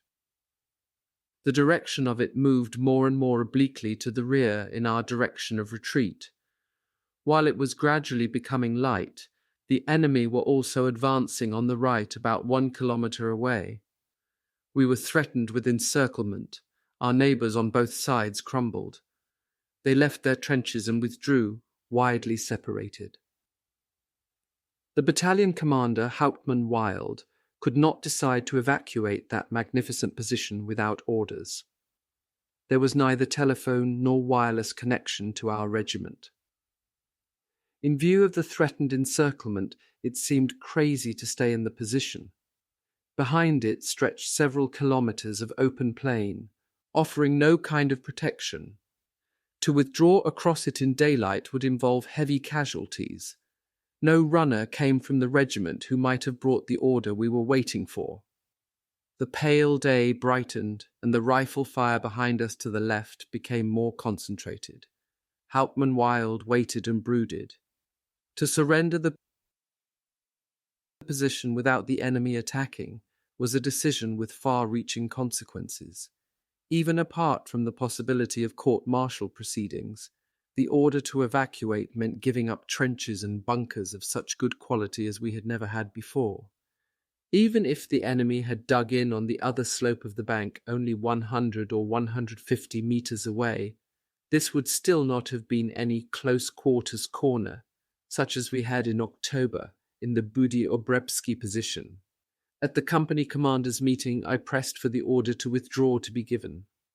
I pointed out that otherwise, if there were any further delay, the battalion of nearly 150 men would be lost. Hauptmann Wild came to his decision. We climbed out of the trenches and moved off over the wide, snow-covered field. While the battalion was retreating in open order, suddenly bursts of fire from machine guns and machine pistols hit the right flank. There were Russians in a small trench system, not 30 meters away from me. Men hit by the bullets were collapsing all around. One cried out that we should take him with us. Who could have done that? Everybody was running, and in long jumping strides I ran along with them. Then suddenly there was a blow against my head. As I was running, I was spun round. I fell and pulled myself together again. My head was thumping, but I felt that I was not wounded. Stumbling, I ran on, zigzagging across the expanse when there was no cover. After some 100 meters, the commanders were able to bring their units under control and to change the running flight into an orderly retreat. At the end of the fields lay the next settlement. A machine pistol barked out from there, and a voice going haywire was shouting out.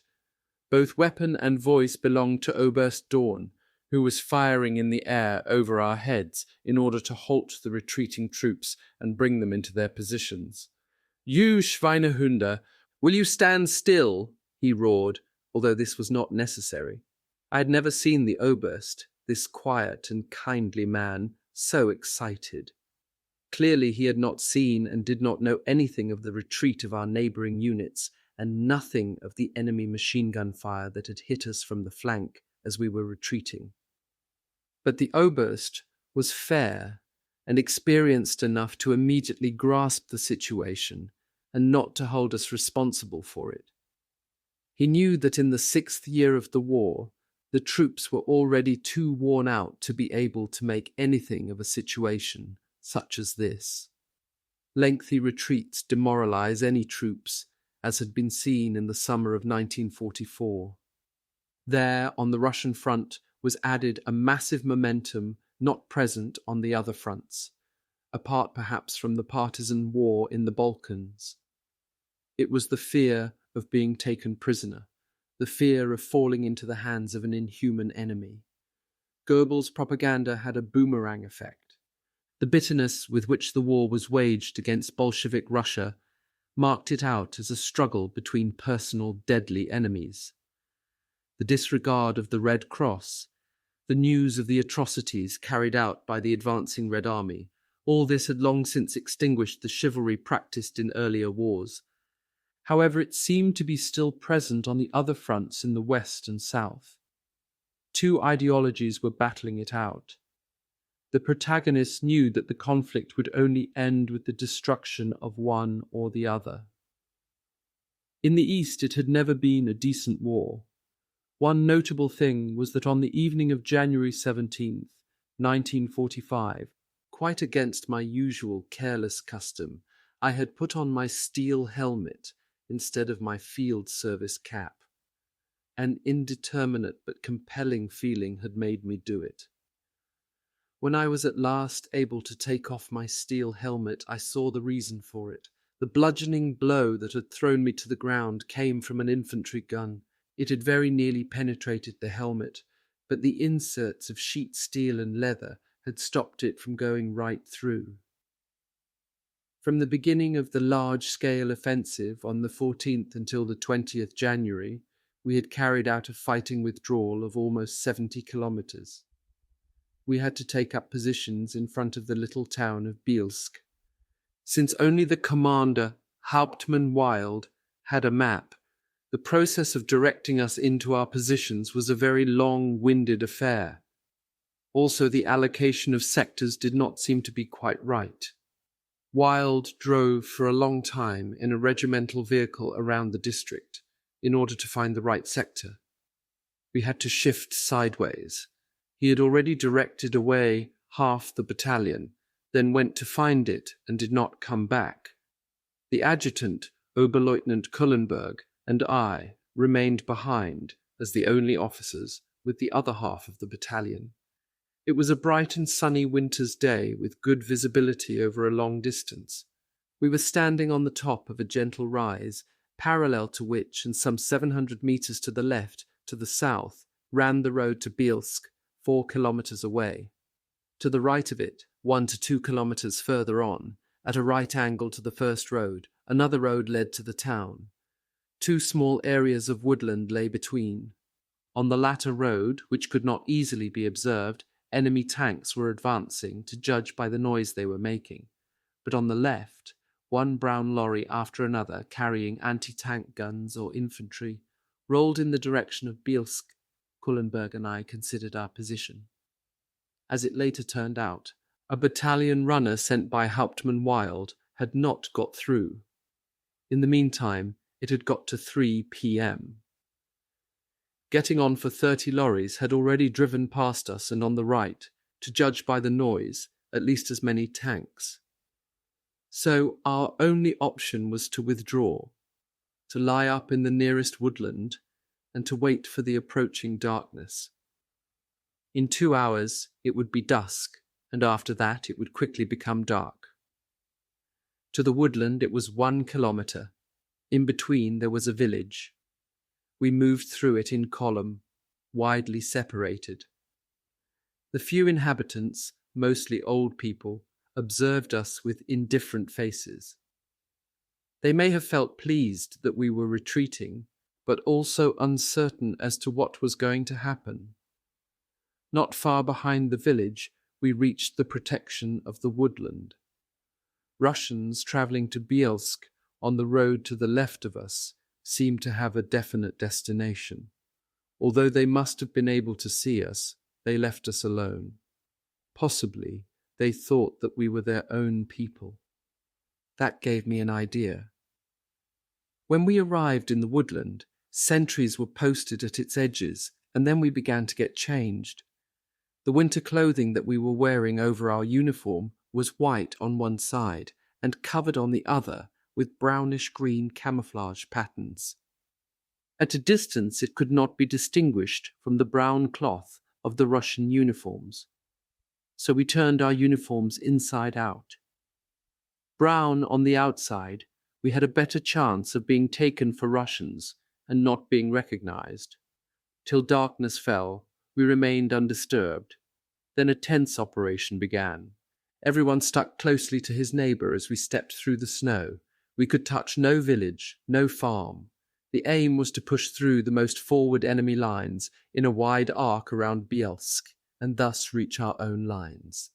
A critical point would be the road on which the tanks had been advancing. Now and again we could still hear the sound of engines from there. Before we set off, Kullenberg and I had looked at each other.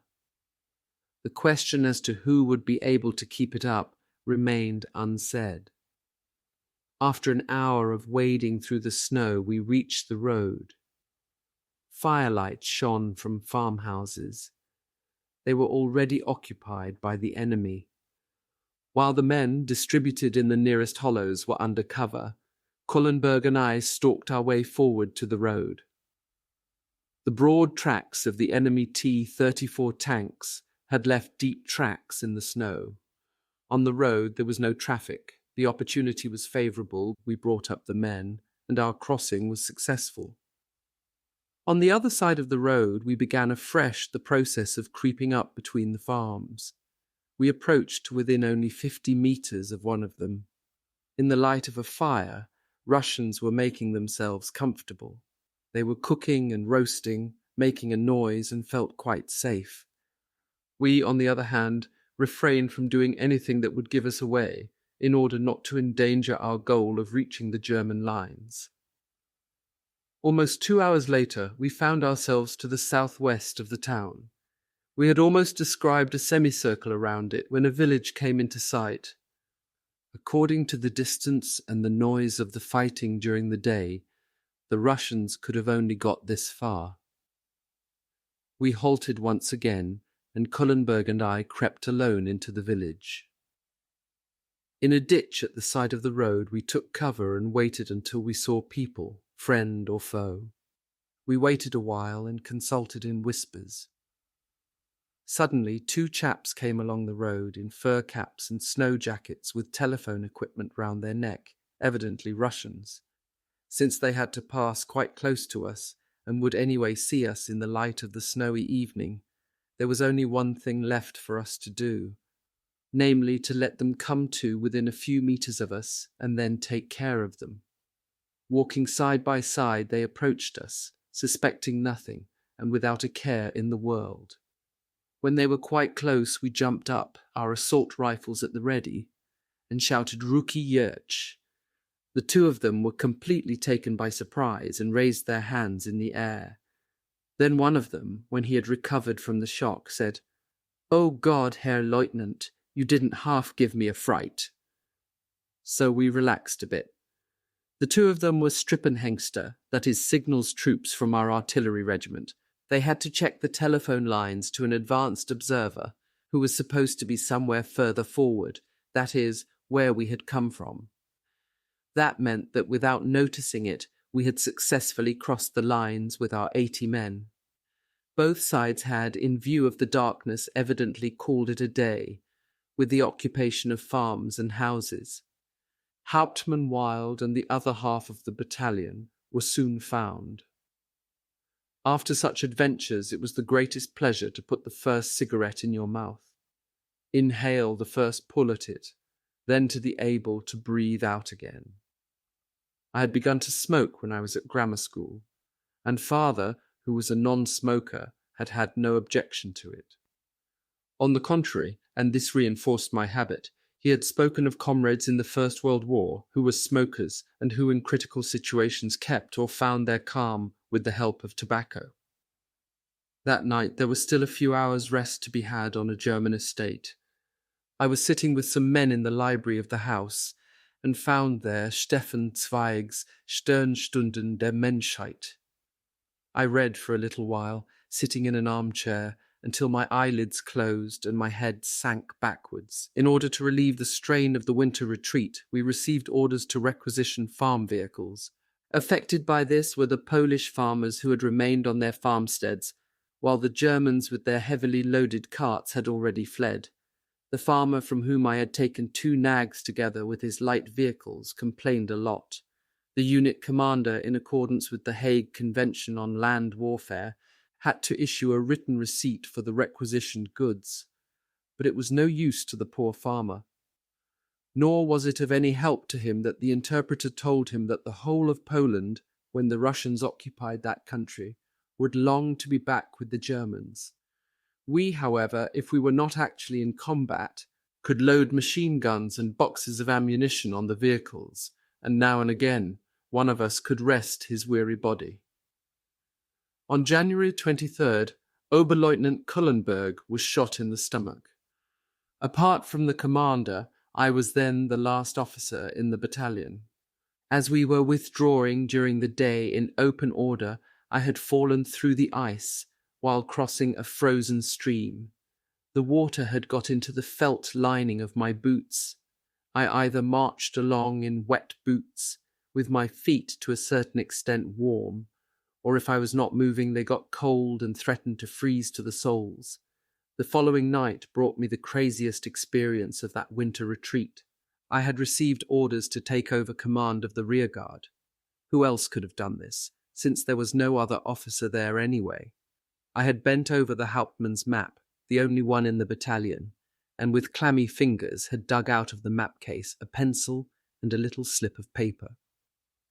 Out loud to myself, I had spelled out the unpronounceable Polish place names and written them on the slip of paper. A few lines, an arrow pointing north, and the sketch was ready. The runner Buck had similarly had to look at the sketch, and then I reported my departure.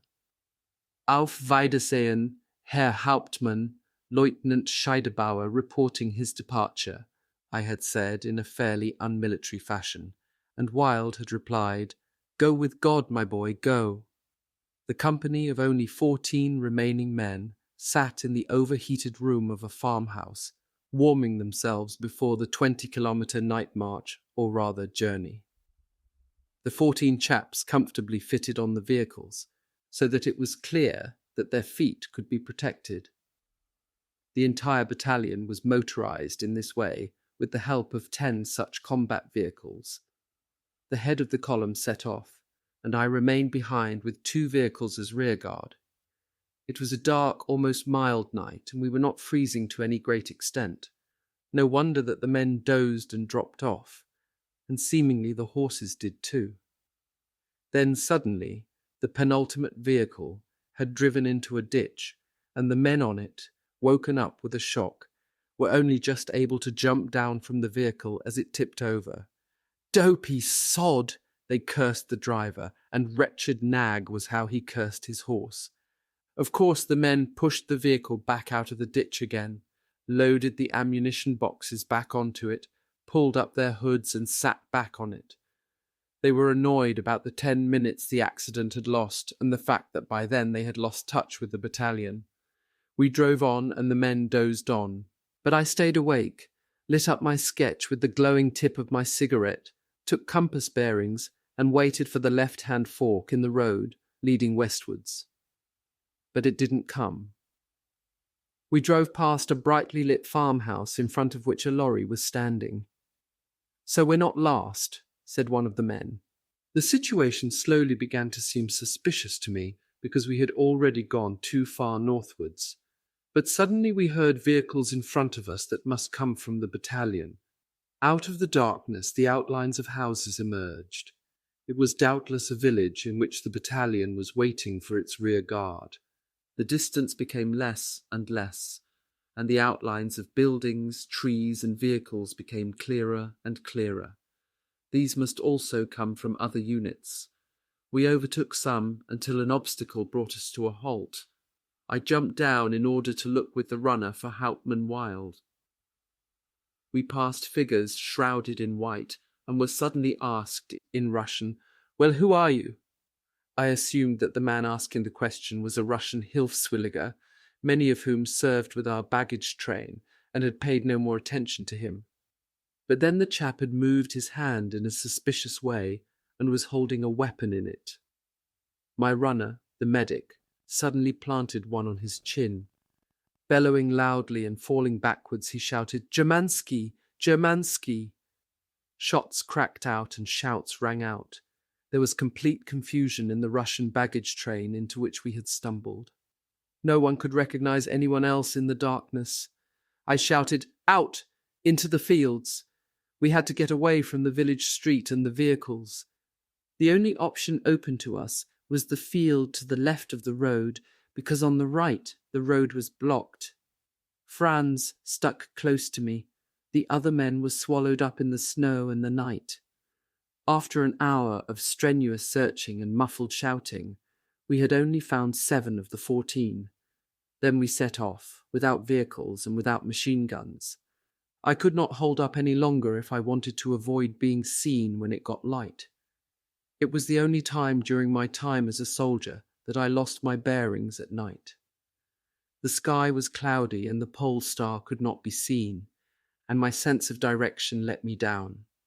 I was convinced that the west was in the east, but my compass showed the opposite.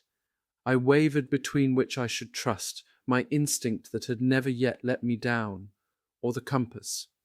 Then reason and drill, which were the stronger, won through, and trust in the compass saved us. We were stamping through the snow in the direction my compass showed as west. From time to time we had to wade up to our knees through the snow.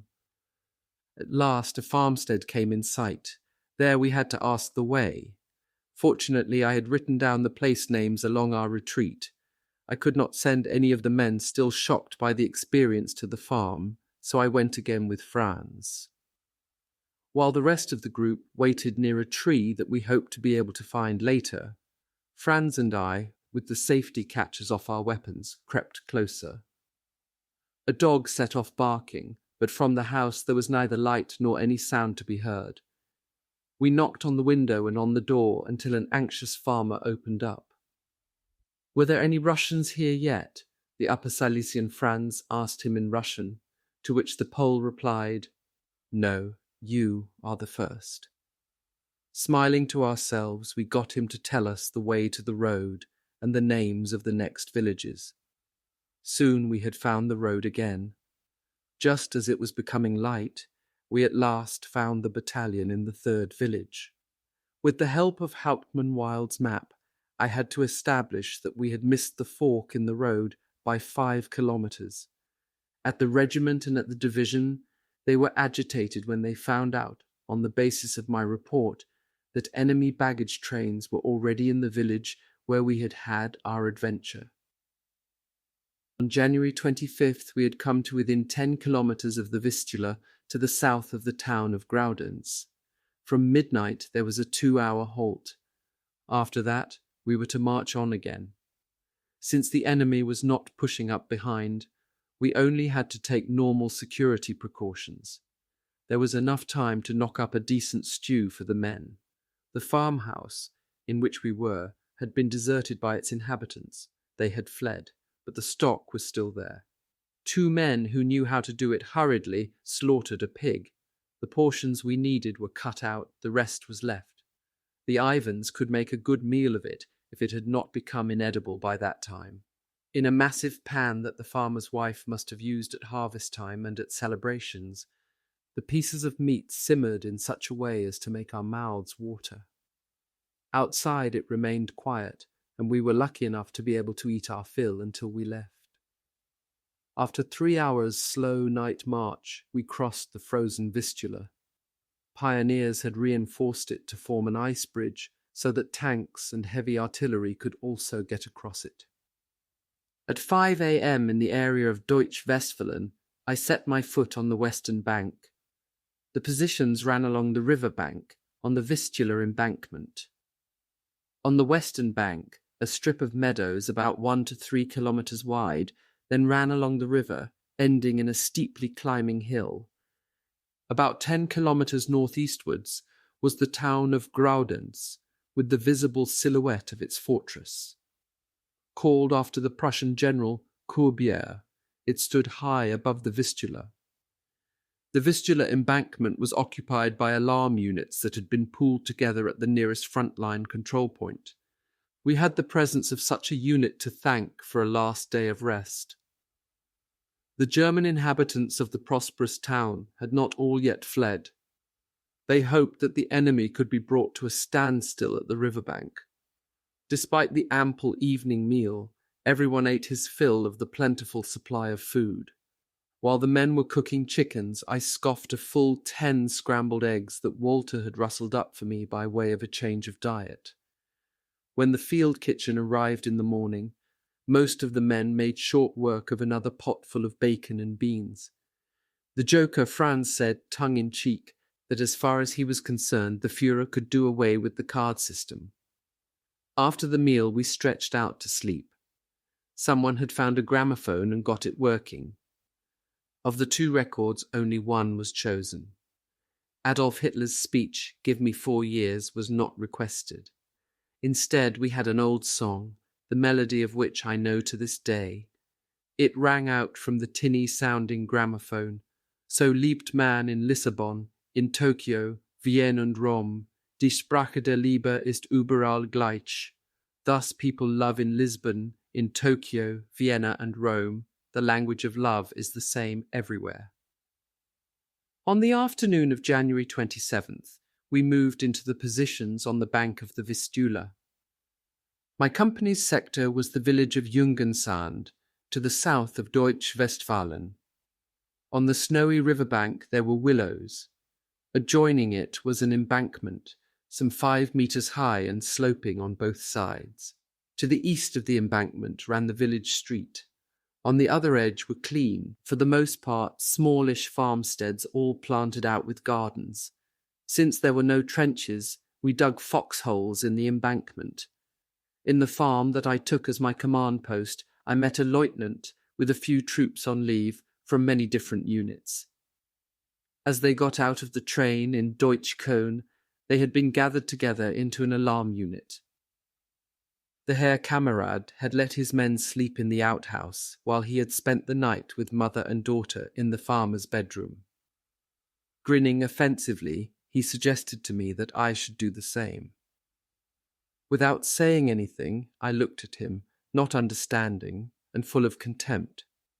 Since the enemy obviously had need of a break, as we did, we were granted 2 days of rest.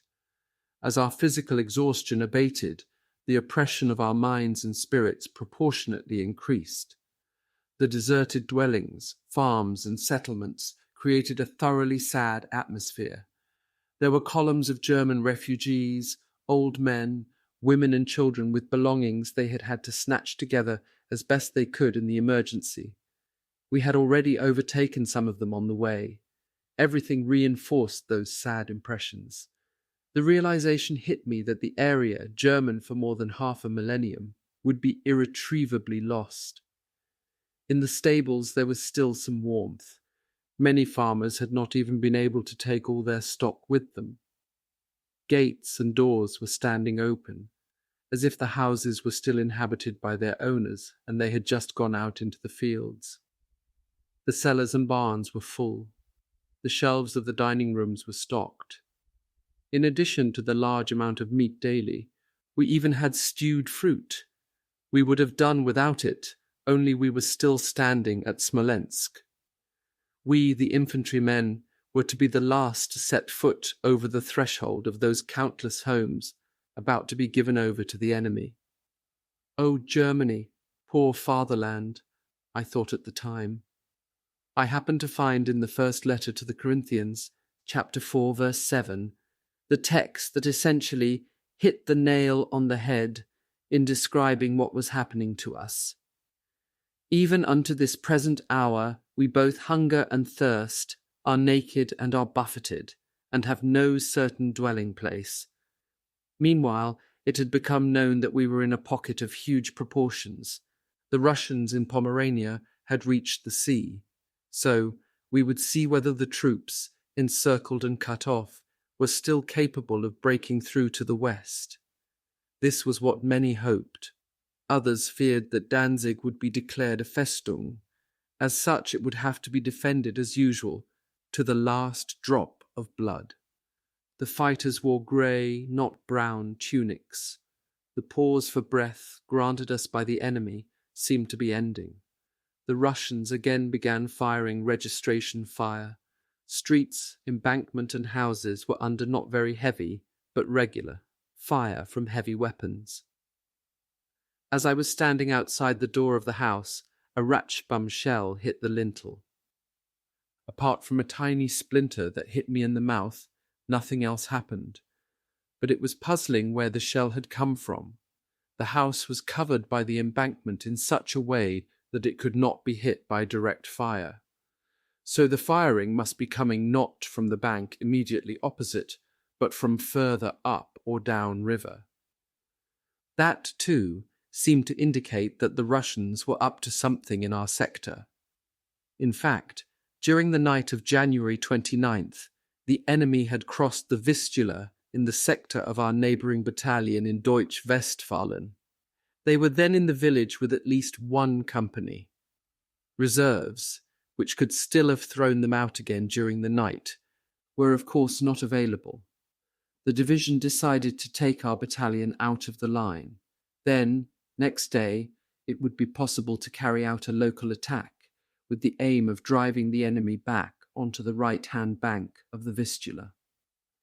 A meeting and the issue of orders took place in the regimental command post in the Schwenten Forester's house. A crowd of senior people was present, as befitted the occasion. Vater Dorn outlined what he described as a shitty situation. That was to be expected from the conditions of the terrain. Since the plain in the glacial valley of the Vistula offered no cover, consideration had only been given to an attack from the north and south, along the street, moving from house to house. 2 assault units were to work their way forward through the bushes on the bank on the far side, that is, the enemy side, of the embankment directly on the riverbank. I was ordered to take command of the group advancing from the south, so this was the Himmelfahrts Commando that evidently I was not to escape. Translator's note: Himmelfahrt in German means ascension, in the sense of Christ's ascension into heaven. Its ironic use here is echoed by the term Himmelfahrtsstraße, Ascension Street, used in Auschwitz for the road leading to the gas chambers. I said jawohl and did not show any fear. As we were taking our leave, I thought that I could sense different looks and different handshakes from usual. I could feel that none of them wanted to be in my shoes and were happy that the lot had not fallen to them. The esteem of the artillery commander, The visible respect of the Panzerjäger officer and the fatherly kindness of Oberst Dorn made me inwardly happy. Then I was truly glad about Freimuth Husenet. In the meantime, he had relieved Klaus Nicolai as regimental adjutant. At 22, he was only 1 year older than I. He wore the Knight's Cross and the Goldene Kampfspange, was clean, modest, and cheerful. In his soft voice, in a heartfelt and brotherly way, he said, "Look after yourself." How seriously and importantly the operation was regarded by those higher up was indicated by the fact that the battalion was to spend the night in peace in Schloss Sartewitz. Sartewitz, some 5 kilometers behind the front line, was a trim manor house in the German Ostland. The great house was situated in a select spot high over the Vistula Valley, on what was once the bank of the glacial valley. The view from the terrace offered a tormentingly beautiful picture across the ice-covered river. There were little villages in the foreground, and out to the horizon was the town of Graudenz, embedded into the fortress above it. But because the great house could be observed by the enemy, and there had been instances of shells hitting the house for the sake of peace and quiet, we preferred the gentleman's residence. It was in a deeper location than the main house and was covered by the trees of the park. In some of its 99 rooms we settled ourselves down. Before we all went to sleep, I gave precise instructions to the NCOs. Then I had to tell the men what awaited them the next day. However, I had to give them confidence. That had never been harder for me to do than it was then. I could not conceal from them the fact that there was only a slim prospect of our survival. But I said that they should nevertheless reflect that we were always, every one of us, in the hands of God. He would be with us every day, as always. Therefore he would be with us tomorrow. Nothing would happen to us without his willing it, I said. God was with us, as it said on the belt buckles we wore next to our bodies. At 3 a.m., after I had lain for 4 hours in the deepest sleep, I was woken up. It was a battalion runner. Drowsy with sleep, I tripped over my boots. We had been permitted to allow ourselves the luxury of sleeping in the beds with our boots off. "What was the matter?" I asked Hauptmann Wild. He looked at me and said quietly, "Don't worry, it's been called off. We're going on with the retreat." The enemy had extended their bridgehead, and the village of Schwenten had been lost. Our battalion had to retake it. The first target of the attack was a 4-sided complex of farm buildings. It was a commanding position on a hill to the southwest of the village, surrounded by woodland 100 meters away from it. 2 assault guns were coming up to our support. With my company of only 20 men, I had to attack at a right angle to the other battalion. The assault guns remained with them. I had to push forward and draw the attention of the enemy onto me. The battalion with the assault guns would then advance. The enemy had seen the movement associated with our preparations and let us know of it with fire from an anti-tank gun in the farmyard. The shells exploded on the trees over our heads, but the oaks and beeches were strong and gave us some protection. Our attack began after several salvos from our artillery and mortars. We came out of the protection of the woodland and immediately came under fire from the anti-tank guns. We went to ground, but the assault guns could be heard. There was consternation among the gun crew, who could be clearly seen in the corner of the farmyard. I leapt up and cried, "Hurrah! Hurrah!" Once we were on the go, I did not need to give any more orders. The men were behind me. Walter overtook me because he wanted to be first in the position. The Russians too, perhaps a platoon of them, were running away on the other side of the farm, and the anti-tank gun was standing there abandoned. We charged after them and into the farmyard. There were no longer any Russians. Only the gun, the limber, and 2 pathetic Russian horses remained behind. In the limber box, the men discovered what the Russians had plundered, namely a whole pile of 1/4 kilo pieces of German dairy butter. As I came out of the farm gate, I saw the battalion advancing with the 2 assault guns. I waved to the approaching platoon and turned round towards the enemy. Some of the men had already turned towards the valley in which the roadside village of Schwenten lay. Along the village street, fleeing in confusion, were a good 2 companies of Russians. They doubtless felt that they were threatened from the flank. "Off! Down! In there!" I shouted, and once again the hurrah rang out from the few of us. The enemy, far superior in number, were running away. In the forester's house in which a few days before Oberst Dorn had been based, and where the orders had been given for the counter-attack which had been called off, I set up my command post. It is true that we were in the cellar, whereas the Oberst had been on the ground floor. I looked at the room in which the meeting had taken place. A hole 1 meter wide was gaping in the wall. When it hit, it had caught the Oberst in the head and shoulder. In the cellar, a Russian command post had already been operating. Telephone equipment and half-empty American meat conserves with Cyrillic labels were lying about. And then the room was permeated by the almost indescribable smell of the Russian common soldier, which I can still smell today, but do not think I could begin to analyze. It could be a mixture of damp leather, horse shit, but also possibly the smell of the unwashed. The main line of resistance had been maintained for 2 or 3 days in front of Schwenten. After the departure of General Meltzer, the divisional commander was General Lieutenant Dreckmann. At noon, he visited my command post. In broad daylight, he came driving up to the forester's house, along the road in full view of the enemy, with the red flashes on his overcoat. Outside the house, he stopped.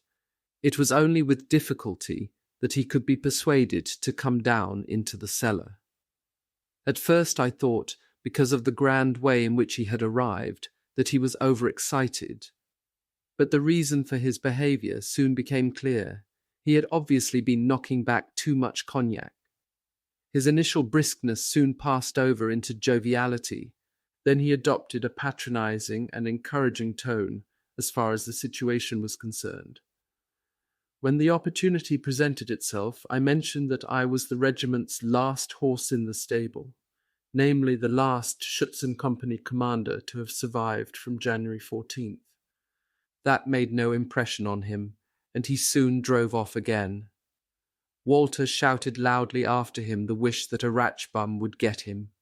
That would teach him the meaning of fear. But luckily for all of us, that did not happen. On the contrary, the same afternoon, a similarly careless attitude had the result that little Hauptmann Hein was not so lucky. He had been called Freund Hein in 1943 by Oberst von Eisenhardt. Like many others, he had also been a friend to me. It was said that, in the school of the neighbouring village, the divisional commander had held a large officers' meeting. The Russians must have noticed. They radioed to their firing position with the result that there were several dead and wounded, including Hauptmann Hein. The careless general, however, had remained uninjured. On February 7th, the Russians had pushed us out of the village. I had given up the command post in the forester's house and withdrawn 500 metres up the road to the Meyerhof. There, a man from the 14th Panzerabwehr Company had put paid to a Stalin tank with a Panzerschreck. The main line of resistance then ran along the front of a brick-red, so-called Instaus. At the rear were the entrances to the living quarters of the estate workers, the Instlut. I lived in the kitchen of that squalid dwelling. Facing the doors to those dwellings was a ramp a metre high, to which I owed my life. To get some air, I stepped through the door onto the ramp, leaving the door open. Every now and then a mortar shell exploded close by, but the ramp was in the blind corner of the building. It seemed to give cover against shell splinters that came from above, and also against the dangerous splinters from mortar shells that flew out horizontally. Then suddenly, a shell exploded very close by. A blow on my chest flung me through the open door back into the room. The men leapt up and surrounded me, helped me up and asked if I was wounded. At first I did not know. Then I saw and could feel that my limbs were in one piece. I could move them, and I was not bleeding anywhere. What had happened? A shell splinter, just the size of a fingernail, had gone through my winter overcoat. It then bored through the 32-page map, which had been folded 16 times, stuck between my winter clothing and my field tunic. The paper of the map, folded many times, had so reduced the momentum of the shell splinter that it had been slowed down before it went through my field tunic. The shell, as it fell, had passed within 20 centimeters of me and the slope of the ramp. The ramp had caught all the shrapnel flying in my direction, apart from the one shell splinter that I pulled out of my coat. However, my intention to send home, as war mementos, the shell splinter and the map that saved my life was fruitless. At that time, the post was no longer functioning properly. The following night, I was ordered to lead an attack in order to move the main line of resistance forward a little. Nobody knew where the enemy was. A Russian Maxim machine gun was popping at us from the rising ground to the east of the forester's house. However, there was to be no preparatory barrage. We were to report and then to drive out the enemy with a shout of hurrah. It was a well-known fact that the Russians avoided fighting at night. But the high-ups had evidently forgotten that we too were no longer the heroes of the first years of the war. In spite of everything, we went forward. There was impenetrable darkness. Soon it took all our efforts to keep the leading man in sight. We were shadows and outlines creeping over the snow-covered terrain towards the chattering machine gun. Every one of the soldiers no doubt felt, as I did, the pounding of his own heart.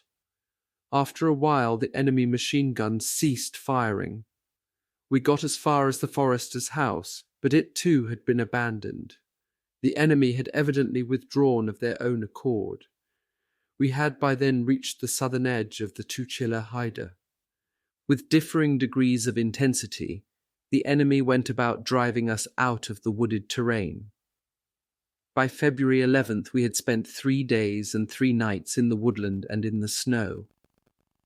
We had been without a roof over our heads and without sleep. On the first day, the Russians were still trying to advance into the woodland, but then had given up.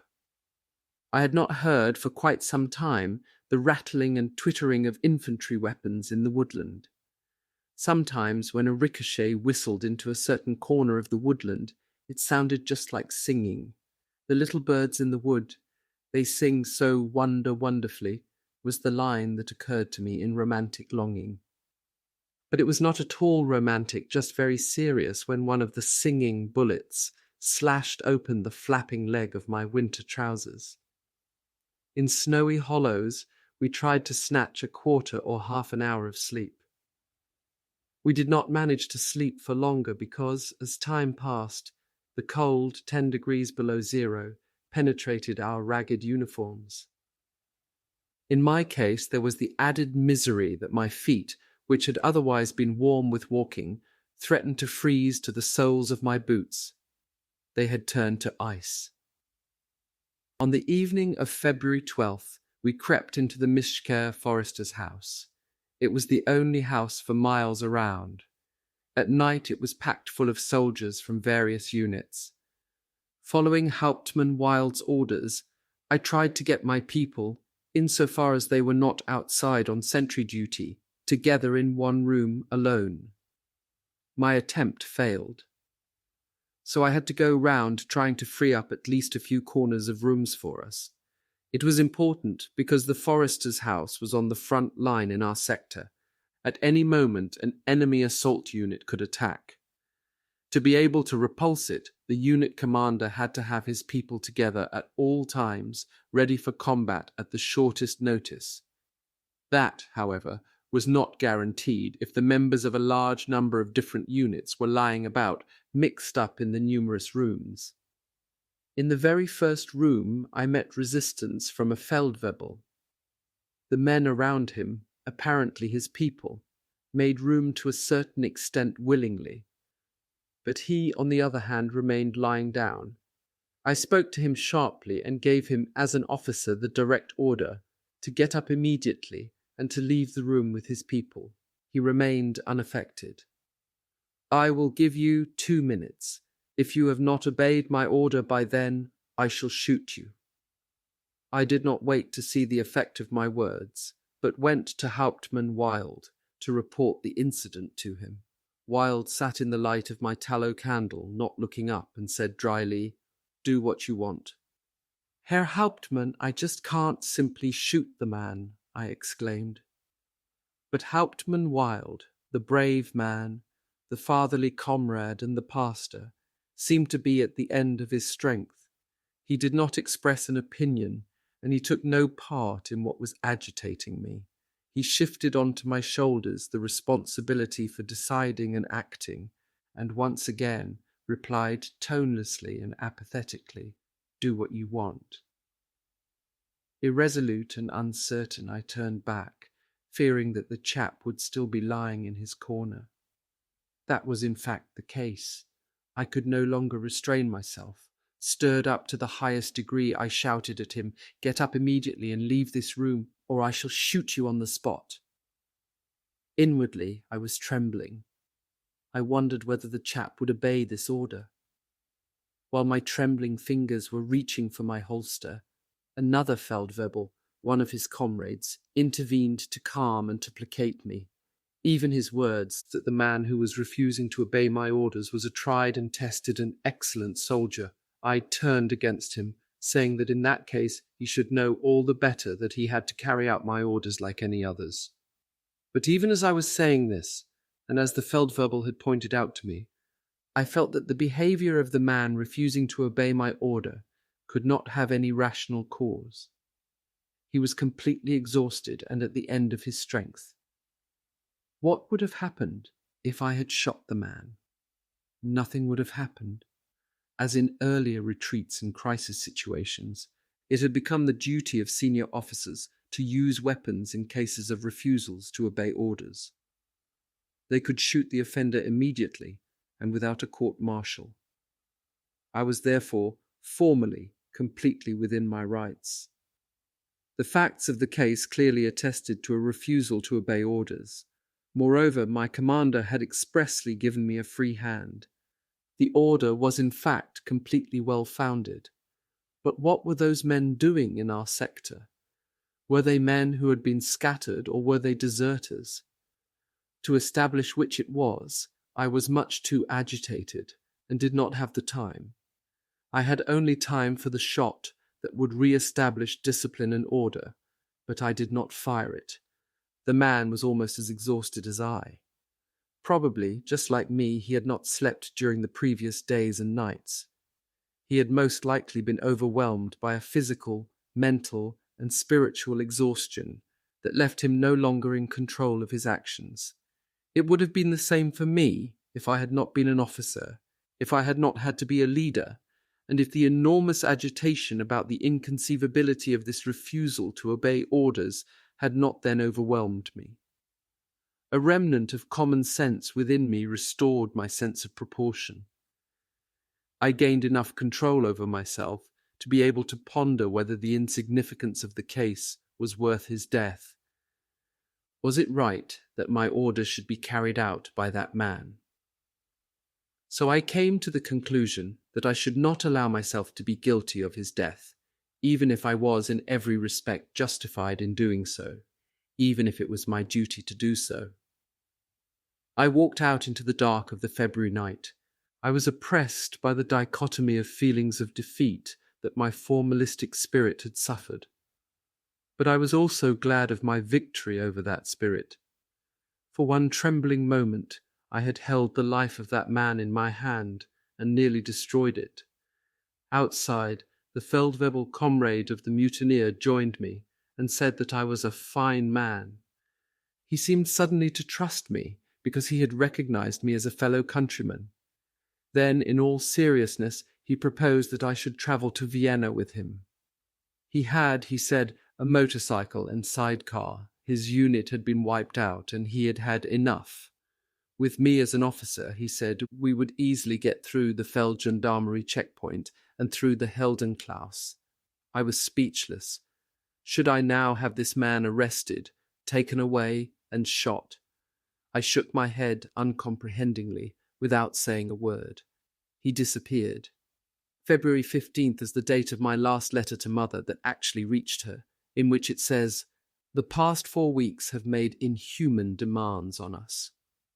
We continue to be in the hardest action on a Soviet bridgehead southwest of Graudenz.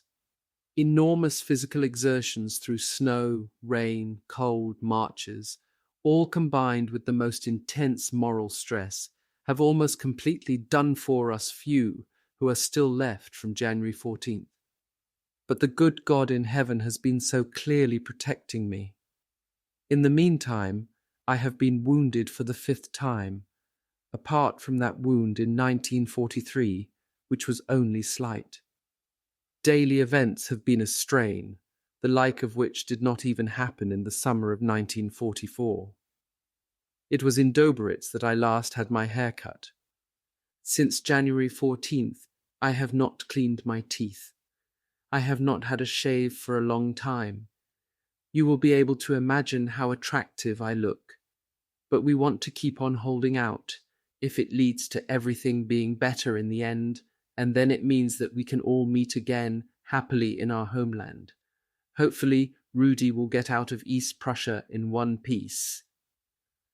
On the way, I met people from his ersatz unit from Ripin, including an officer cadet colleague from Hilversum. I am writing this letter in gloves. Yesterday, with the first post since New Year, I received a letter from Father and 2 from Rudy.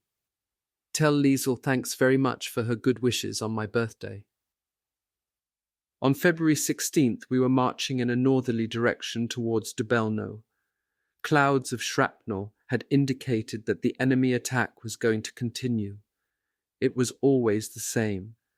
A couple of hours, perhaps a night, perhaps 2 days without pressure from the enemy. Then the Russians attacked again, pressing and pushing us back. Meanwhile, we had been driven on to the Tukela Haida. For more than 4 weeks, we had had no abiding city.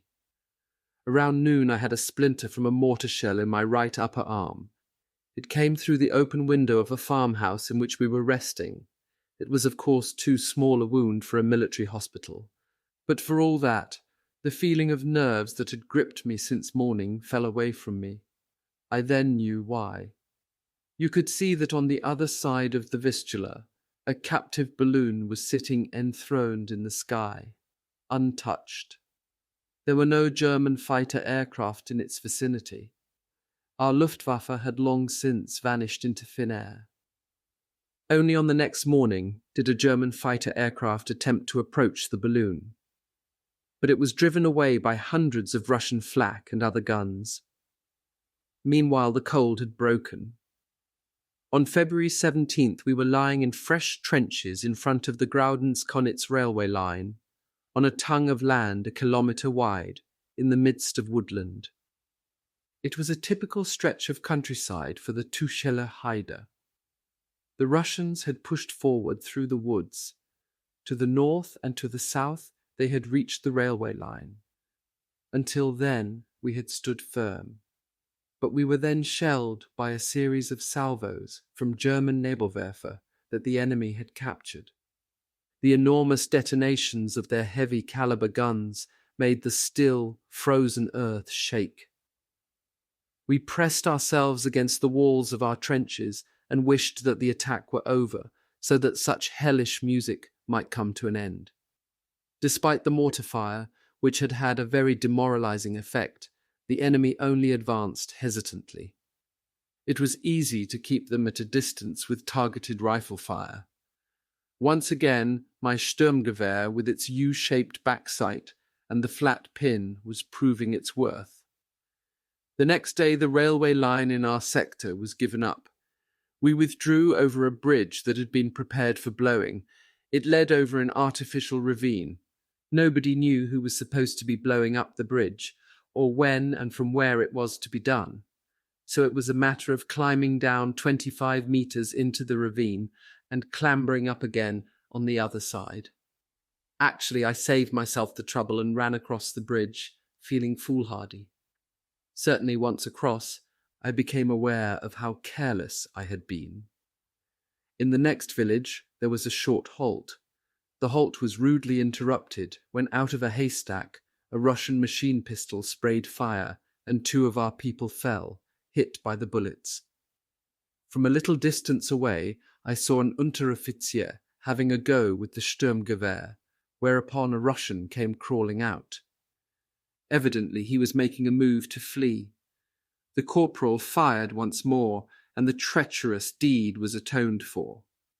Some days later, Hauptmann Wild assigned me to his staff, if you could still call it that.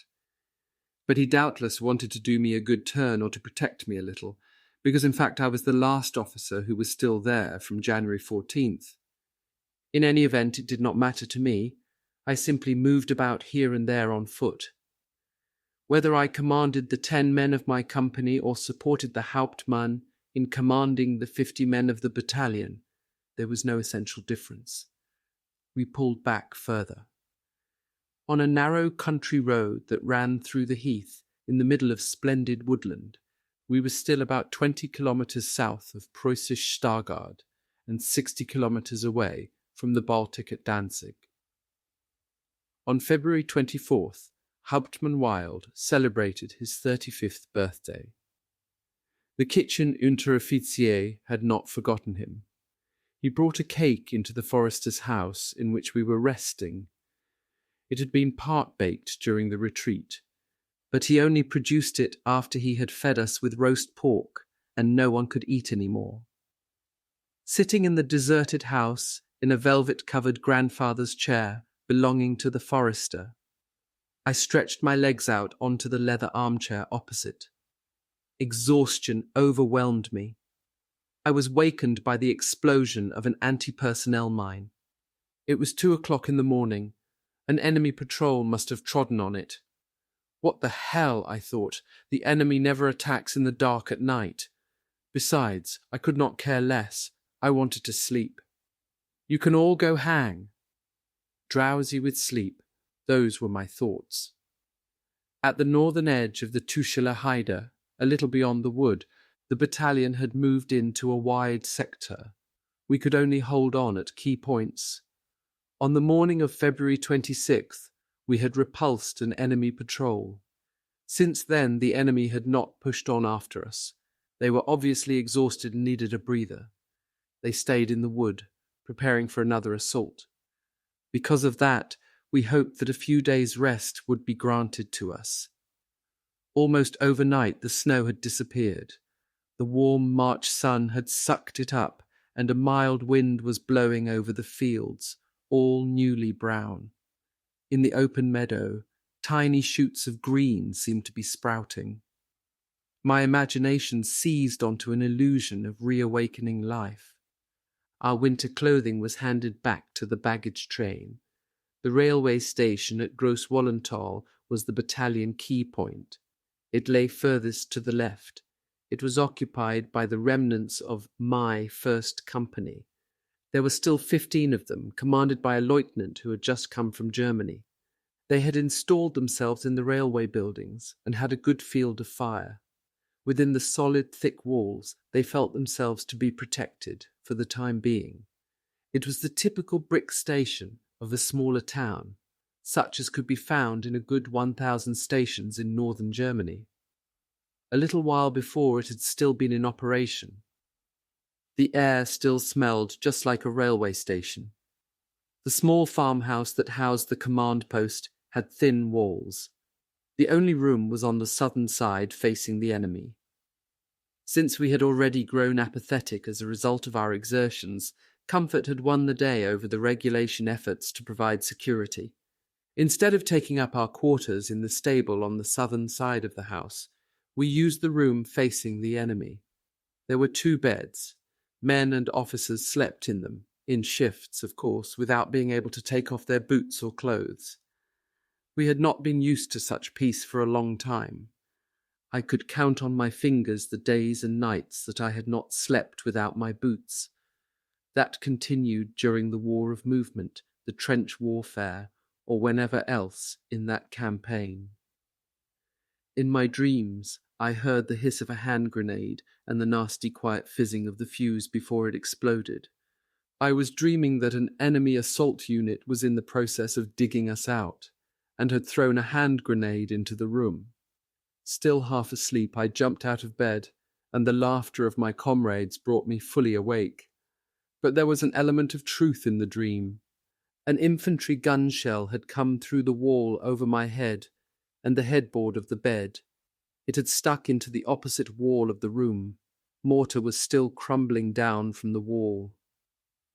On March 4th, 1945, at 8:05 a.m., a forward observer reported heavy enemy movements from Gross-Wallenthal moving northwards.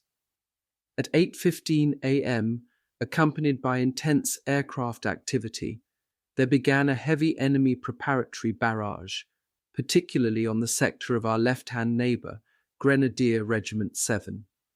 Following that, the enemy, supported by strong armoured forces, attacked from the direction of Gross-Wallenthal and Neubuchen towards the railway line.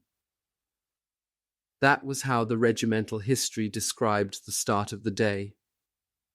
As I recall, the neighbouring sector on the left was under heavy fire. The commanding high ground to the north of Gross-Wallenthal lay behind us to the left and fell into enemy hands. The battalion, that is, our 15 men, received orders to retake the high ground. First, we had to pull back a little to strike. Then we moved up to where the artillery positions were, in order to be able to move in a semicircle round the high ground that had been lost. In the meantime, the enemy were giving the terrain a vigorous pounding with heavy weapons. In particular, they fired on the farmhouses that lay on their own. They rightly suspected firing positions to be there. They had also spotted our movement while we were approaching the open heights. At the last farm at the foot of the heights, there were field howitzers under trees that were firing on them. From the enemy positions came the thumping of the mortars. All round we could hear shells whistling towards us and exploding.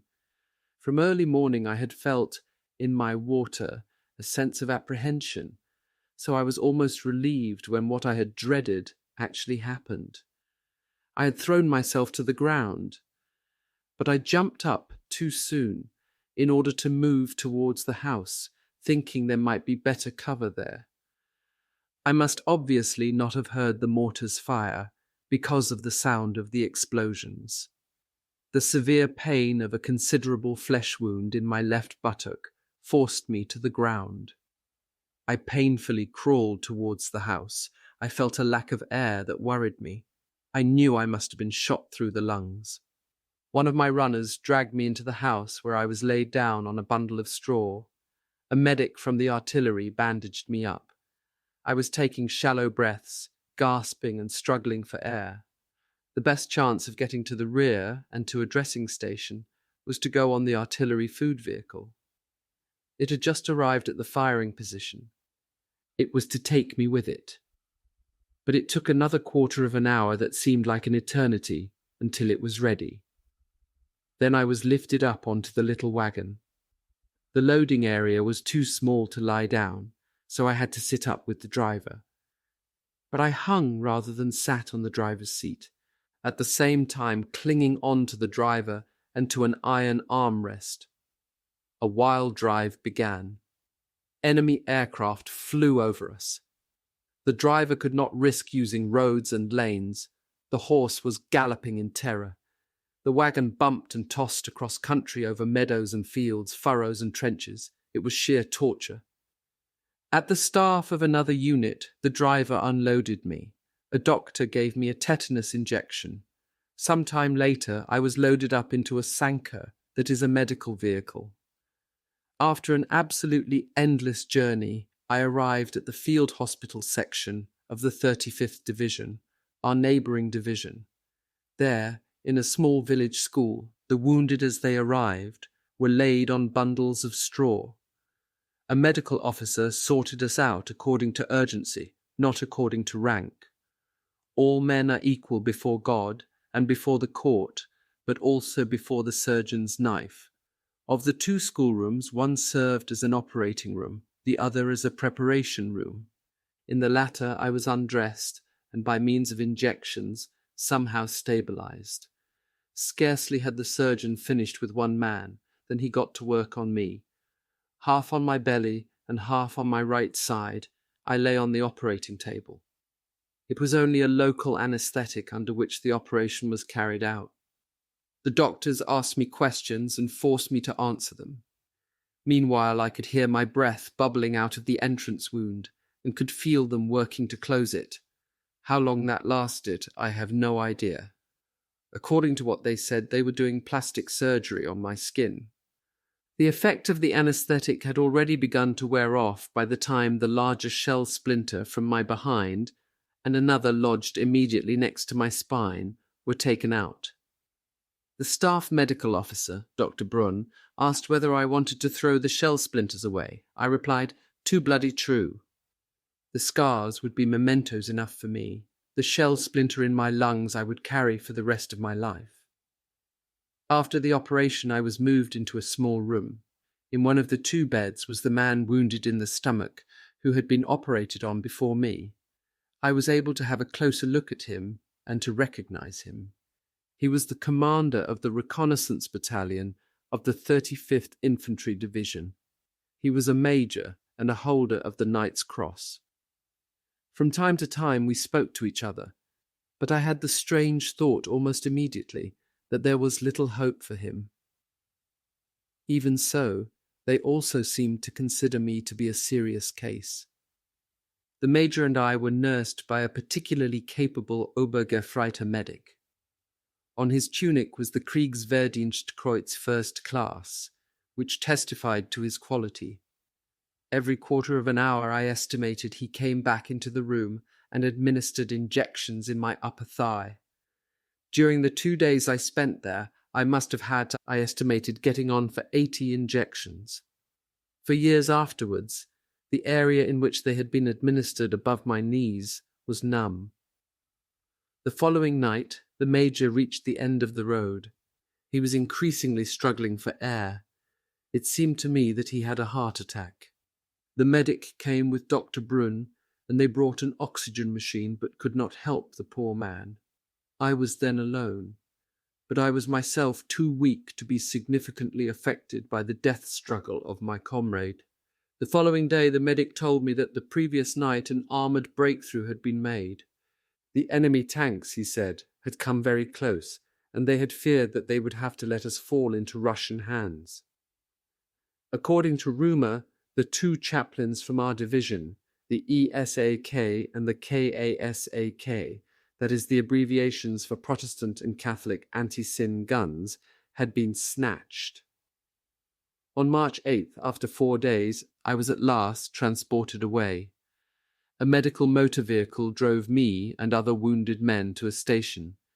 It must have been the one at Preußisch Stargard, where we were put in cattle trucks and laid down on straw. During the loading process, some wretch of a medic stole my pistol. That filled me with the overpowering fury of the helpless. I was glad that immediately after I had been wounded, I had, at his suggestion, handed over my watch to my runner Franz. In Danzig, Sankers took us to the technical high school in Langführ. It had been set up as a military hospital. At first I lay with about 50 other seriously wounded men in a large hall. I was in a pitiful state because I was getting no air. After a short examination, I was immediately taken by porters into the operating room. The porters were French prisoners of war obediently doing what was expected of them. From the map case, which had not been stolen from me, I brought out my remaining cigarettes, that I certainly no longer needed. Gratefully, I gave them to the Frenchman. The operating room resembled a gigantic human abattoir. A haze of vapours of blood, pus, sweat and filth from the dressings and disinfectants filled the room. On several tables, operations, amputations and dressings were performed. A doctor had just finished the circular cut around an arm, then began an upper arm amputation. all that I saw, though only half conscious. Acting as theatre nurses were Dutch medical students. Doubtless they were compulsory labour, and were getting some dreadful practical experience. I had to place my arm round the neck of one of these kindly and helpful nurses. Dizzy and weak, no longer used to sitting upright, I had my lungs tapped. An increasing lack of air and the unbearable smell had made me so apathetic that I scarcely noticed the short, severe pain when the doctor inserted the cannula. The intervention produced an aspiration of 700 cubic centimetres. It was no wonder that I had feared I was slowly suffocating. I was then able to breathe again during the following 2 weeks. The next aspiration produced another half-litre of fluid. After that, there were only 20 cubic centimetres. Eventually, the interventions were no longer necessary. By then, the hospital needed the room, so after about 10 days, there was a great visitation headed by a general of the medical service. They sorted the wounded and had to empty some beds. In his numerous entourage, there was one corpulent medic. He could have been a factory manager. He had doubtless only recently been caught by the Heldenklau and had gone to ground in the medical service. When the swarm of doctors had passed my emergency bed, I asked that medic to hand me the inflatable pillow from the foot of the bed. He replied that I should ask someone else because he was not responsible for doing that. I could scarcely believe my ears and lost my temper. There I was, lying pale and hollow-cheeked, hair on end from lying down, and uncut for 4 months, unshaven and generally run to seed, and obviously seriously wounded on a wooden bedstead. On the seat next to it was my field tunic with all its medals, including the silver wound insignia. In front of me was that fat man, with prosperity written all over him. He was all dressed up, his hair slicked down, and he had the nerve to say that he was not responsible for carrying out one small service, consisting of handing over one small thing. Never before during my service as an officer had I lost control of myself before a subordinate, yelled at him and pulled rank on him as I had with this man. With the last remnants of strength and breath remaining in my wretched body, bellowing, I unleashed the full fury of the front-line fighter against the damned people behind the lines. We are letting ourselves get shot to pieces out there on the front line, and this swine, who has never heard the whistle of a bullet in his life, is not responsible for handing an inflatable pillow to a seriously wounded man. I was going mad. Tears were choking my words. I was no longer in control of myself. Some gentlemen from the visitation at first were shocked and indignant. Then some staff came over to calm me down, while the travesty of a Samaritan hurriedly left the room. Even more than the days, the nights in that room were full of dread.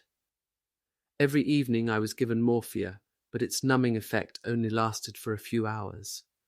By 1 o'clock in the morning, I would wake up in the stained bed and wait patiently for an unwilling nurse, who would get peevish having to clean things up. I had never experienced such an accumulation of misery as I had in that room. A boy near to me asked again and again for water. Shot in the stomach, he had recently been operated on and was not allowed to drink. Everybody tried to make him understand that, but failed. One moment when he was not being watched, he opened his hot water bottle. I was too weak to be able to warn him as he greedily gulped down the contents. The following morning, he was dead. Opposite me, another man had had both his legs shattered. Resigned and quiet, he lay on his bunk. That was the way he died. On the other hand, those impressions, however depressing they were, gave me courage, and I used them to pull myself together. I had no intention of dying. The hope of getting out was germinating in me. Certainly the town was encircled, and certainly I was not fit to be moved. In fact, for days I had had a high fever, but that would pass, I hoped, and by ship or by aircraft I surely must be able to get away. I felt a hesitant joy at the fact that evidently I had got away with it again. With the greatest difficulty, I managed to scribble some lines to Mother and to Gisela. Gisela received them, but Mother did not. From there, they carried me to a room on the second story of the building. 6 wooden bunks filled the room. My new comrades, all officers, were seriously wounded like me, but obviously over the hill. My right-hand neighbour was Franz Manhart, Flak Lieutenant from Grafenberg, near Eggenburg in Lower Austria. He had managed to reach the level of section head in the finance ministry in Vienna. His left upper arm had been shattered, but he could hobble. Opposite was the anti-tank Oberleutnant Nabert from Schweidnitz, whose left arm had been amputated. As it turned out, we had a whole series of common acquaintances in Schweidnitz, including an actress from the Landestheater, whom I had seen in Sudermann's Frau Sorge. When his dressings were being changed, Narbert's stump gave out such a stench that we regularly felt sick. On the left next to me lay a Panzer Hauptmann, whose right upper thigh had been shattered. He tried in vain to move the toes on his foot. Then he was taken to be operated on and came back without his right leg. After waking up from the anesthetic, he felt with both hands to where his knee had been. He could still feel it. The realization that he was an amputee hit him like a bolt of lightning. Gasping, he drew the air through his teeth. Then, without making a sound, he put his hands over his face in horror. On the evening of March 25th, he was taken away by members of his unit. A destroyer had intended to make a run for it during the night and was to take him along. As I found out after the war from Herr von Garn, our division also sent a detachment to remove wounded men from the hospital. Obviously, the group could not have carried out the order properly because they did not find me. No doubt they had only been on the ground floor. It is idle to speculate whether I might have been lucky and subsequently reached Denmark with the regiment on board a ship the front line was approaching. The large pocket had shrunk to a beleaguered town and declared a Festung. An old reserve officer, an invalid from the First World War, and teacher by profession, went from room to room. He tried, as a NSFO, National Socialist Officer Leader, to spread confidence in victory. Nobody took him seriously anymore, but I still hoped that I might be transported away. Exactly 3 weeks after I had been wounded, my high fever fell overnight to normal. The crisis had passed. The euphoria of the convalescent came over me. The doctor declared me to be capable of being moved, but by then it was too late. The harbour was blockaded. 2 days before, it was said, one last hospital ship had sailed out, but it had been torpedoed and had sunk with hundreds of wounded men on board. In actual fact, it was the Wilhelm Gustloff. It was sunk by a Russian submarine. There were several thousand refugees on board. 2 days previously, when I was unable to be moved, I had struggled against my fate. Once again, I had to learn my lesson and resign myself to the inevitable. An elderly lieutenant from the supplies services had been laid in the Hauptmann's bed. He was very drunk and had obviously been injured by a bomb splinter while in that state. Soon afterwards he died, still in the state of intoxication in which no doubt he had spent the last days and hours of his life. When he was taken out, I asked for his pistol. I still had the thought of making use of it. In the meantime, Russian and British aircraft were bombing the town. Bombs fell day and night. Heavy artillery shells landed. In the park of the high school, artillery and flak went into position. The explosions of the impacts very close by, and the sharp cracks of our own guns and cannons as they fired went on alternately. The front was right there. We lay helpless, stuck in bed, on the topmost floor of the building. On the doctor's rounds, we asked if it was possible for us to be placed in the cellar. The station medical officer replied with the words, "You're surely not just a bit afraid, gentlemen." Saying that, he smiled, but at the same time remained for safety's sake under the cover of the lintel of the door. He evidently considered us to be some of those guilty for the war. He perhaps believed that we should face our just punishment in the form of a bomb. He was not allowed to gainsay it, for instance, by taking us down into the cellar. Even the ward medic no longer very often summoned up the courage to climb from the cellar to the upper ward. When it was absolutely necessary, he brought up food. While butter and other provisions were supposedly stored in great quantities in food depots, they dished out only thin carrot soup to us. Sometimes there were a few slices of bread spread with cheese and marmalade. Right in front of our eyes, however, the medic would still be biting pieces off a block of chocolate. When taken to task about it, he declared shamelessly that none had been issued for the wounded. All those symptoms indicated the end to be imminent. It was a collapse that was taking place around and within us. Had we deserved that fate? Should they leave us there to kick the bucket like miserable dogs? Should they leave us to the tender mercies of the Bolsheviks? Bitterness and disappointment came over me, and doubtless also over my comrades. There was silence in the room. Nobody spoke. Everyone, lying there so wretchedly on the floor, was alone at a turning point in his life. On March 27th, 1945, the Tuesday before Easter, a bright spring morning dawned. Neither doctor nor medic appeared. The enemy artillery fire had become more and more intense. A direct hit on the wall of the building sent window frames and panes flying crackling into the room. Then rifle fire could be heard. Thus it was finally clear that no one else was to get out. We would be consigned to an uncertain fate. But why, I thought, should they not leave me alone there? Who was I to be able to claim that the course of my life should be only smooth and good?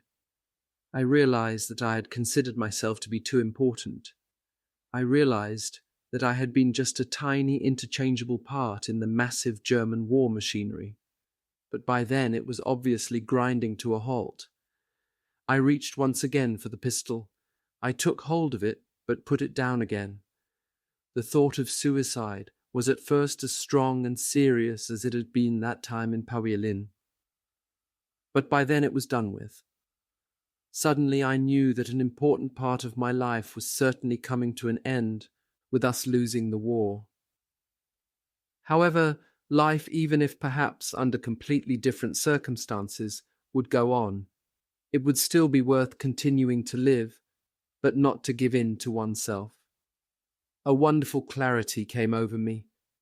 Praying, I experienced the certainty that God would not leave me in the lurch, and that He would be with us, with me. I thought long and hard about my mother. Lost in all those thoughts, I detached myself more and more, finally completely from the situation. Then another medic appeared. He had orders to collect up pistols and medals. He announced that the hospital had been surrendered to the Russians. He said that 2 doctors and 10 medics had remained behind with 800 severely wounded men. The white flag, he said, had already been raised. Another hour passed. Franz Mannart stood at the window and reported back on the situation. He saw our infantry retreating and the Russians moving closer and closer. Meanwhile, again and again, there were moments of anxious quiet. Finally, voices could be heard, announcing an approach from room to room. Andreev shouted out several times. They were the same dull, throaty sounds that I had heard for the first time 3 years before in the woods at Upolosi. The voices had exactly the same effect on me as they had then. Both wings of the door were opened as the first Russian entered. His machine pistol at the ready, he stood at the doors and looked around. Meanwhile, outside, next to the house, German shells were still falling. Captivity, then freedom. In Holy Week of 1945, the destruction of the old German town of Danzig was completed. It was the eve of that dreadful night, the 27th of March. On that fearful night, the city of Danzig and all the Vistula area were in flames. An eyewitness report stated From as far away as Hela, a wall of flames and smoke, 3,000 to 4,000 meters high, could be seen over the city. It had been caused by air raids with high explosive and incendiary bombs. The book Unvergänglicher Schmerz, or Endless Agony, is a record of the history of Danzig's fateful year of 1945 by Peter Porala. The section Das Inferno, page 378, reads as follows. The enormous development of heat in burning Danzig prevented German units becoming established in the town. So it was only at the entrance to Danzig, between the Schichau Wharf, the Oliver Tor, taking in the Hagelsberg and the Bischofsberg, that a weak defensive line was constructed. Our soldiers were fighting there doggedly against the superior might of the enemy. There was always the certainty that every minute's delay to the Soviet advance meant that some women and girls were saved from being raped. There was the possibility, too, that children and old people could flee. In actual fact, they still succeeded in getting thousands every day across the bay to Hela, and from there across the Baltic into the safer West. There are daily records showing the movement of 46,000 persons. On the evening of March 27th, the Russians succeeded in breaking through the Schicherogasse to the Hansaplatz, and from there to the main railway station. Our soldiers were at the end of their strength. They were short of ammunition and weapons. There were no more replacements for the dead and wounded. The German Army Command therefore decided to retreat to the Motlau, and finally across the Vistula towards Heubuda and Plenendorf. Danzig was occupied by the Red Army. On Good Friday, March 30th, 1945, Danzig's fate was sealed. For Danzig's population and the many refugees from East Prussia and Pomerania, there began a Via Dolorosa of indescribable horror. The Soviets, and a little later the Poles, took their revenge on the innocents, on children, on women, on old people. That was done with unimaginable atrocity and brute force. What the people in Danzig at that time had to undergo, nobody can begin to imagine. Thousands, oppressed and beaten, committed suicide. Many women and children begged and pleaded, "Shoot me." Entire families were wiped out, shot or murdered, because they wanted to protect children from being raped, or were not quick enough to hand over their jewelry. Robbery, plunder, and rape were committed day after day by the Soviets and by the Poles who turned up later. They suffered death through hunger and diseases for weeks and months on end. That was the fate of the people who did not succeed in fleeing across the sea. 1 in every 4 inhabitants of Danzig lost their lives as a result of war and from outrages committed by the Soviets and the Poles. They were starved to death during the Polish occupation. They died in forced labor camps. They died because they were not given proper help when they fell ill. At least as high must be the number of victims among the refugees from East Prussia and Pomerania who remained in Danzig. That the city of Danzig was an ocean of fire was also described in the divisional history. Hauptmann Franz Hrabowski described it there and added to his description of the misery of the refugees. In addition, the women, concerned for the lives of their children, begged the soldiers many times to give up the fight. So it happened that in many places the officers, even using all their authority, did not always succeed in getting their people back out of the cellars. That was supplemented by an eyewitness account in Porala, according to which in the Halbe Allee, and also in the Gross Allee, deserters are said to have been hanged in rows. During the next few hours, our rooms were entered again and again by other Russians who behaved very differently. Many threatened us with their weapons, but in many you could see something like pity. Young members of the Komsomol, perhaps 16 years old, were the worst. One waved his machine pistols slowly from bed to bed and then stopped in front of Franz Manhart, aiming at his head. I can still see Franz's profile with the questioning expression on his face, especially the detail of the eyelid of his left eye opening and closing, while the young Russian, it seemed to last minutes, but it could only have been seconds, had him in his sights. I can still see, too, how another held a pistol, a German 08, at Oberleutnant Nabert's temple. I can see Nabert turning his eyes upwards in order, in the last second of his life, to look his murderer in the face. But on both occasions the Russians did not pull the trigger.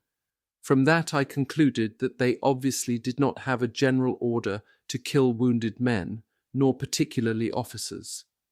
Almost amusing when compared with the situations mentioned above, in which you were hovering between life and death, was how our watches were taken away. They were collected up in a procedure to which the main interest of the individual members of the Red Army seemed to be directed, as they said, Uhr ist. Because I had left my service watch behind at my unit when I was wounded, I no longer had a watch, and had to try to express this with gestures of helplessness. That seemed to be incomprehensible to one of the busy plunderers, because with his index finger on my forehead, he pushed my head back onto the straw-filled pillow. Officers also came into our room. I can clearly remember a tall, blonde young major who spoke German and was an artilleryman. When he asked how I had been wounded, I replied, to please him, by artillery, which in fact did please him. In conversation, one of us said that the war was over for us, to which the major replied that it was only just beginning. In actual fact, at that time, many Russians were convinced that with the downfall of Hitler's Germany, the capitalist Western powers would then turn against Russia. I found it to be more than a friendly gesture when a captain, before the officers moved on, brought out a bottle of plundered schnapps from his overcoat and reached it over to me in bed. Of course, none of us exhausted wounded men would have been capable even of taking one gulp from it. So I hid the bottle in my bunk under the straw mattress. After some hours of continually being visited by Russians, we were pleased that the last assault had passed off so lightly for us helpless men. The fact that we had not yet received any food that day was unimportant. Indeed, none of us felt hungry or thirsty. After all, we had escaped with our lives. We also did not see anything of the medics who had stayed behind. We understood that none of them risked coming up to us on the second story. Similarly, little was to be seen of the two doctors. I still know their names and can remember what they looked like. One of them was the Munich surgeon Dr. Stadl Eichel. He was compact in appearance and gave the impression of being busy. The other was a senior doctor from the Greifenwald University Clinic by the name of Dr. Wolf. He was tall, slim, and with a relaxed manner. Meanwhile, there was no question of a normalization of conditions so soon after the hospital was handed over. German shells were still exploding. However, a new development was that the unmistakable smell of burning was spreading through the building. The air in the house was thickening into fumes heavy with smoke. Nobody knew whether the building had been set on fire by German gunfire or had been set alight by the Russians, or perhaps even by the Poles. It later turned out that it was arson. In fact, it was said that of the 800 seriously wounded men who had remained behind, 150 lost their lives in that fire. The savior of the men in our ward was Franz Manhart.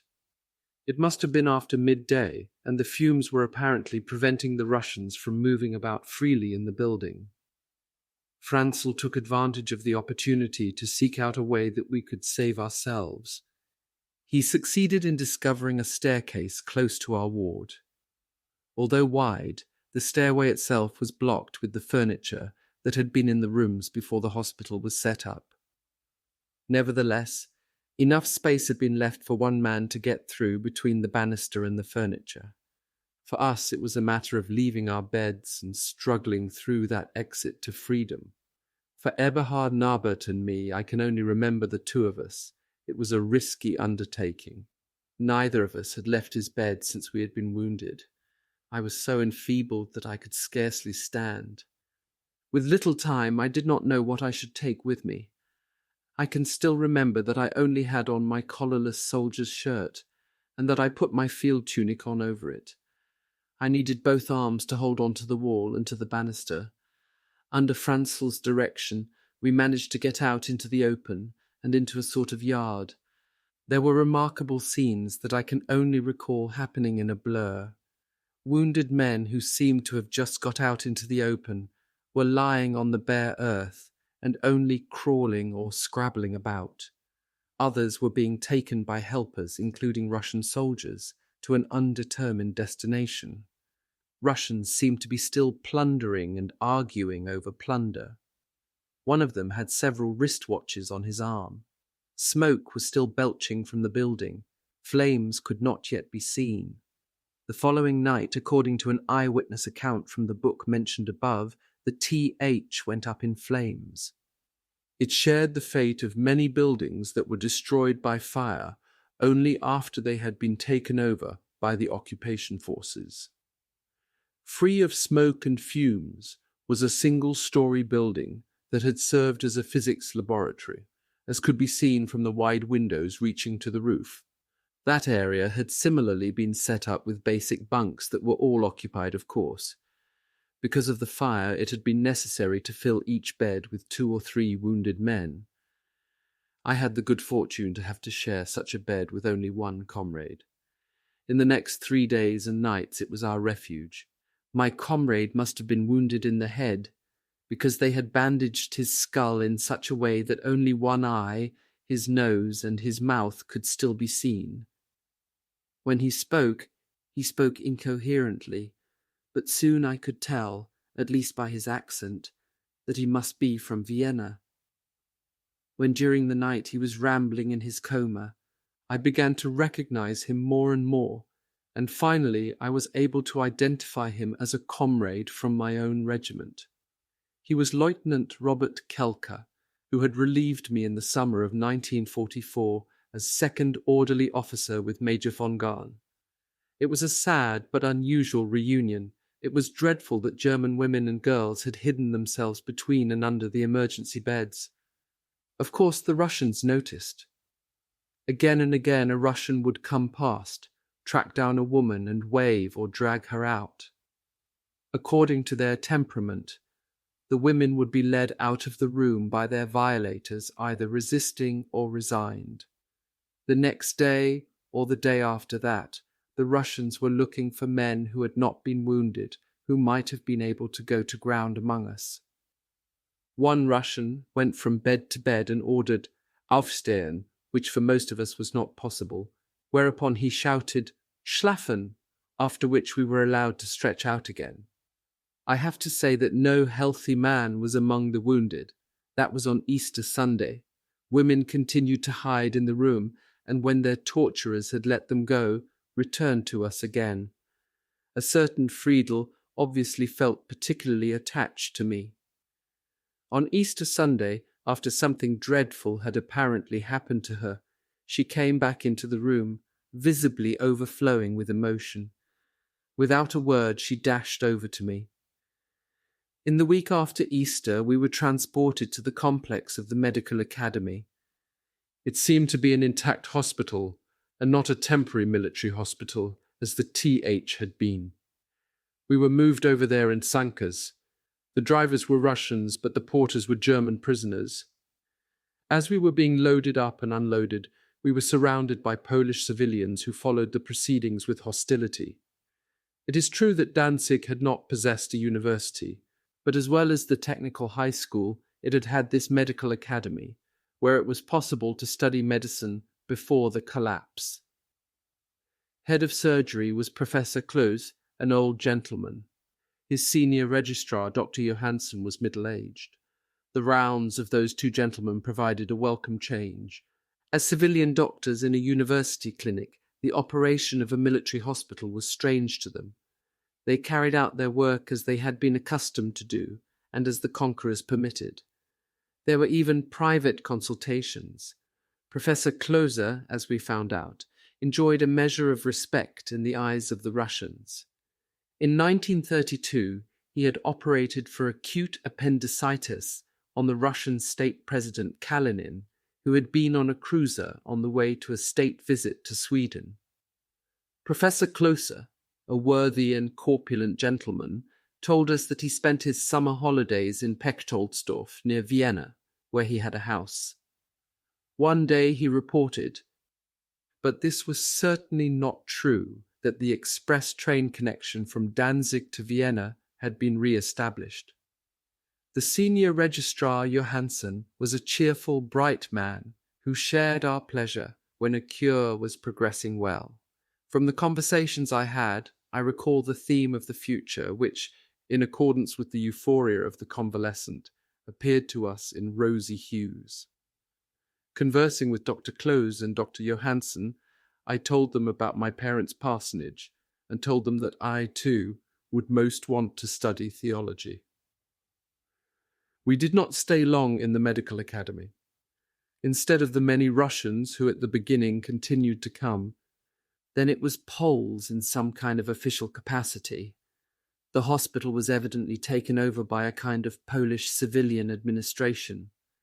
Various commissions came, of which it was said that they were Lublin Poles, that is, they belonged to the wing of the Polish resistance that was allied to Russia. I can recall a civilian doctor who had a 7-figure number tattooed on his lower arm. He showed it to us and said that he had got it in a concentration camp. In the Third Reich, we had heard by hearsay of the existence of such camps, above all Dachau, but we knew nothing at all of their extent and of what their inmates had to suffer. At one of those inspections by Poles, a German-speaking communist was present. He had fun rocking on my bed in order to hurt me. He succeeded, too, but I was even more astonished at the sadistic temperament of a man expressing itself in such a way. From the shell splinter injury on my left buttock an abscess had formed. It required opening by a lengthy cut at the top of my upper thigh. Today I cannot recall whether this intervention was carried out while we were still in the TH, or whether it was carried out by Dr. Johansson in the academy. But I do remember that afterwards for some weeks I was only able to lie with my leg drawn up. There was as yet no question of getting out of bed, especially as I was also really weakened by hunger. In the sick room, food was an important topic of conversation. Doubtless it was a sign that we were getting better. We imagined what sort of celebration meals we would have if, with God's help, we were once again able to eat them. It must have been about April 20th that we were moved in cattle wagons by rail to Thorn. That was about 150 kilometers away up the Vistula. In Thorn there still remained from the war a large barracks camp, in which Allied prisoners of war had been held after the German victories. So the camp was filled with us, the final losers. As far as I could establish, as well as soldiers and officers who had been taken prisoner uninjured, the camp also came to house many wounded and sick men. Dysentery and typhus were rife. Those who had become sick with those diseases were isolated in their own barracks. From them, day after day, were brought out in the morning the bodies of those men who had died the previous night. Most of the camp inmates were dystrophic, recognizable by their oedemas due to hunger, by swollen legs and faces. On their arrival in the camp, both the healthy and the sick had to go into the sauna, the banja. No consideration was given to fever and the danger of pneumonia. I saw wounded men running a temperature of 40 degrees who had to go into the hot sauna and afterwards would lie for hours on end in the train on the way to the barracks. The wounded not only died of dysentery and typhus, but also, it seemed to me, simply of debility due to their wounds and a lack of sufficient nourishment. In our sick barracks, in which I had ended up with Franzl Manhart, the thin soup handed out twice a day, by way of food, was distributed out of a pot. The pot, after it had been brought in, was set up in the barrack block, and then every man received his dollop from the ladle into his canteen.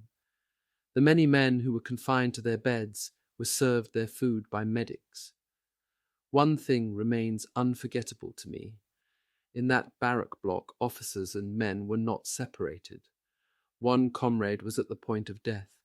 The medic who had seen this quickly put next to his pillow the canteen of the man who was lying at his last gasp. After the wounded man was dead, the medic hurriedly removed the canteen. In that way he got a second portion for himself. Even today I can see the scene. The medic lurked there watching the man who was still alive. Then, after the man's life was over, he tucked into the dead man's soup ration. After our arrival in the camp, and before we were put into the barracks, I had lain in one of the several Finnish tents which were provided for seriously wounded men. The Finnish tents were made of plywood and were taller than a man, so that the people lay in 2 layers over each other. I lay in the lower layer, and I remember a Latvian SS lieutenant who lay diagonally above me. His arm had suffered paraplegia and dropped everything down. It was terrible because his arm was not cleaned. Beside me there lay another Kriegsfreiwilliger Latvian officer. His Christian name was Antons. He had had one leg amputated and in the other had an extensive flesh wound, but he had still kept his leg. As well as his native language, Anton spoke fluent German and Russian. So I was able to have some good conversations with him. He was completely without illusions in contemplating his future. He was enormously collected and self-controlled. As a Soviet citizen who had opposed the Bolsheviks, he might expect their revenge and a completely uncertain future. The Russian medical officer, a major who came on his rounds once a day, was called Raskolnikov. His hair was already grey and he had a moustache. We could tell how to a certain extent he put up with the misery which surrounded him, but he clearly regretted that he was not able to give better help. Time alone had been left to heal my wounds. There were neither medicines nor fresh dressings. I was urged by the German doctor to diligently practice stretching my left leg. A final test tap revealed that there was no more coming from the injury to my lungs.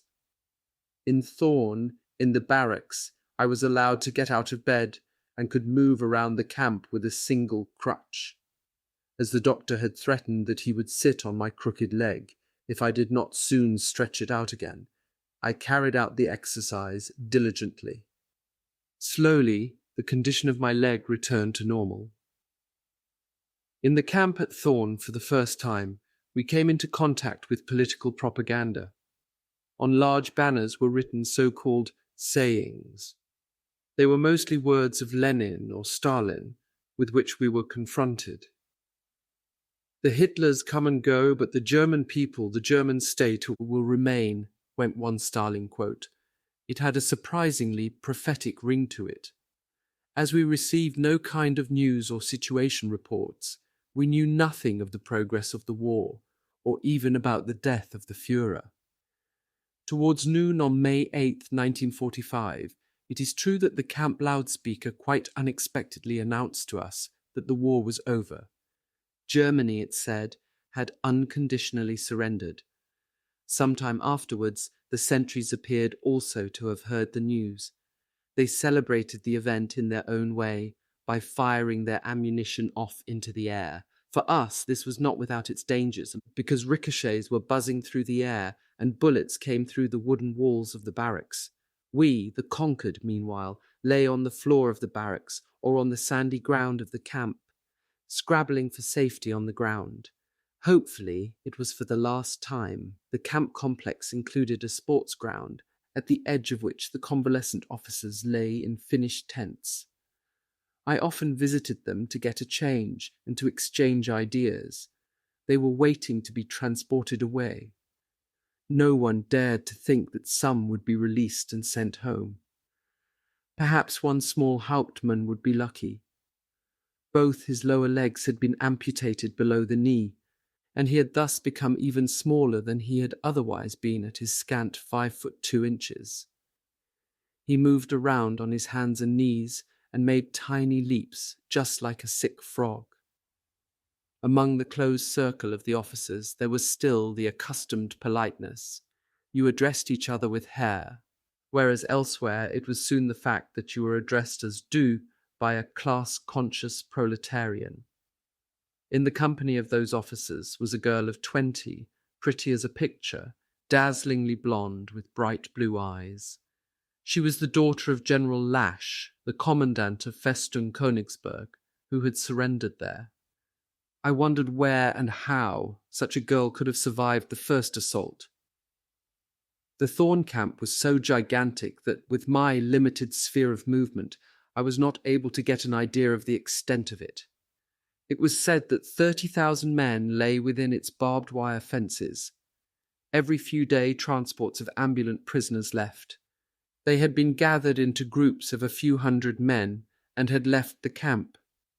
In Thorn, incidentally, I had met another man from Stockerau by the name of Franz Heinz. We had exchanged addresses, and I had given him a slip of paper for my relatives, as I suspected that he, because he was only a private soldier, would be released earlier than I would. Because I was an officer, in actual fact, he was released as early as 1945, and my parents received the news I was alive only on Christmas Eve, December 24th. As it turned out, the next destination of the marching column was Graudenz, some 55 kilometers away, but the march had to be made on foot. There could have been 500 to 1,000 men who set off, after the fashion of the Red Army, each section consisting of 5 men. At the head there marched some 30 officers, from Oberstleutnant to Lieutenant, with quite varying amounts of baggage. The gentlemen who had surrendered and had been taken prisoner uninjured had generally a lot of baggage. I and others only possessed the little we had been able to salvage from the military hospital in Danzig, and had been able to supplement during the course of the following weeks. I had only the underclothes I was wearing, my uniform tunic and trousers, a haversack and canteen, and an overcoat.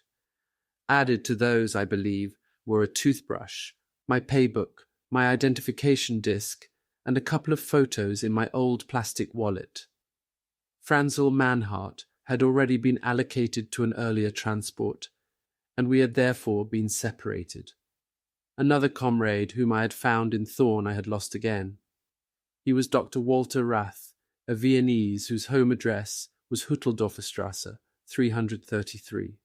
Rath had studied Latin and Greek, was an educated Mittelschule teacher, but in the bad times before 1938 had been unemployed. He had therefore become a leader in the labour service. At first he was in the Austrian labour service and afterwards in the Reich labour service. Towards the end of the war, he had been transferred to the Wehrmacht as a Feldmeister and had thus become a lieutenant.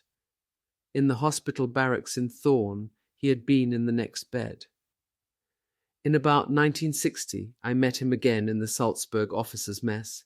He had transferred into the Austrian Bundesheer, and then, as a major, he was commandant of the Telegraph Battalion. He regretted that he had not met me years earlier. He had had trouble in proving his officer's rank, something to which I could have attested, at least for our time in Thorn, when we were still wearing badges of rank. The highest-ranking officer, and therefore the right-hand wingman in the first unit, was Oberstleutnant der Reserve, Dr. Josef Deckwitz. He was a lawyer from Munster in Westphalia. From then on until I was released, with some interruptions, I was always together with Deckwitz. I shall speak of him many more times. Although by age he was born in 1896 and could have been my father, we had a close comradely relationship with each other. I owe him much for expanding my horizons. Deckwitz had been a flak officer. He had a huge rib cage and possessed a loud voice. He had, he said, been much in demand as a defence counsel in criminal cases, and his legal pleas were something worth hearing. Once, he said in a trial before a jury, knowing that from midnight of the next day an amnesty would come into force, he had pleaded for many hours to benefit his client. The court, he said, had patiently tolerated his constant repetitions. Before 1933, Deckwitz had been a social democrat. His wife was the niece of an SPD, if not a communist, member of the Reichstag, who had emigrated to the Soviet Union. After graduating to my doctorate in 1952, I visited him in Münster and was delighted to see him again. His wife was interesting and clever. The great misfortune of the two of them was that their son, their only child, had completely ruined himself with drink. Although many healthy men capable of marching were in the column, it was still an unparalleled trail of misery. The armed sentries walked on all four sides of the column, but took careful notice of the many weak and feeble men. The distance of 55 kilometers, which healthy troops could have covered in one day's march, was tackled in 3 stages. Half was done on the first day, something that made demands on many men, leading to exhaustion. The other half was tackled in 2 days' marches, each of 12 kilometers. Obviously, the weakest men did not have the strength to walk further. I had recovered to such an extent, and had in the meantime learned again to stretch my left leg, that I managed all right. The worry of every man was always not to drop out of the column or be left behind, in order not to be shot by the guards, as had often happened. We spent the nights in barns on farms. If the sentries had not just dug out some women, and the women were not screaming out for help, you could get a bit of rest and sleep well in the straw. On the first day's march, we passed through the little town of Kulmsee. It had obviously been taken without any fighting. We were stared at by the Polish civilian population without visible hostility. I saw it as a particular irony of fate that on the last day of the march we moved along the very that 5 months before had been one of the roads along which we had been retreating. That was before we had crossed the Vistula over the ice bridge to the southwest of Graudenz. It was a particular sign of our having been beaten. In Graudenz, so word had gone round in the meantime, the transports were being assembled that would take us by railway into the interior of Russia. In Graudenz, we were gaped at by the civilian population. They were evidently more hostile than the population of Kulmsee, but there were no incidents. Our destination in Graudenz was a barracks complex. We were placed in groups of many men in completely empty rooms, but they were dry and everyone had enough room to be able to stretch out. We remained in the barracks for 2 or 3 days and nights. Then it was time for us to march to the railway station to be loaded onto the trains. Today I can no longer remember whether the railway in the area occupied by the Russians had at that time already been converted to the Russian gauge, or whether this was not yet the case. But I do know that 20 men were stuffed into one goods wagon.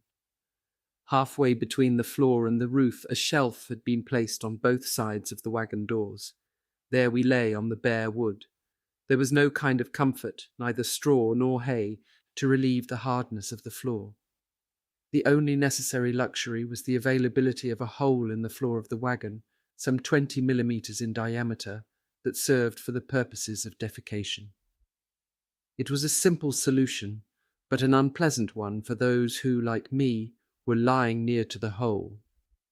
Fortunately, it was not necessary for urinating. That was done through the open wagon door. The transport train left Graudenz about June 20th. Nobody knew what its destination was. The rumor was that we were heading for Murmansk.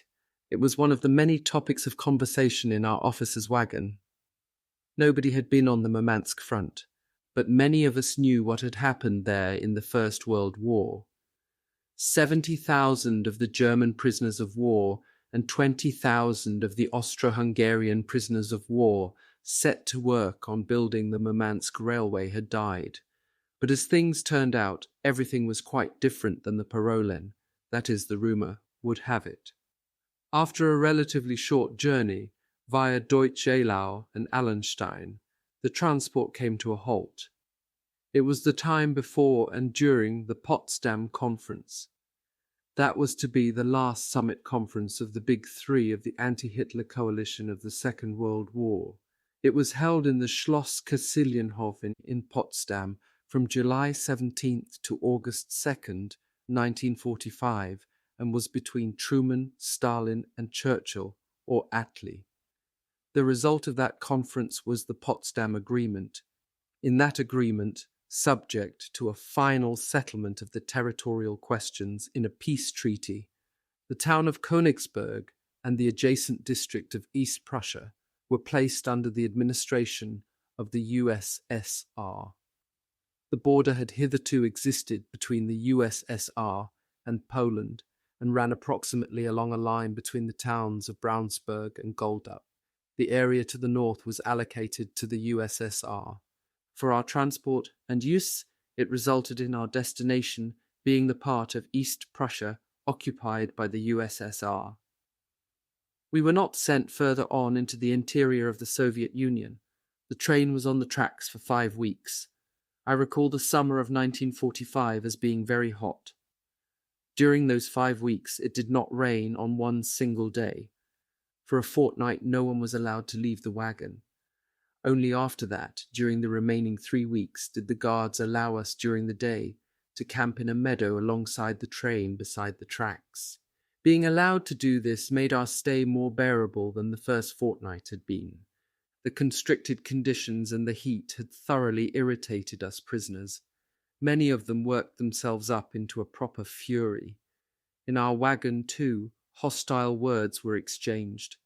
For instance, men who were on the lower bunks were disturbed by the feet of those lying above them.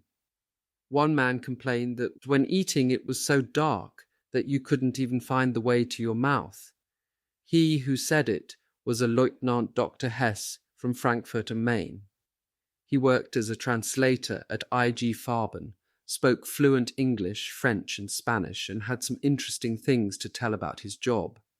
Hess was my neighbour, and we were both lying directly beside the notorious hole. Then there was a Hauptmann der Reserve Stolzner. He came, I believe, from Upper or Central Franconia. He was about 40 years old, and told of an elder brother who during the First World War had been taken prisoner by the Russians and had been sent to Siberia. From there he had fled to China and had attached himself as a military advisor to Marshal Chiang Kai-shek. His brother had married a Chinese woman, a fact that led in the wagon to a debate over the virtues of the women of another race. With the most earnest face, Stolzner told of a peculiarity of Chinese women. His assertion caused among some men a short, astounded amazement, until the laughter of the other men told them that Stolzner had been leading them up the garden path. As one of the naive and, moreover, still visibly fearful comrades, I recall Staff Paymaster Uhland. He was a descendant of the poet of the Schwabisch Kunde, but evidently was not so fearless as his ancestor was supposed to have been. While the war was still going on, rumours had been circulating that the poor quality soap there was at that time had partly been produced from human bones. That was something that seemed completely incredible. But then after the war had ended, assertions concerning the atrocities practiced in German concentration camps were doing the rounds. It is true that our fear of being shot had in the meantime abated, but the future was completely unknown, and it seemed quite probable that we would be consigned to years of forced labour under inhuman conditions. It was therefore black humour when, in order to worry Herr Uhland, a man in the wagon asserted that the German officers who had been taken prisoner were going to be taken and turned into soap, and that well-nourished paymasters, such as Uhland, would be made into toilet soap. During the time we were kept in the transports, there were some deaths. The causes of death could not be established. Since there were no lists in existence, the only responsibility of the guards was to replenish the number of prisoners being transported. That was achieved by the guards swarming out and grabbing male German civilians, of whom there were still a few, there in Masuria. During the first period of our captivity in the East, there were no lists, and the prisoners were not recorded by name. The many who died of epidemics and hunger were never recorded. In my opinion, the real reasons that many years later, long after 1955, when the last prisoners were released, that people believed in the existence of so-called Schweigelager. Meanwhile, it is a fact that 1 in 3 soldiers who had come into the custody of the USSR did not survive his captivity and never returned. From my personal experience, I attribute that to the reasons I have mentioned above and to the wholly insufficient medical care which they received initially. Before the summer of 1945, I had not been acquainted with East Prussia. If there had not been the sadness that we experienced at the loss of a land through which we slowly travelled, it would have been a pleasure to see this friendly and cultivated land. From the train, as it travelled past the settlements and even the town of Allenstein, much seemed to have remained intact, but everywhere was depopulated. Only the summer sunshine stopped the landscape from giving a ghostly impression.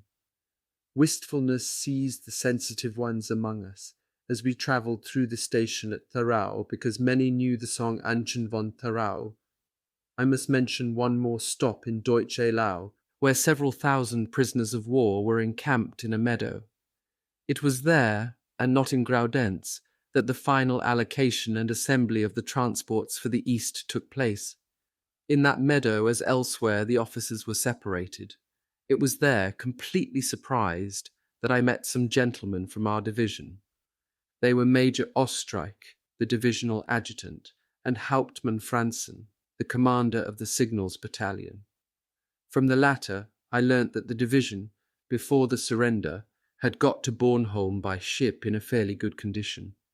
They had thought themselves to be safe when 2 Russian torpedo boats appeared.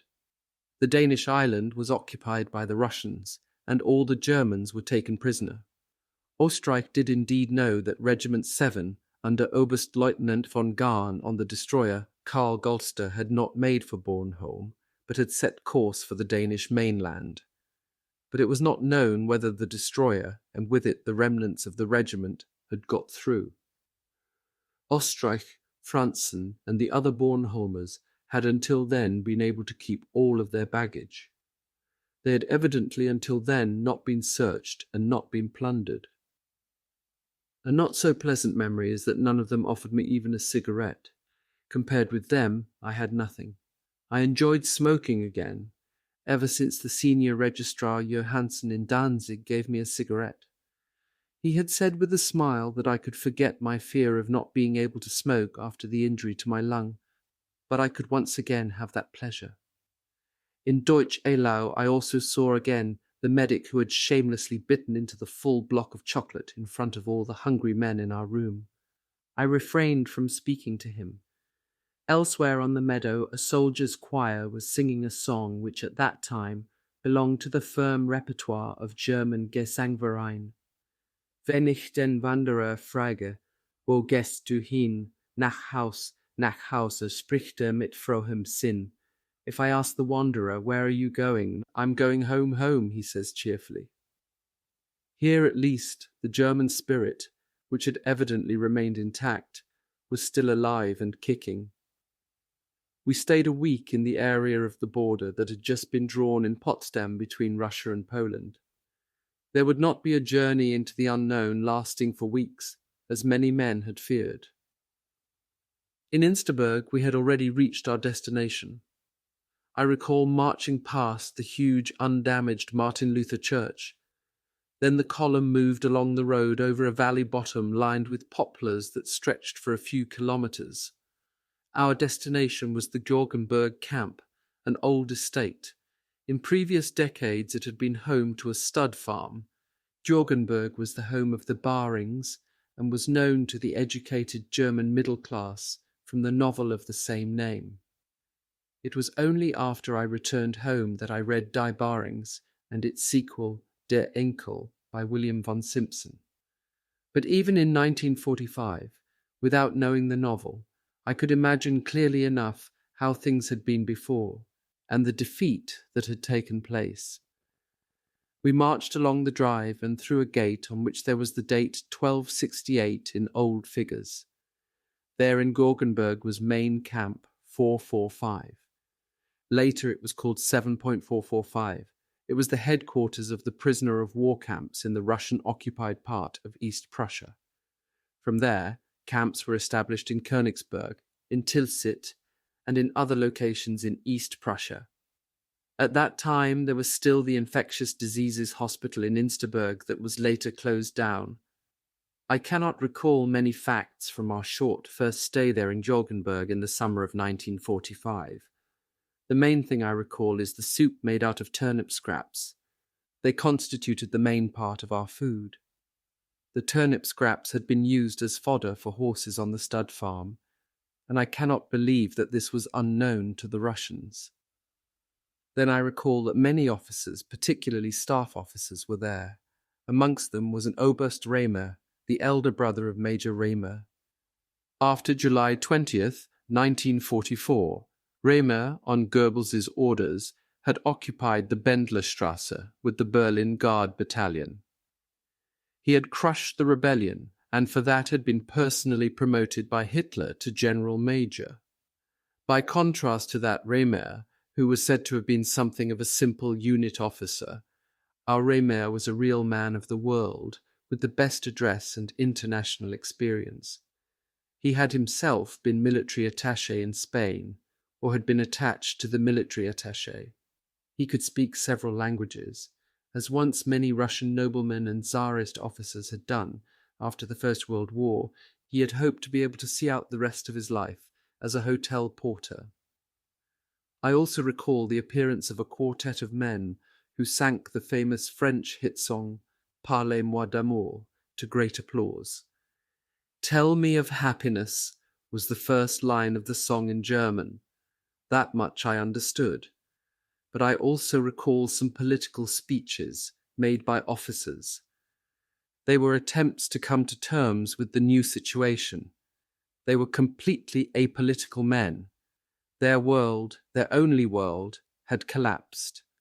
Finally, I can still remember that there in the Georgenberg camp, all insignia of rank had to be taken off and all heads had to be shaved. We officers found that to be an additional humiliation. It was the intention that its main purpose was a hygienic measure to prevent epidemics. In the Red Army, shaven heads were the regulation, even if not for officers. Most of the prisoners in any case were suffering from diarrhea mixed with blood, like dysentery, for which there was no kind of help. Among the most significant industrial plants in East Prussia, where there was little industry, were the pulp factories attached to the Feldmüller concern. In Königsberg, they were the Werk Sackheim and the Werk Zosse. Those factories were supposed to be rebuilt by German prisoners of war as part of the restitution process. For that reason, there was a camp in Sackheim and another in Holstein below the town, where the Pregel emptied into the freshwater lagoon. We had been transported on lorries from Georgenberg to Königsberg. The town appeared to have been dreadfully destroyed. In Danzig, while being transported from the technical high school to the medical academy, I had happened to get a glimpse of the Marienkirche, the landmark of the town. There, on the journey through Königsberg, was offered sufficient opportunity to imagine how beautiful that town must once have been. We drove past the destroyed castle, and a comrade from Königsberg showed us where Kant's grave was. The British air raid of August 30th, 1944, had turned the inner town into a heap of rubble. Before the town surrendered on April 9th, 1945, the Russians had circled it to the north. The first suburb they had taken was Mettgethen. The Russians were in fact driven out of there again. But the fate of the inhabitants and of the refugees who had been caught by surprise was a terrible indication of what was waiting for the German civilian population. General Lasch, conscious of his responsibility for a large civilian population, and for his troops who were uselessly shedding their blood, had surrendered the town on April 9th. He may thus have saved the lives of countless other people.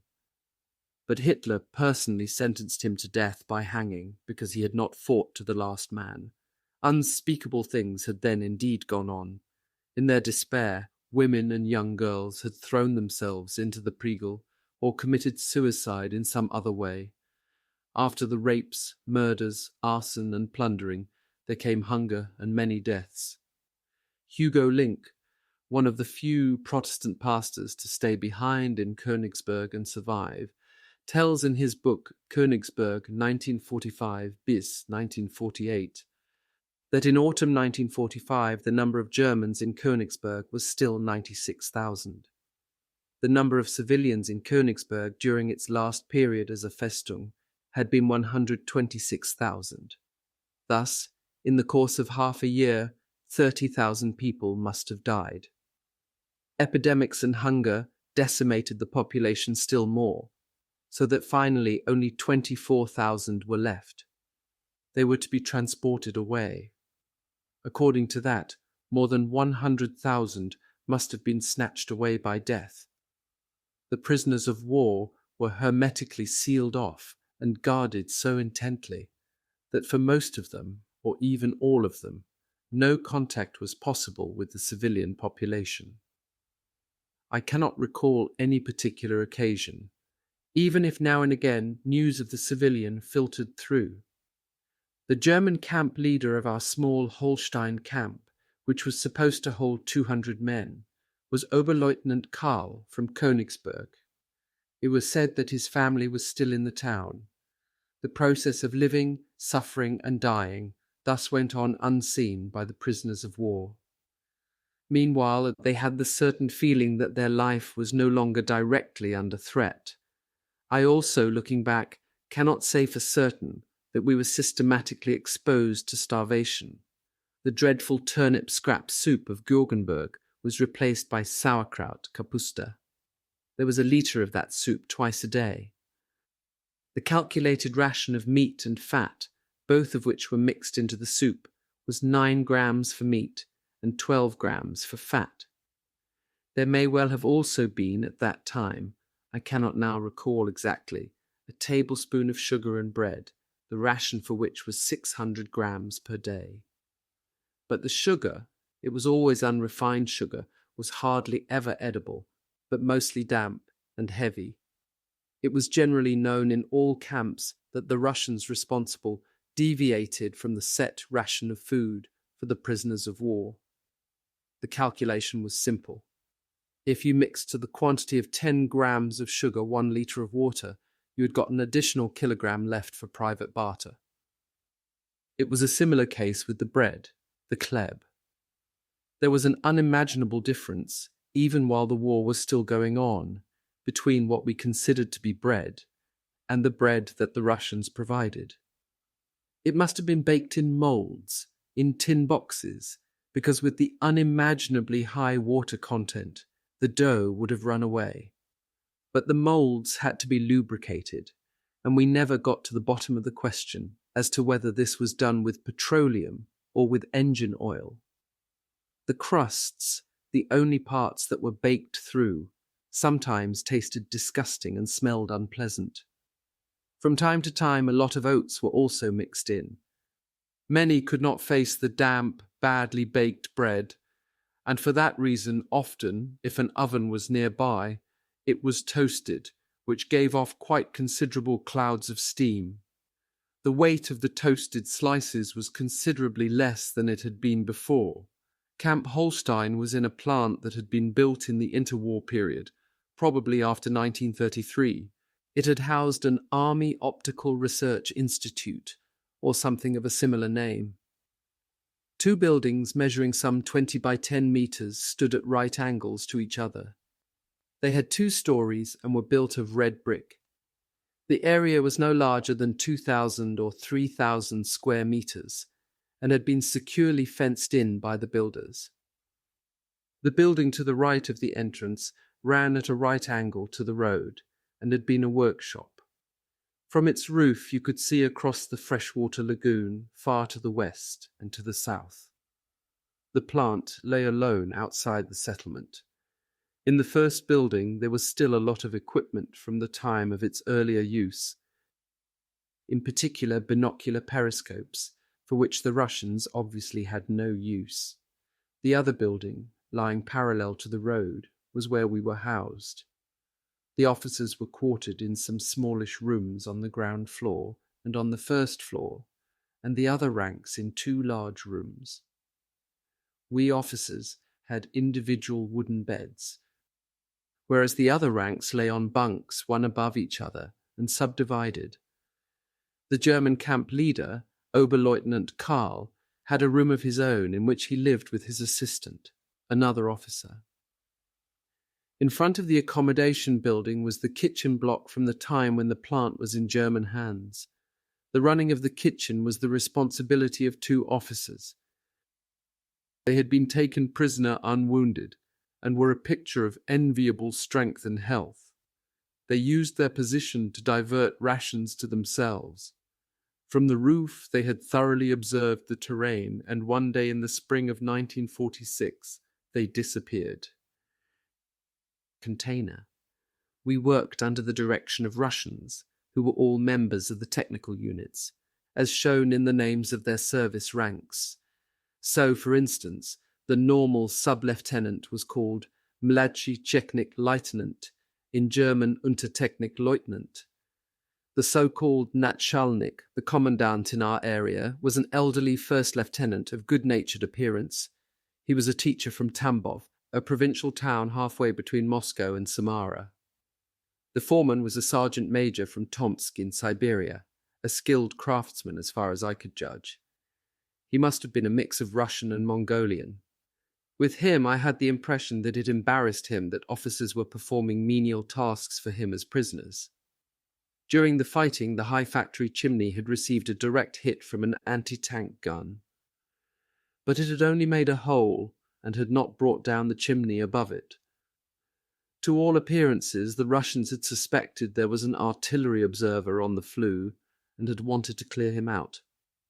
A topic of conversation was how, and by whom, the hole could be repaired. Rumour had it that a specialist, a Russian buzzword, had been offered 8,000 rubles to repair it. Such a specialist had been requested from Moscow and was already on the way. It was autumn. We had been working for some weeks in the factory. Our working hours were 10 hours a day, only Sunday was a day off. But one Sunday there was a voluntary work detail in which every prisoner capable of working had to take part. However, the unusual thing about it was that we did not have to go to work in the factory. We were loaded up on lorries and driven into the area of the new frontier between Russia and Poland.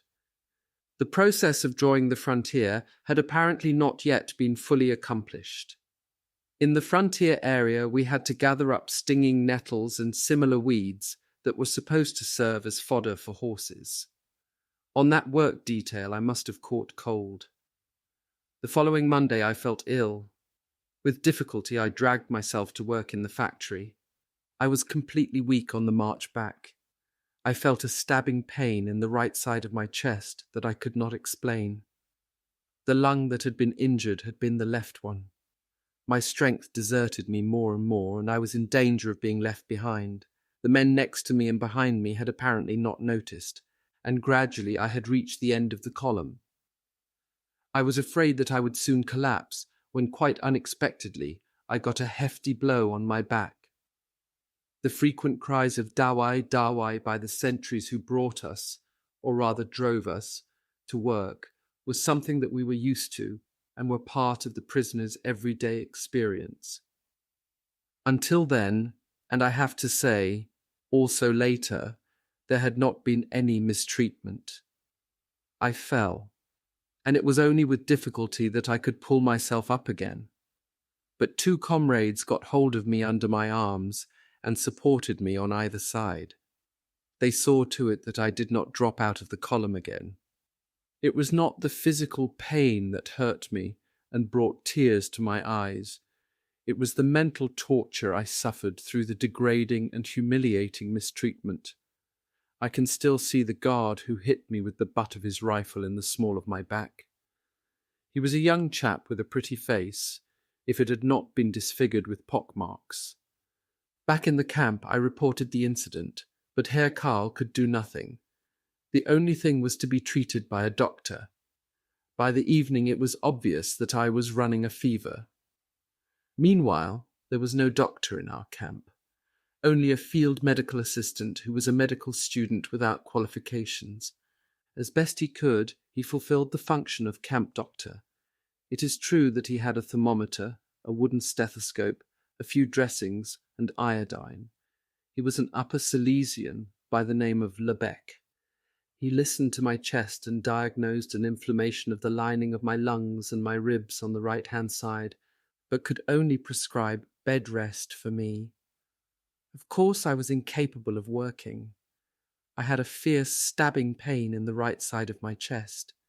The only treatment Lebec could give me was repeatedly painting that side of my chest with iodine. He monitored my temperature and my general condition, but apart from that had to leave me to my fate. During the following weeks I ran a heavy fever. I lay on my bunk without straw mattress or blanket, dressed in my uniform and covered with my old overcoat.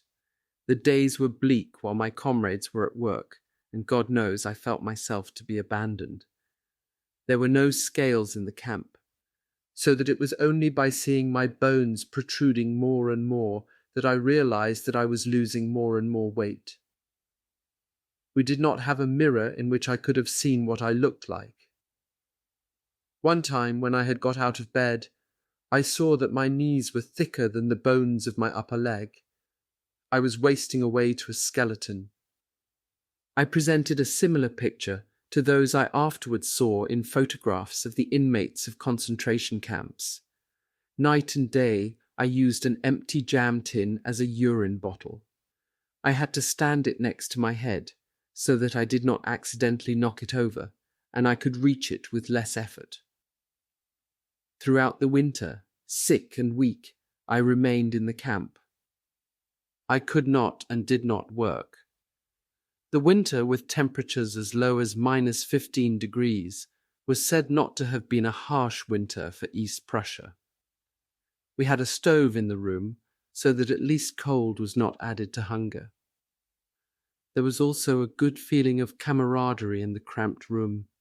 There was no one who acted in an underhand way, with one exception. He was, of all people, a circuit judge and a reserve Oberleutnant. He was once seen drinking a comrade's soup as he brought it from the canteen. Everyone could see how he was tortured by shame over this lapse, and so the incident was passed over in silence.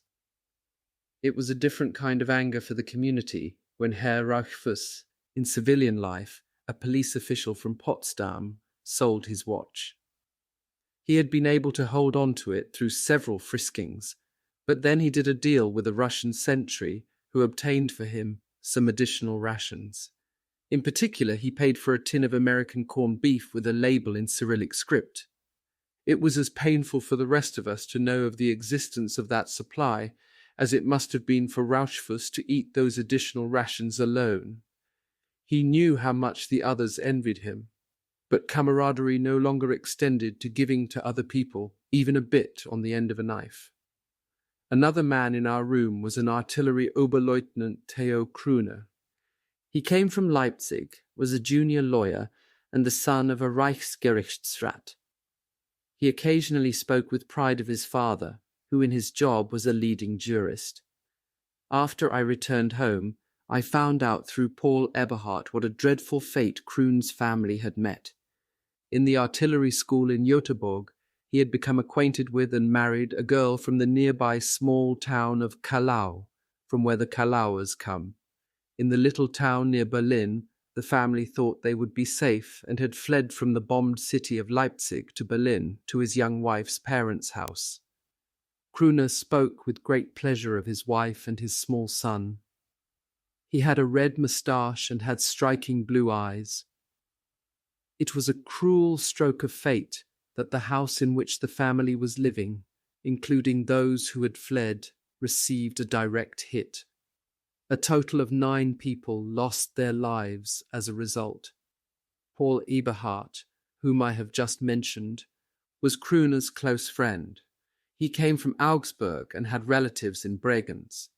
This had given him the idea of passing himself off as an Austrian.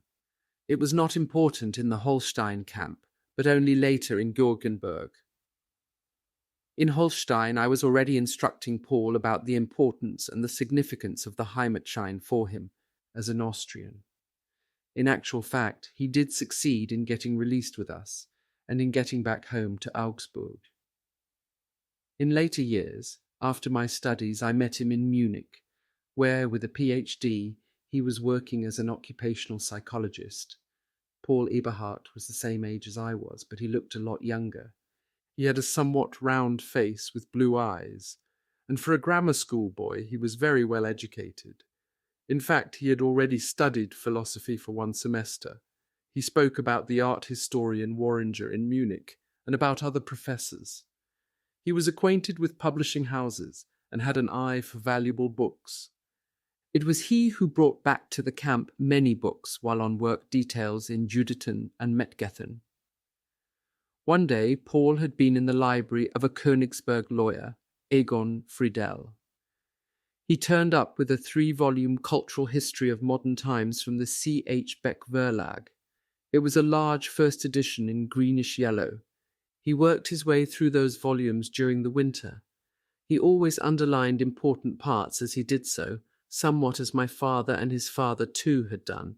He also let me work on Friedel. I can still remember how we both agreed that we had found studying the introductory chapter particularly difficult. Of the books that Paul brought back with him, and which I then read for the first time, Rudolf Georg Binding's Erlebtes Leben and Hans Karosse's Führung und Geleit were the best known. Other comrades in our room were Herr Straub, a lawyer from Düren near Aachen, and Herr Korte, who was a singer, a bass or baritone. I can remember that Korte would toast his bread on the stove in small strips and slices and carefully distribute his sugar ration over them. A particular personality was Herr Böhm, a reserve Hauptmann who had taken part in the First World War. Böhm called himself a lyricist, but I can no longer remember the quality of his poems.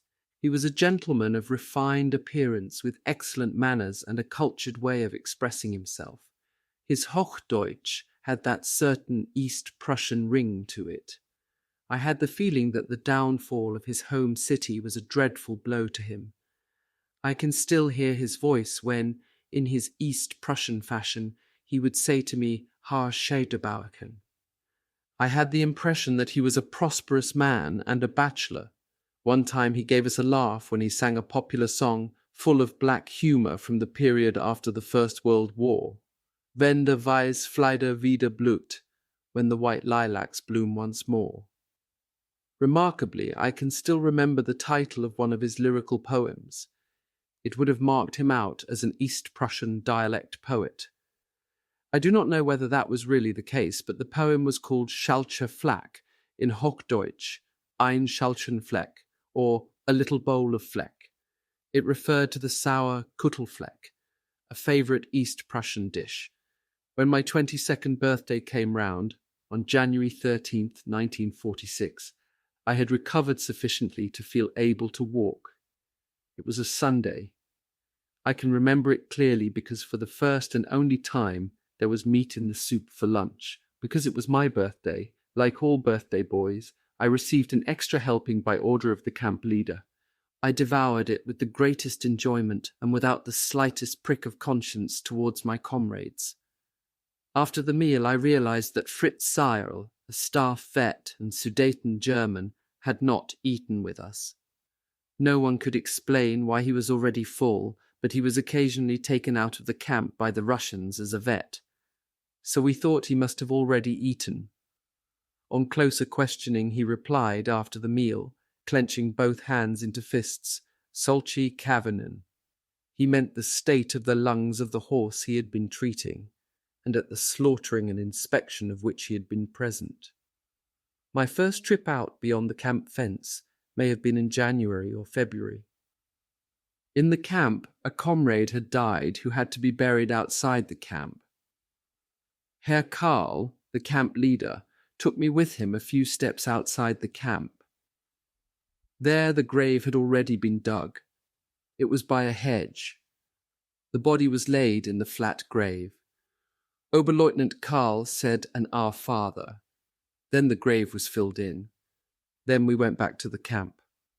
We were the few prisoners who were capable only of working inside. My last recollection of Holstein dates from March or April 1946.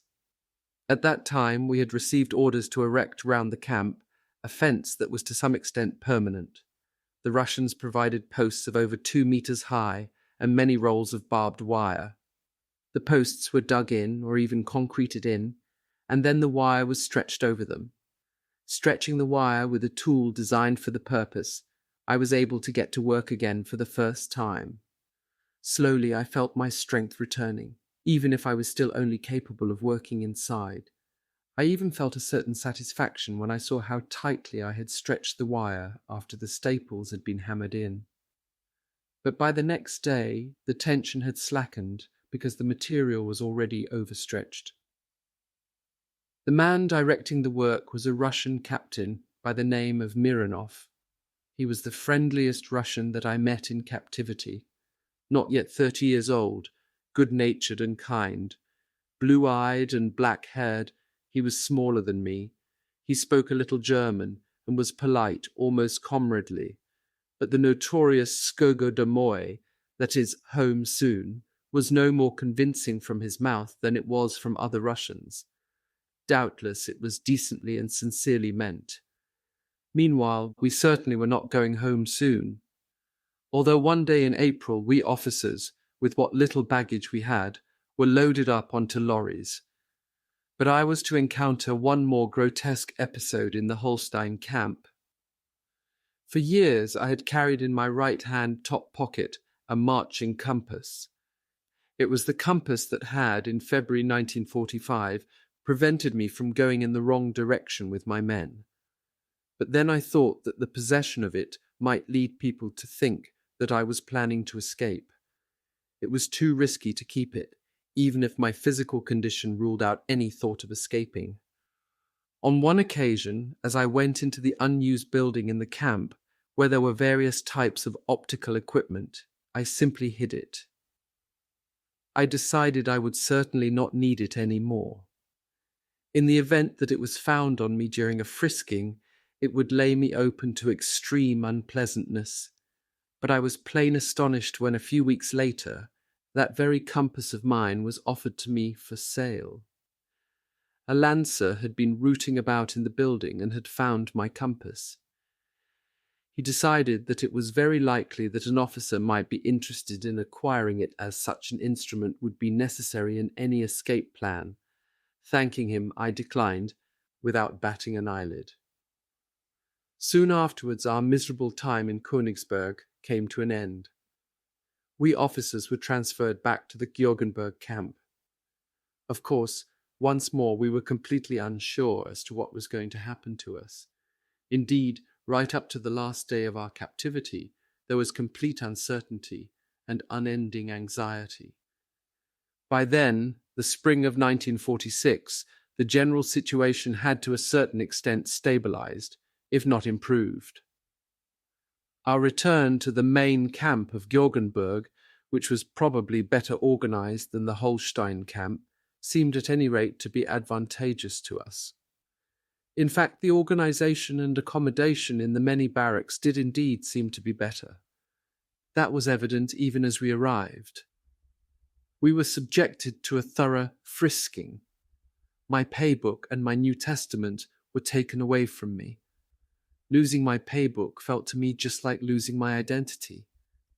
From then, I no longer had any document that could show who I was. I had nothing to show my name and rank, my date of birth, nor any other important dates. The seizure of my New Testament also hit me hard. It was the small pocket edition with the Psalter I had received as a present from Father. It had his dedication, 1,000 shall fall beside thee, and 10,000 at thy right hand, but it shall not come nigh thee. From then I had to summon up from my memory the consolation I had often felt in reading it. But I had to continue to trust in my father's dedication. The Russian guards evidently had orders to confiscate all written and printed material. Even my request for them to leave me with my New Testament for cigarette papers met with no success. We new arrivals were also given an immediate medical examination. The examination was not even purely clinical, but really consisted in viewing the naked prisoners and pinching their backsides in order to determine the degree of dystrophy. Since I was extremely emaciated, I could not be put down as capable of working.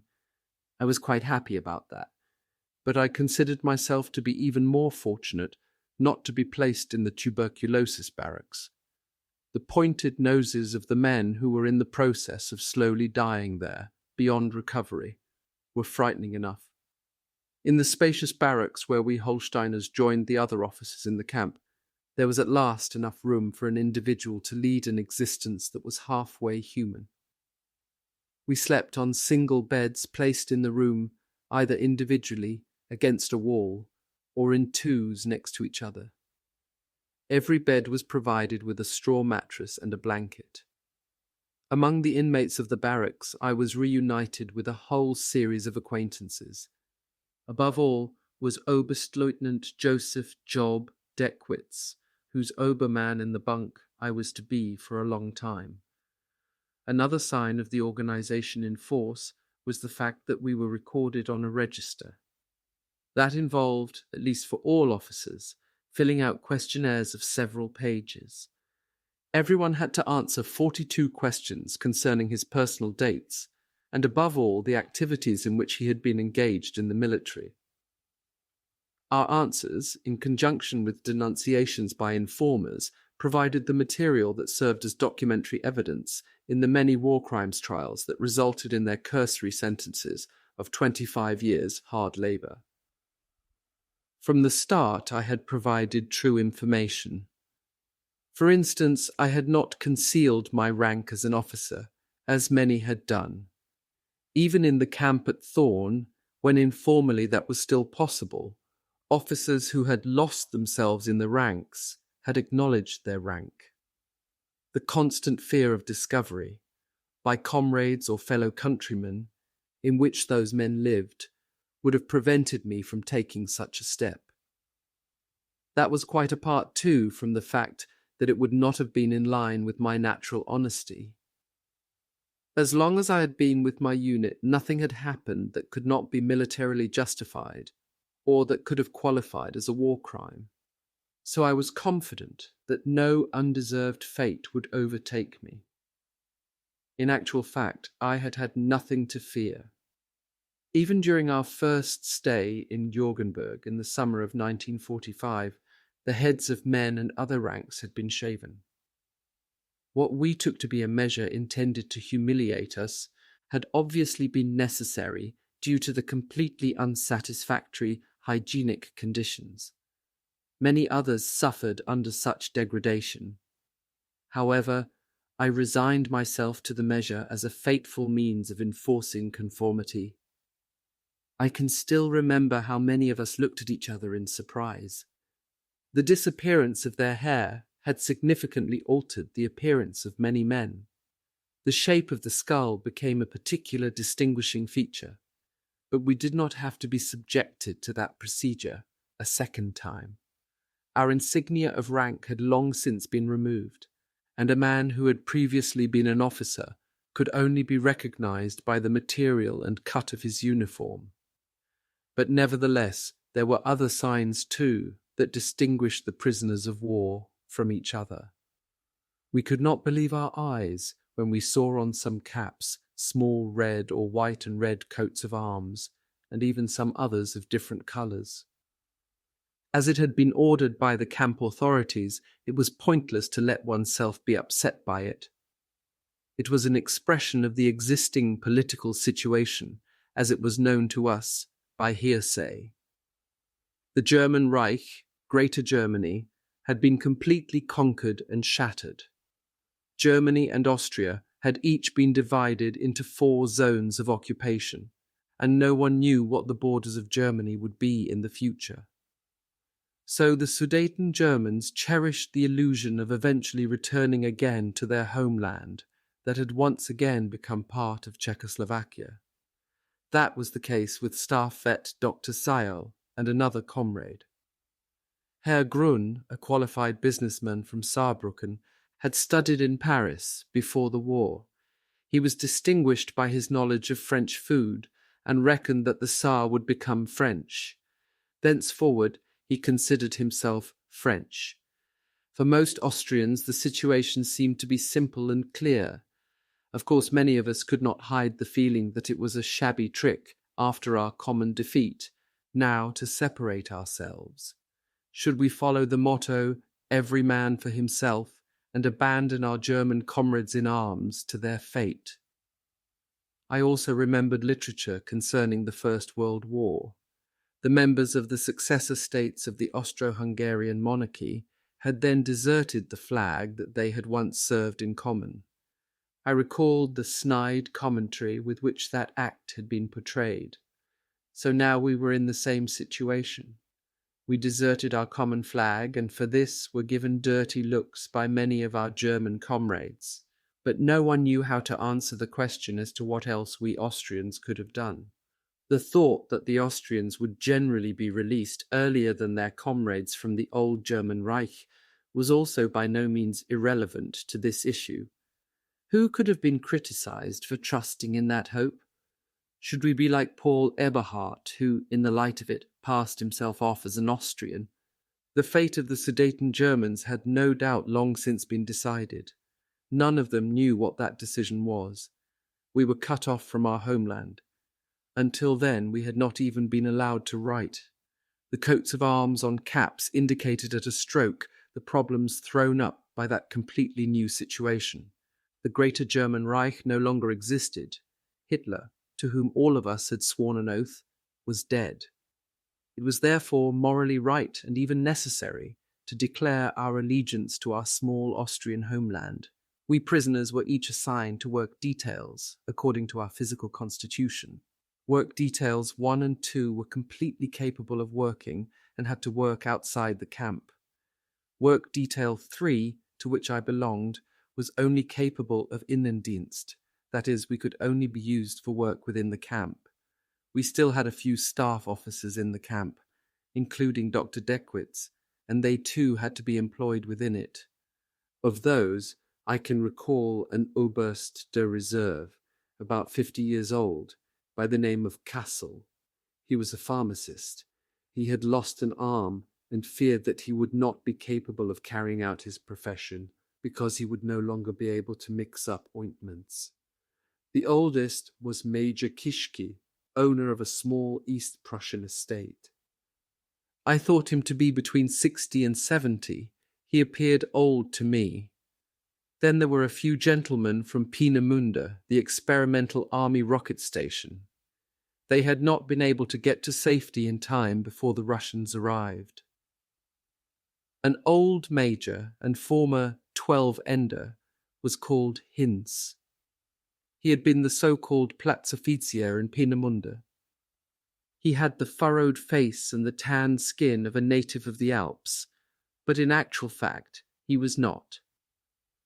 The most distinguished among the officers present was Oberleutnant Jürgens, a fighter pilot with, it was said, 88 victories.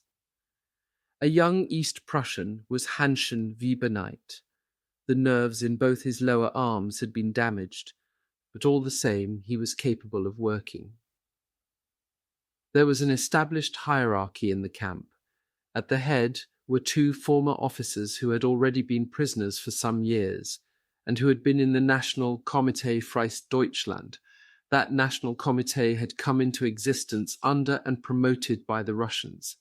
It was composed of communist émigrés, such as the writer Erich Weinert and other prominent officers. It became well known after the disaster of Stalingrad, and especially through the name of General von Seydlitz. It claimed to be against fascism in the form of the Hitler dictatorship, and in this sense claimed to be collaborating in the political reconfiguration of the Germany of the future. Under the name Antifa, the group developed anti-fascist activities in which, speaking reasonably, there was nothing to object to. The fact that it was actually the activity of a communist cell was something which, in my youthful naivety, I neither recognized nor realized, particularly since its officials with whom I came in contact were, to all appearances, reasonable and decent human beings. The two officers just mentioned were called Kubarth and Gless. One of them was the first camp leader, while Willi Gless was in charge of political indoctrination. Among the camp officials there were also 3 Austrians. They were Alois Strohmeyer from Donauwitz, a Styrian communist, Karl Kohler from Eisenstadt, the son of a social democratic member of the Landtag, and the camp clerk Oskar Stockhammer, an active Unteroffizier in the Austrian Bundesheer, who later became a police official in Salzburg. Stockhammer was not a communist. He had an unhappy marriage, but was a good Catholic. Until he died, he could never bring himself to get divorced from the wife whom he did not love and who was considerably older. I came into friendly contact with Stockhammer, who was my elder by 10 to 15 years. It was with his help that I became involved in the area of managing the camp. There were many German books in the camp, and many more had been brought into the camp from outside by the work details. Orders were then issued that those books should be checked in order to weed out not only National Socialist literature, but also literature that did not accord with the anti-fascist ideology. All that came about as the unexpected result of contact with the camp leaders. In my naivety, that was something I had not reckoned with. It meant that I was then morally compelled to take part in the recruitment and educational events organized by the Antifa. The word Weltanschauung had until then meant virtually nothing to me. The word implies and includes a coherent, scientifically or philosophically formulated, that is represented in a philosophical system, an overall view of the world and human beings, itself directed towards action. Meyer's Enzyklopädisches Lexikon, Volume 25, 1975, page 184. Until then, when there had been talk of the National Socialist Weltanschauung, I had connected it with phrases such as Blut und Boden, that is blood and soil, and with slogans such as Recht ist, was dem Volke nützt, that is justice is what serves the interests of the Volk, and Du bist nichts, dein Volk ist alles, that is you are nothing, your Volk is everything. My service in the Hitler Youth had never taken the form of ideological education, because my parents had not allowed me to go to camps. It is true that I had participated in the afternoon Heimerbänder, but all I had taken away from those was, at best, a form of pre-military training, not associated with any ideology. The fact that National Socialism, as it asserted, had introduced a new epoch in the history of the world, that the Volksgemeinschaft, that is, community of the people, could be an important philosophical concept, was something that I had never known, nor would I have believed it or considered it to be correct. The Christian faith and the traditional middle-class way of life on the one hand, and the force of what was happening in the war had hit me hard. On the other hand, there was the undefined feeling that it was not unconnected with the Weltanschauung, that so many villainous types had surfaced. In any case, it prevented me from getting more closely involved with it. Adolf Hitler's Mein Kampf was something that I had never read. In the camp, things were completely different. My mind was full of uncertainties. My untrained intelligence was exposed to everything that streamed in on me under the apparently scientific cloak of Marxism. Marxism, the whole of the teachings of Karl Marx and Friedrich Engels, concerns a theoretical interpretation of historical development, and in particular of the motive laws of the capitalist means of production, that facilitates and accelerates the struggle for emancipation of the working class. It was the doctrine of dialectical and historical materialism. It led to a critique of political economy, a critical representation of the dialectical structure and motive laws of the capitalist means of production. It led to scientific socialism, to its statements concerning the future social order and the means of struggle leading to that social order being implemented. Marxism starts from the basic premise that the material world is the only real world, and that human behavior, thought, and will can be understood only in the context of material production. In its view, consciousness is nothing other than material being, transferred into the mind. Nature is interpreted as a unity based on its own materiality, which develops from the lowest forms of material being and material movement, from dead material through living material up to material which is capable of consciousness. The transition from one stage to the next occurs by means of a qualitative leap, so that this materialism is not required to reduce higher forms of being to those forms of being which are lower, but is capable of acknowledging the qualitative differences. The historical function of the dialectical materialistic theory of historical development principally consisted in the ideological confirmation of a belief in the progress of the working class. See Meyer's Enzyklopädisches Lexikon, Volume 15, page 693. Quite simply, it was impressive and entirely new to me concerning materialism and dialectic, their essence and subject matter, concerning the law of coherence, evolutionism, its necessity, and the leaps and the law of opposition. No less upsetting for me was what I learned of historical materialism, of its basis, the doctrine of basis and superstructure, the doctrine of development, theory and practice, and ideology with its general features and its influences on philosophy, science, morality, and also on art and religion. My mind was not equipped with the weapons to make any kind of sound objection to what was being drummed into me. It was simply new territory into which I was being led at that time. But of course it was not as if those new ideas occupied my mind day and night. Our existence was too hard for that. The harsh reality we experienced in the prisoner of war camp and outside it was too much at odds with the theory that was being put forward. Once it was announced that a lecture was to be given by Strohmeyer entitled, "What is to be done?" It recalled one of Lenin's writings of the same name.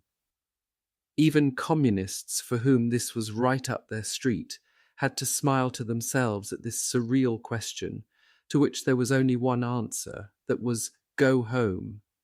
But everyone was exposed to the suggestive effect of the slogans, and it affected many men as it did me. The doctrine of Marx is all-powerful because it is right, was one of the slogans. But there was also another Marxist slogan that said, "The idea becomes material power if it seizes hold of the masses." Lenin's slogan, "Learn, learn, learn," not only hung over the camp like a watchword, but it was ever present at all the Antifa events. Only many years later, after my own studies, when I was already working in my profession, did I find the time to come to grips intellectually with Marxism, and in particular to study controversial literature. I did that with the aid of the Handbuch des Weltkommunismus, published by Buczynski and Niemeyer, 1958. I used the judgment of the German Bundesverfassungsgericht, Constitutional Court, of August 17, 1956, concerning the prohibition of the KPD, or German Communist Party. It was a special printing of the judgment from the third volume published by C.F. Müller Karlsruhe. That judgment, pages 655 to 656, contains the following notable passage. An overall assessment of this intensive work of training, recruitment, agitation, and propaganda by the KPD compels recognition. There is careful harmonization of all these actions with each other, and in the efforts to include all classes of people. It uses the methods of propaganda and agitation that are most suited to each of them. There is an integrated plan that is directed towards weakening, as the social order of a bourgeois capitalist world, the free and democratic order of society. It aims to bring about the time for the proletarian revolution. The particular danger that this disruptive propaganda poses to free and democratic social order results from the fact that the apparent aimlessness pervading free democracy as a result of mutual tolerance is confronted by a coherent system of organizing the world. It claimed to be based on clear scientific principles that provided clear answers to very complex economical and political questions, and thus attracts the attention of the person to whom such matters are otherwise very difficult to understand. Instead of a hard, never-ending struggle with other social groups and progress in the direction of greater social justice and freedom in the state and in society, one is presented with the picture of a paradise on earth. That is certain to be attained only if the clear scientific perceptions of the KPD and the rules for political behavior deduced from these are followed. The conclusion that the bourgeois capitalist social order stands in the way of this development must be eliminated, should be self-evident. In our Russian captivity in the Jorgenberg camp, Lenin's slogan, "Learn, learn, learn," was exclusively restricted to the all-powerful teachings of Marx. In the camps run by the Western Allies, especially before the end of the war, it went without saying that the prisoners were given the opportunity to learn. That was not the case with prisoners of war held by the Russians. The 10-hour day on our work for restitution did not allow tired bodies and minds to concern themselves with anything else. It was not even possible to hold Russian language courses.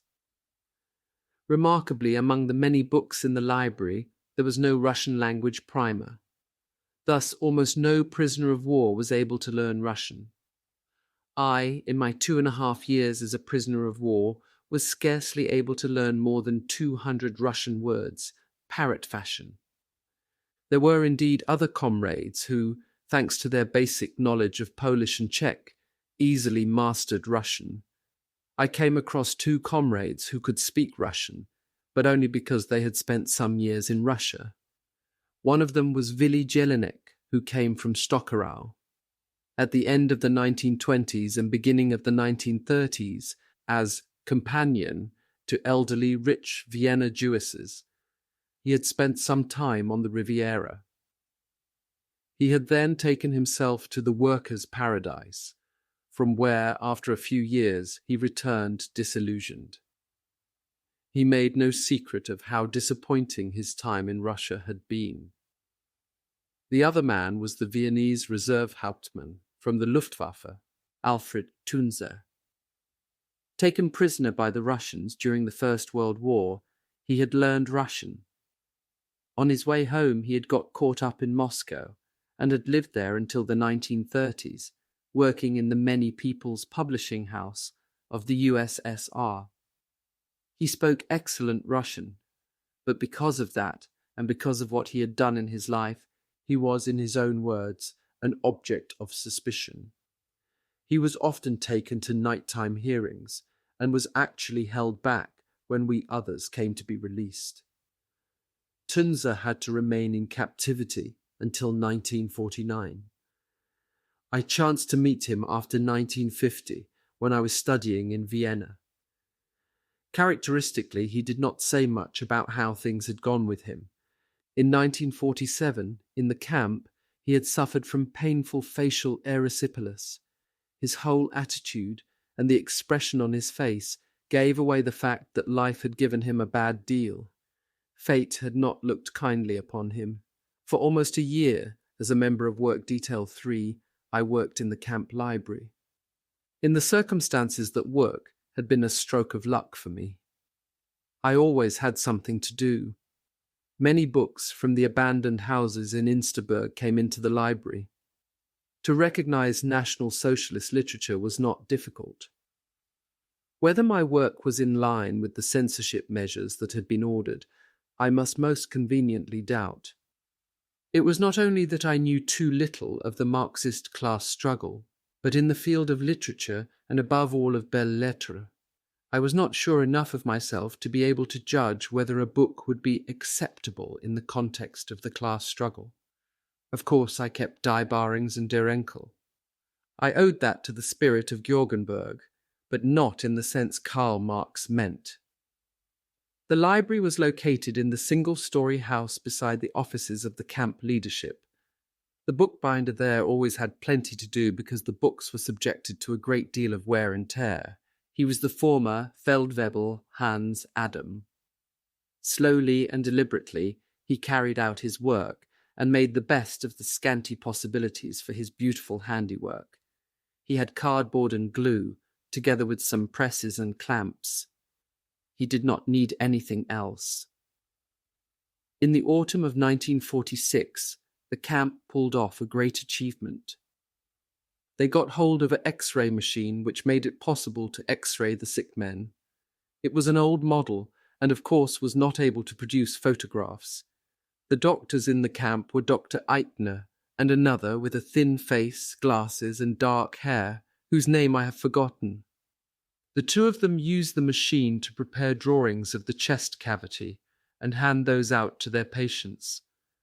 The inflammation to my ribs and the linings of my lungs that I had suffered as a result of my wounds during the previous winter were set down on the drawing. Because of the massive lesions in the lining of my ribs, the doctor had sketched the lower halves of both my lungs. That made a great impression at the frequent examinations under the supervision of Russian medical officers and assistants. Thus, doubtless because of my condition, I continued to be excused from heavy work. At about the same time, the infectious diseases hospital was closed. Until then, it had been used in Insterburg. The remaining personnel joined us in the camp. Among them were the surgeons Dr. Walter and Dr. Drexler, the pathologist Dr. Schreiber, and a certain Dr. Kindler.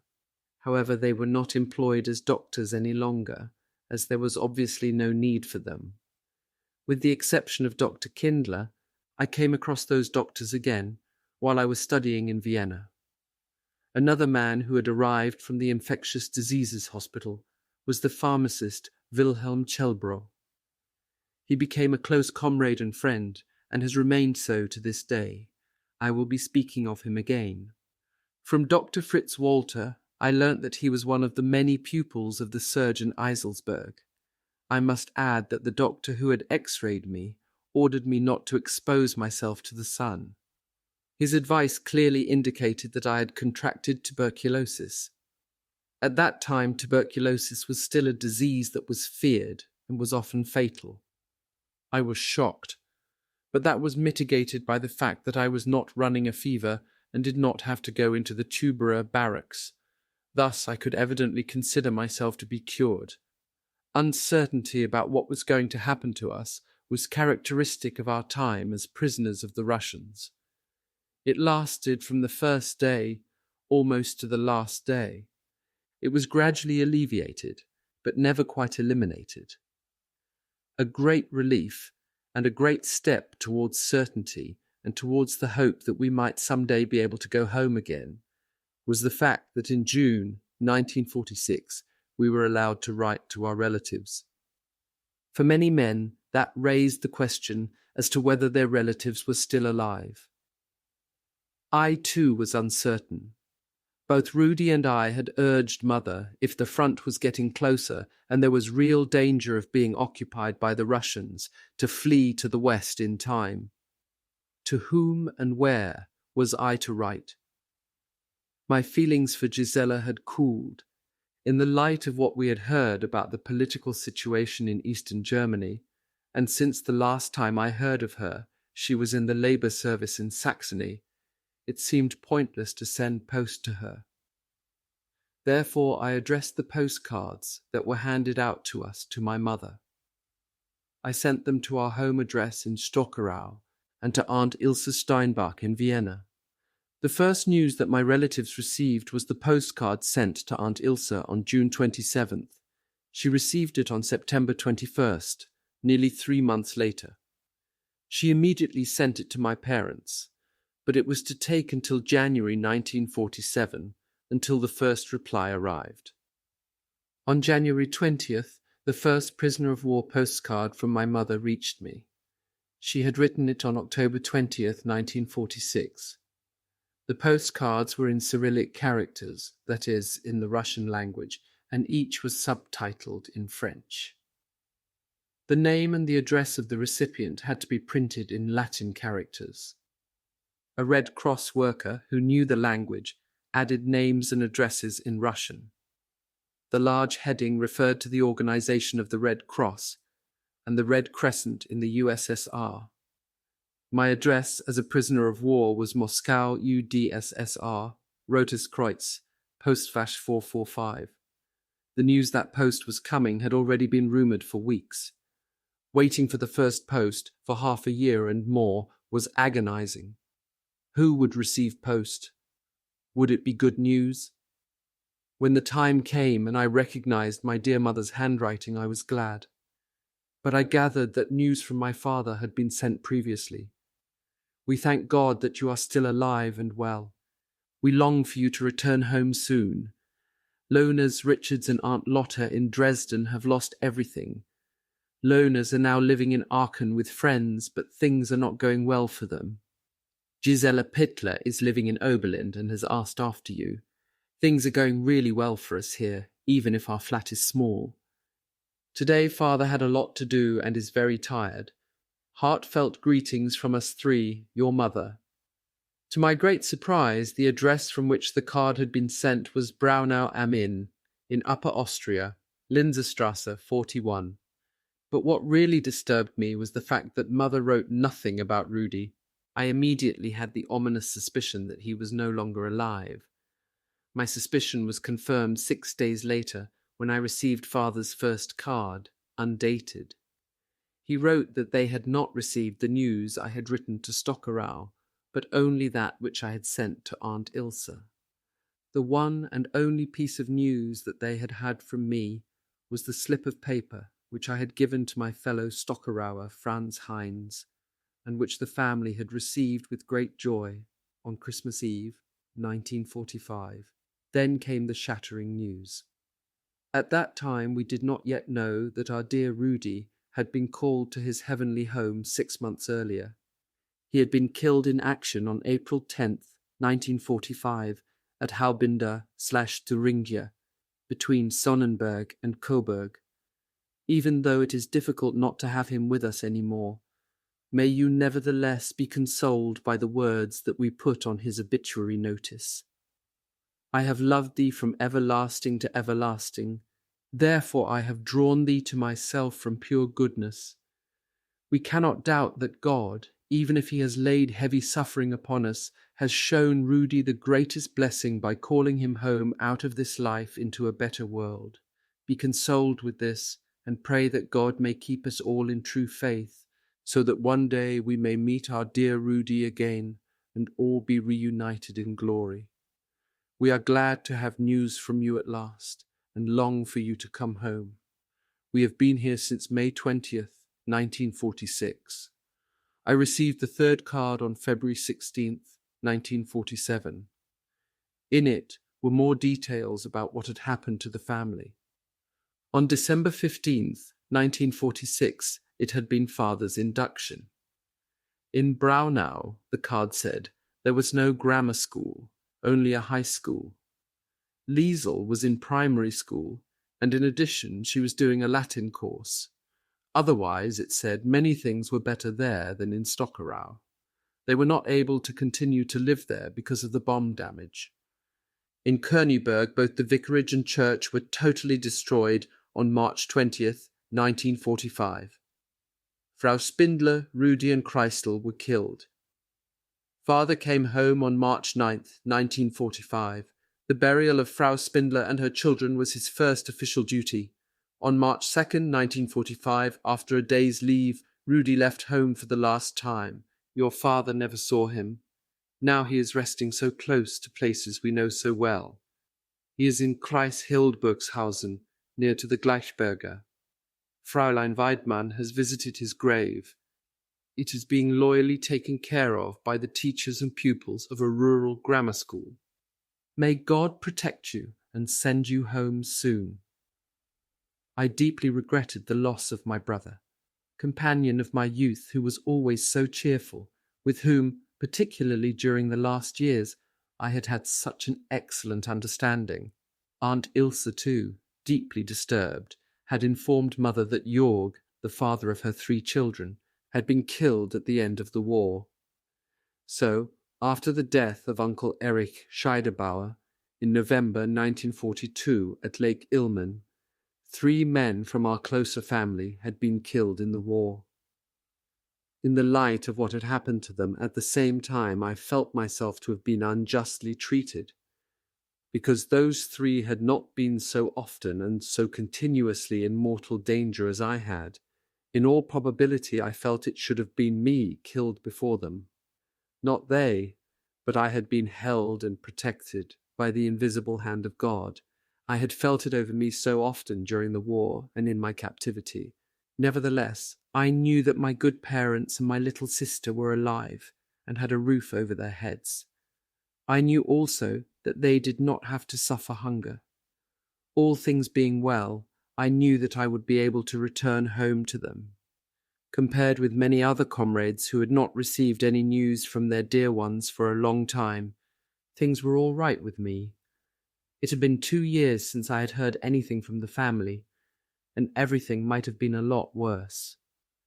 The postal connection, which was functioning again, even if only very unreliably and incompletely, was a contributory factor in strengthening the new feeling of life that I felt within myself. I believed that at any rate after my happy return home, a completely new and completely different part of my life would begin.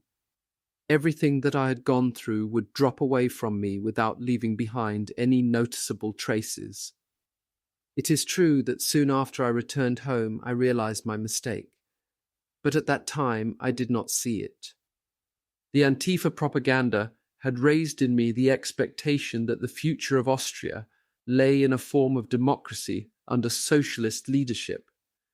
As a person interested in politics, I might play some part.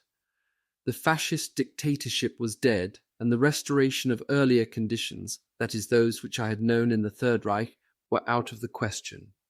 In the camp there was a modest cultural life, in the organization of which Dr. Deckwitz was involved. One day a competition took place. It resulted in an exhibition of artistic creations such as drawings and literary productions. Few took part, and interest in it was small. I can remember none of the works exhibited apart from my own productions. Those were 2 poems, one of which was a love poem. It spoke of longing for an unknown girl. I know that in it I was no longer thinking of Gisela, but of another girl, unknown to me, to whom I would give my love. The other poems had been entitled On Looking at the Last Photograph from the Old Times. It said that everything that I felt when I looked at my uniform, like a dream, was lying behind me. Everything was past and gone, like the glimmer of joy on my cheeks, and now everything was new. Now everything is new was the last line of that simple poem. My poems caused no sensation. They only received 1 vote each, from Dr. Deckwitz. The main attraction of our cultural life was the orchestra. During the course of time, they had succeeded in getting hold of instruments and in forming an ensemble of about 20 men. The conductor was the trained conductor Kurt Forst. He looked quite pleasant and had a gentle appearance. The musicians had the advantage of not having to go on work details. They also had special clothing, namely a kind of shirt that they wore in Russian fashion over their trousers. It was made of heavy material and replaced the uniform tunic. Apart from the musicians and the tenor, Benno Starpenbeck, only the leading camp officials, Gless and Schubert, had such shirts. The last 2 also wore newly tailored breeches to indicate their positions of importance within the camp. The orchestra gave occasional concerts, some even outside the camp, for the Russians.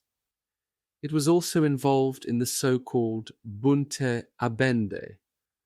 As had been the case in frontline entertainment, individual artists of different kinds, mainly non-professionals, did their bit. Such a non-professional was Gottfried Stadler from Timelkam, near Vöcklabruck. As he had already shown in his unit, he was a gifted compere, The programs for these bunte abende were very mixed. Of course, they also appealed to the emotions, for instance when the tenor sang the Italian song of the Chianti wine. It was popular at that time, as were other songs that 20 years later would be called schmaltzy. Gottfried Stadler had been assigned to a work detail involved in unloading duties at the Insterburg railway station.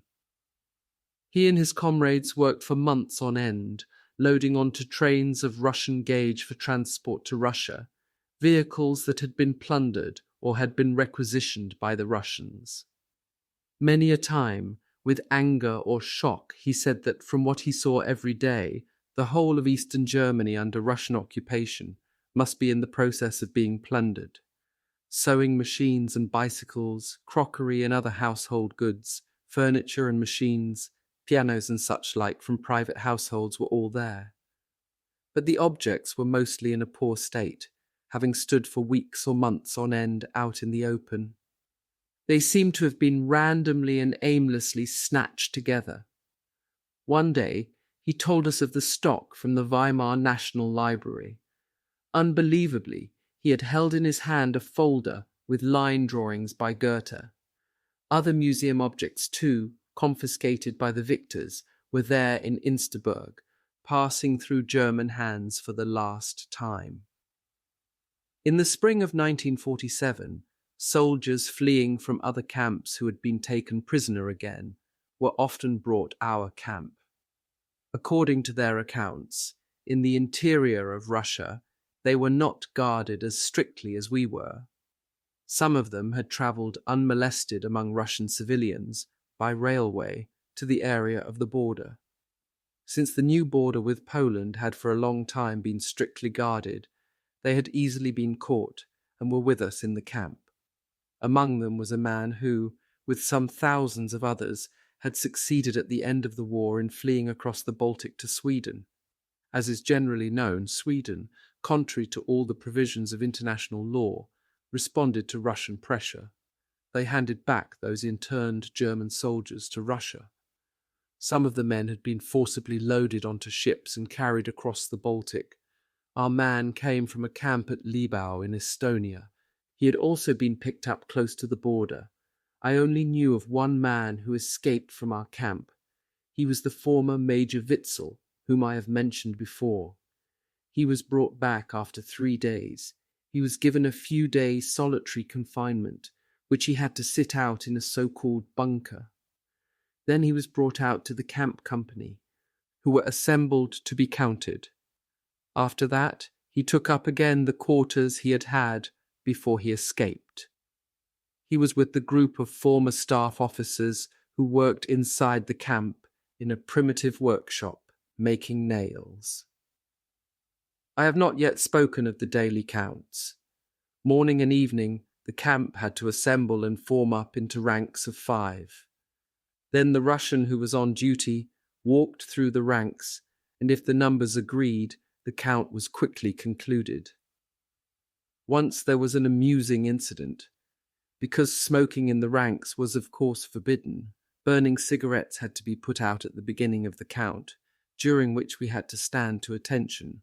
Once in the winter, a man near to me had not properly put out his roll-your-own kipper, that is fag. During the count, smoke was visibly coming from his overcoat pocket. The comrades standing around him had long since spotted it, but he himself had not. The incident had no unfortunate consequences. Probably the Russians carrying out the count had appreciated the comedy of the situation. In Georgenberg, the food situation in the second half of 1946 had improved, and it remained that way. I have already mentioned that in the daily sugar ration, a distinction was made between officers and other ranks. It was the same with tobacco. For the officers, there was only rarely the usual crumbly makorka, often given to the men. For the most part, we had fine cigarette tobacco, sometimes even the black Caucasian tobacco. Ready-made cigarettes, papyrosi, we never received. Only the guards smoked them. Also, there were never any cigarette papers or pouches in which you could put your tobacco. But in Georgenberg we had enough newspaper and were all old hands at rolling our own cigarettes. Of course, everyone had to be careful to keep back a certain small supply of newspaper, because that was also needed for toilet purposes. Mostly the business had to be done in the so-called Deutschlandhalle, a simple barrack block about 30 meters long, through the length of which ran a Donnerbalken. On it, prisoners usually sat really close together. It would never have occurred to anybody to feel disturbed by his neighbour. We had long since had to accustom ourselves to such sensibilities. The art of switching off and keeping oneself to oneself, even if everybody could be seen by everybody else, was something that we had long since learned. The most popular method was to pull the blanket over your head when you were lying on your bunk. After the turnip scrap soup of the summer of 1945, there followed for at least a year cabbage soup twice a day. Then, in Gorgenberg, twice a day, 1 liter of soup made from cabbage or various types of grain, and in addition a 1/4 liter of kasha. That was a moderate, sometimes very glutinous brew, mostly made from buckwheat, and also rarely from millet. In the morning there was 1 liter of tea, and those of us who were good managers still had left a remnant of the spelty bread from the previous day's bread ration. In Königsberg, there had still been the risk of starving to death, but that was not so in Gorgenberg. In 1947, some comrades even succeeded in bringing in with them, from places of work outside the camp, provisions that they had exchanged or that had been given to them. Of course, nobody knew how long we would be staying there, or when our captivity would come to an end. Little was known about the situation at home. Remarkably, at about the turn of the year 1945 to 1946, the results of the first election of the Austrian National Rat had trickled through. I can still remember today that the OVP received 85 seats, the SPO 76, and the KPO 4.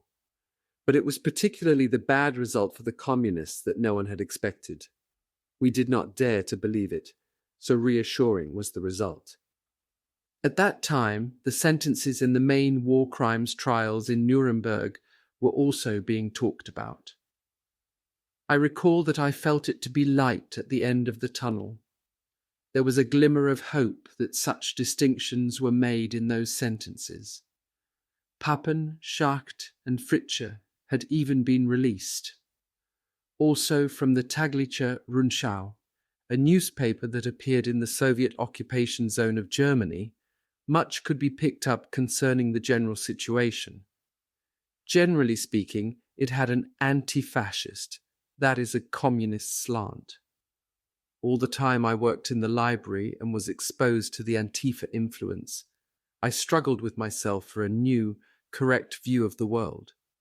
It was not an easy job for me. Traditional bürgerlich values had been handed down to me. My deep-rooted child's faith, it is true, was based on no firm certainty of belief. So I struggled with what I had recently heard. It seemed to sound so simple and convincing, supported by my dull imaginings of a new life. What father had written about Rudy's death did not fit in at all with all the talk of the superstructure. I simply could not believe that spirit came out of material. What moved me was what I talked about in long conversations with Dr. Deckwitz. He understood my needs. He offered me something of a way out. He referred me to the religious socialist movement of the Swiss Protestant theologian Leonhard Ragaz. Fortunately, in the meantime, the problem soon sorted itself out. My days in the library were numbered. All in all, it had been a good year spent in that work. With the help of many books, I had been able to keep my mind fresh and active and to acquire a bit more learning than I had already. I had read Goethe's Faust in a connoisseur's pocket edition, bound in dark red leather. On the inside of the binding in front of the title page, the owner had stuck a photograph. It was the picture of a young woman, obviously his own. She was standing naked on a beach by the sea. Behind her waves were curling. She was happy and ready for love. She must have been very fortunate, and the owner of the book must have been very fortunate too. When the book, the contents of which had been spiritual nourishment for him, as they had for many Germans, was taken away from him, he must, in the face of this double loss, literally have felt himself to be, like Faust, a poor fool. I have already spoken about the Deutschlandhalle as the camp's great public lavatory. I must add to this by telling of the large tin drum that stood outside the barracks door for use at night. Since it was in the evening that we had the greatest intake of fluid in the daily rations, the drum, which once had served to carry petrol, was often used, particularly during the late hours of the evening. On cold days my bladder was particularly sensitive, and for a long time, 2 to 3 times a night, I had to get out of my bunk and run outside the barracks until my bladder was emptied and I found peace until the morning. It was particularly during the warm seasons of the year that bugs made their unpleasant presence felt in the barracks. In the last summer, 1947, Willy Chelbrot and I had an idea. Instead of sleeping in the barracks, we would sleep outside in the open air. The barracks containing the kitchen and canteen had a front building with a roof that was ideally suited for our purposes. For some weeks of the very warm summer, we slept on our straw mattresses with blanket and overcoats over our old uniforms, free from bugs. That alone was some pleasure. Out there in the open air, we were also not bothered by rats. They occasionally made their disturbing presence felt during the night. Sometimes such a creature would take a nibble at your bread ration kept on the board over your head, or give you a shock by running over your feet. I had a remarkable experience the night before New Year, 1947.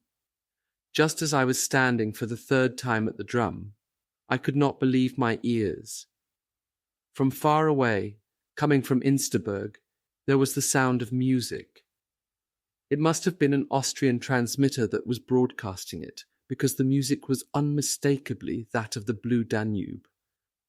This seemed to me to be a hopeful omen that this was the beginning of our last year in captivity, and this was in fact the case. It must have been in May when my everyday life suddenly completely changed. In all the regular physical examinations, I had always been put down for work detail 3, but all of a sudden I was designated as completely capable of work. That was in line with my general physical constitution. For some time I had no longer felt my knees trembling, and by and large felt that I had recovered my strength, so I had to give up the work in the library that I had come to like. But it was the right thing for me. From then on, I was no longer close to the Antifa officials, who always, so to speak, forced me to think and speak in political terms. From then I joined the so-called Forest Commando. The Forest Commando consisted of the few Hungarians in the camp. There were about 15 of them, including a lieutenant. He had remained to his fellow countrymen their superior, a person whom they respected. He was called Nyíri Antal, was about 28 years old and came from Budapest. Amongst his men there were some ethnic German farmers, including a father and his son. Nyíri spoke a little German. With him and with the Hungarian soldiers of German ancestry, I could make myself understood very well. Also members of the Forest Commando were the Austrians amongst the officers. There was Willy Chelbrot and me, but Paul Eberhardt belonged to another commando. Every morning at 6 o'clock our small group got into a rickety lorry. When it had barely reached the road to Insterburg, it turned off sharply to the right to drive along the highway to the woods in which we carried out our tree-felling work. Those woods must at one time have been the pride and joy of their owners, and of those who took care of them. In the meantime, the bark beetle had infested wide stretches, and we prisoners had to chop down kilometers of forest. Peace and quiet reigned there in the forest. The only sentry, who drove with us and stayed with us after the lorry gone, was just as peaceful. Boris would immediately find a sunny spot for himself while we spread out over a small area and got to work. Boris more or less dozed away the rest of the day, Lack of movement and a lot of kasha made him drowsy. He always looked as if he was just about to fall asleep and could only with an effort keep his little brown eyes open. He came from around Gorky, the earlier Nizhny Novgorod. If there had still been peasants there, one could have spotted him 100 yards away as a peasant lad. His vocabulary was no more than 400 words, and it was simple Russian that he spoke. But for the most part he was quiet. He only occasionally summoned up the effort to make a necessary announcement that his position as sentry required of him. I was not in a position to judge Boris's linguistic knowledge because I only knew about 200 words of Russian. But Willy Czelbrot, who had studied at Polish universities, was in a better position to judge. He spoke excellent Russian, which was obviously attractive to Boris. Probably because of that, and not because we represented any particular risk of escape, he liked to sit near to us. Perhaps he was also amazed that we two, and the Hungarian officer as the only officers, had no fascist brutality. We worked hard to boot. We always fulfilled our norm, although that was not small. The forest commander was organized in such a way that 2 men always sawed with a bow saw, while the third, with an axe, took care of removing the branches. It was amazing how quickly we mastered the rules of tree felling. At first you had to assess how the tree was to be felled, and accordingly how the saw was to be placed. The trunks, 20 and more meters long, then had to be cut up into pieces 4 meters long. They were then piled up at the edge of the road, ready to be loaded up. While our young Hungarian was engaged in removing the branches, Willy and I were sawing at the next trunk. Once there was a short-lived misunderstanding that spoiled Boris's rest. Willy and I were supposed to be cutting up gigantic oak trunks that had been felled years before and had been dragged to the edge of the road. With our relatively short saw blade, the work would not have been pleasant, even with softer wood. The hard oak of the thick trunks, however, made our progress very slow. Because of that, Boris thought we were lazy and cursed us. He grunted curses at us, culminating in a shout of Sibir Nada. He said our laziness should send us to Siberia, and that was what he wanted say. We were furious, and Willy began to argue with Boris. He told him that he did not understand anything of working with timber. He challenged him to pick up the saw and to try it himself. That would convince him that oaks are harder than pines. Boris put down his rifle and loosened his belt. Sweeping his arm right back, he waved Willy over and said, "Dawai." They knelt down and began to saw. Boris, from his little eyes, threw half-mocking, half-poisonous looks at Willy. The unaccustomed work quickly got him into a sweat. He also expended too much strength on it, instead of matching the regular strokes of Willy, the trained forest worker. The tense situation was resolved when the lorry arrived. Avto Gomet, said Boris, relieved, and stopped what he was doing. He got up, put his belt back on, and picked up his rifle again. From then on there was no more talk of cutting oak trunks into smaller pieces. The Avto was sometimes a rattling sis, but often also a heavy German artillery tractor. But instead of pulling a field howitzer, it was fully loaded with trees. On the last run of the evening the prisoners got on. As had happened to me in the war, sometimes the heavy vehicle from time to time sank into swampy areas of the forest floor. Then the driver brought out the steel cable, tied it round the nearest thick, firmly rooted tree trunk, and turned on the motorized windlass, with the aid of which the vehicle pulled itself out. By the time it was evening, the norm was fulfilled, and tiredness would overcome us. We, the prisoners, and Boris too, would listen for the Avto. Mostly it came at 5 o'clock as planned, but sometimes it was delayed until 8 or even 11 o'clock. Then we arrived in the camp towards midnight and received our midday and evening soup all in one.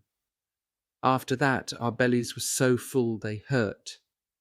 No food was brought to us in the forest, so it took a while until our stomachs had got used to not having the midday meal. But just as sore muscles had gone after a few days, our bodies also adjusted to this. In the lunch break, for the most part, we would swarm out and go in search of berries. Once Willie caught frogs, roasted the legs over the flames of the fire, and he and I devoured the few tasty delicacies. If the place where we were working was close enough, we visited abandoned foresters' houses. In their gardens, wild and overgrown with weeds, there were sometimes berries and green fruit. It was unbelievable how good that tasted when we were short of everything. After the monotonous diet, low in vitamins, that we had had for 2 years, it was invigorating to feel the effect of those shots of vitamins. In the houses, everything made of wood, doors, lintels, windows, stairs, everything flammable had been destroyed or torn out and taken away. It had been done by the Russians and the civilian population, scanty numbers of whom had settled near and further away. Boris had another 2 surprises for us. One particularly sultry June day, on the drive home, he had the Russian driver make a detour that took us past a little pond. It was an incomparable joy and pleasure that we had long done without, when he let us take off our sweaty old clothes and go into the water. He too allowed himself the pleasure of bathing, without paying any attention to his rifle while he was doing so. The second surprise was quite different. One lunch break he took us, without saying anything about it beforehand, to a forester's house about 1 kilometre away from where we were working. The red brick building, still clean, at first looked to be in no way different to the other houses and farms that we had seen in the district. Shell splinters had left deep gashes in the walls. The garden was growing rampantly in luxurious green. Boris's destination was a store not far from the house. We went down into the half-buried vegetable cellar by a few steps. It was roofed by a brick vault. The wooden door, pushed outwards, lay on the ground in front of the entrance. In the middle of it, there was a sharply jagged hole. Anxiously, we went in and peered into the dark interior. We could see the dull gleam of steel helmets. It was a day sultry with the threat of thunder. Outside it had become weirdly dark. There were black clouds in the sky over us, pushing themselves together into a huge pile. Then there was a gust of wind and lightning flashed luridly. After it came a huge thunderclap, and from the clouds burst streams of water. The raindrops crashed into the ground and exploded like little bombs. We fled into the cellar. Carefully and curiously, our eyes got used to the darkness, and we could look about us in the room. On the floor, men were lying soldiers, stiff and motionless. They were dead, but looked as if they were still alive. They had not decomposed, but had only dried out in full equipment. The scanty military, half-civilian clothing showed that they had been men from the Volkssturm. Some had artificial limbs. They were invalids from the First World War, but they were lying there, 2, 4, 6, 10, 20 altogether. What had happened? They may have had a kind of command post in the cellar, probably the bunker, at that time in the winter of 1945, after they had stood guard in the cold, was where they had got warm again. The door of the cellar had been facing in the direction of the enemy. Obviously that had not bothered them, perhaps because they did not know of the danger. Perhaps they knew but did not take account of it. Perhaps it was all the same to them if only they could find a little warmth, shelter, concealment, even if that had been deceptive. Their attacker's shell, which may have come from a tank, had hit the door and burst through it. No doubt it exploded on impact. The massive blast of the explosion had suddenly and painlessly killed all the men in there. The event was 2 years in the past. In the meantime, we had been weaned away from death. That evening, depressed by what we had seen, we drove back into the camp, crouching on the high-laden tractor. Along part of the way, We could see the last rays of the sun in the west, transfiguring the image of the town of Insterburg. It lay on the other side of the valley. The tower of the Lutheran church stood on a hill, towering up alone. Was the Prussian eagle that had once adorned it still sitting on the top of the church spire? But physical work in the forest commando, which in a certain sense had made me free and had contributed towards my regaining my self-confidence, was soon at an end.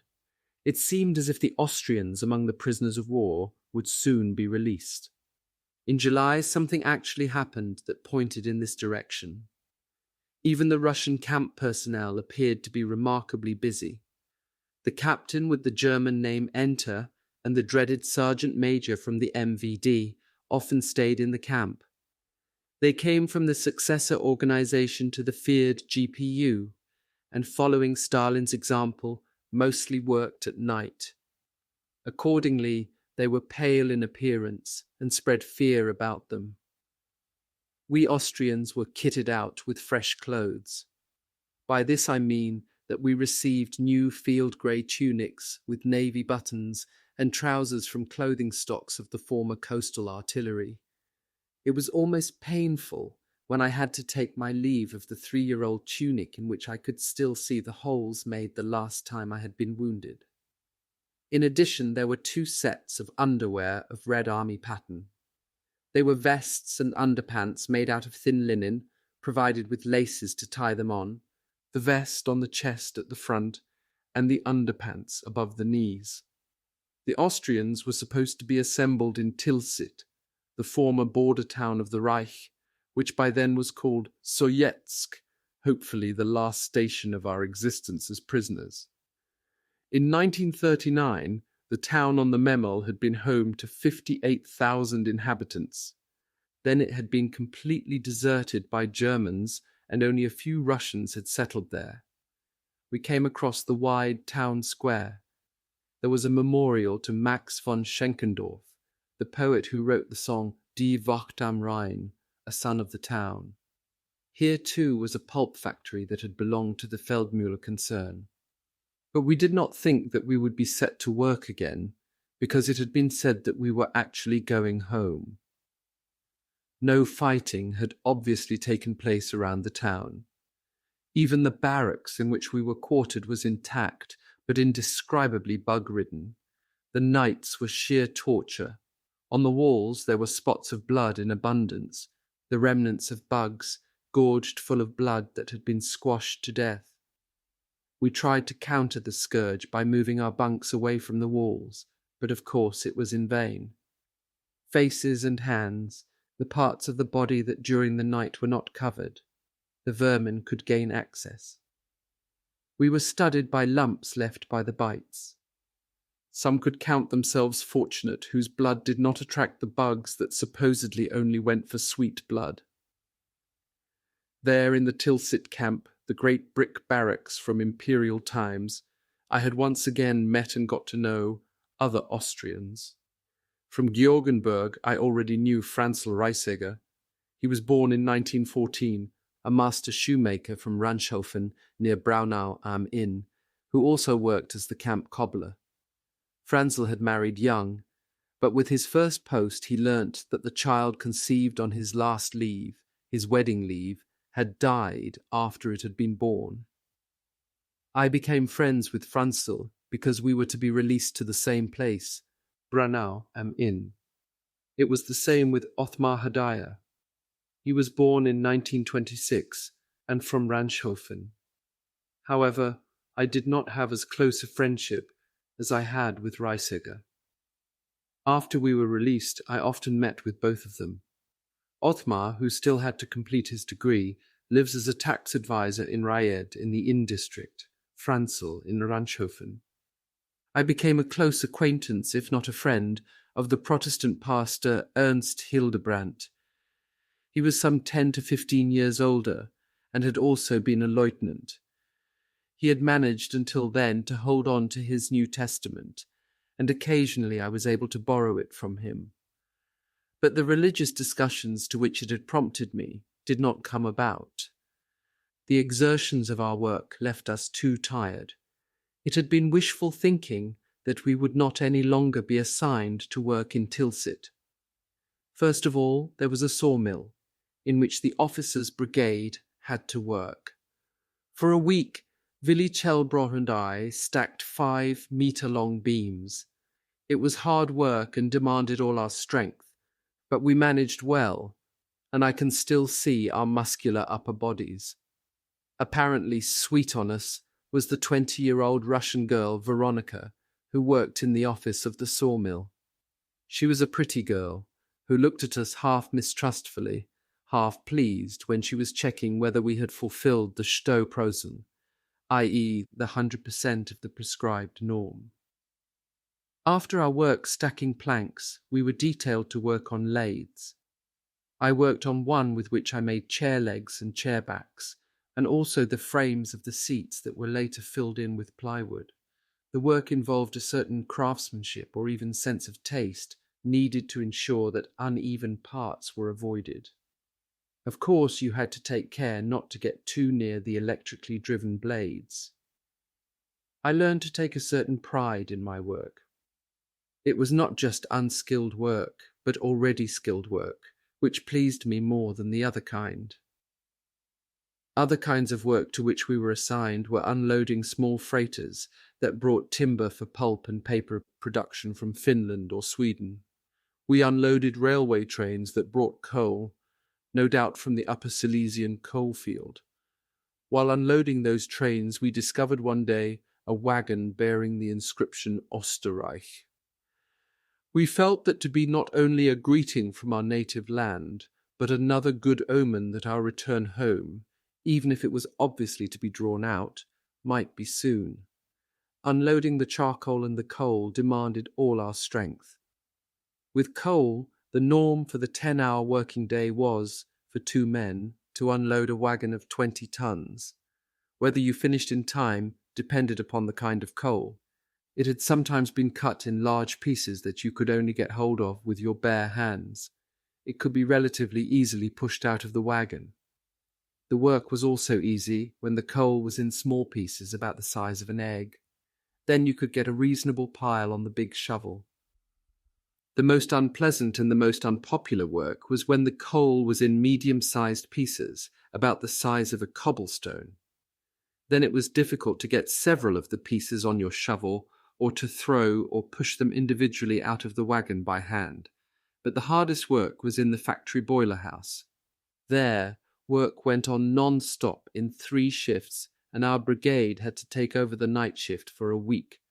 We had to shovel the coal with which the several furnaces were heated. It went into tippers, and we pushed them to the furnaces. That was a very hard kind of work that not only called for strength, but also cost a lot of sweat. But like the images of the Forest Commando, I recall the scenes from Tilsit, especially those from the night shift in the factory, before my mind's eye. It still fascinates me today to see the dark figures, their faces wet with sweat, in front of the bright flames of the furnace.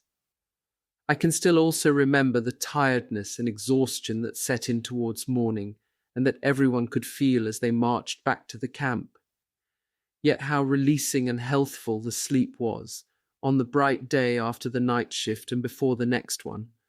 At that time I thought that I had recovered my strength, that I was fit, and that I had nothing more to fear from my last wound and its consequences to the lining of my lungs and my ribs.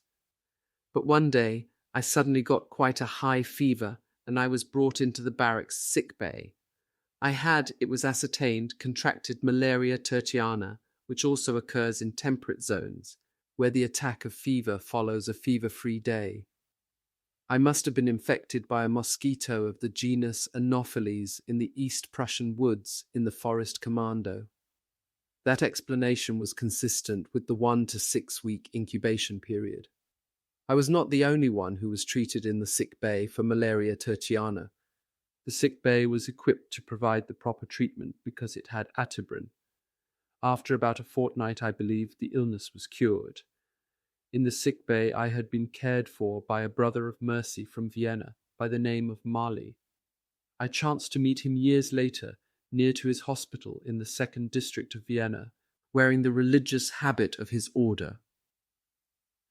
The high fever of over 40 degrees affected me every other day, and of course brought with it renewed debility.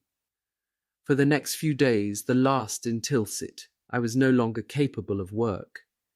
In the sick bay, Willy Telbrot, who during that last year had become my closest comrade, visited me after work. Once he brought well nigh a miracle, a fresh hen's egg that he mixed up with my sugar ration. In doing that, he gave me an indescribable pleasure, such as I had not experienced for years. It was the beginning of September. We set off from Tilsit. The journey was partly made in open wagons without sides. I had the bad luck of sitting on one of those wagons which only consisted of a platform. Everyone who sat on it was blackened by soot from the steam from the locomotive. It took hours and hours for the men who had been affected in that way to get their uniforms even halfway clean. In Georgenburg there was a great process of registration, parading and frisking. We were called by name several times.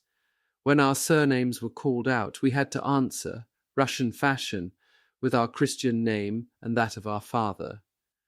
To the guttural shout, Scheiderbauer, I replied loud and clear, Armin Anton. No one doubted any longer that those whose names were being shouted out were going domoi, home. Those who remained behind looked wistful. I could not refrain from sadness. I was particularly sorry for Dr. Deckwitz and Alfred Tunzer. From July, Deckwitz had been working on a version of Fidelio that could have been produced without female parts. A camp choir assembled for a short time under the direction of Kurt Forst had been practicing the prisoner's chorus. O welche Lust, O welche Lust, in freier Luft zu leben. Oh, what joy, to live in free air, I had sung. Even years later, when I was at home with my parents, I had played variations on the theme on the piano.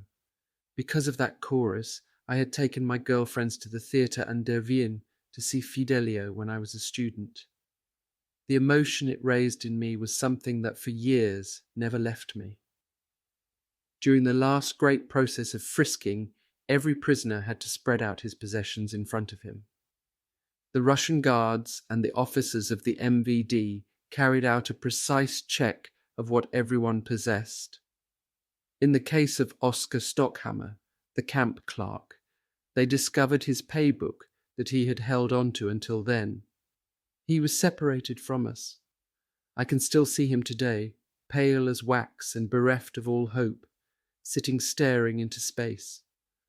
Later, he became a police inspector in Salzburg. When we used to meet, we always thought of those 20 sad hours. But he was then allowed to rejoin the column.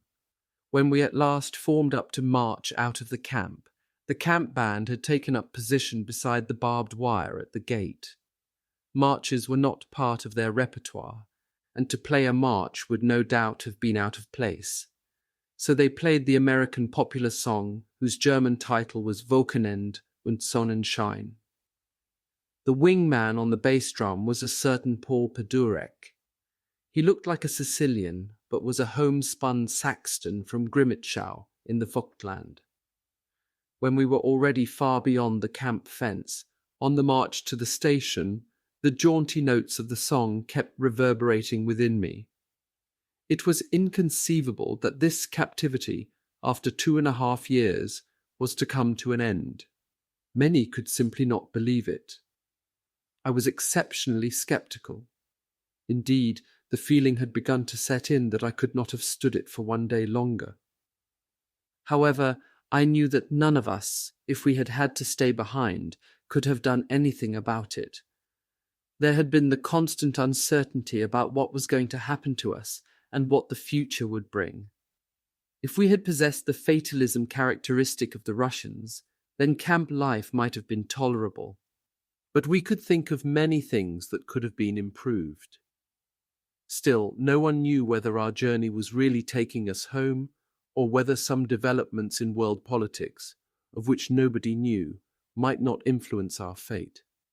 The orders over the camp loudspeaker and the daily playing of the martial Soviet anthem in the evening at 10 p.m. would, it was clear, not have been missed by any of us. But would the journey really be taking us home?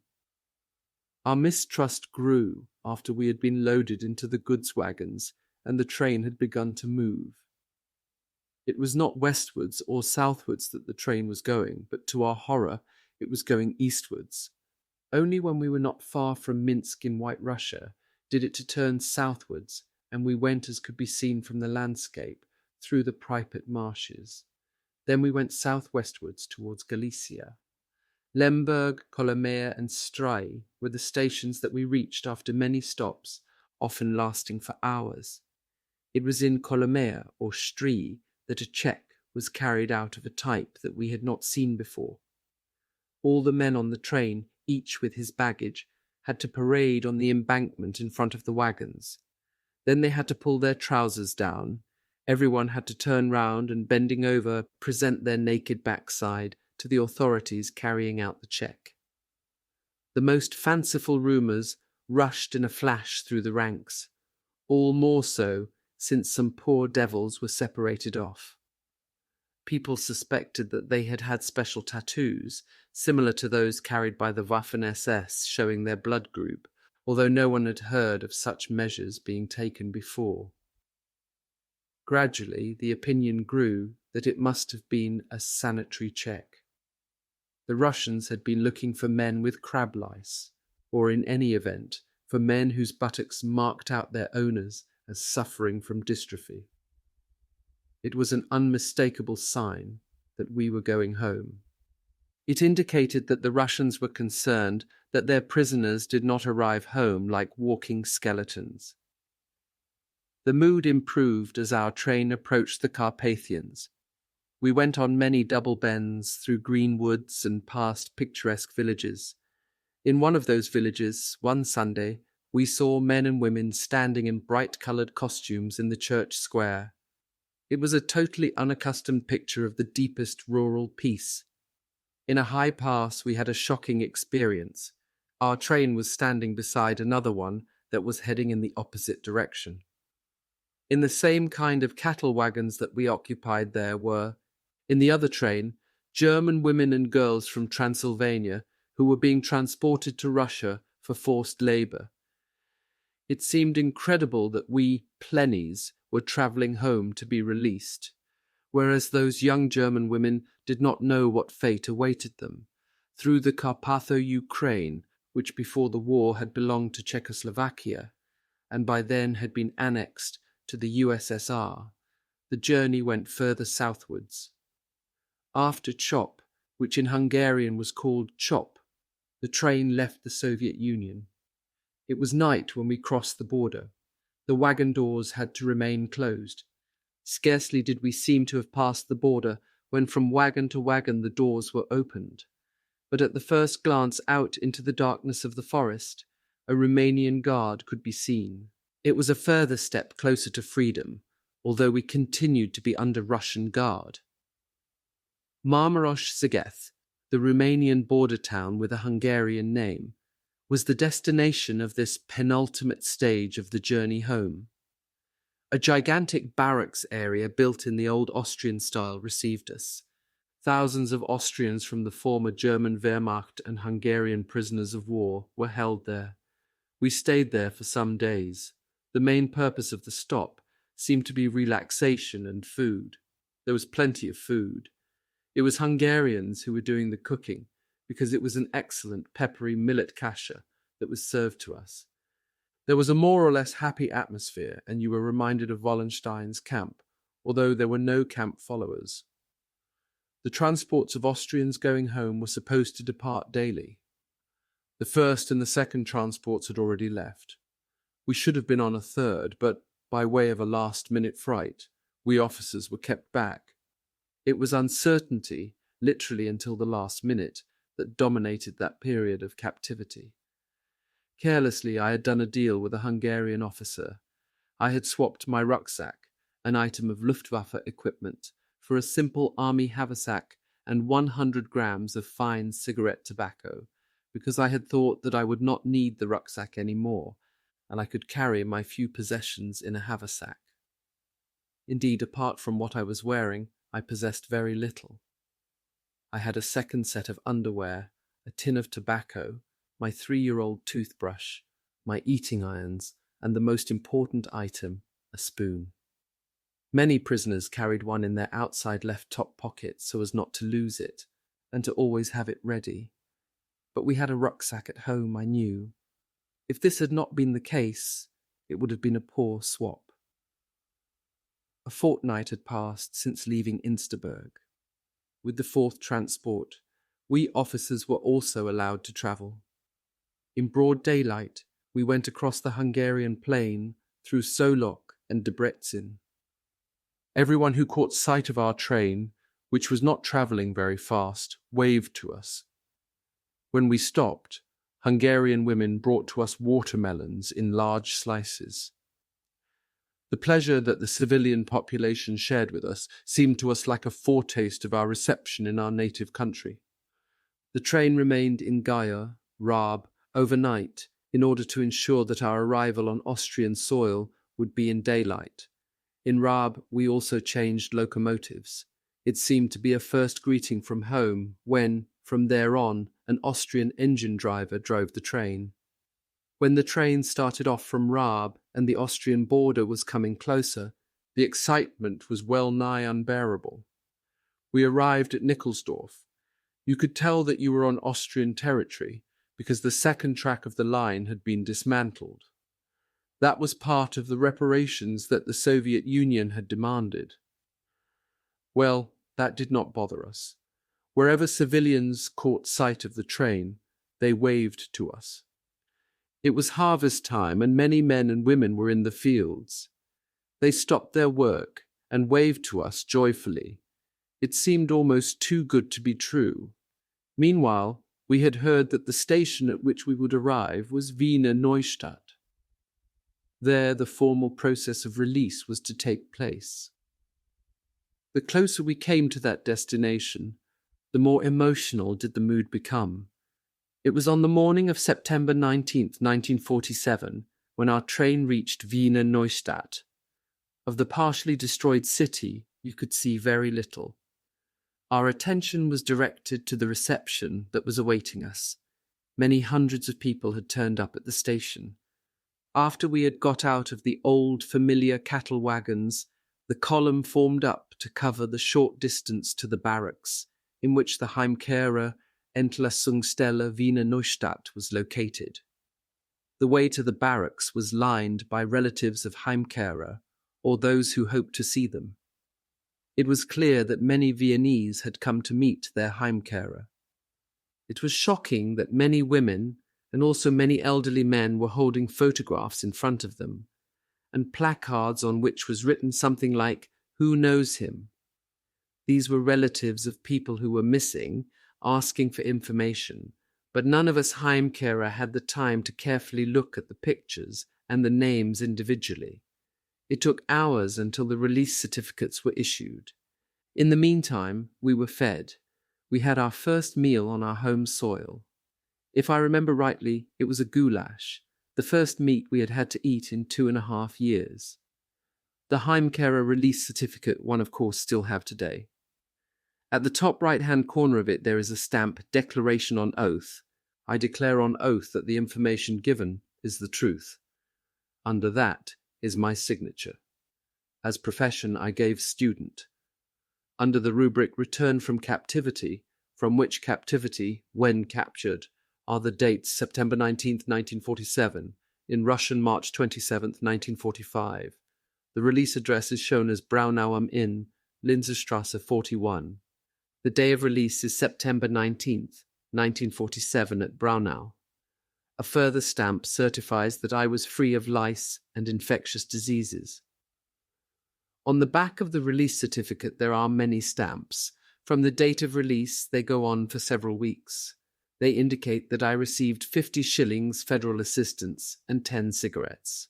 Again, on September 20th, from the Heimkehrer control point, Bahnhof Linz, I received loose change, cigarettes, and a brochure. I was fed until the evening of September 20th. On September 23rd, an identity card was issued to me by the town of Braunau. On October 2nd, I received vouchers for 2 pairs of socks, 2 pairs of underpants, and 2 vests. The Heimkehrer who arrived on our transport were during the course of the day sorted into groups according to the places they would be released in the various Bundesländer. They were assembled into small groups, so within our small group of officers, it was time to say farewell. Willy Chelbrot was going to Styria, Paul Eberhardt to Vorarlberg, and the Vienna doctors.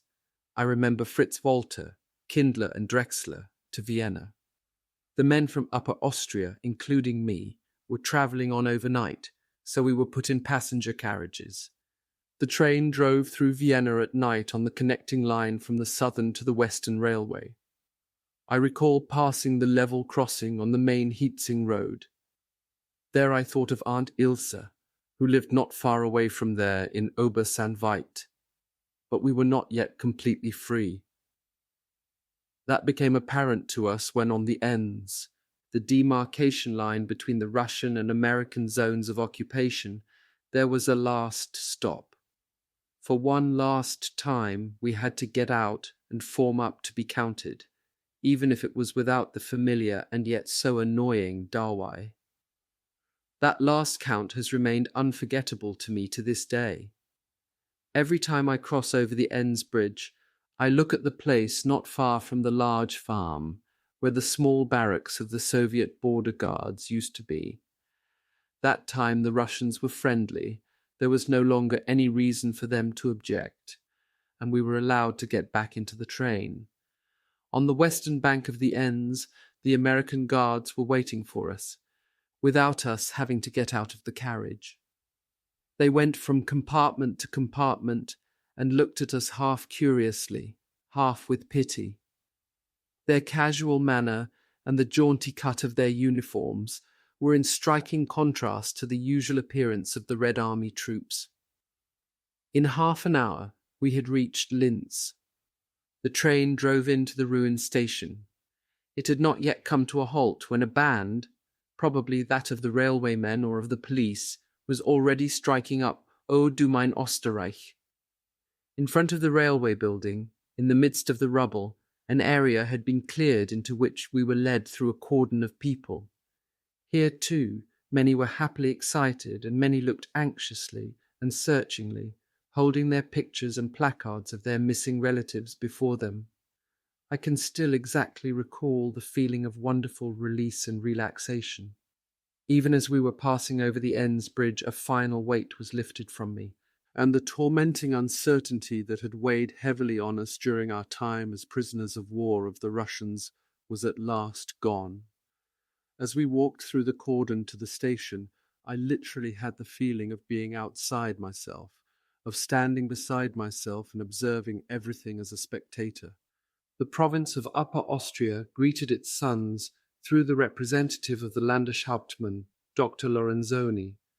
I can recall nothing of his speech, but I do know that Lorenzoni spoke warmly and kind-heartedly.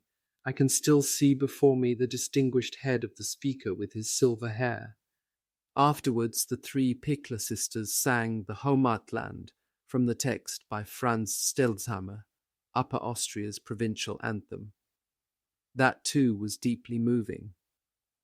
In Linz, the Heimkehrer were sorted into groups according to their districts of residence. From the Bezirkshauptmannschaft, Braunau am Inn, a young official by the name of Bautenbacher took charge of us. Later, I often used to meet him, and he told me of his remarkable war experiences. He had been the pilot of one of the 3 gliders, loaded with members of Otto Skorzeni's Waffen-SS unit, that had landed in September 1943 on the high plateau of the Gran Sesso, and had freed Mussolini, who was being held prisoner there. In Bautenbacher's charge, Franzl Reisegger, Othmar Hadayer, and I travelled from Linz to Braunau am Inn. In Wels, Grieskirchen, and Ried im Kreis, we left the Heimkehrer who lived there. From Ried im Kreis, the journey took about another 3/4 of an hour. It was on September 20th, 1947, when my journey home came to an end and our train arrived in Braunau am Inn. Then, at the end, anxious questions had surfaced. How had the family survived the time during which the Russians were in Stockerau? What was known concerning Rudy's death? But I would soon know. It was certainly a different kind of homecoming from anything we had imagined, but it was good for all that. I was lucky to have come through. At the station, about 100 people were waiting. As soon as I got out, I could see my family. My father was bearded as ever, but older. My joyfully excited mother was looking youthful. Liesel was now 13 years old. After we had greeted and hugged each other, we Heimkehrer were taken into the small waiting room of the station, where Bürgermeister Fagerth welcomed us home. After a while, we went from the station, outside the town, into the town where, at that time, the Protestant rectory was in Linzerstrasse number 41. It was located within the medieval centre of the town, in a narrow row of houses. Over the front door there was written in white on a red background, Herzlich Willkommen, surrounded by a garland. I was moved that it was there for me.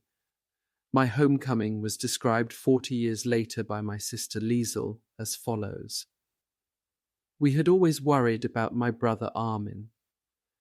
Firstly, because things were dangerous on the Eastern Front. Secondly, because he had been seriously wounded twice.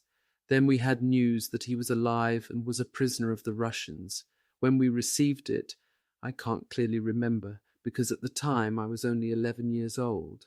I presume that Mother told me of it, but the joy that my parents and I felt was enormous. Our fears were then at an end, because, as we thought, Rudy was completely safe at the war school. It is true that it was a long time until Armin returned home in autumn 1947. The radio announcements concerning the Heimkehrer had probably been heard by somebody from the parish who had passed it on to us. I don't remember them, only the great feeling of joy that my brother, whom I had not seen since Christmas 1944, was coming home. The train carrying several Heimkehrer arrived at the station in Braunau. While I had not even been afraid during air raids and had been interested watching the aeroplanes, the sight of those figures was depressing. Grey, emaciated, exhausted, and looking the worse for wear, carrying nothing, only a bundle of possessions, but with the most precious possession of all life. I especially remember that Armin seemed to have lost the power of speech concerning what he had experienced in the war and as a prisoner of war. He would say nothing about it, and we were not allowed to ask. I went into the house. It was a different house from the one I had left in July 1941, but it was the goal of my homecoming, after 6 years, 1 month, and 20 days of war, and as a prisoner of war. Thus ended the adventure of my youth. I was not yet 24 years old.